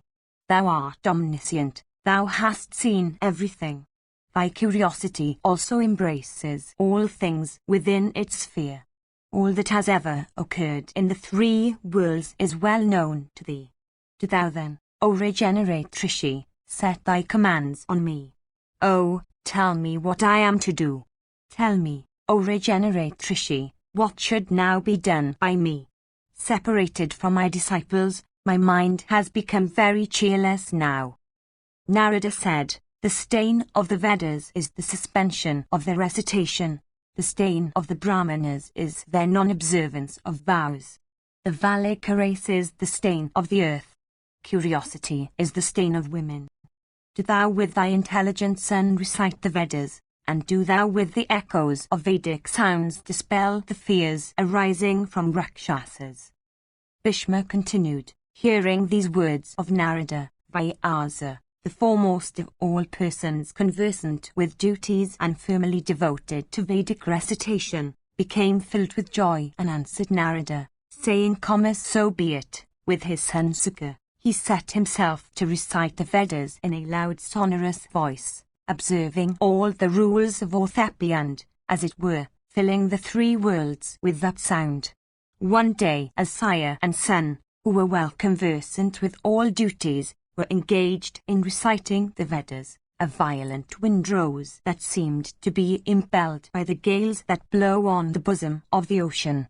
Understanding from this circumstance that the hour was suited to sacred recitation, Vyasa immediately bade his son to suspend the recitation.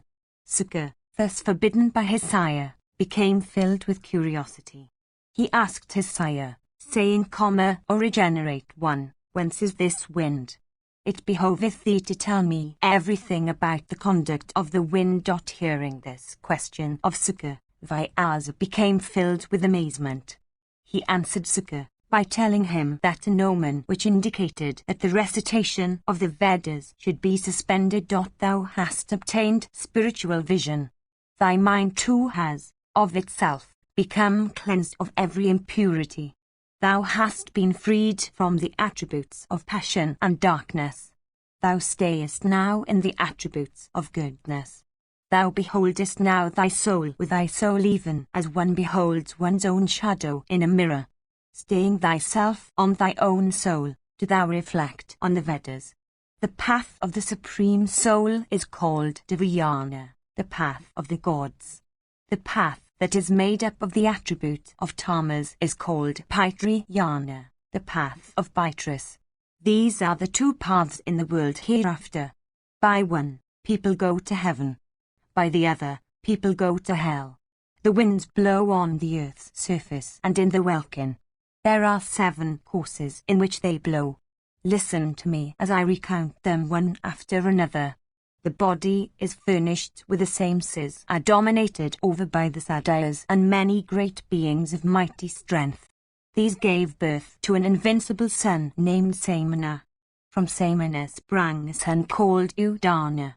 From Udana sprang Vyana, arose Apana, and lastly from Apana sprung the wind called Prana. That invincible scorcher of all foes, viz., Prana, became childless. I shall now recite to thee the different functions of those winds. The wind is the cause of the different functions of all living creatures, and because living creatures are enabled to live by it, therefore is the wind called prana, or life. That wind which is the first in the above enumeration, and which is known by the name of pravaha, samana, urges, along the first course, masses of clouds born of smoke and heat, coursing through the welkin, and coming into contact with the water contained in the clouds. That wind displays itself in effulgence among the darts of lightning. 1753. The second wind, called avaha, blows with a loud noise. It is this wind that causes Soma and the other luminaries to rise and appear within the body, which is a microcosm of the universe. That wind is called Udana by the wise. That wind which sucks up water from the 4 oceans, and having sucked it up imparts it to the clouds in the welkin, and which, having imparted it to the clouds, present them to the deity of rain, is third in the enumeration and known by the name of Udvaha.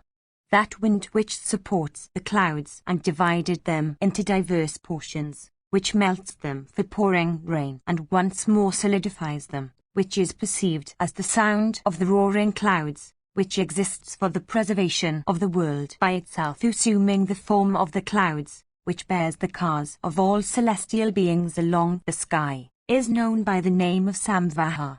The fourth in the enumeration, it is endued with great strength so that it is capable of ending the very mountains. The fifth wind is fraught with great force and speed. It is dry and uproots and breaks down all trees. Existing with it, the clouds come to be called by the name of Lahaka. That wind causes calamitous phenomena of many kinds, and produces roaring sounds in the firmament. It is known by the name of Vivaha. The sixth wind bears all celestial waters in the firmament and prevents them from falling down. Sustaining the sacred waters of the celestial Ganga, that wind blows, preventing them from having a downward course.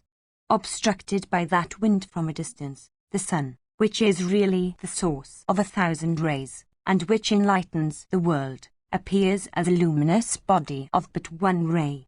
Through the action of that wind, the moon, after waning, wanes again till he displays his full disk. That wind is known, O foremost of ascetics, by the name Parivaha. 1754. That wind which takes away the life of all living creatures when the proper hour comes, whose track is followed by death, and Surya's Sanyama, which becomes the source of that immortality which is attained by yogins of subtle sight who are always engaged in yoga meditation, by whose aid the thousands of grandsons of Daksha, that lord of creatures, by his 10 sons, succeeded in days of old in attaining to the ends of the universe, whose touch enables one to attain to emancipation by freeing oneself from the obligation of returning. So the world, that wind is called by the name of Paravaha. the foremost of all winds, it is incapable of being resisted by anybody. Wonderful are these winds, all of whom are the sons of deity. Capable of going everywhere and upholding all things, they blow all around thee without being attached to thee at any time. This, however, is exceedingly wonderful, viz., that this foremost of mountains should thus be suddenly shaken by that wind which has begun to blow. This wind is the breath of Vishnu's nostrils. When urged forth with speed, it begins to blow with great force, at which the whole universe becomes agitated. Hence, when the wind begins to blow with violence, persons conversant with the Vedas do not recite the Vedas. The Vedas are a form of wind. If acted with force, the external wind becomes tortured. Having said these words, the puissant son of Parasar obeyed his son, when the wind had ceased, to go on with his Vedic recitation. He then left that spot for plunging into the waters of the celestial Ganga. 1755. Section CCCXXX. Bhishma said, after Vyasa had left the spot, Narada, traversing through the sky, came to Sukha employed in studying the scriptures. The celestial Rishi came for the object of asking Sukha the meaning of certain portions of the Vedas. Beholding the celestial Rishi, Narada arrived at his retreat. Sukha worshipped him by offering him the argya according to the rites laid down in the Vedas. Pleased with the honors bestowed upon him, Narada addressed Sukha, saying, "Tell me, O foremost of righteous persons, by what means, O dear child, may I accomplish what is for thy highest good!" Hearing these words of Narada, Sukha said unto him, "O Bharata, these words: it behoveth thee to instruct me in respect of that which may be beneficial to me." Narada said, "In days of yore the illustrious Sanat Kumara had said these words unto certain rishis of cleansed souls that had repaired to him for inquiring after the truth. There is no eye like that of knowledge. There is no penance like renunciation, abstention from sinful acts, steady practice of righteousness, good conduct, the due observance of all religious duties, these constitute the highest good. Having obtained the status of humanity which is fraught with sorrow, he that becomes attached to it becomes stupefied. Such a man never succeeds in emancipating himself from sorrow. Attachment to things of the world is an indication of sorrow. The understanding of person that is attached to worldly things becomes more and more enmeshed in the net of stupefaction. The man who becomes enmeshed in the net of stupefaction attains to sorrow, both here and hereafter. One should, by every means in one's power, restrain both desire and wrath if one seeks to achieve what is for one's good. Those two, viz., desire and wrath, arise for only destroying one's good. 1756. One should always protect one's penances from wrath, and one's prosperity from pride. One should always protect one's knowledge from honor and dishonor, and one's soul from error. 1757. Compassion is the highest virtue. Forgiveness is the highest might. The knowledge of self is the highest knowledge. There is nothing higher than truth. It is always proper to speak the truth. It is better, again, to speak what is beneficial than to speak what is true. I hold that is truth which is fraught with the greatest benefit in all creatures. 1758. That man is said to be truly learned and truly possessed of wisdom who abandons every act, who never indulges in hope, who is completely dissociated from all worldly surroundings, and who has renounced everything that appertains to the world. That person who, without being attached thereto, enjoys all objects of sense with the aid of senses that are completely under his control, who is possessed of a tranquil soul, who is never moved by joy or sorrow, who is engaged in yoga meditation, who lives in companionship with the deities presiding over his senses and dissociated also from them, and who, though endued with a body, never regards himself as identifiable with it, becomes emancipated and very soon attains to that which is highest good. one who never sees others, never touches others, never talks with others, soon, O ascetic, attains to what is for one's highest good. One should not injure any creature. On the other hand, one should conduct oneself in perfect friendliness towards all. Having obtained the status of humanity, one should never behave inimically towards any being.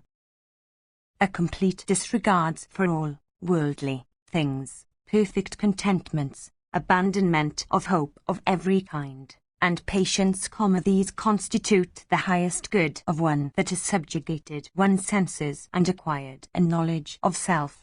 Casting off all attachments, O child, do thou subjugate all thy senses, and by that means attain to felicity both here and hereafter. They that are free from cupidity have never to suffer any sorrow. One should, therefore, cast off all cupidity from one's soul. By casting off cupidity, O amiable and blessed one, thou shalt be able to free thyself from sorrow and pain.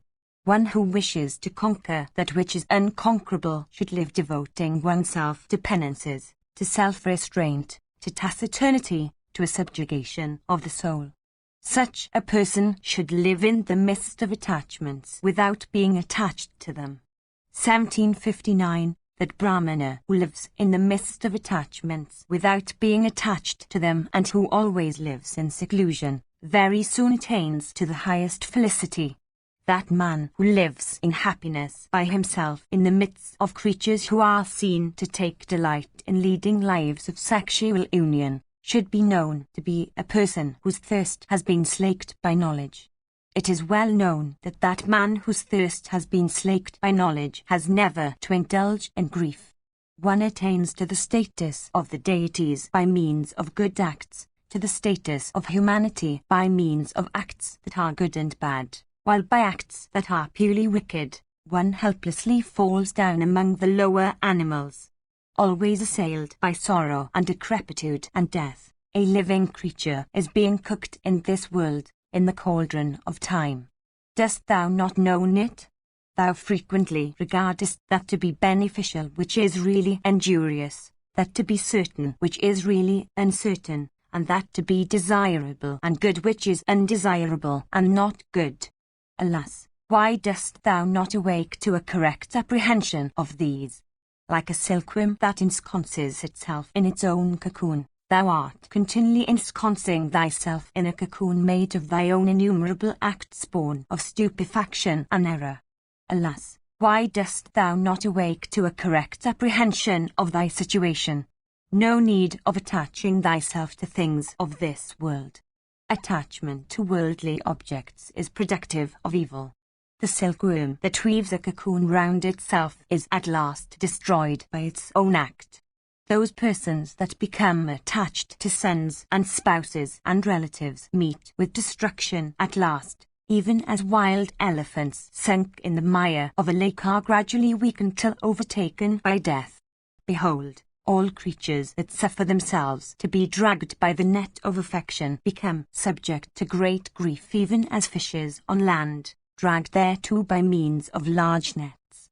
Relatives, sons, spouses, the body itself, and all one's possessions stored with care, are unsubstantial and prove of no service in the next world.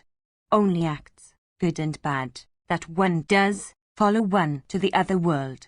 When it is certain that thou shalt have to go helplessly to the other world, leaving behind thee all these things, alas, why dost thou then suffer thyself to be attached to such unsubstantial things of no value, without attending to that which constitutes thy real and durable wealth?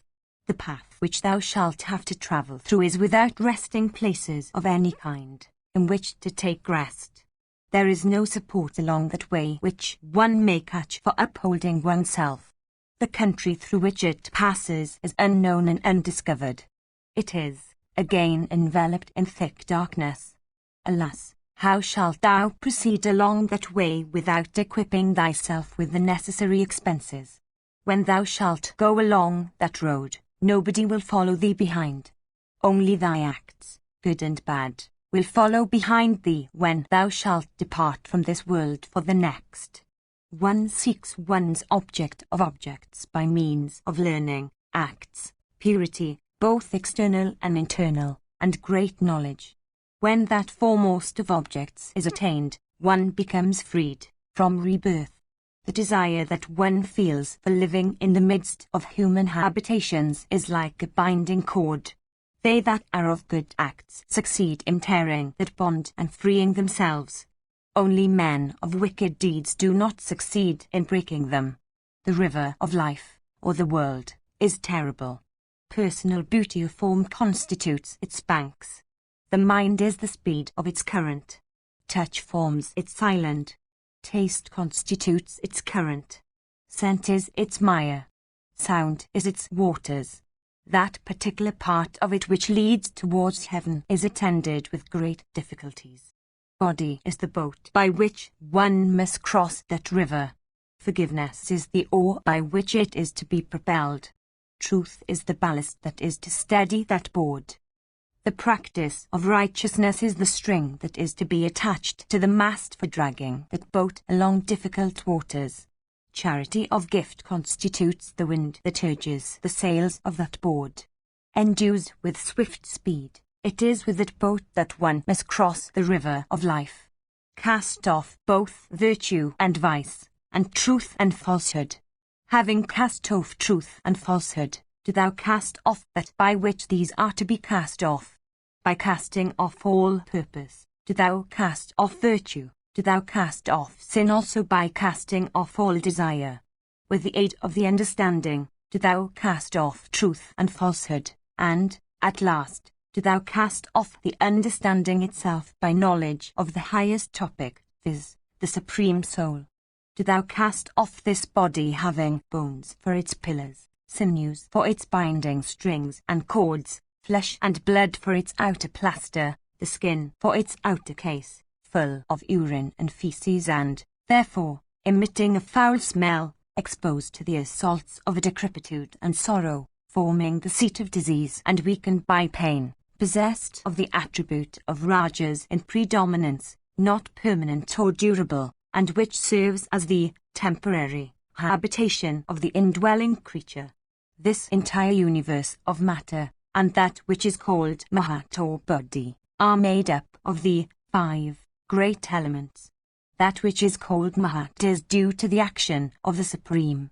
The 5 senses, the 3 attributes of Dharmas, Sattva, and Rajas, these, together with those which have been mentioned before, constitute the tale of 17.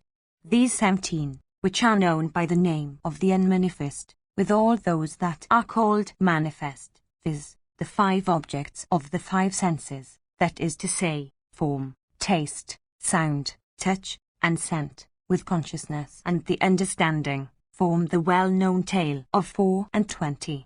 When endued with these 24 possessions, one comes to be called by the name of Jiva, or Puman. He who knows the aggregate of 3, viz., religion, wealth, and pleasure, as also happiness and sorrow and life and death, truly and in all their details, is said to know growth and decay. Whatever objects exist of knowledge should be known gradually, one after another. All objects that are apprehended by the senses are called manifest. Whatever objects transcend the senses and are apprehended by means only of their indications are said to be unmanifest. By restraining the senses, one wins great gratification, even like a thirsty and parched traveller at a delicious shower of rain. Having subjugated the senses, one beholds one's soul spread out for embracing all objects, and all objects in one's soul.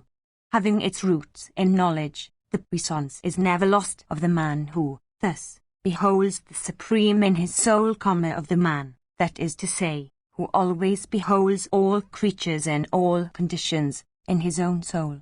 1760. He who by the aid of knowledge transcends all kinds of pain born of error and stupefaction, never catches an evil by coming into contact with all creatures. 1761. Such a man, his understanding being fully displayed, never finds fault with the course of conduct that prevails in the world. One conversant with emancipation says that the Supreme Soul is without beginning and without end, that it takes birth as all creatures, that it resides, as a witness, in the Jiva soul, that it is inactive and without form.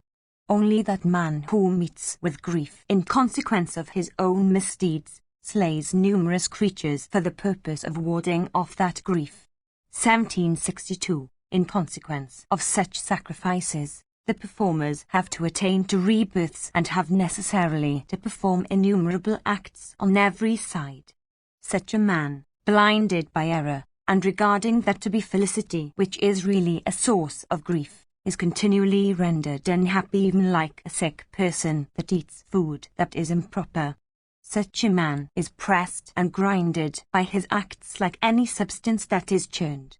Bound by his acts, he obtains rebirth, the order of his life being determined by the nature of his acts. Suffering many kinds of torture, he travels in a repeated round of rebirths, even like a wheel that turns ceaselessly. Thou, however, hast cut through all thy bonds. Thou abstainest from all acts. Possessed of omniscience and the master of all things, let success be thine, and do thou become freed from all existent objects. Through subjugation of their senses and the power of their penances, many persons, in days of yore, having destroyed the bonds of action, attained to high success and uninterrupted felicity. Section C.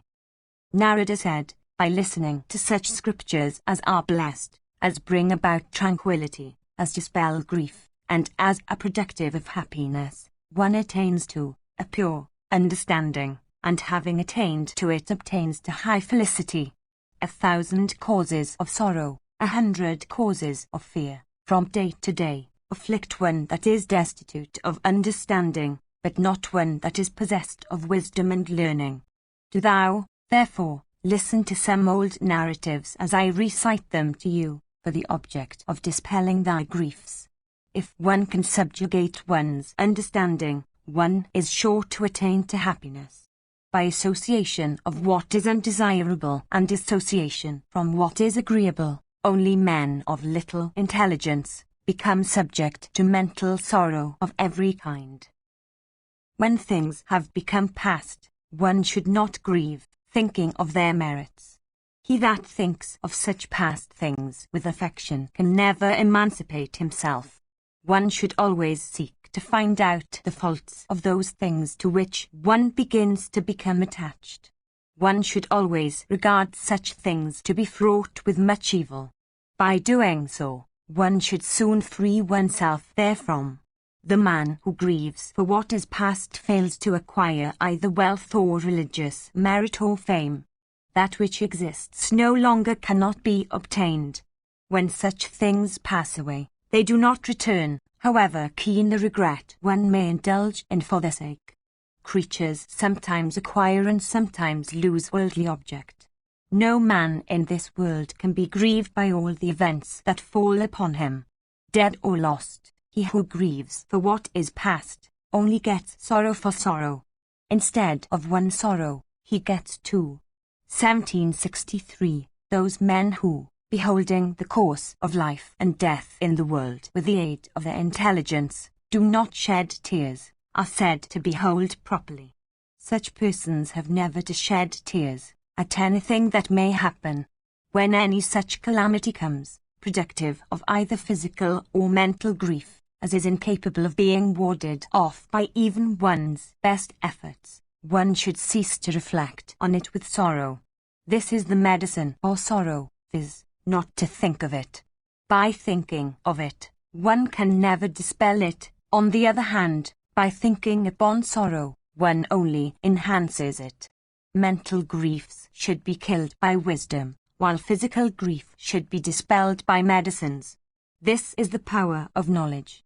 One should not, in such matters, behave like men of little understandings. Youth, beauty, life, stored wealth, health, association with those that are loved, these all are exceedingly transitory. One possessed of wisdom should never covet them. One should not lament individually for a sorrowful occurrence that concerns an entire community. Instead of indulgence in it when grief comes, one should seek to avert it and apply remedy as soon as one sees the opportunity for doing it. There is no doubt that in this life the measure of misery is much greater than that of happiness. There is no doubt in this that all men show attachment for objects of the senses and that death is regarded as disagreeable. That man who casts off both joy and sorrow is said to attain to Brahma. When such a man departs from this world, men of wisdom never indulge in any sorrow on his account. In spending wealth there is pain. In protecting it there is pain. In acquiring it there is pain. Hence, when one's wealth meets with destruction, one should not indulge in any sorrow for it. Men of little understanding, attaining to different grades of wealth, fail to win contentment and at last perish in misery. Men of wisdom, however, are always contented. All combinations are destined to end in dissolution. All things that are high are destined to fall down and become low. Union is sure to end in disunion, and life is certain to end in death. Thirst is unquenchable. Contentment is the highest happiness. Hence, persons of wisdom regard contentment to be the most precious wealth. One's allotted period of life is running continually. It stops not in its course for even a single moment. When one's body itself is not durable, what other thing is there, in this world, that one should reckon as durable? Those persons who, reflecting on the nature of all creatures and concluding that it is beyond the grasp of the mind, turn their attention to the highest path, and, setting out, achieve a fair progress in it, have not to indulge in sorrow.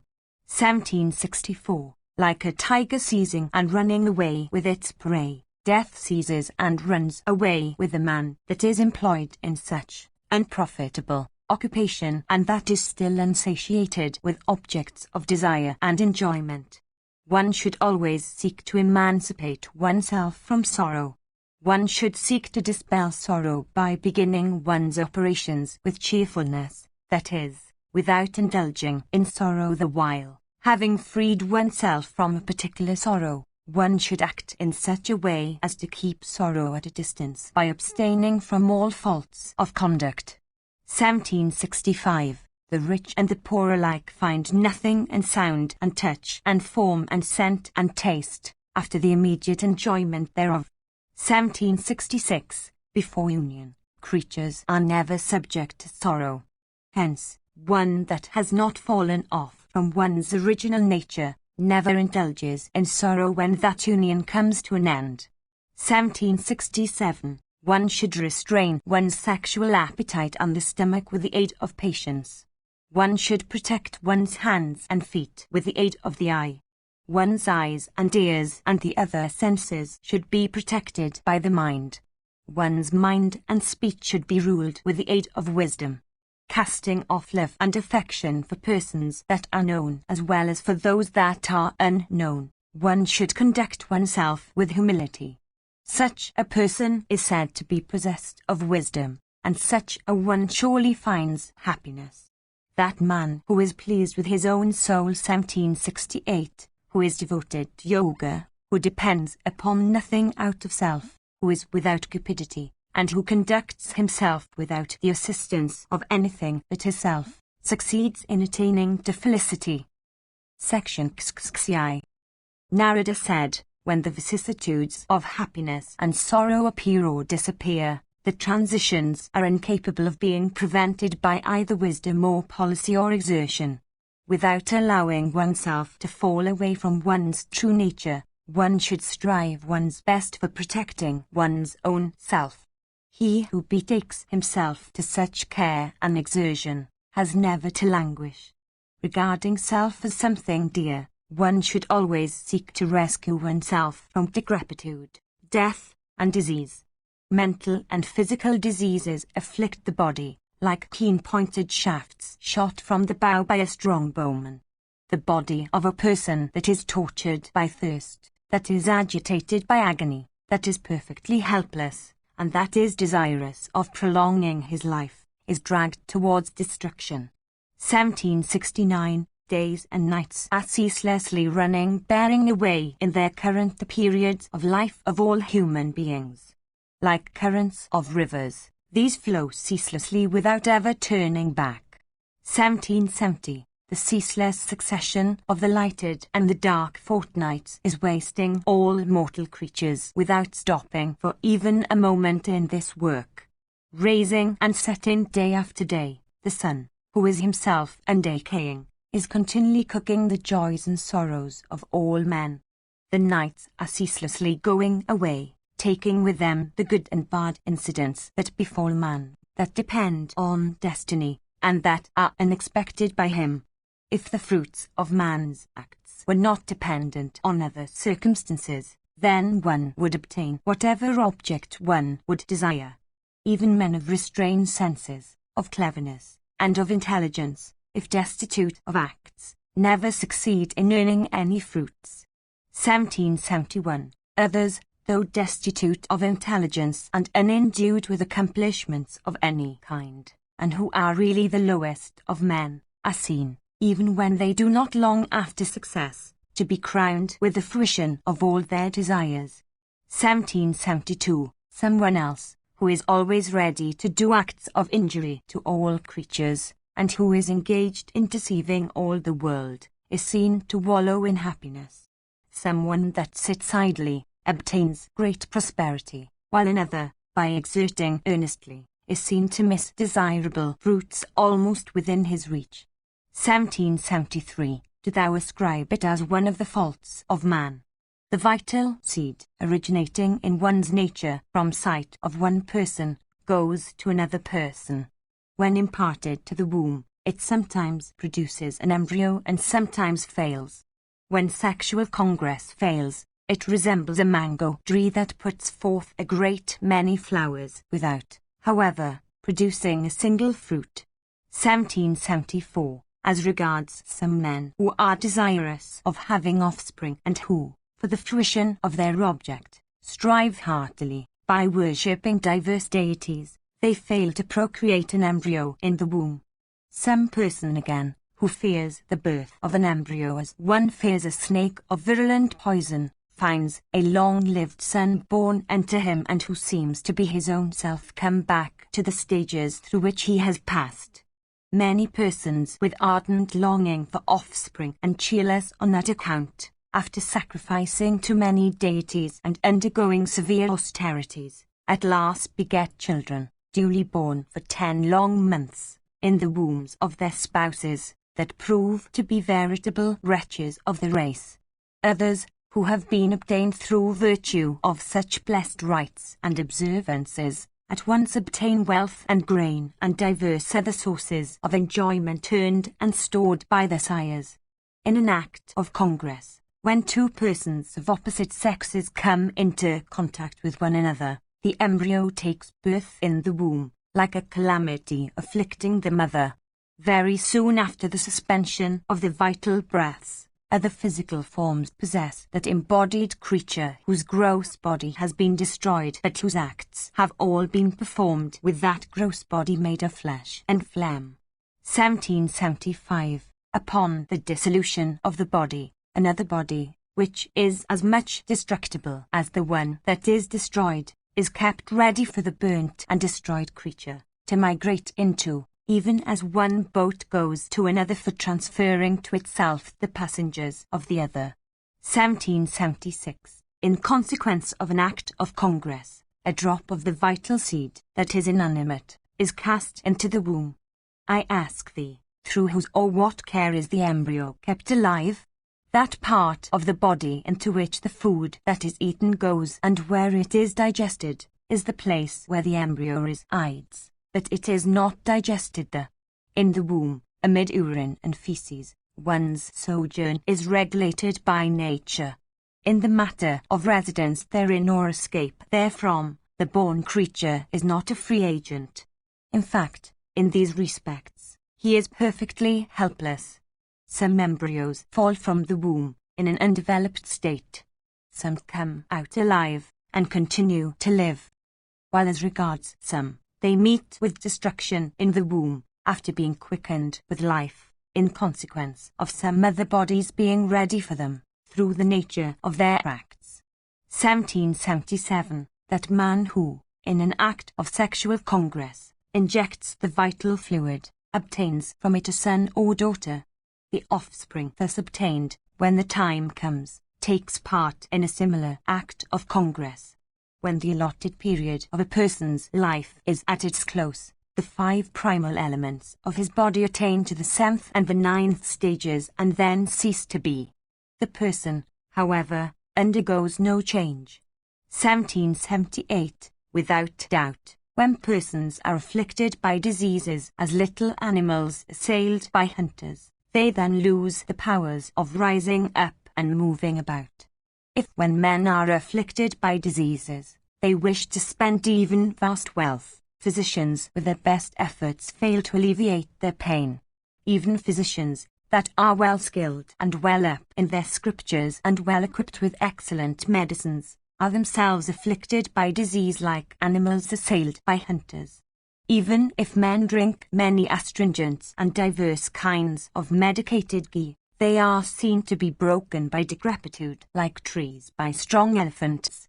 When animals and birds and beasts of prey and poor men are afflicted by ailments, who treats them with medicines? Indeed, these are not seen to be ill. Like larger animals assailing smaller ones, ailments are seen to afflict even terrible kings of fierce energy and invincible prowess. All men, reft of the power of even uttering cries indicate of pain, and overwhelmed by error and grief, are seen to be borne away along the fierce current into which they have been thrown. Embodied creatures, even when seeking to conquer nature, are unable to conquer it with the aid of wealth, of sovereign power, or of the austerest penances. 1779. If all attempts men make were crowned with success, then men would never be subject to decrepitude, would never come upon anything disagreeable, and lastly would be crowned with fruition in respect of all their wishes. All men wish to attain to gradual superiority of position. To gratify this wish they strive to the best of their power. The result, however, does not agree with wish.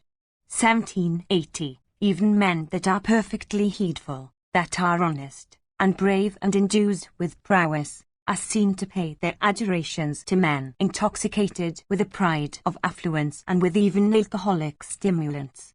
1781. Some men are seen whose calamities disappear before even these are marked or noticed by them. Others there are who are seen to possess no wealth but who are free from misery of every kind. A great disparity is observable in respect of the fruits that wait upon conjunctions of acts.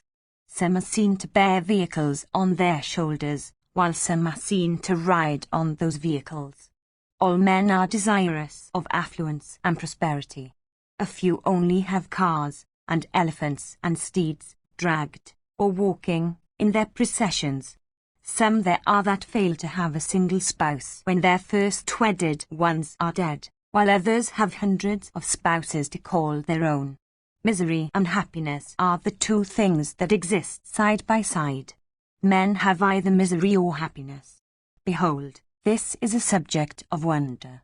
Do not, however, suffer thyself to be stupefied by error at such a sight. Cast off both righteousness and sin. Cast off also truth and falsehood. Having cast off truth and falsehood, do thou then cast off that with whose aid thou shalt cast off the former. O best of rishis, I have now told thee that which is a great misery. With the aid of such instructions, the deities, who were all human beings, succeeded in leaving the earth for becoming the denizens of heaven.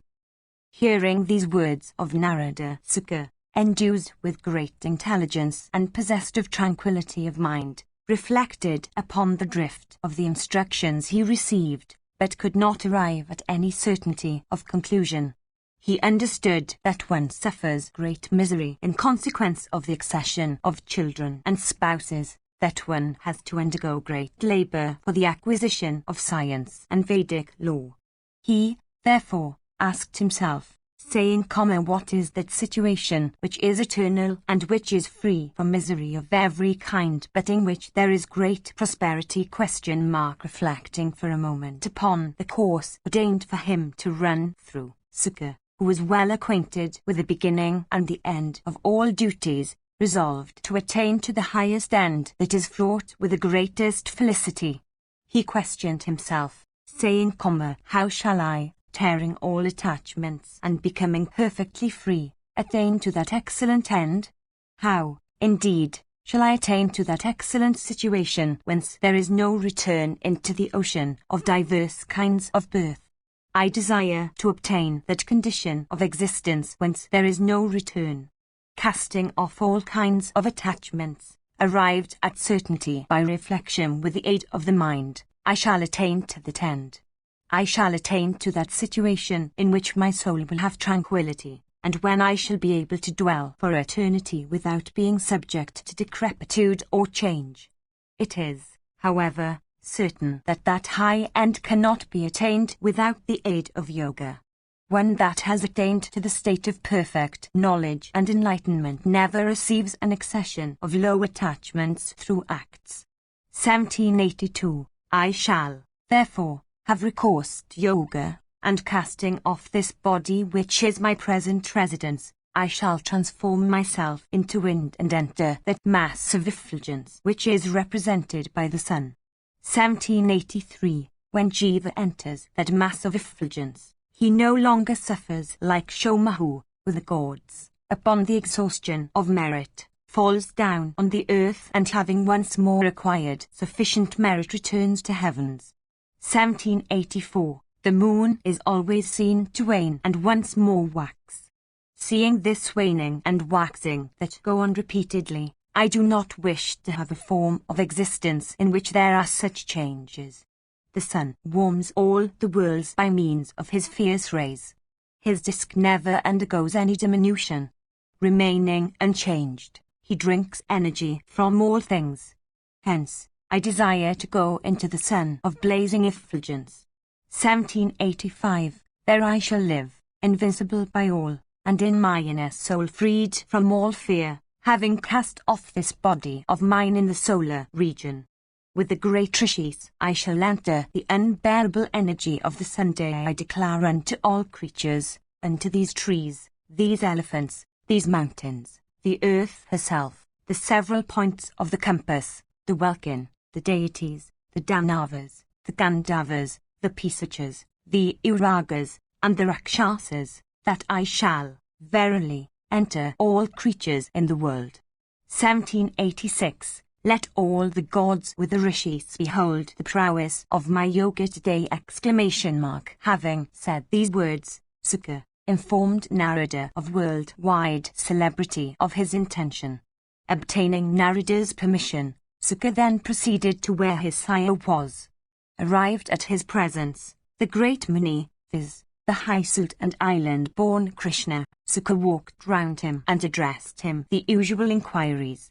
Hearing of Sukha's intention, the high-suit rishi became highly pleased. Addressing him, the great rishi said, O son, O dear son, do thou stay here today, so that I may behold thee for some time for gratifying my eyes. Sukha, however, was indifferent to that request. Freed from affection and all doubt, he began to think only of emancipation, and set his heart on the journey.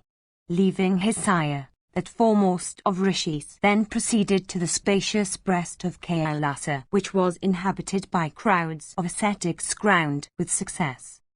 Section XXI.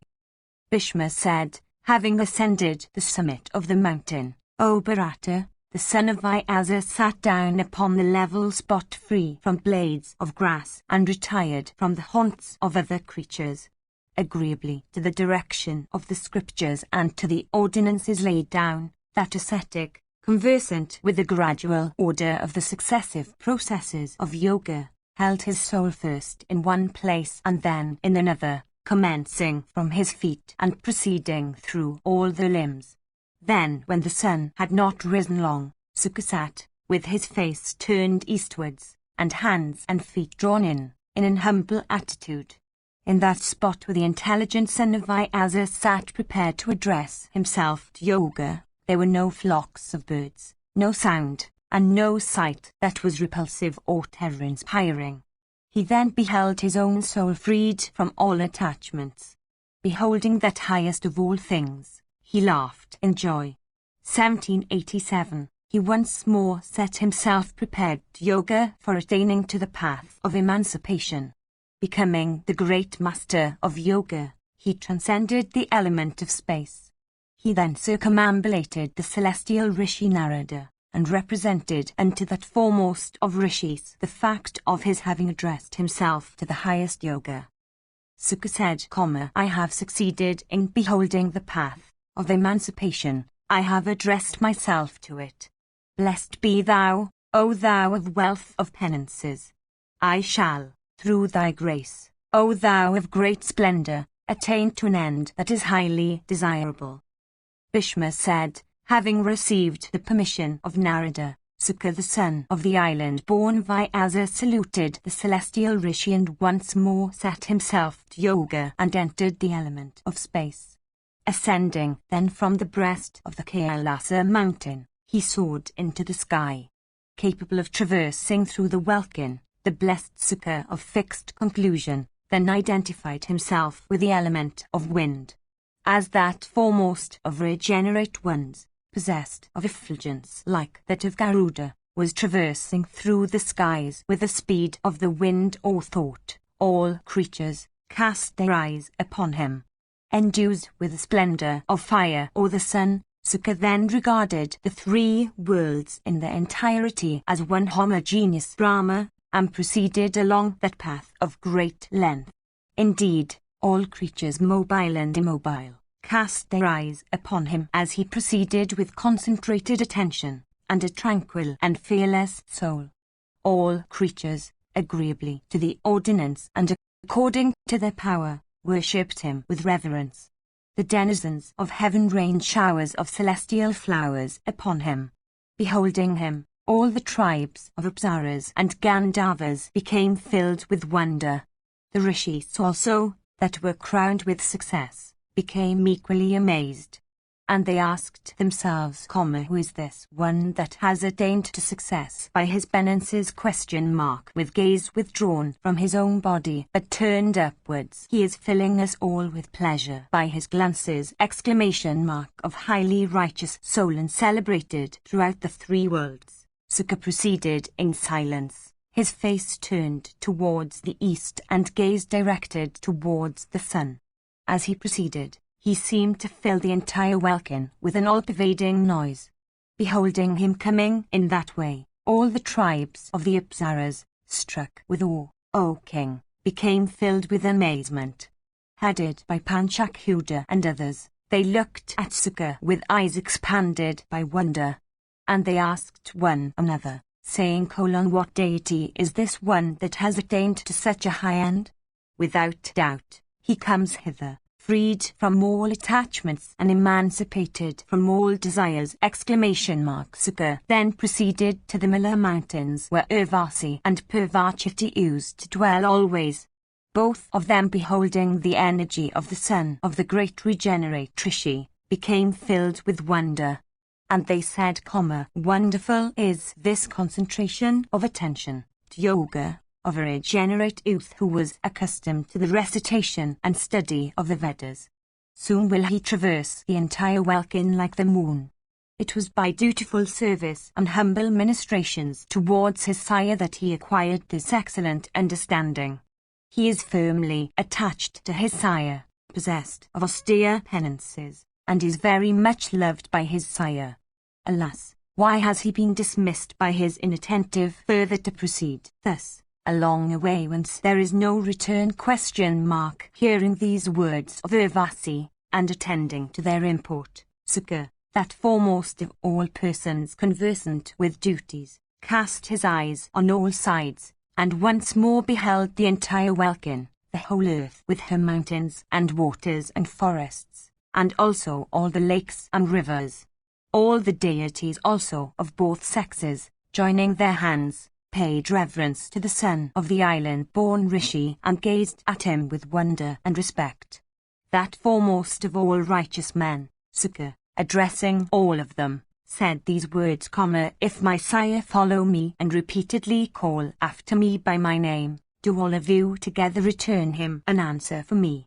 Moved by the affection all of you bear for me, do you accomplish this request of mine!" Hearing these words of Sukha, all the points of the compass, all the forest, all the seas, all the rivers, and all the mountains, answered him from every side, saying, "We accept thy command, O regenerate one. It shall be as thou sayest." It is in this way that we answer the words spoken by the Rishi. Section Bhishma said, having spoken in this way, unto all things, the regenerate Rishi of austere penances, viz., Sukha, stayed on his success, casting off the 4 kinds of faults. Casting off also the 8 kinds of dharmas, he dismissed the 5 kinds of rajas. Endued with great intelligence, he then cast off the attribute of sattva. All this seemed exceedingly wonderful.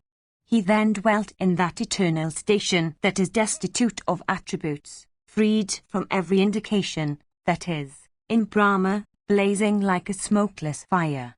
Meteors began to shoot. The points of the compass seemed to be ablaze. The earth trembled.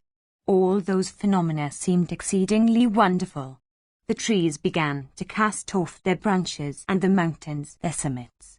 Loud reports, as of thunder, were heard that seemed to rive the Himavat mountains.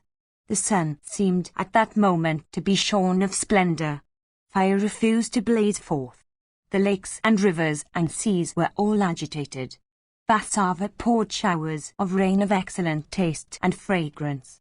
Apiaries began to blow, bearing excellent perfumes. Sukha, as he proceeded through the welkin, beheld 2 beautiful summits, one belonging to Himavat and another to Meru. These were in close contact with each other. One of them was made of gold and was, therefore, yellow, the other was white, being made of silver. Each of them, O Bharata, was 100 yojanas in height and of the same measure in breadth. Indeed, as Sukha journeyed towards the north, he saw those 2 beautiful summits. With a fearless heart he dashed against those 2 summits that were united with each other. Unable to bear the force, the summits were suddenly rent in twain. The sight they thereupon presented, O monarch, was exceedingly wonderful to behold. Sukha pierced through those summits, for they were unable to stop his onward course. At this a loud noise arose in heaven, made by the denizens thereof. The Gandharvas and the Rishis also and others that dwelt in that mountain being rent in twain and Sukha passing through it. Indeed, O Bharata, a loud noise was heard everywhere at that moment, consisting of the words, "Excellent, excellent!" He was adored by the Gandharvas and the Rishis, by crowds of Yakshas and Rakshasas, and all tribes of the Vidyadharas. The entire firmament became strewn with celestial flowers showered from heaven at that moment when Sukha thus pierced through that impenetrable barrier, O monarch. The righteous Sukha then beheld from a high region the celestial stream Mandakini of great beauty, running below through a region adorned by many flowering groves and woods. In these waters many beautiful apsaras were sporting. Beholding Sukha, who was bodiless, those unclad aerial beings felt shame. Learning that Sukha had undertaken his great journey, his sire Vyasa, filled with affection, followed him behind along the same aerial path. Meanwhile Sukha, proceeding through that region of the firmament that is above the region of the wind, displayed his yoga prowess and identified himself with Brahma. 1788, adopting the subtle path of high yoga, Vyasa of austere penances, reached within the twinkling of the eye that spot whence Sukha first undertook his journey. Proceeding along the same way, Vyasa beheld the mountain summit rent in twain and through which Sukha has passed. Encountering the island-born ascetic, the rishis began to represent to him the achievements of his son. Vyasa, however, began to indulge in lamentations, loudly calling upon his son by name and causing the three worlds to resound with the noise he made. Meanwhile, the righteous Suka, who had entered the elements, had become their soul and acquired omnipresence, answered his sire by uttering the monosyllable bo in the form of an echo. At this, the entire universe of mobile and immobile creatures, uttering the monosyllable bo, echoed the answer of Suka. From that time to this, when sounds are uttered in mountain caves or on mountain breasts, the latter, as if in answer to Suka, still echo them, with a monosyllable bo. Having cast off all the attributes of sound, etc., and showing his yoga prowess in the manner of his disappearance, Suka in this way attained to the highest station. Beholding the glory and puissance of his son of immeasurable energy, Vyasa sat down on the breast of the mountain and began to think of his son with grief. The Apsaras were sporting on the banks of the celestial stream Mandakini, seeing the rishi seated there, became all agitated with grave shame and lost heart. Some of them, to hide their nudity, plunged into the stream, and some entered the groves hard by, and some quickly took up their clothes, at beholding the rishi. None of them had betrayed any signs of agitation at sight of his son. The rishi, beholding these movements, understood that his son had been emancipated from all attachments, but that he himself was not freed therefrom. At this he became filled with both joy and shame. As Vyasa was seated there, the auspicious god Shiva, armed with Pinaka, surrounded on all sides by many deities and Gandharvas and adored by all the great rishis, came thither. Consoling the island-born rishi who was burning with grief on account of his son, Mahadeva said these words unto him: Thou hadst formerly solicited from me a son possessed of the energy of fire, of water, of wind, and of space. Procreated by thy penances, the son that was born unto thee was of that very kind. Proceeding from my grace, he was pure and full of Brahma energy. He has attained to the highest end, an end which none can win that has not completely subjugated his senses, nor can be won by even any of the deities. Why then, O regenerate Rishi, dost thou grieve for that son? As long as the hills will last, as long as the ocean will last, so long will the fame of thy son endure undiminished. Through my grace, O great Rishi, thou shalt behold in this world a shadowy form resembling thy son, moving by the side and never deserting thee for a single moment! Thus favoured by the illustrious Rudra himself, O Bharata, the Rishi beheld a shadow of his son by his side. He returned from that place, filled with joy at this. I have now told thee, O chief of Bharata's race, everything regarding the birth and life of Suka about which thou hadst asked me.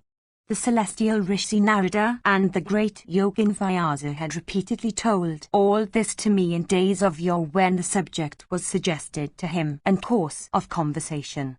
That person devoted to tranquility hears this sacred history directly connected with the topic of emancipation is certain to attain to the highest end. 1789. Section CCCXXXV. Yudhishthira said, if a man be a householder or a brahmacharin, a forest recluse or a mendicant, and if he desires to achieve success, what deity should he adore? How can he certainly acquire heaven and attain that which is of the highest benefit, viz., emancipation? According to what ordinances should he perform the Homa in honor of the gods and the Pitris? What is the region to which one goes when one becomes emancipated? What is the essence of emancipation? What should one do so that one, having attained to heaven, would not have to fall down thence? Who is the deity of the deities? And who is the Pitri of the Pitris? Who is he that is superior to him? Who is the deity of the deities and the Pitri of the Pitris? Tell me all this, O grandsire. Bhishma said, O thou that art well acquainted with the art of questioning, this question that thou hast asked me, O sinless one, is one that touches a deep mystery. One cannot answer it with the aid of the science of argumentation, even if one were to strive for 100 years. Without the grace of Narayana, O king, or an accession of high knowledge, this question of thine is incapable of being answered. Connected though this topic be with a deep mystery, I shall yet, O slayer of foes, expound it to thee. 1790. In this connection is cited the old history of the discourse between Narada and the Rishi Narayana. I heard it from my sire that in the Krita age, O monarch, during the epoch of the self-born Manu, the eternal Narayana, the soul of the universe, took birth as the son of Dharma in the quadruple form, viz., as Nara, Narayana, Hari, and self-create Krishna.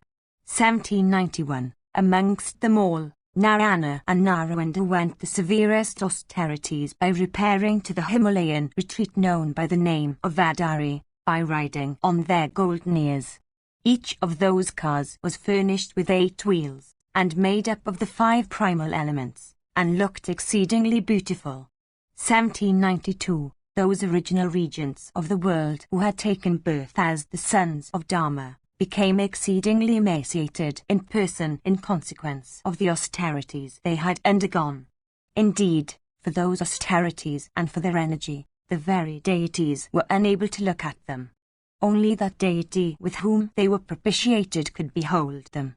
Without doubt, with his heart devoted to them, and impelled by a longing desire to behold them, Narada dropped down on Gandhamadana from a summit of the high mountains of Meru and wandered over all the world. Possessed of great speed, he at last repaired to that spot whereon was situated the retreat of Vadari. Impelled by curiosity he entered that retreat at the hour of Nara's and Narayana's performing their daily rites. He said unto himself, This is truly the retreat of that being in whom are established all the worlds, including the deities, the Asuras, the Gandharvas, the Kinnaras, and the great snakes. There was only one form of this great being before. That form took birth in 4 shapes for the expansion of the race of Dharma which have been reared by that deity. How wonderful it is that Dharma has thus been honored by these 4 great deities, viz., Nara, Narayana, and Hari and Krishna. In this spot Krishna and Hari dwelt formerly. The other 2, however, viz., Nara and Narayana, are now dwelling here engaged in penances for the object of enhancing their merit. These 2 are the highest refuge of the universe. What can be the nature of the daily rites these 2 perform? They are the sires of all creatures, and the illustrious deities of all beings. Endued with high intelligence, what is that deity whom these 2 worship? Who are those Baitres whom these 2 Baitres of all beings adore? Thinking of this in his mind, and filled with devotion towards Narayana, Narada suddenly appeared before those 2 gods. After those 2 deities had finished their adoration to their deities and the rishis, they looked at the celestial rishi arrived at their retreat. The latter was honored with those eternal rites that are ordained in the scriptures. Beholding that extraordinary conduct of the 2 original deities in themselves worshipping other deities and Baitres, the illustrious Rishi Narada took his seat there, well pleased with the honors he had received. With a cheerful soul he cast his eyes then on Narayana, and bowing unto Mahadeva he said these words. Narada said, In the Vedas and the Puranas, in the Angas and the subsidiary Angas that art sung with reverence, thou art unborn and eternal. Thou art the Creator. Thou art the Mother of the universe. Thou art the embodiment of immortality, and thou art the foremost of all things. The past and the future. Indeed, the entire universe has been established on thee. The 4 modes of life, O Lord, having the domestic for their first, ceaselessly sacrifice to thee that art of diverse forms. Thou art the Father and the Mother and the eternal preceptor of the universe. We know not who is that deity or that Bhaitari unto whom thou art sacrificing today.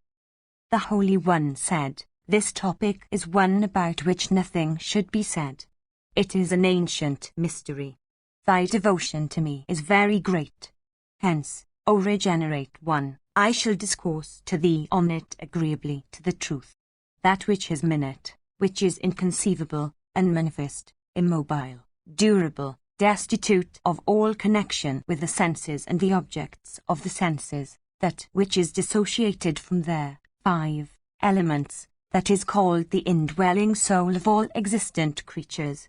That is known by the name of Kshrajna, transcending the 3 attributes of Sattva, Rajas, and Tamas, that is regarded as Purusha in the scriptures. From him hath followed the unmanifest, O foremost of regenerate ones, possessed of the 3 attributes of Sattva, Rajas, and Tamas.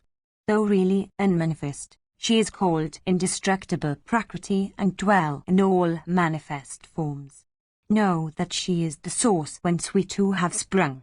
That all-pervading soul, which is made up of all existent and non-existent things, is adored by us.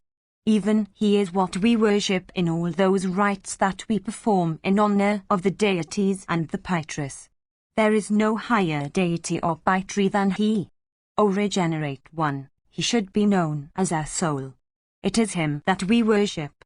This course of duties followed by men has, O regenerate one, been promulgated by him. It is his ordinance that we should duly perform all the rites laid down in respect of the deities and the Pitris. Brahman, Sthanu, Manu, Daksha, Bhrigu, Dharma, Yama, Marichi, Angiras, Atri, Pulastya, Pulaha, Kratu, Vasishta, Paramshthi, Vivaswat, Shoma, he that has been called Kardama, Kroda, Avak, and Kritakoma. These 21 persons, called Prajapatis, were first born. All of them obeyed the eternal law of the Supreme God, observing all the rites, in detail, that were ordained in honor of the deities and the Pitris. All those foremost of regenerate persons acquired all those objects which they sought. The incorporeal denizens of heaven itself bow to the Supreme Deity, and through his grace they attain to those fruits and that end which he ordains for them. This is the settled conclusion of the scriptures, that these persons freed from these 7 and 10 attributes, viz., the 5 senses of knowledge, the 5 senses of action, the 5 vital breaths, and mind and understanding, who have cast off all acts, and are divested of the 5 and 10 elements which constitute the gross body, are said to be emancipate. That which the emancipate attain to as their ultimate end is called by the name of Kshrajna. He is regarded, in the scriptures, as both possessed of and free from all the attributes. He can be apprehended by knowledge alone. We too have sprung from him. Knowing him in that way, we adore that eternal soul of all things. The Vedas and all the modes of life, though characterized by divergences of opinion, all worship him with devotion. It is he who, speedily moved to grace, confers on them high ends fraught with felicity. Those persons in this world who, filled with his spirit, become fully and conclusively devoted to him, attain to ends that are much higher, for they succeed in entering him and becoming merged in his self. I have now, O Narada, discoursed to thee on what is high mystery, moved by the love I bear to thee for thy devotion to me. Indeed, in consequence of that devotion which thou professest towards me, thou hast succeeded in listening to this my discourse. Section XXV. Bhishma said, addressed by Narayana, that foremost of beings, in these words, Narada, the foremost of men, then said these words unto Narayana for the good of the world. Narada said, let that object be accomplished for which thou, O self-born being, hast taken birth in 4 forms in the house of Dharma. I shall now repair to the White Island, for beholding thy original nature. I always worship my seniors. I have never divulged the secrets of others. O Lord of the universe, I have studied the Vedas with care. I have undergone austere penances. I have never spoken an untruth. As ordained in the scriptures, I have always protected the four that should be protected. 1793. I have always behaved equally towards friends and foes. Wholly and conclusively devoted to him, that first of deities, viz., the Supreme Soul, I incessantly adore him. Having cleansed my soul by these acts of special merit, why shall I not succeed in obtaining a sight of that infinite Lord of the universe? Hearing these words of Paramshakti's son, Narayana, the protector of the scriptures, dismissed him, saying, "Go, O Narada!" Before dismissing him, however, the great deity worshipped the celestial rishi with those rites and ceremonies which have been laid down in the scriptures by himself. Narada also gave due honors to the ancient rishi Narayana.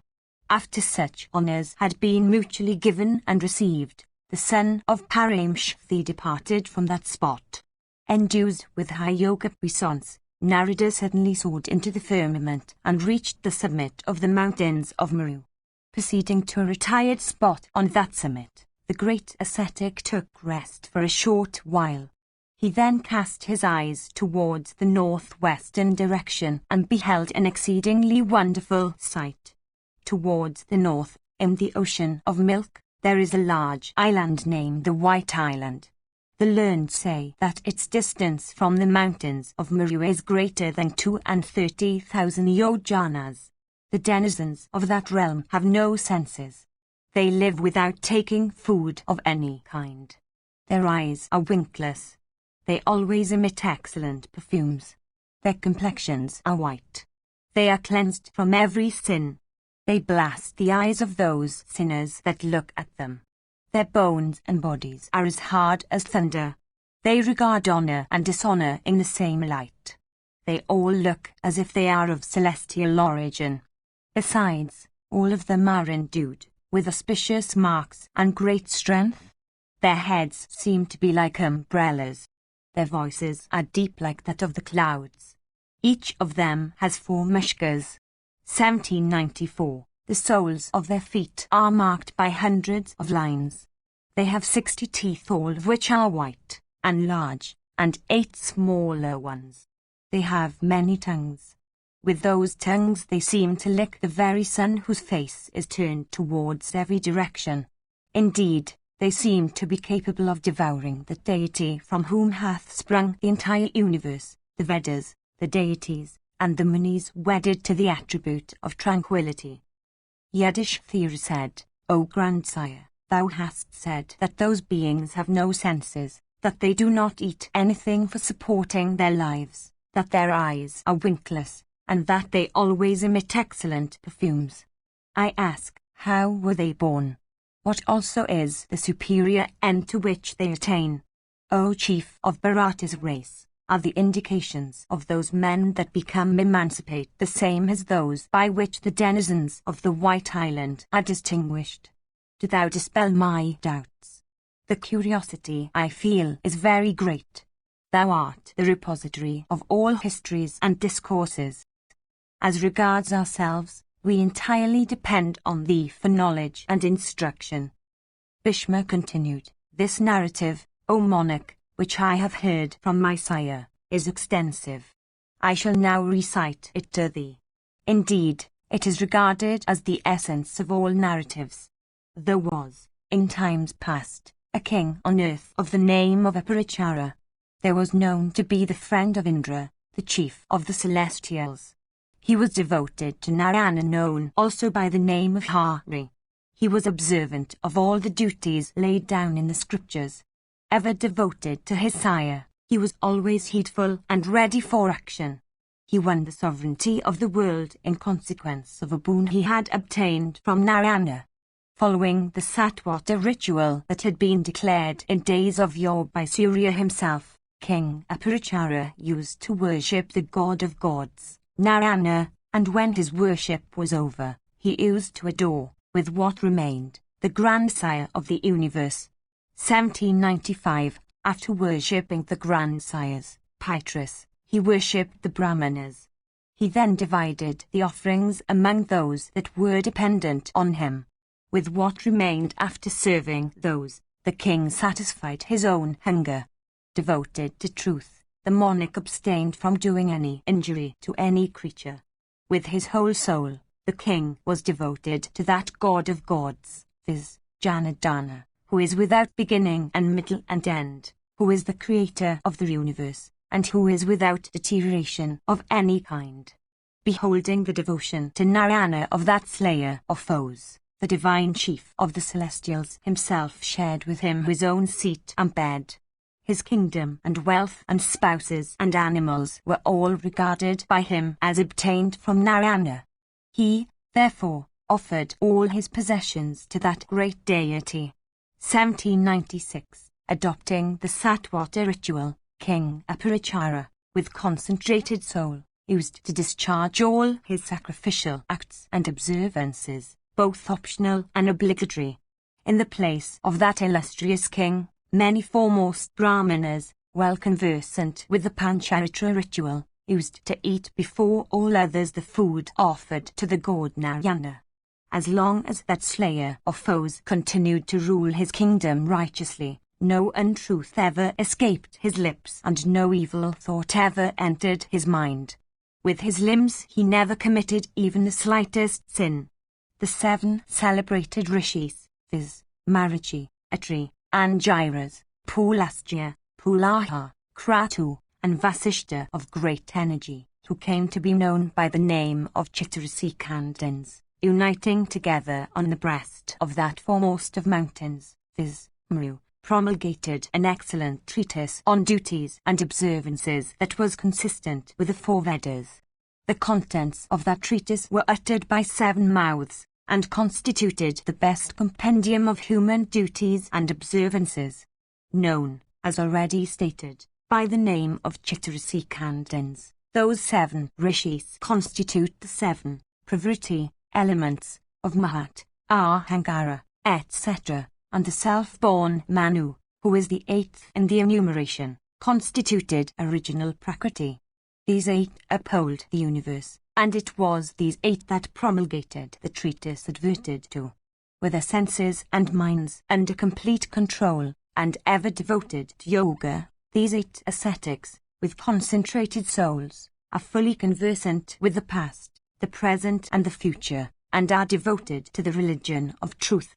This is good. This is Brahma, this is highly beneficial, reflecting in their minds in this way. Those rishis created the worlds, and the science of morality and duty that governs those worlds. In that treatise the authors discoursed on religion and wealth and pleasure, and subsequently on emancipation also. They also laid down in it the various restrictions and limitations intended for the earth as also for heaven. They composed the treatise after having worshipped with penances the puissant and illustrious Narayana called also Hari, for 1,000 celestial years, in company with many other rishis. Gratified with their penances and worship, Narayana commanded the goddess of speech, viz., Saraswati, to enter into the person of those rishis. The goddess, for the good of the worlds, did what she was ordered. In consequence of the entrance of the goddess of speech into their persons, those rishis, well conversant with penances, succeeded in composing that foremost of treatises in respect of vocables, import, and reason. 1797. Having composed the treatise sanctified with the syllable Om, the rishis first of all read it to Narayana, who became highly pleased with what he heard. The foremost of all beings then addressed those rishis in an incorporeal voice and said, Excellent is this treatise that ye have composed, consisting of 100,000 verses. The duties and observances of all the worlds will flow from this your work. In complete accordance with the 4 Vedas, viz., the Ajushas, the Samans, and the Atharvans of Angiras, the treatise of yours will be an authority in all the worlds in respect of both pravriti and nivriti. 1798. Agreeably to the authority of the scriptures, I have created Brahman from the attribute of grace, Rudra from my wrath, and yourselves, ye Brahmanas, as representing the pravriti elements of Mahat, Ahangara, etc., Surya, and Chandramas, wind, and earth, and water and fire, all the stars and planets and constellations, all else that is called by the name of creatures, and utterers of Brahma, or the Vedas, they all live and act in their respective spheres and are all respected as authorities. Even this treatise that ye have composed shall be regarded by all persons in the same light, viz., as a work of the highest authority. This is my command. Guided by this treatise, the self-born Manu himself will declare to the world its course of duties and observances. When Usanas and Vrihaspati will arise, they also will promulgate their respective treatises on morality and religion, guided by and quoting from this your treatise. 1799, after the publication of this treatise by the self-born Manu and of that by Usanas, and after the publication of the treatise also by Vrihaspati, this science composed by you will be acquired by King Vasu, otherwise known by the name of Aparichara. Indeed, ye foremost of regenerate ones, that king will acquire this knowledge of this work from Vrihaspati. That king, filled with all good thoughts, will become deeply devoted to me. Guided by this treatise, he will accomplish all his religious acts and observances. Verily, this treatise composed by you will be the foremost of all treatises on morality and religion. Possessed of the excellence, this treatise is fraught with instructions for acquiring both wealth and religious merit, and is full of mysteries. In consequence of the promulgation of this treatise of yours, ye will be progenitors of an extensive race. King Aparichara also will become endued with greatness and prosperity.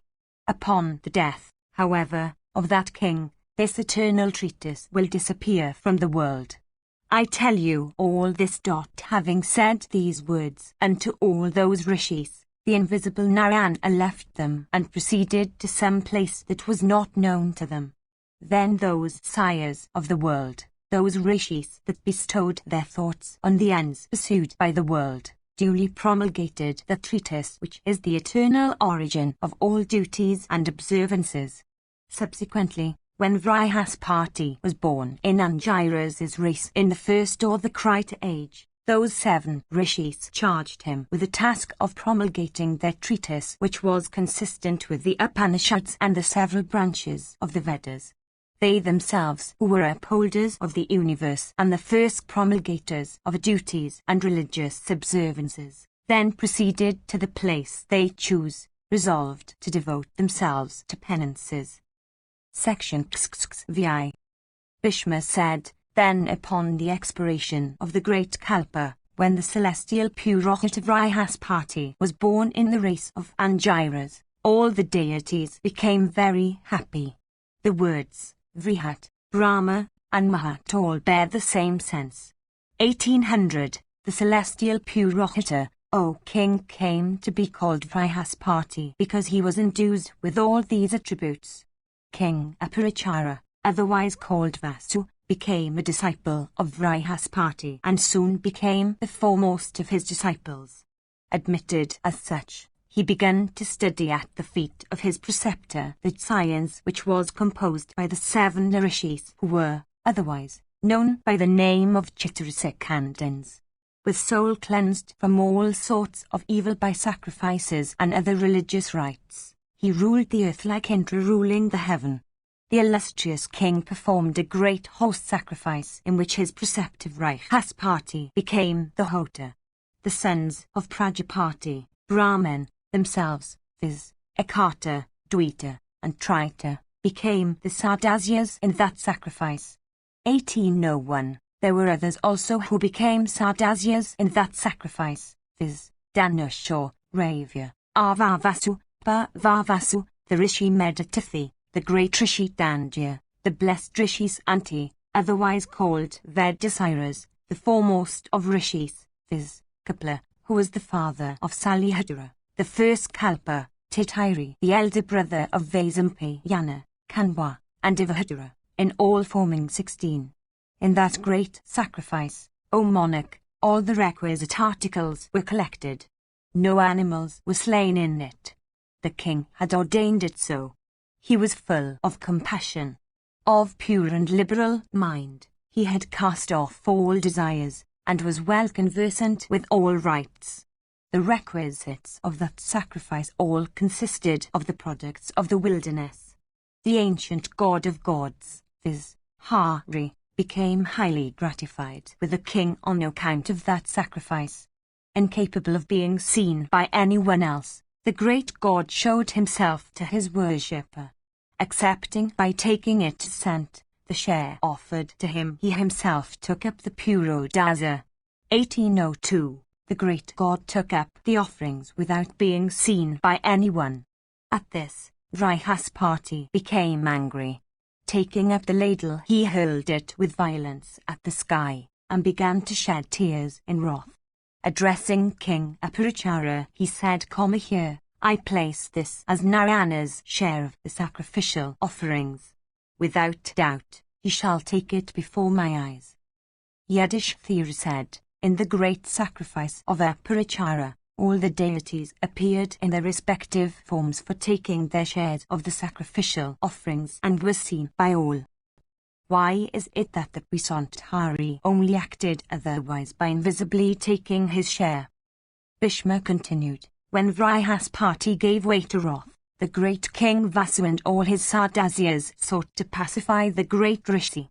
With cool heads, all of them addressed Brihaspati, saying, "It behoveth thee not to give way to anger. In this great age, this anger to which thou hast given way should not be the characteristic of anyone. The great deity for whom the share of the sacrificial offerings was designed by thee is himself free from anger. He is incapable of being seen either by ourselves or by thee, O Brihaspati. Only he can see him to whom he becomes gracious."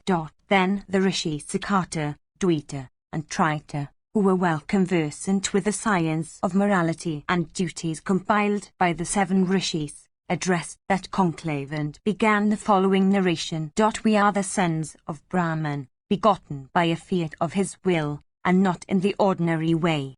Once on a time we repaired to the north for obtaining what is for our highest good. Having undergone penances for thousands of years and acquired great ascetic merit, we again stood on only 1 foot like fixed stakes of wood. The country where we underwent the austerest of penances lies to the north of the mountains of Meru and on the shores of the ocean of milk. The object we had in mind was how to behold the divine Narayana in his own form.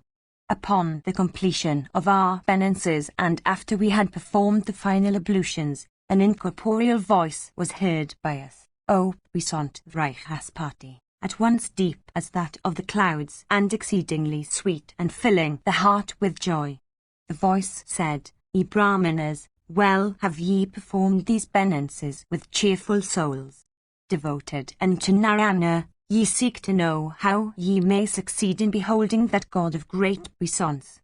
On the northern shores of the ocean of milk there is an island of great splendor called by the name of White Island. The men that inhabit that island have complexions as white as the rays of the moon and that are devoted to Narayana. Worshippers of that foremost of all beings, they are devoted to him with their whole souls. They all enter that eternal and illustrious deity of 1,000 rays. 1803. They are divested of senses. They do not subsist on any kind of food. Their eyes are winkless. Their bodies always emit a fragrance. Indeed, the denizens of White Island believe and worship only one God. Go they there, ye ascetics, for that I have revealed myself. All of us, hearing these incorporeal words, proceeded by the way indicated to the country described. Eagerly desirous of beholding him and our hearts full of him, we arrived at last at that large island called White Island. Arrived there, we could see nothing. Indeed, our vision was blinded by the energy of the great deity and accordingly we could not see him. 1804. At this, the idea, due to the grace of the great God himself, arose in our minds that one that had not undergone sufficient penances could not speedily behold Narayana. Under the influence of this idea, we once more set ourselves to the practice of some severe austerities, suited to the time and place, for 100 years. Upon the completion of our vows, we beheld a number of men of auspicious features. All of them were white and looked like the moon, in colour, and possessed of every mark of blessedness. Their hands were always joined in prayer. The faces of some were turned towards the north and of some towards the east. They were engaged in silently thinking on Brahma. 1805. The yapa performed by those high-souled persons was a mental yapa, and did not consist of the actual recitation of any mantras in words. In consequence of their hearts having been entirely set upon him, Hari became highly pleased with them. The effulgence that was emitted by each of those men resembled, O foremost of ascetics, the splendours which Surya assumes when the time comes for the dissolution of the universe. Indeed, we thought that island was the home of all energy. All the inhabitants were perfectly equal in energy. There was no superiority or inferiority there among them. 1806. We then suddenly beheld once more a light arise, that seemed to be the concentrated effulgence of 1,000 suns, over Ihaspati. The inhabitants, assembling together, ran towards that light, with hands joined in reverential attitude, full of joy, and uttering the one word Namas, we bow thee. We then heard a very loud noise uttered by all of them together. It seemed that those men were employed in offering a sacrifice to the great God. As regards ourselves, we were suddenly deprived of our senses by his energy. Deprived of vision and strength and all the senses, we could not see or feel anything. 1807. We only heard a loud volume of sound uttered by the assembled inhabitants. It said, "Victory to thee, O thou of eyes like lotus petals. Salutations to thee, O Creator of the universe. Salutations to thee, O Rishikasa, O foremost of beings, O thou that art the firstborn." Even this was the sound we heard, uttered distinctly and agreeably to the rules of Orthepi. 1808. Meanwhile, a breeze, fragrant and pure, blew, bearing perfumes of celestial flowers, and of certain herbs and plants that were of use on the occasion. Those men, endued with great devotion, possessed of hearts full of reverence, conversant with the ordinances laid down in the Pancharitra, were then worshipping the great deity with mind, word, and deed. 1809. Without doubt, Hari appeared in that place whence the sound we heard arose. As regards ourselves, stupefied by his illusion, we could not see him. After the breeze had ceased and the sacrifice had been over, our hearts became agitated with anxiety, O foremost one of Angira's race. As we stood among those thousands of men, all of whom were of pure descent, no one honoured us with a glance or nod. Those ascetics, all of whom were cheerful and filled with devotion and who were all practicing the Brahma frame of mind, did not show any kind of feeling for us. 1810. We had been exceedingly tired. Our penances had emaciated us. At that time, an incorporeal being addressed us from the sky and said unto us these words: "These white men, who are divested of all outer senses, were competent to behold Narayana. Only those foremost of regenerate persons whom these white men honoured with their glances, become competent to behold the great God." 1811. Go hence, ye Munis, to the place whence ye have come. That great deity is incapable of being ever seen by one that is destitute of devotion, incapable of being seen in consequence of his dazzling effulgence. That illustrious deity can be beheld by only those persons that in course of long ages succeed in devoting themselves wholly and solely to him. Ye foremost of regenerate one, ye have a great duty to perform. After the expiration of this the Krita age, when the Treta age comes in course of the Vivaswat cycle, a great calamity will overtake the worlds. Ye Munis, Ye shall then have to become the allies of the deities, for dispelling that calamity. Having heard these wonderful words that were sweet as nectar, we soon got back to the place we desired, through the grace of that great deity. When with the aid of even such austere penances and of offerings devoutly given in sacrifices, we failed to have a sight of the great deity, how, indeed, can you expect to behold him so easily? Narayana is a great being. He is the creator of the universe. He is adorned in sacrifices with offerings of clarified butter and other food dedicated with the aid of Vedic mantras. He has no beginning and no end. He is unmanifest. Both the deities and the Danavas worship him. Induced by these words spoken by Akata and approved by his companions, viz. Hita and Trita, and solicited also by the other Sardasyas, the high-minded Vrihaspati brought that sacrifice to a completion after duly offering the accustomed adorations to the deities. King Aparachara also, having completed his great sacrifice, began to rule his subjects righteously. At last, casting off his body, he ascended to heaven. After some time, through the curse of the Brahmanas, he fell down from those regions of felicity and sank deep into the bowels of the earth. King Vasu, O tiger among monarchs, was always devoted to the true religion. Although sunk deep into the bowels of the earth, his devotion to virtue did not abate. Ever devoted to Narayana, and ever reciting sacred mantras having Narayana for their deity, he once more ascended to heaven through Narayana's grace. Ascending from the bowels of the earth, King Vasu, in consequence of the very highest end that he attained, proceeded to a spot that is even higher than the region of Brahman himself. 1812. Section XXVI. Yudhishthira said, when the great King Vasu was so wholly devoted to Narayana, for what reason then did he fall down from heaven, and why again had he to sink beneath the surface of the earth? Bhishma said, in this connection is cited an old narrative, O Bharata, of a discourse between the rishis and the gods. The gods, once on a time, addressing many foremost of Brahmanas, said unto them that sacrifices should be performed by offering up ajahs as victims. By the word ash should be understood the goat and no other animal. The rishis said, the Vedic Shruti declares that in sacrifices the offerings should consist of vegetable seeds. Seeds are called ajahs. It behoveth you not to slay goats. Ye deities, that cannot be the religion of good and righteous people in which slaughter of animals is laid down.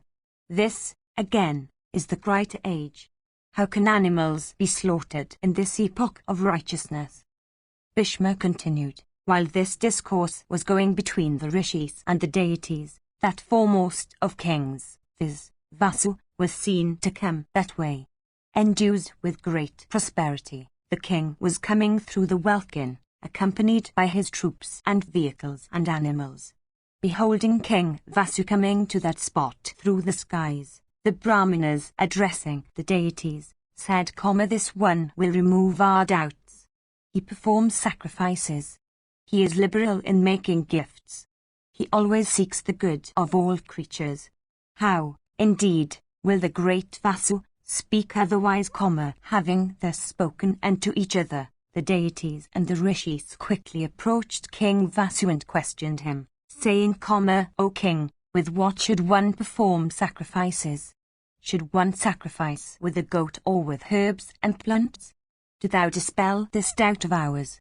We constitute thee our judge in this matter. Thus addressed by them, Vasu joined his hands in humility and said unto them, Tell me truly, ye foremost of Brahmanas, what opinion is entertained by you in this matter? The rishis said, the opinion entertained by us, O king, is that sacrifices should be performed with grain. The deities, however, maintain that sacrifices should be performed with animals. Do thou judge between us and tell us which of these opinions is correct. Bhishma continued, learning what the opinion was that was entertained by the deities. Vasu, moved by partiality for them, said that sacrifices should be performed with animals. At this answer, all the rishis, endued with the splendor of the sun, became very angry. Addressing Vasu, who was seated on his car and who had, wrongly, taken up the side of the deities, they said unto him, Since thou hast, wrongly, taken up the side of the deities, do thou fall down from heaven. From this day, O monarch, thou shalt lose the power of journeying through the sky. Through a curse, thou shalt sink deep below the surface of the earth. After the rishis had said these words, King Aparichara immediately fell down, O monarch, and went down a hole in earth. At the command, however, of Narayana, Vasu's memory did not leave him. To the good fortune of Vasu, the deities, pained at the curse denounced on him by the Brahmanas, began to think anxiously as to how that curse might be neutralized.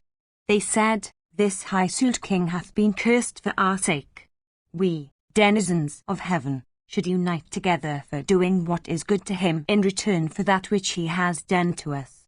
Having quickly settled this in their minds with the aid of reflection, the deities proceeded to the spot where the king Aparichara was.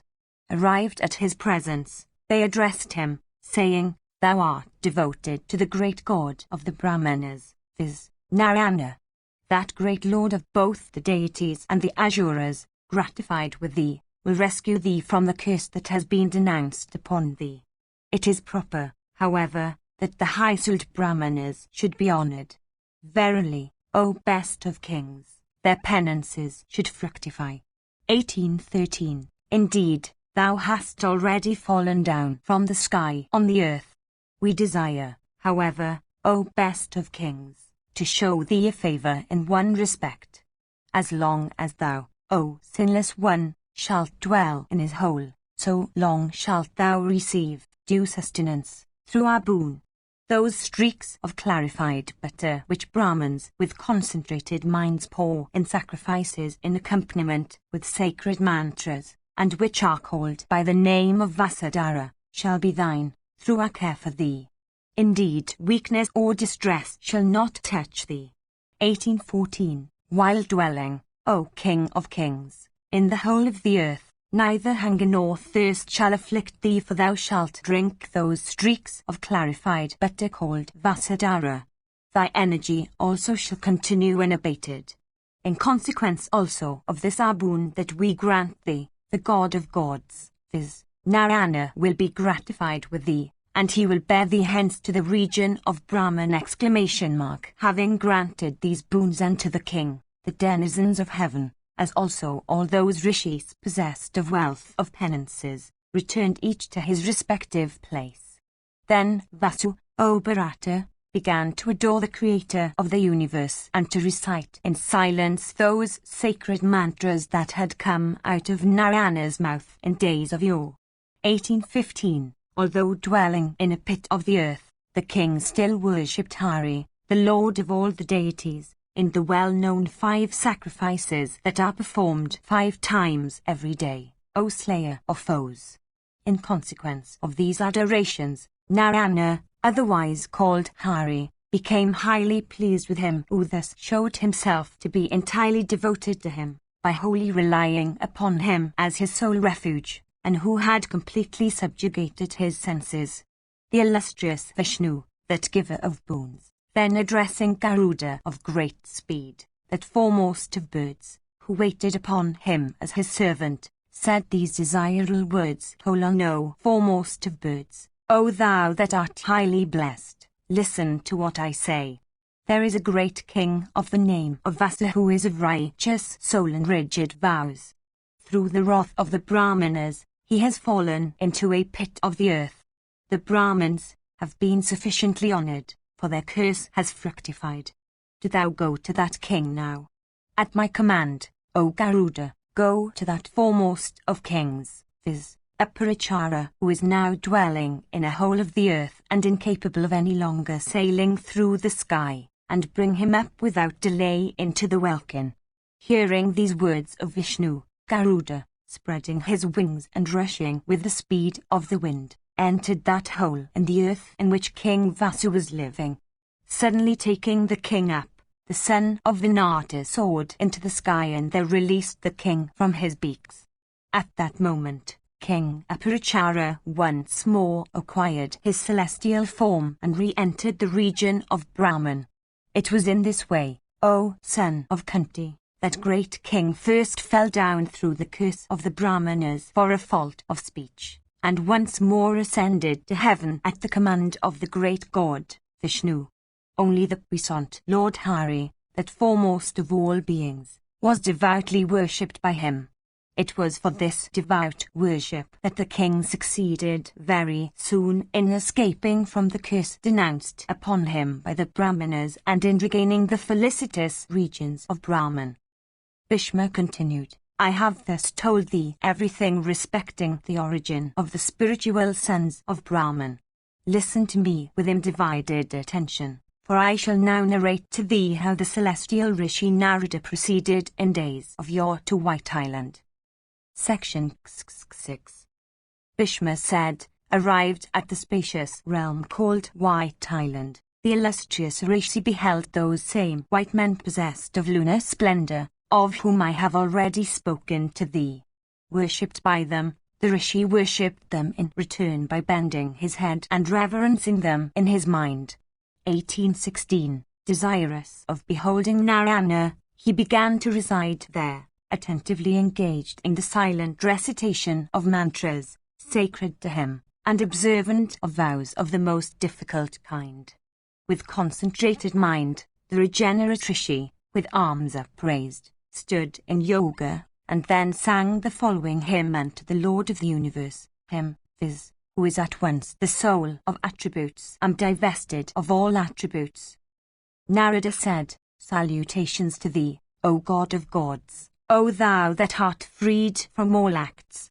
Thou art he who is divested of all attributes, who is the witness of all the worlds, who is called Kshrajna, who is the foremost of all beings, who is infinite, who is called Purusha, who is the great Purusha, who is the foremost of all Purushas, who is the soul of the three attributes, who is called the foremost, who is Amrita, nectar, who is called immortal, who is called Ananta, Sesha, who is space, 1817, who is without beginning, who is both manifest and unmanifest as existent and not existent things, who is said to have his home in truth, 1818, who is the first of gods, Narayana, who is the giver of wealth, or of the fruits of acts, identified with Daksha and other lords of the creation, who is the Aswata and other big trees, who is the four-headed Brahman, who is the Lord of all created beings, who is the Lord of speech, 1819, who is the Lord of the universe, or Indra, who is the all-pervading soul, who is the sun, who is the breath called prana, who is the Lord of the waters, viz., Varuna, who is identifiable with the emperor or the king, who is identifiable with the regions of the several points of the compass, who is the refuge of the universe when it is dissolved in the final destruction, 1820, who is undisplayed, unrevealed, who is the giver of the Vedas and to Brahman, who is identifiable with the sacrifices and Vedic studies achieved by Brahmanas with the aid of their bodies, who is identifiable with the four principal orders of the deities, who is every one of those four orders, who is possessed of effulgence, who is possessed of great effulgence, who is he unto whom the seven largest offerings and sacrifices are presented with the Gayatri and other sacred mantras, who is Yama, who is Chitragupta and the other attendants of Yama, who is called the wife of Yama, who is that order of the deities called Tushita, who is that other border called Mahatoshita, who is the universal grinder, death, who is desire and all diseases that have been created for aiding the advent of death, who is health and freedom from disease, who is subject to desire and passions, who is free from the influence of desire and passions, who is infinite as exhibited in species and forms, who is he that is chastised, who is he that is the chastiser, who is all the lesser sacrifices, like Agnihotra and others, who is all the larger sacrifices, like those called Brahma, etc., who is all the Ritvajas, who is the origin of all sacrifices, viz., the Vedas, who is fire, who is the very heart of all sacrifices, viz., the mantras and hymns uttered in them, who is he that is hymned in sacrifices, who takes those shares of the sacrificial offerings that are presented to him, who is the embodiment of the 5 sacrifices, who is the maker of the 5 sections or divisions of time, viz., day, night, month, season and year, who is incapable of being understood except by those scriptures that are called Pancharitra, who never shrinks from anything, who is unvanquished, who is only mind, without a physical frame, who is known only by name, who is the Lord of Brahman himself, who has completed all the vows and observances mentioned in the Vedas, 1821, who is the Hansa, bearer of the triple stick, who is the Paramahansa, divested of stick, who is the foremost of all sacrifices, who is Sankhya Yoga, who is the embodiment of the Sankhya philosophy, who dwells in all jivas, who lives in every heart, who resides in every sense, who floats on the ocean water, who lives in the Vedas, who lies on the lotus, the image of the egg whence the universe has sprung, who is the Lord of the universe, and whose troops go everywhere for protecting his worshippers. Thou takest birth as all creatures. Thou art the origin of the universe, of all creatures. Thy mouth is fire. Thou art that fire which courses through the waters of the ocean, issuing out all the while from an equine head. Thou art the sanctified butter that is poured into the sacrificial fire. Thou art the car driver, fire or heat that impels the body and causes it to live and grow. Thou art Vashat. Thou art the syllable Om. Thou art penances. Thou art mind. Thou art chandramas. Thou sanctifiest the sacrificial butter. Thou art the Sunday. Thou art the Dikajas, elephants, that are sanctioned in the 4 cardinal points of the compass. Thou illuminest the cardinal points of the compass. Thou illuminest the subsidiary points also. Thou art the equine head. Thou art the first 3 mantras of the Rig Veda. Thou art the protector of the several orders of men, viz., Brahmanas, Kshatriyas, Vaisyas, and Sudras. Thou art the 5 fires, beginning with Garhapatya. Thou art he who has thrice ignited the sacrificial fire called Naki. 1822. Thou art the refuge of the 6 limbs, viz., the Vedas. 1823. Thou art the foremost of those Brahmanas that are employed in singing the samans in sacrifices and other religious rites. Thou art Brag Jyotish, and thou art he who sings the first saman. 1824. Thou art the observer of those vows that depend upon the Vedas and that are observed by singers of samanas. Thou art the embodiment of the Upanishad, called by the name of Atharvasiras. Thou art he who is the topic of the 5 foremost of scriptures, viz., those that appertain to the worship of Surya, of Sakti, of the Ganesa, of Shiva, and of Vishnu. Thou art called the preceptor that subsists only on the froth of water. Thou art of Litalia. 1825. Thou art the embodiment of him who has not fallen away from yoga. Thou art the embodiment of correctness, of judgment, of reasoning.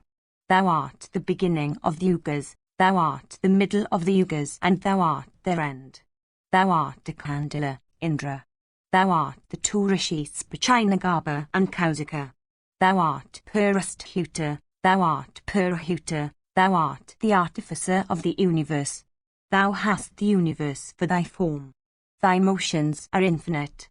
Thy bodies are infinite. Thou art without end and without beginning, and without middle. Thy middle is unmanifest. Thy end is unmanifest. Thou hast vows for thy abode. Thou residest in the ocean. Thou hast thy home in fame, in penances, in self-restraint, in prosperity, in knowledge, in grand achievements, and in everything belonging to the universe. Thou art Vasudeva. Thou art the grantor of every wish. Thou art an human that bore Rama on his shoulders. Thou art the great horse sacrifice. Thou takest thy share of offerings made in great sacrifices. 1826. Thou art the grantor of boons. of happiness, of wealth. Thou art devoted to Hari. Thou art restraint of the senses. Thou art vows and observances. Thou art mortifications. Thou art severe mortifications. Thou art very severe mortifications. 1827. Thou art he who observes vows and religious and other pious rites. Thou art freed from all errors. Thou art a Brahmacharin. Thou tookest birth in the womb of Prini. Thou art he from whom have flowered all Vedic rites and acts. Thou art unborn. Thou pervadest all things. Thy eyes are on all things. Thou must not be apprehended by the senses. Thou art not subject to deterioration. Thou art possessed of great puissance. Thy body is inconceivably vast. Thou art holy. Thou art beyond the ken of logic or argument. Thou art unknowable. Thou art the foremost of causes. Thou art the creator of all creatures, and thou art their destroyer. Thou art the possessor of vast powers of illusion. Thou art called Chitrasekandin. Thou art the giver of boons. Thou art the taker of thy share of the sacrificial offerings. Thou hast obtained the merit of all sacrifices. Thou art he who has been freed from all doubts. Thou art omnipresent. Thou art of the form of a Brahmana. Thou art fond of Brahmanas. Thou hast the universe for thy form. Thy form is very vast. Thou art the greatest friend. Thou art kind to all thy worshippers.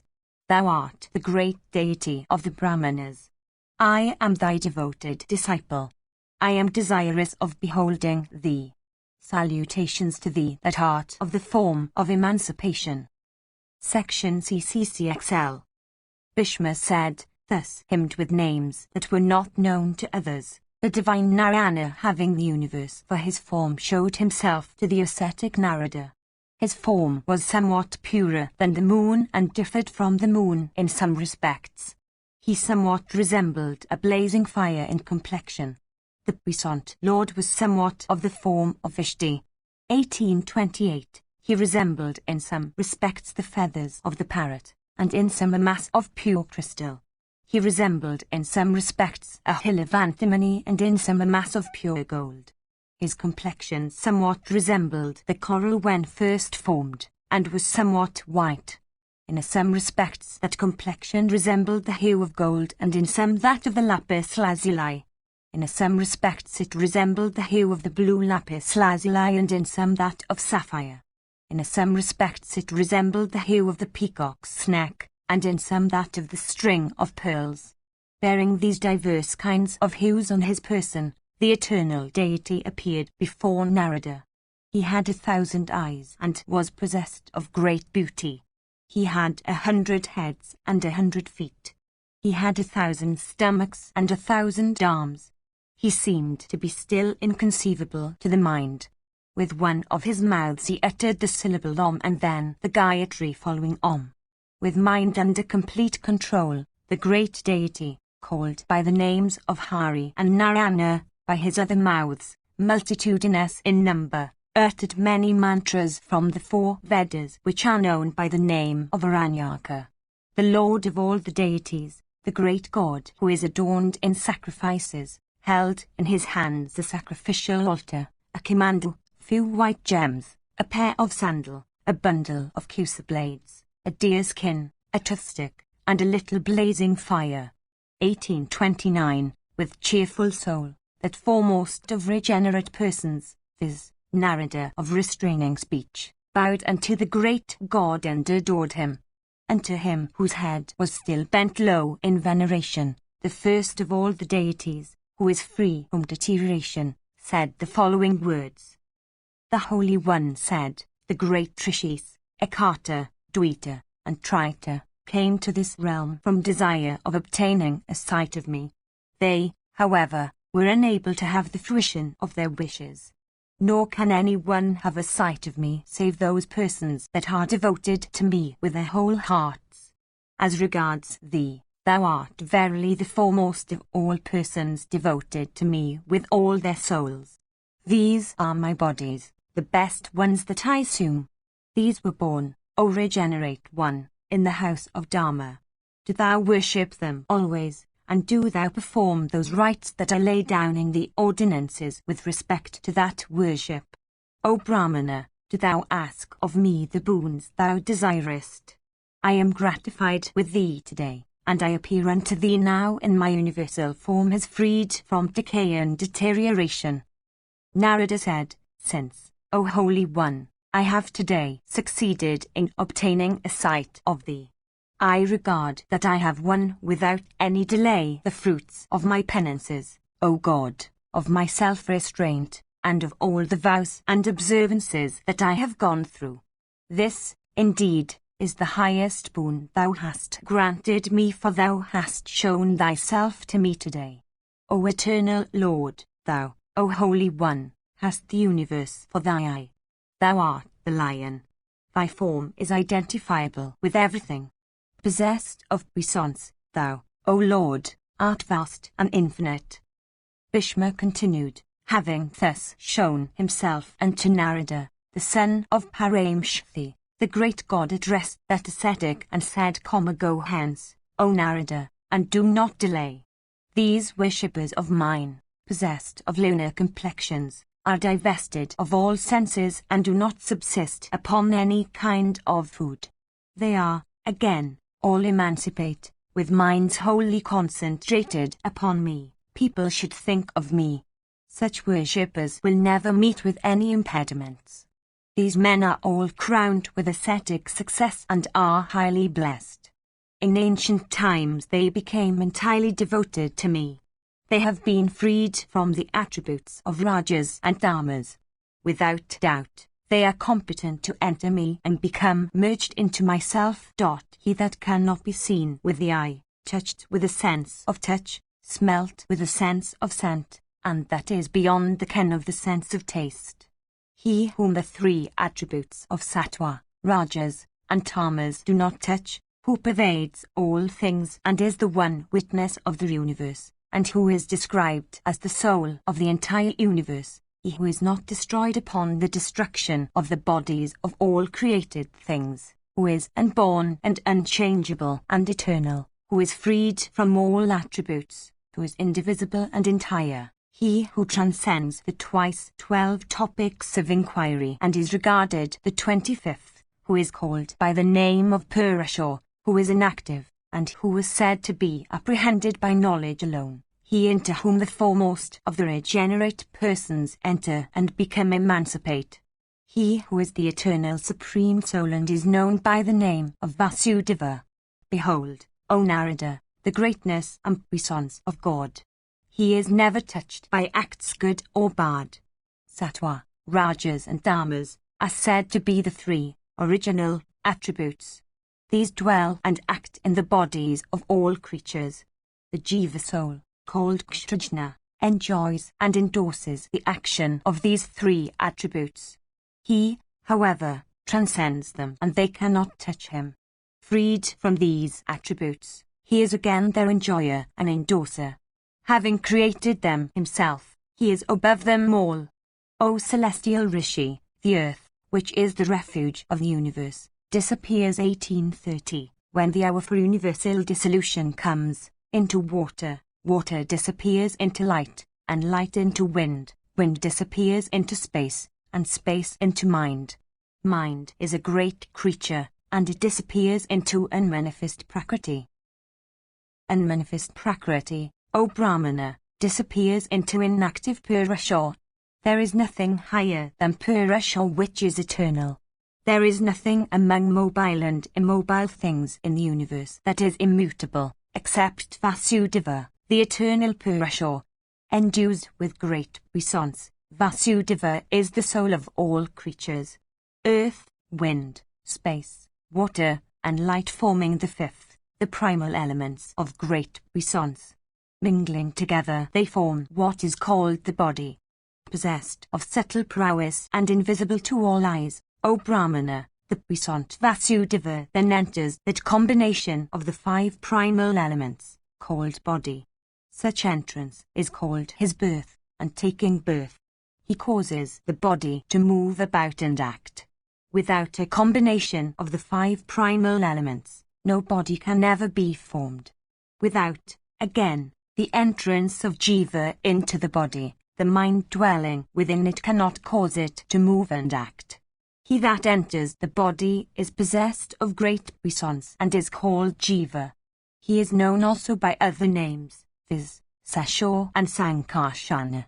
He that takes his rise from that Sankarshana, by his own acts, Sanat Kumara, and in whom all creatures merge when the universal dissolution comes, is the mind of all creatures and is called by the name of Pradima. From him, that is, Pradima, arises he who is the creator, and who is both cause and effect. From this last, everything, viz., the mobile and immobile universe, takes its rise. This one is called Aniruddha. He is otherwise called Dhyana, and he is manifest in all acts. 1831, that illustrious one, viz., Vasudeva, who is called Kshrajna, and who is freed from attributes, should, O King of Kings, be known as the puissant Sankarshana, when he takes birth as Jiva. 1832, from Sankarshana arises Pradima, who is called he that is born as mind. From Pradima is he who is Aniruddha. He is consciousness. He is Iswara, Supreme Lord. It is from me that the entire mobile and immobile universe springs. It is from me, O Narada, that the indestructible and destructible, the existent and the non-existent, flow. They that are devoted to me enter into me and become emancipate. I am known as Purusha. Without acts, I am the 25th. Transcending attributes, I am entire and indivisible. I am above all pairs of opposite attributes and freed from all attachments. This, O Narada, thou wilt fail to understand. Thou beholdest me as endued with form. In a moment, if the wish arises, I can dissolve this form. I am the Supreme Lord and the Preceptor of the universe. That which thou beholdest of me, O Narada, is only an illusion of mine. I now seem to be endued with the attributes of all created things. Thou art not competent to know me. I have disclosed to thee duly my quadruple form. I am, O Narada, the I am cause, and I am effect. I am the sum total of all living creatures. All living creatures have their refuge in me. Let not the thought be thine that thou hast seen the Kshrajna. I pervade all things, O Brahmana, and am the Jiva soul of all creatures. When the bodies of all creatures, however, are destroyed, I am not destroyed.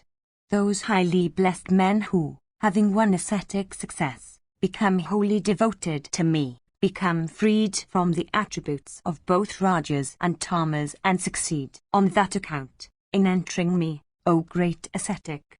He who is called Hiranyagarbha, who is the beginning of the world, who has 4 faces, who cannot be understood with the aid of Nirukta, who is otherwise called Brahman, who is an eternal deity, is employed in attending to many of my concerns.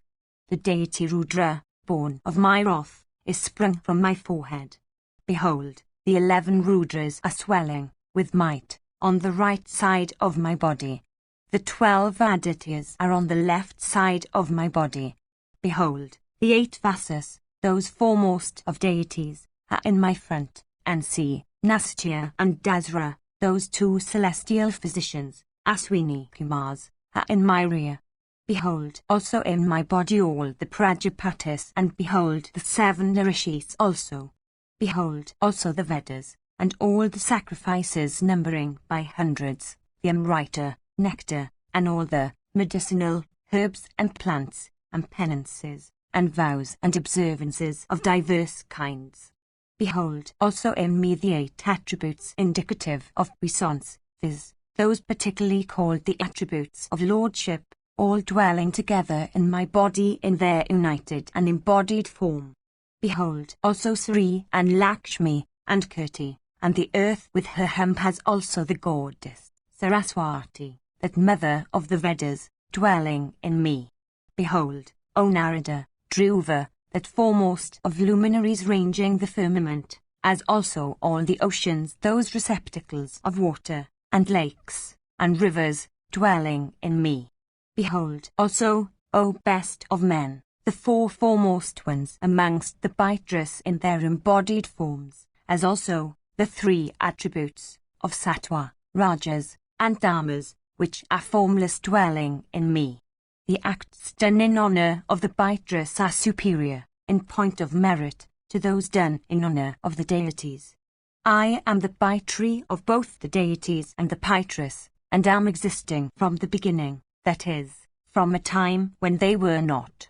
Becoming the equine head, I rove through the western and the northern ocean and drink sacrificial libations duly poured with mantras and solid sacrificial food offered with reverence and devotion. In days of yore I created Brahman, who himself adored me in sacrifices. Gratified with him on that account, I granted him many excellent boons. I said unto him that in the beginning of the Kalpa he would be born unto me as my son, and the sovereignty of all the worlds would vest on him, coupled with diverse names being bestowed on diverse objects in consequence of the starting of Ahankara into existence. 1833. I also told him that none would ever violate the limits and boundaries he would assign for the observance of creatures, and, further, that he would be the giver of boons unto persons that would, in sacrifices and by proper acts, solicit him for them. I further assured him that he would be an object of adoration with all the deities and asuras, all the rishis and Baitres, and the diverse creatures forming the creation. I also gave him to understand that I would always manifest myself for accomplishing the business of the deities, and that for that matter I would suffer myself to be commanded by him even as a son by his sire.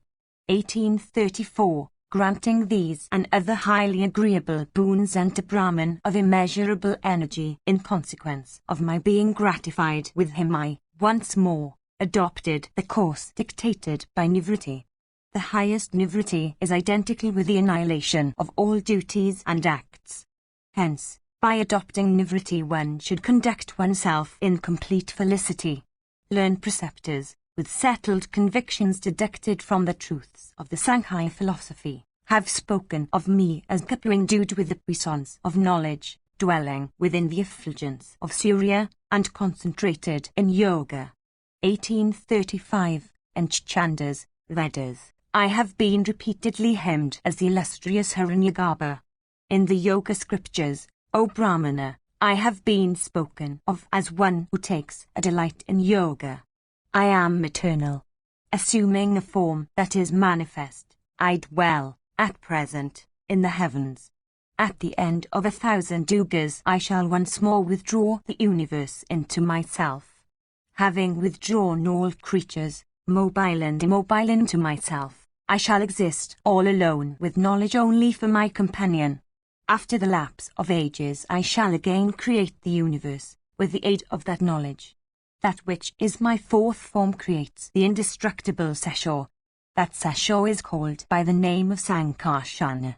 Sankarshana creates Pradama. From Pradama I take birth myself as Aniruddha. I create myself repeatedly. From Aniruddha springs Brahman. The latter takes birth from Aniruddha's navel. From Brahman spring all creatures mobile and immobile.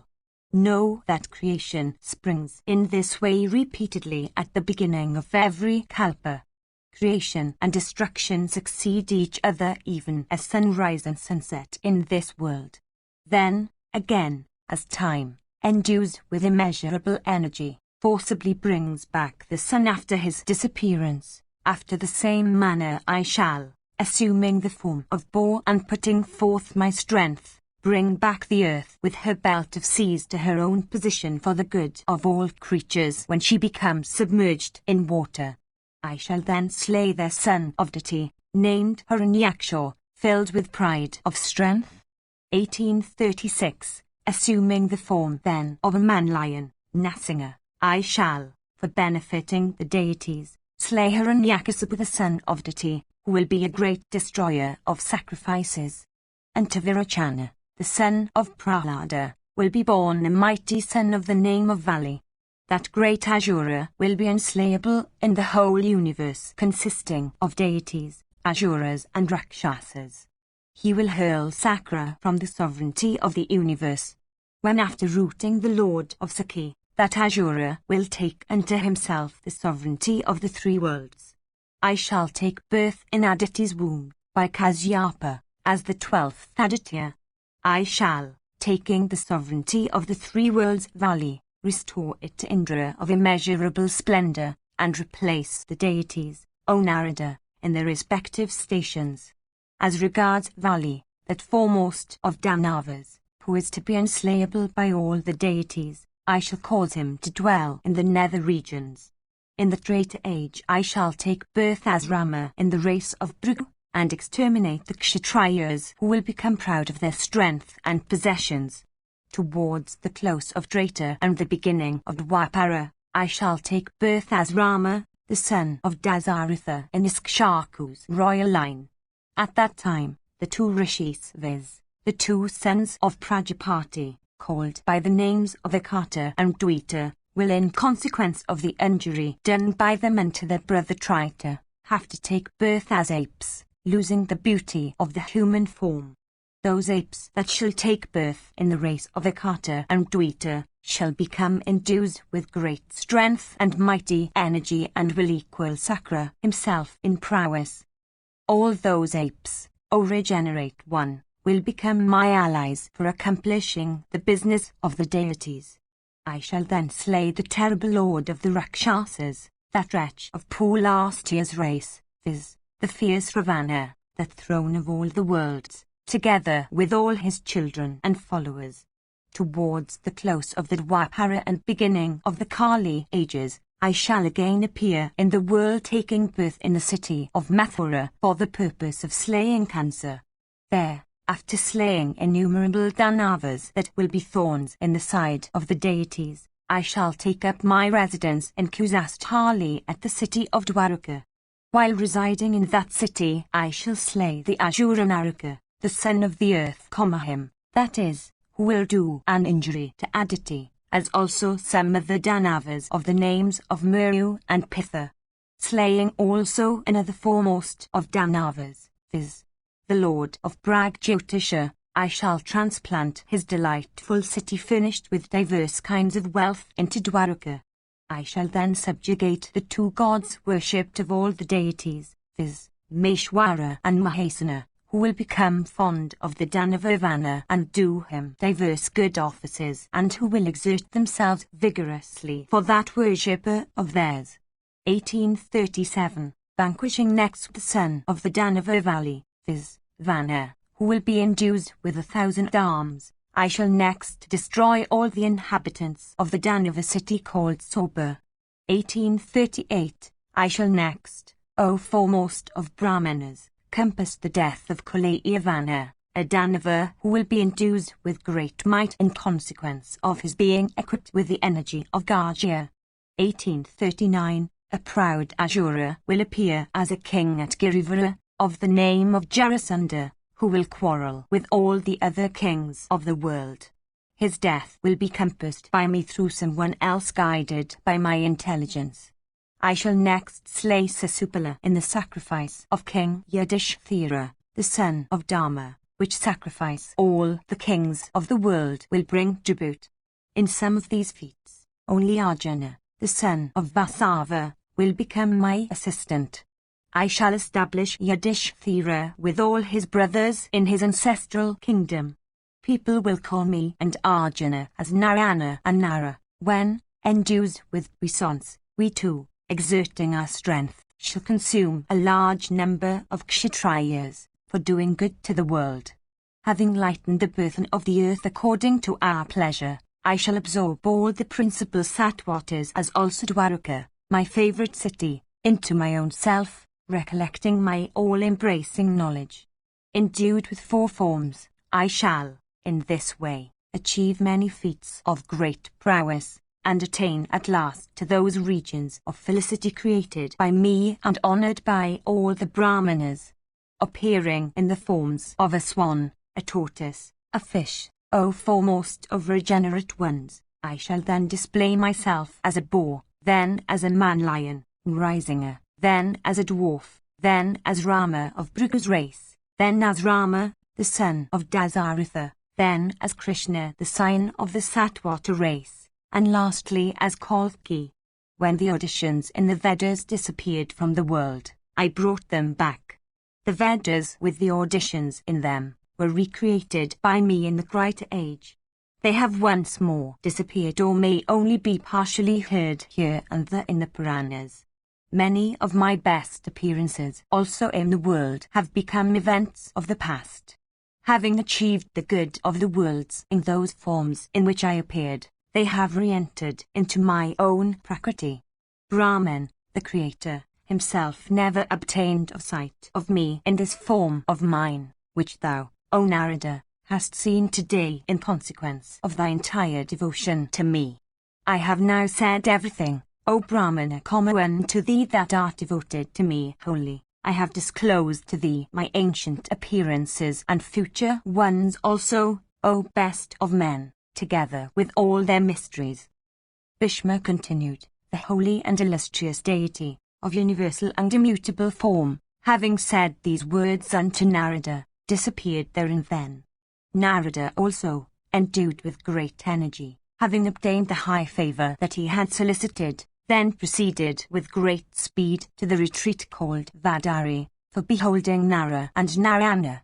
This great Upanishad perfectly consists with the four Vedas, in harmony with Sankhya Yoga, and called by him by the name of the Pancharatra scriptures, and recited by Narayana himself with his own mouth, was repeated by Narada in the presence of many hearers in the abode of Brahman, his sire, in exactly the same way in which Narayana, while that great God had showed himself unto him, had recited it, and in which he had heard it from his own lips.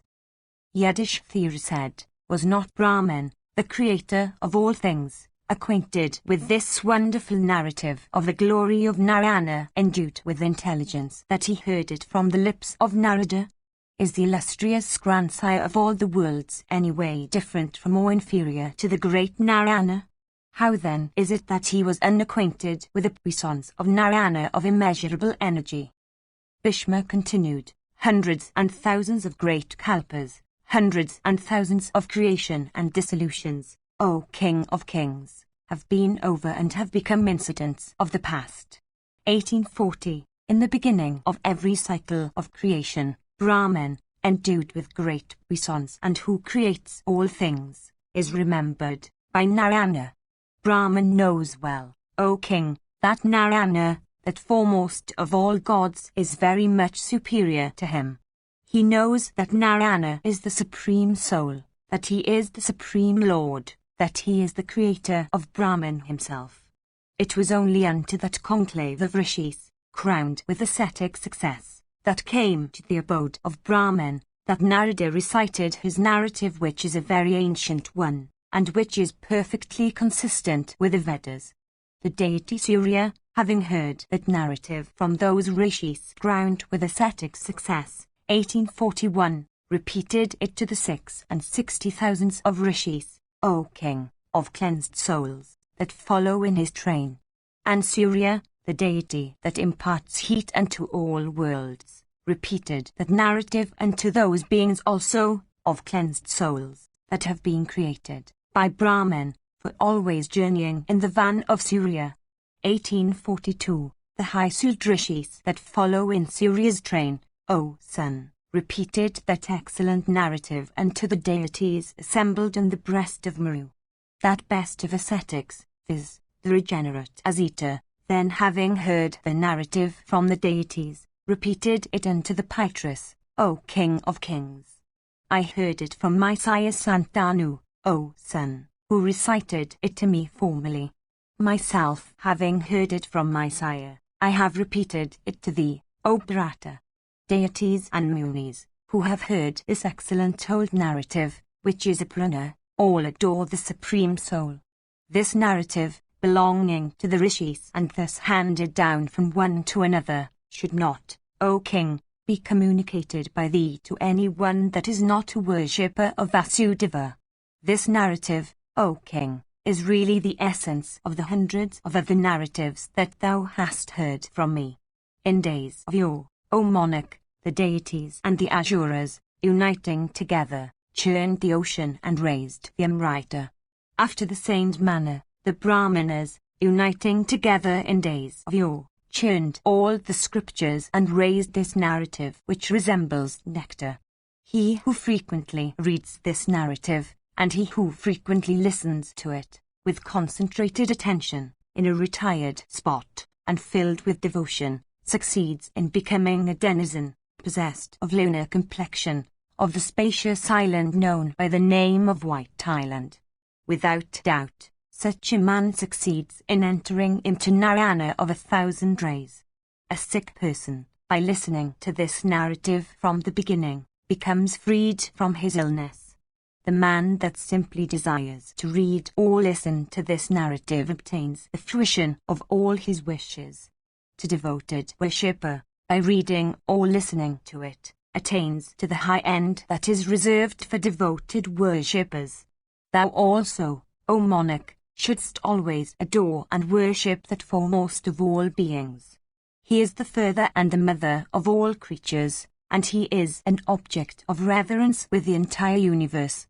Let the illustrious and eternal God of the Brahmins, viz., Janardana of high intelligence, be gratified with thee, O Yudhishthira of mighty arms.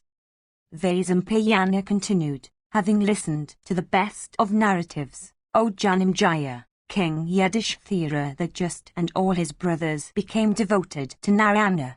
And all of them, O Bharata, betaking themselves to the practice of silently meditating upon Narayana, from that day, uttered these words for his glorification, viz., victory to that holy and illustrious being.